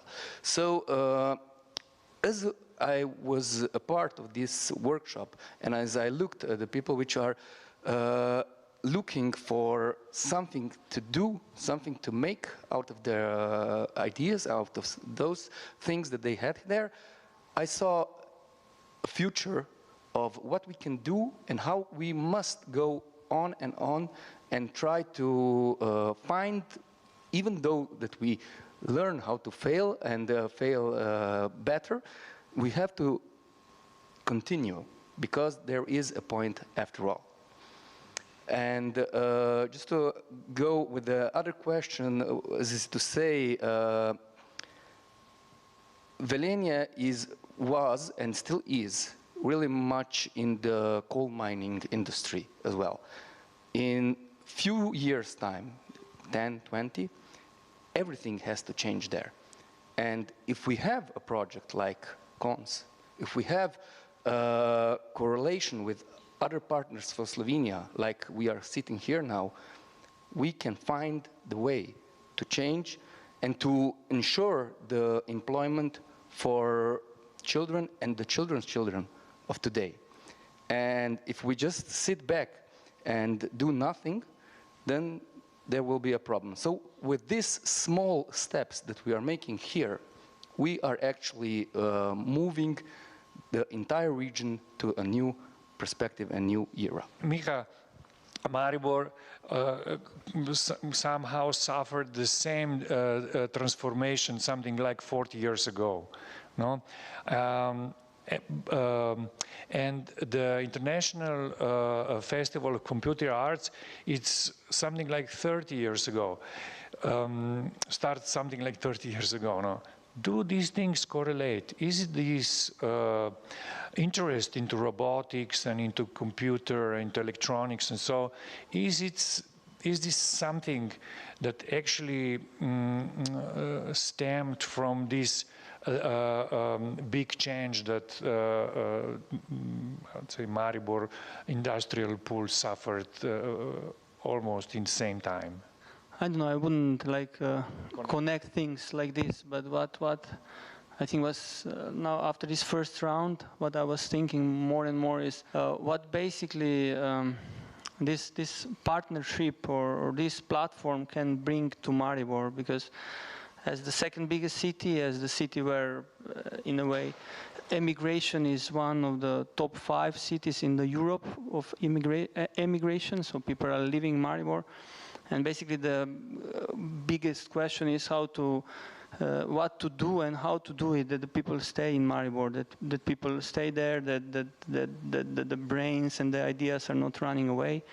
And in that way, I think Cons is the way, or it's showing the way how things should be done, you know, because in a way that the platform, that the different partners from different cities are connected, and that the ideas are running free and are being there, and that you can use them and work with them, because this is exactly what, in a way, Maribor brings. And like in the first like statement I was saying about the firms, the private, the public sector that we are working with, but the thing is that people in that sectors or between them are not connected. So in a way we have the oldest festival in the country, but basically it's just a logistics. So there is no production there, or if we are talking, or I'm now in the last half a year talking with private sector that are like producing satellites, and the satellite is up, but basically they are not connected in the city, they are not even connected with the university as they would like to be. And of course, if you come with the idea that there should be more art thinking, they're just looking at you, yes, what? Mm-hmm. So basically, what I'm sensing or thinking and hoping for the Cons project is that Slovenia really gets a little bit more decentralized, so that we have more flow of everything between us in this country. And I think Cons is on the way there, that we are trying to do this, and this might then also help to bring and to grow all of us into some other levels. And I hope that, yes, that we succeed in that. Well, I'm pretty sure, because no, as it's used to say, together we are stronger, no? And we do really need some critical mass. And for the end, if I'm making a wrap up, we can see we're coming from very different environments. These environments are having different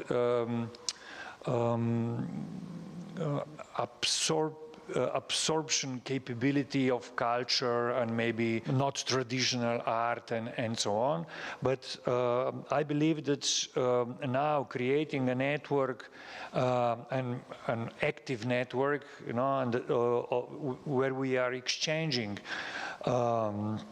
people, materials, contents, programs, projects, and so on, that we can create this narrative of a wish for a better world, like in a way that those who are there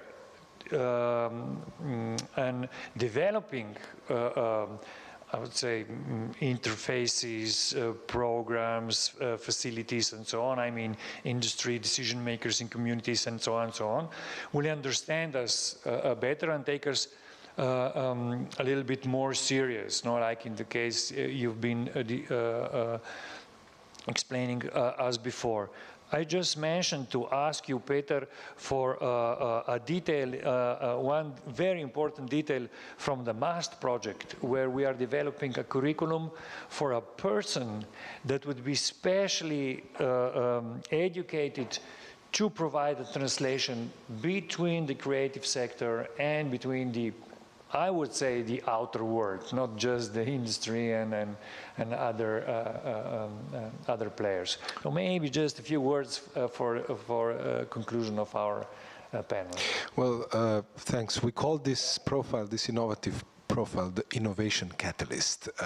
So someone that engages, well, deep with the process, that knows, masters and deeply understands all the key stages. We found 10 stages of the innovation cycle, however, can particularly well bring in the experience and the understanding and the specific quality of the artistic into the next to the design thinking, which is quite standard, the artistic thinking being laid bare, being analytically offered to all of the different stakeholders in the innovation process, from the tech, from the science, from the business, all the way to the end users, to grasp the value of those methodologies, approaches, and tools that the artists are using to create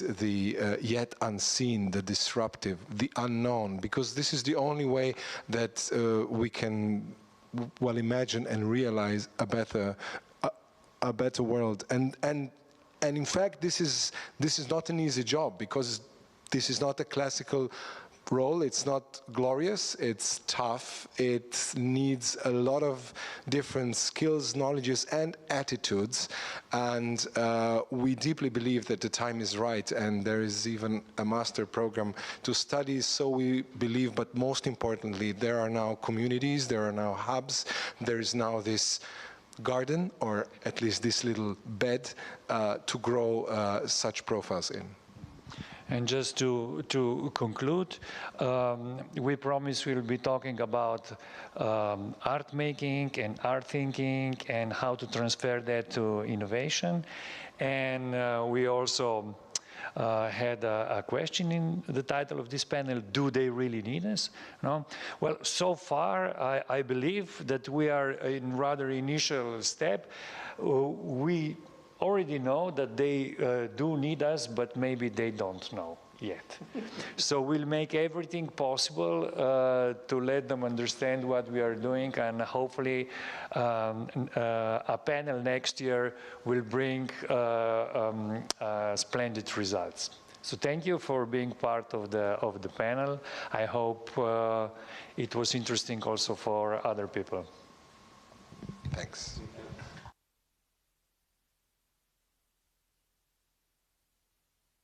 A world that seeks for a new culture of collaboration. A world that tries to link different disciplines, such as the arts and the science, having to do with new challenges. New challenges in the understanding of what plagiarism in the art sphere means, but also what this means when we build bridges between the science, the engineers, and the art world.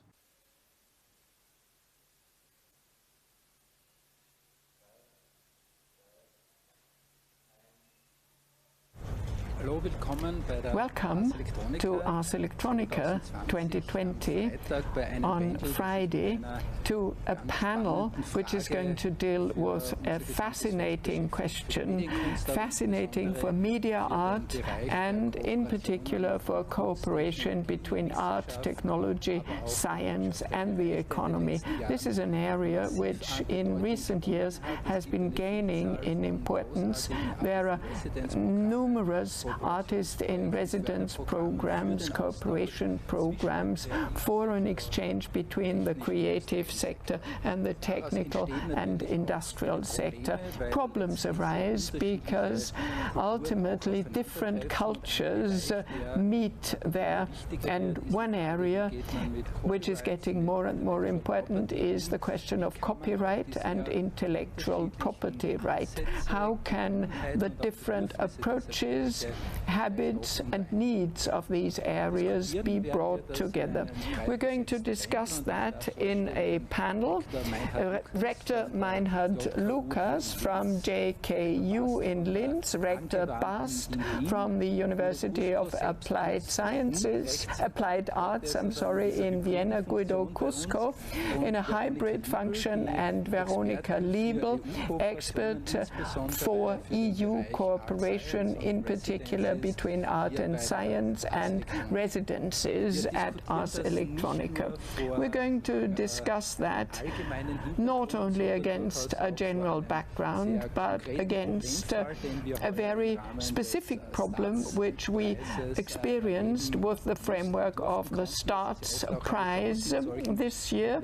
It may have been an opportunity to be confronted with a problem. An award-winning project which is based on broad cooperation, a project by an artist who is experienced in cooperation with universities, non-university research institutions and industry and so on. It's a multifaceted project, and all of a sudden a conflict occurred which we tend to see more and more often. When a problem becomes visible and successful, only then start people thinking about who contributed which idea, who asked for whose approval, and who gave the correct credits. This is one of the topics we need to discuss here today. And I would like to start with our lawyer artist, because he has a view of both. Are there any differences in the legal situation between the artistic sphere, the university sphere, and the economic sphere? I think the problems are the same in all areas when creative people, engineers, artists, etc., work together. In such a situation, it should be clarified from the outset who contributes which rights, who provides which input, and who owns the results. I've just experienced an excellent example. I'm a tiny part in this Gesamtkunstwerk of Ars Electronica, and the first thing I got was an English contract of several pages in which, in great detail, I was told which rights I can reserve for myself, which rights I must not violate. It was an excellent piece of work. Everything was contractually regulated in advance of the project, and that's the right answer, because doing that afterwards, retrospectively, it's much more difficult. It's more difficult to find out who is right and who is wrong. It has to be agreed in advance, but applicability is universal. What applies to the arts can also be applied to science without any room for interpretation. No, that's not true.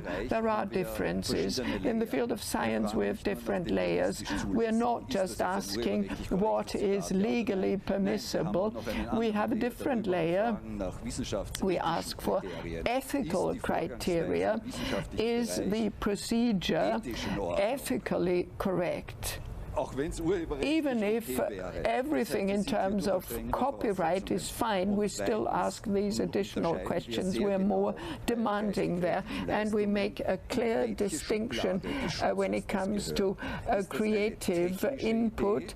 Is it a technical idea? Then I have to think in terms of patents. Is it a marketing idea? I may have to think of unfair competition, brands, trademarks, or is it a free artistic input? Then it's a question of copyright, and there are interfaces. Software, for example, is a matter of copyright.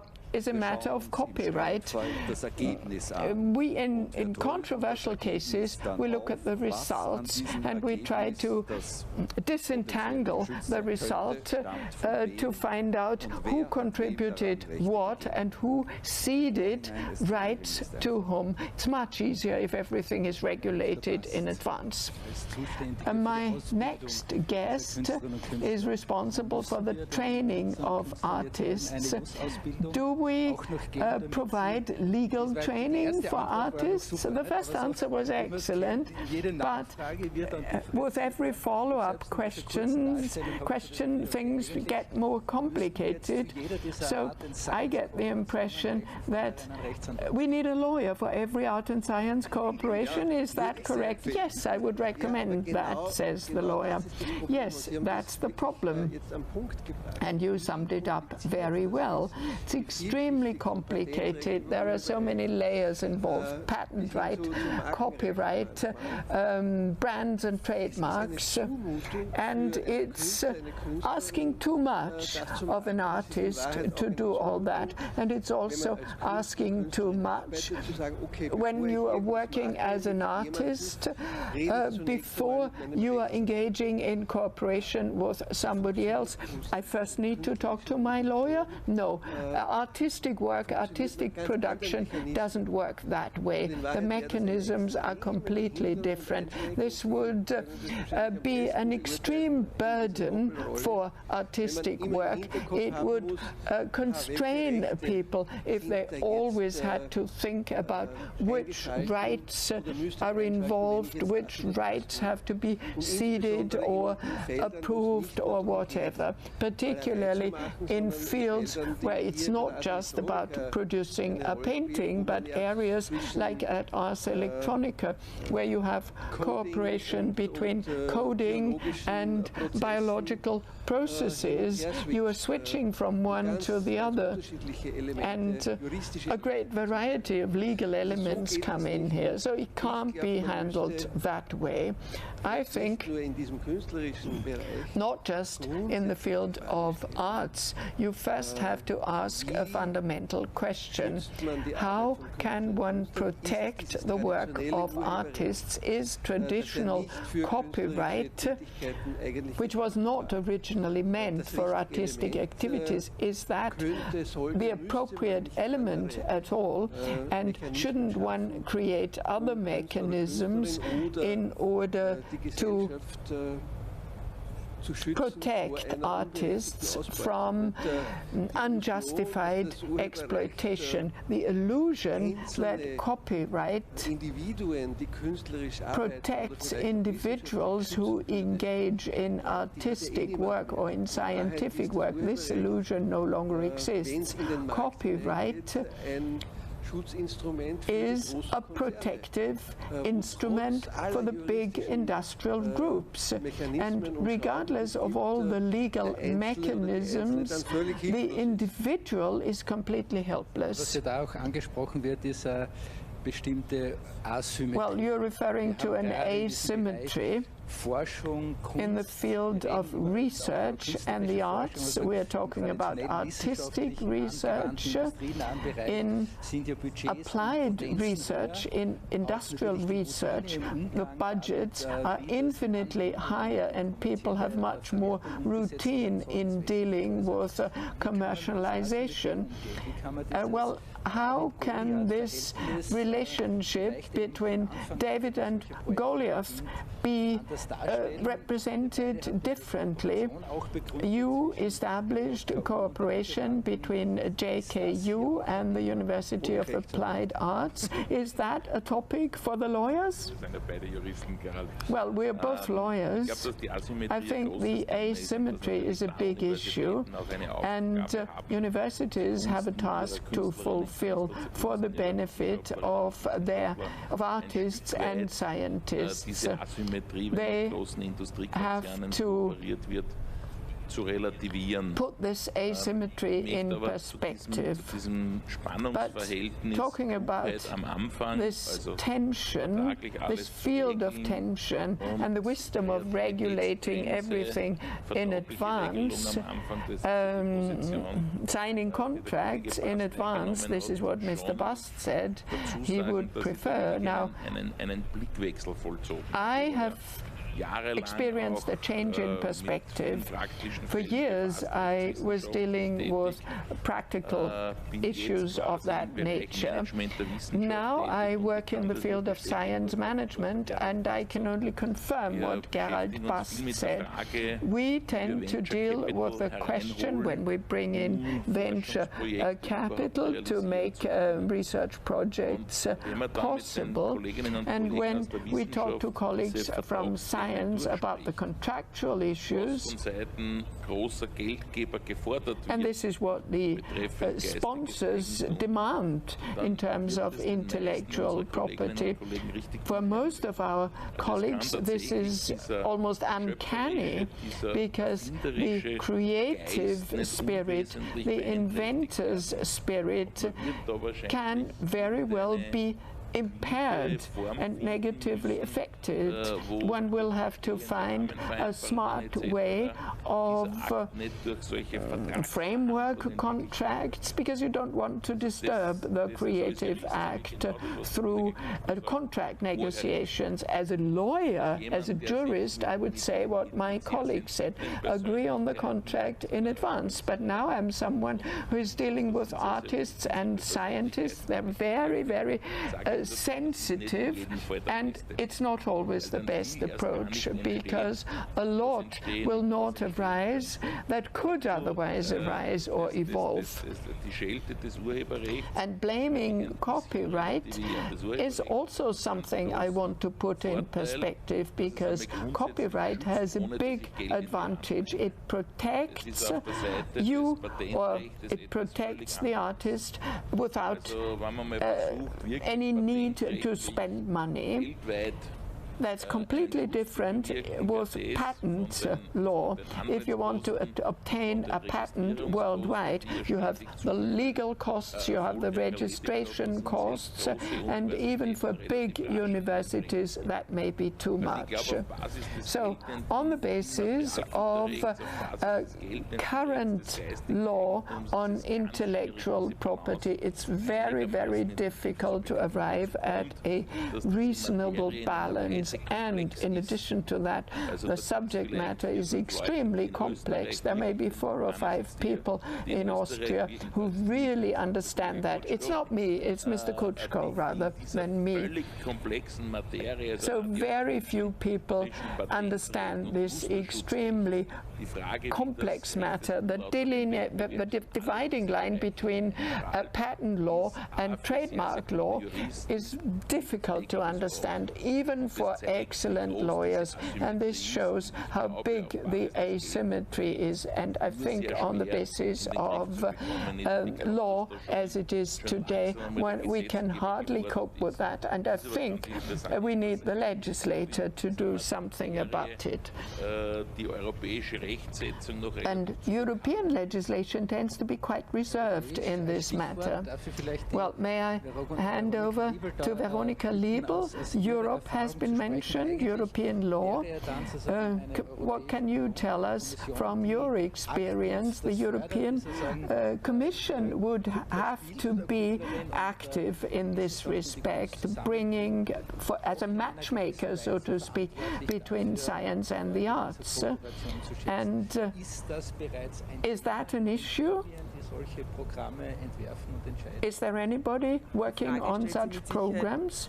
Yes, the question is arising increasingly, because the European Union relies on such programs, not just cultural programs, but there is the cultural program of the European Union, which promotes cooperation between art and science. It's mainly about the development of a work and use of the work, and the rights on the work are with the artist. But there are other programs, structural programs and research programs, that rely on cooperation between art and science. And the role of artists and the expectations of artists are quite different. They are to participate in innovative processes for products and services. So the expectations are different ones. It's a topic which which artists themselves are not yet fully aware of. Many of them engage in such a cooperation as if it were classic art and science cooperation, and they do not have the necessary understanding of the fact that the result will be utilized, commercially utilized. This is something which in recent years has come to the foreground. Industrial and scientific organizations are taking an ever greater interest in such cooperation, and the European Commission, with the STARTS program, has taken first initiatives. Currently, we are working on awareness building programs, but there is very little legal support. There is a gap to be filled because we have to make artists aware of how to handle such a process. Of course, first you need a contractual basis, but in reality, the process undergoes numerous changes, and that in turn requires amendments to the contract. It's an experimental process that generates new things, and it's also about supporting artists with legal knowledge. And we still have a lot to learn, not just, this applies not only to artists, but also to cultural institutions. With all our program partners that are involved in a STARTS program, it is necessary to support artists through legal competence. But there are obstacles. Think of the mini budgets of cultural programs, and this takes us back to the asymmetry in terms of money between art programs and industrial programs. How could an art program afford an excellent lawyer? Well, all you could do is produce a template which is then copied and distributed. We as artists are living in a poor house, and when we listen to what has been said about products that advance the economy, where does art, where do fine arts come in here? Is that something we have to forget, or can one, well, you are a practicing artist and not just a lawyer. How can we make this, how can we reconcile that? Numerous friends of mine who are artists come to me with their problems, and those that want to live on creating art are single individuals who want to earn money, but for an entrepreneurial activity you need a minimum of knowledge, of legal knowledge, and I think at universities of arts legal topics must be taught. Artists must understand the basic principles of copyright, of patent law, of trademark law, even if they don't like it. I don't like going to the dentist, but I do so nevertheless, because it's part and parcel of it. And artists will find out that law is extremely creative. It's an interesting structure. And when I talk to artists about these topics, they say, well, that's cool, it's fascinating. And all of a sudden we find out that the enormous gap between artistic creativity and legal work is not in existence. There is no such gap. Both are highly creative, interesting areas that interact closely with one another, and the wish to take out the work of the artist and put it into a vacuum, this is not possible. Well, these days we're talking about art not as something that is a field of production of products for a market. In this art and science cooperation, when I look at your manifesto, for example, this is much more about energy that is being generated, a drive, a field of inspiration, which is designed to be exploited in the end. And I'm using this negative term on purpose because we want to create something others can build on. We want to move society forward, advance society, and generate economic innovation. So the role of the artist has changed. So I think we will have to continue working on this topic. And how can we deal with this exceptional situation? I think we have to make sure that our protective systems are not blown up too much, because everybody says, I need protection, but we must also think of creating free spaces. Artificial intelligence, for example, great, excellent, everybody needs it, but it needs data mining, and the European Union adopted a directive which has to be transposed into national law in Austria by mid-2021, and it allows access to existing data in order to feed an algorithm and to generate a new creative result through artificial intelligence. So we have to bear the counter movement in mind. How do we create such free spaces? Or cartoons, for example. Even for that we need freedom. An artist who produces a cartoon and includes another artist's work to produce his cartoon needs freedom, and we have to provide such free spaces. So what we are witnessing is a movement of extraction and contraction, and everybody has to be involved on that. AI shows very clearly, and this is the general development of the digital revolution. One has started negotiating about rights of use in a different way. For the time being, things are being dictated to us by the big industrial groups. But what can we do? You stand for art and science, and both areas are equally concerned. We expect you to make contributions to society, but how can these contributions be protected? Well, coming back to what was said earlier, no one wants to place artists in a space without any legal provisions. That would be absurd. We don't want them in a legal vacuum. And at most universities of art, copyright, patent law is taught at a very low level.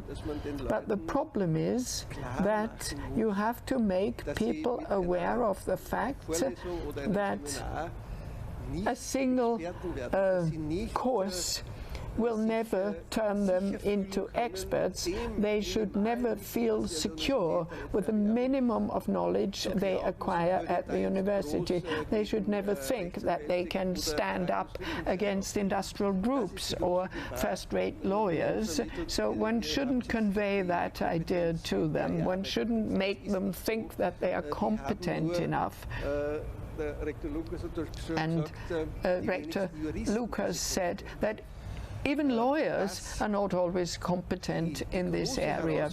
The big challenge at European level, and I think this is something that cannot be solved at national level. Every day we hear about how complex our society, the economy and science are, and that it's necessary to engage in interdisciplinary cooperation in order to achieve an economic effect and an effect on society. And there I see a change of paradigm compared to past decades, when the image of the lonely scientist, the lonely artist was always in the foreground, the lonely artist that needs to be protected. Of course, lonely artists still exist and will always exist, but during the past decade and a half, this cooperation between scientists of different disciplines, or between science and art, is becoming more and more common, and we will have to find solutions that go beyond the current rules of patent law, copyright, etc. We need freedom and protection, and the fundamental question is, who is to be protected? Who owns which rights? Doesn't society as well have a right to use and utilize inventions, creative processes? We are talking mainly about processes which ultimately are intended to serve societies. Universities are called upon, even the laws says so, to contribute to the beneficial development of society. On the other hand, these rights are individualized from copyright to patent law. Well, I have to speak as a legal scholar in order to contribute an idea to the design of contracts. Of course, freedom of contract is a fundamental principle. But we know there is an imbalance, and freedom of contract cannot be the means of choice. Consumer protection is one of the best examples. The consumer will never be able to negotiate contractual conditions with a bank. Have you ever tried to question the general terms and conditions of a bank? It's impossible. And the same applies when you are negotiating intellectual property rights with as a university. And our intellectual property law does not take this imbalance into account. There is one area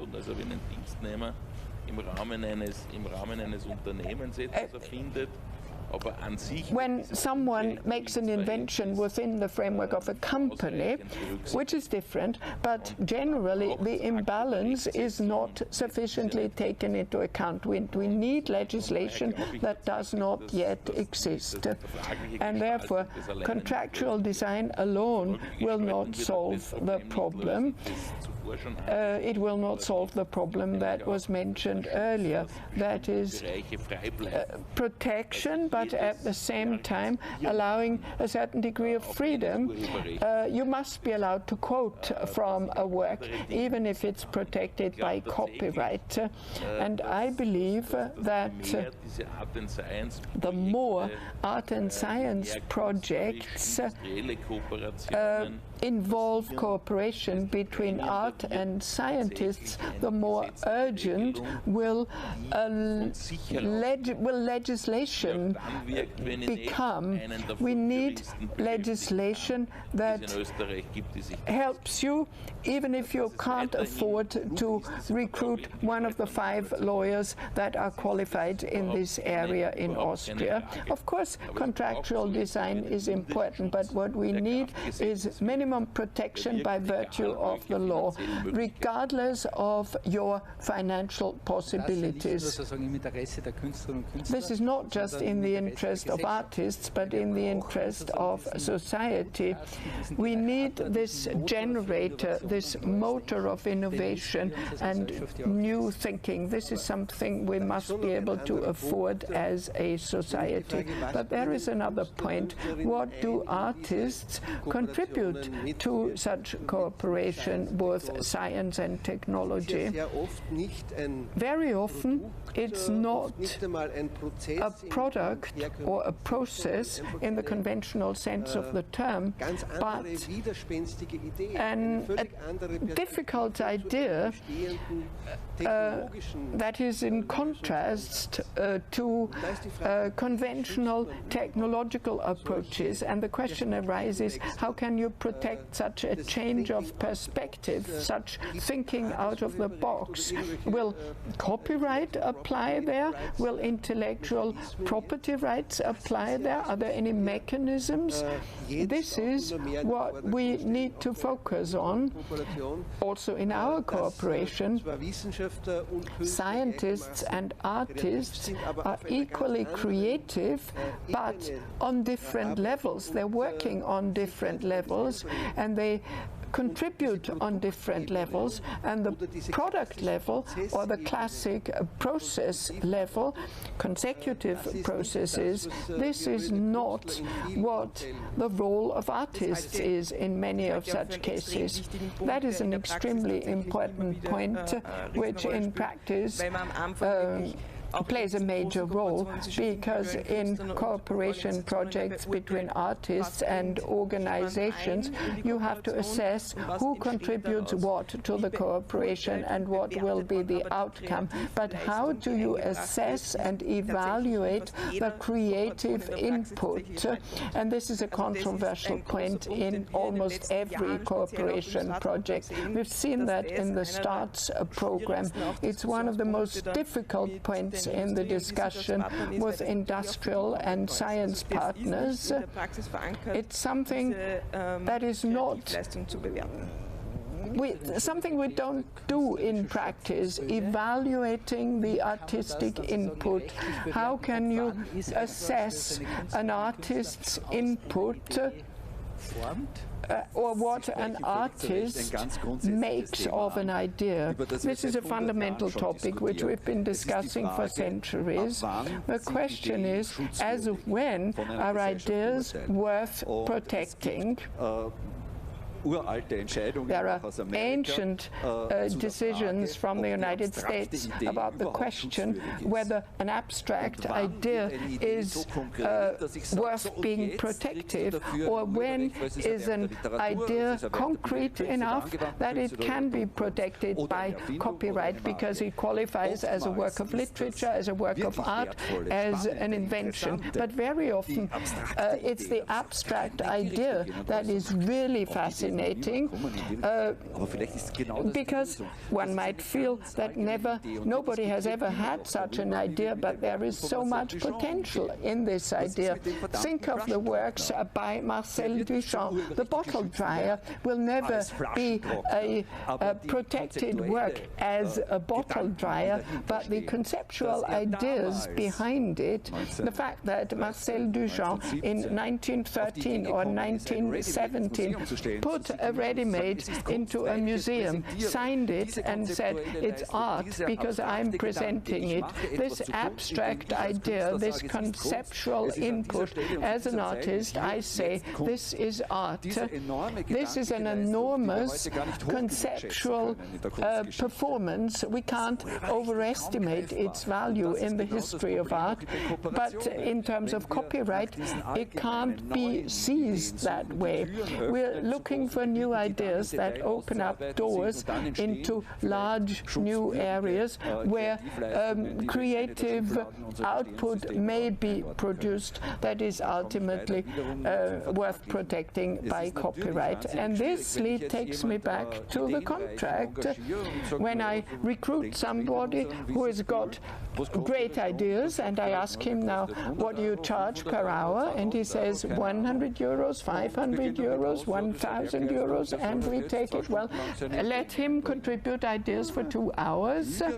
Well, this can't be done. It would be much wiser to agree that you want to participate when these ideas are implemented, and for that you need a contractual solutions. We have the problem with advertising agencies all the time. So this all takes us back to the issue that the essence of the artist is changing. In practice, this is what we see also with the projects of Ars Electronica. In a discussion like this, we always come back to the romantic classic view of the artists. Now, I can only underline that. The vision of the artist like Spitzweg, producing romantic images, romantic pictures of nature in the attic. This is no longer the vision of today. Artists like Olafsson Eliasson needs a whole team of engineers to produce his art. But art essentially thrives on all those seedlings, and without the contemporary seedlings that are growing somewhere according to the classic image of the artist, also exist. Art is a biotope in which you can't make a selection and say, I'm going to allow this seedling to grow, but not the other one. It's one of the few areas of society where we can afford to fertilize the ground and wait and see what happens, so that later on we will be all the wiser. Now we all know that Olafsson Eliasson is a great artist and a great entrepreneur, but who would have known that 20 years ago? I think this is one point of Art and Science cooperation which we have not yet discussed in detail. It's an enormous issue when we talk about an idea, as of when is it a work, as of when is it a work that deserves to be protected. The artistic input as such may be a work of art, but the ultimate product is more than that. It's a synthesis. The final product that can be utilized is neither the work of art nor the technological idea in isolation. It's a synthesis of both, and this is what generates added value, and this is the great challenge. It's no longer a question of is the work of art protected, but what has been the impact of the work of art on the utilizable product or the utilizable service. And I wonder if, with all the expertise we have in intellectual property law, even if we were to solve the problem by means of contracts, we would have to come up with very clever concepts of evaluating the contribution, because ultimately money should flow. There is an excellent example among the award winners here. Hacking Google, an excellent piece of work. We all know the advertisements. Websites can be manipulated so that they come up first in a Google search. And this is a project which is based on Google Maps, and it triggers messages of virtual bottlenecks that do not exist. It's an artistic deconstruction. And what if someone were to use this artistic deconstruction method to make sure that motorways are all free by constructing a virtual bottleneck on Google Maps? Well, we know exactly what's going to happen. The artist will be left behind. There are so many examples, Google Earth, Google Maps, long before Google existed, that was designed by a group of artists in Berlin and implemented as a functioning prototype. There are many projects. I'm afraid we have to come to a conclusion very quickly. I'm being told that we are running out of time. Perhaps a final plea. Art is something that society needs, and society, therefore, by whatever means, has to make sure that art is protected and can develop and evolve. One of the aspects of art and science cooperation is that politicians tend to succumb to a fallacy. They tend to think we have research, we have industry, and they are going to finance the arts. But the contrary should happen.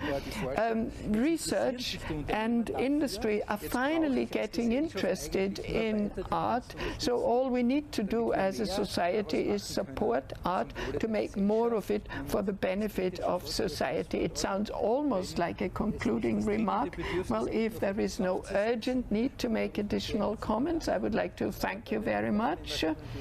And I think this is a topic which we will have to discuss on future occasions, and we will rely on your competence and knowledge in this area. So I would like to encourage all artists to keep going.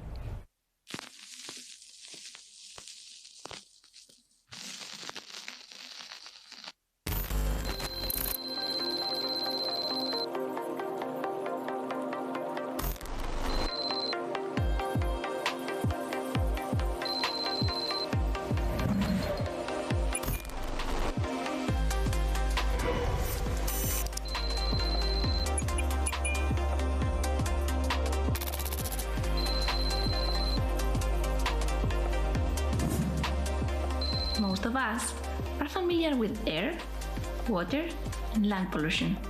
But did you know that light can also be a pollutant? Trying to extend the day artificially, we tend to turn on the lights as soon as the sun hides at sunset.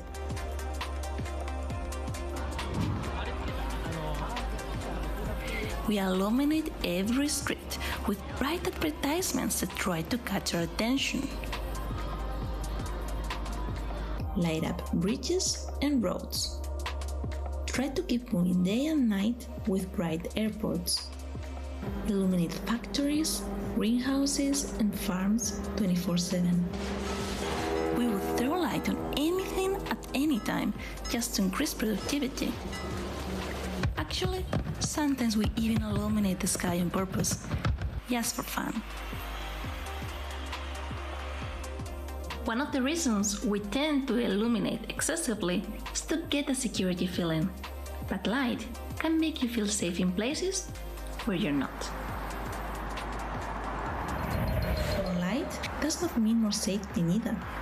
By looking at data on road traffic collisions, researchers have found that light intensity has no effect on car accidents. Visibility should always be the goal. Glare from bright and shield lights actually decreases safety because it shines into our eyes and constricts our pupils, blinding us. The glow of outdoor lighting has hidden the stars and changed our perception of the night. We have forgotten that the nighttime environment is a very important natural resource. Above our heads, there is a light show that will take your breath away every night. That is, it will take your breath away if you can see it, because living in a big city, it can be difficult to appreciate a true dark night sky, as when we gaze upon the night sky, the display can be limited by light pollution. Our nighttime skies are full of light that generates a lot of overlooked and even unnoted consequences.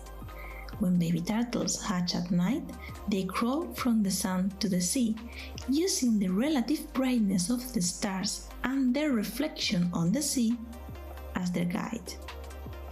But when artificial lights outshine the stars, these baby turtles become disorientated.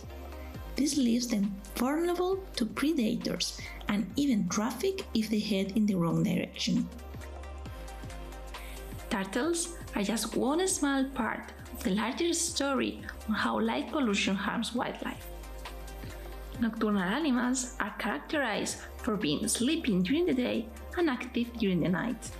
The installation of artificial light is probably the most drastic change that humans have made to their environment. Owls are adapted to hunt in nearly total blackness, but lose that advantage whenever there is man-made light disturbing them. Fireflies totally lose their ability to communicate by flashing, and snails would expose themselves to predators in response to artificial lighting. Light pollution also affects human health.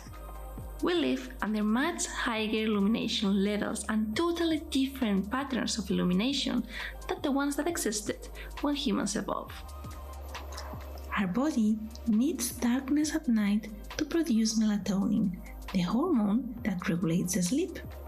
But artificial light at night might disrupt circadian rhythm, avoiding us to segregate the melatonin we need. Jet lag is the most common example of the body suffering from low melatonin levels. When we travel, our bodies keep sync with our home zone for a while, causing us to be tired or awake at times that don't work in our new destination. But you don't need to travel to feel it. Have you ever noticed how hard it is to fall asleep after using your cell phone right before bedtime? Any type of device with a bright display can affect the quality of our rest and cause insomnia. Sleep deprivation is a very important problem in space. Astronauts try to mimic natural light here on Earth to help synchronize the biorhythms of the crew on board the International Space Station. Hi, my name is Ricky Arnold on the International Space Station. We get asked a lot, how do we sleep in space? And it's a great question because we all know how important a good night's sleep is. If you're not getting a good night's sleep, you can count on reduced cognitive function, poorer reaction times, and maybe just being a little grumpy. And up here in space, just like on Earth, those are things we all want to avoid. So, we go around the Earth about every 90 minutes, which means we get 16 sunrises and sunsets a day. So how we sleep is a really good question, because the sun's always getting ready to come up or it's getting ready to set, and we use those cues on Earth to let us know when it's time to begin our day and when it's time to end our day. Well, here in space, we kind of have to do it artificially. So we have these nice crew quarters. It's about the size of a refrigerator. It's very quiet. The space station can be a little noisy, but it's very quiet in here. And we can control light with a light switch. If we are just middle of the day, we have a light like you're seeing right now, which is just this kind of standard lighting. It's getting close to the end of the evening. You want to dim the light a little bit, kind of for the end of the evening. Or if you're going to be up late, you need to keep awake, we have a really bright light setting. The other thing we have is good night from the ISS. Just like astronaut Rick Arnold, we should use bright illumination in the middle of the day, dim warm light at evening, and sleep in complete darkness. However, the installation of new lighting technologies, like LInz, has raised blue-rich white light emissions.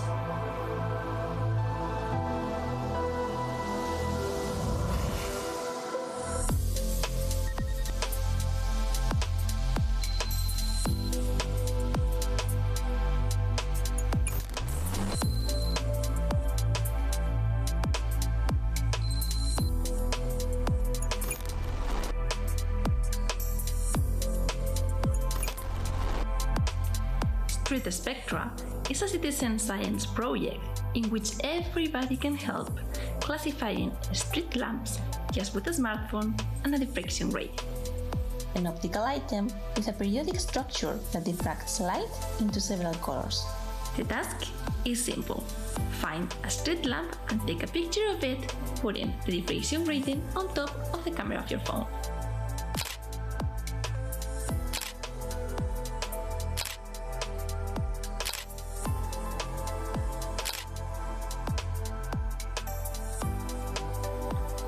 They are very cheap and can be bought online in several places. For this project, we are using 500 lines per millimeter diffraction radians. Scientists are looking forward to analyzing your pictures. To do it,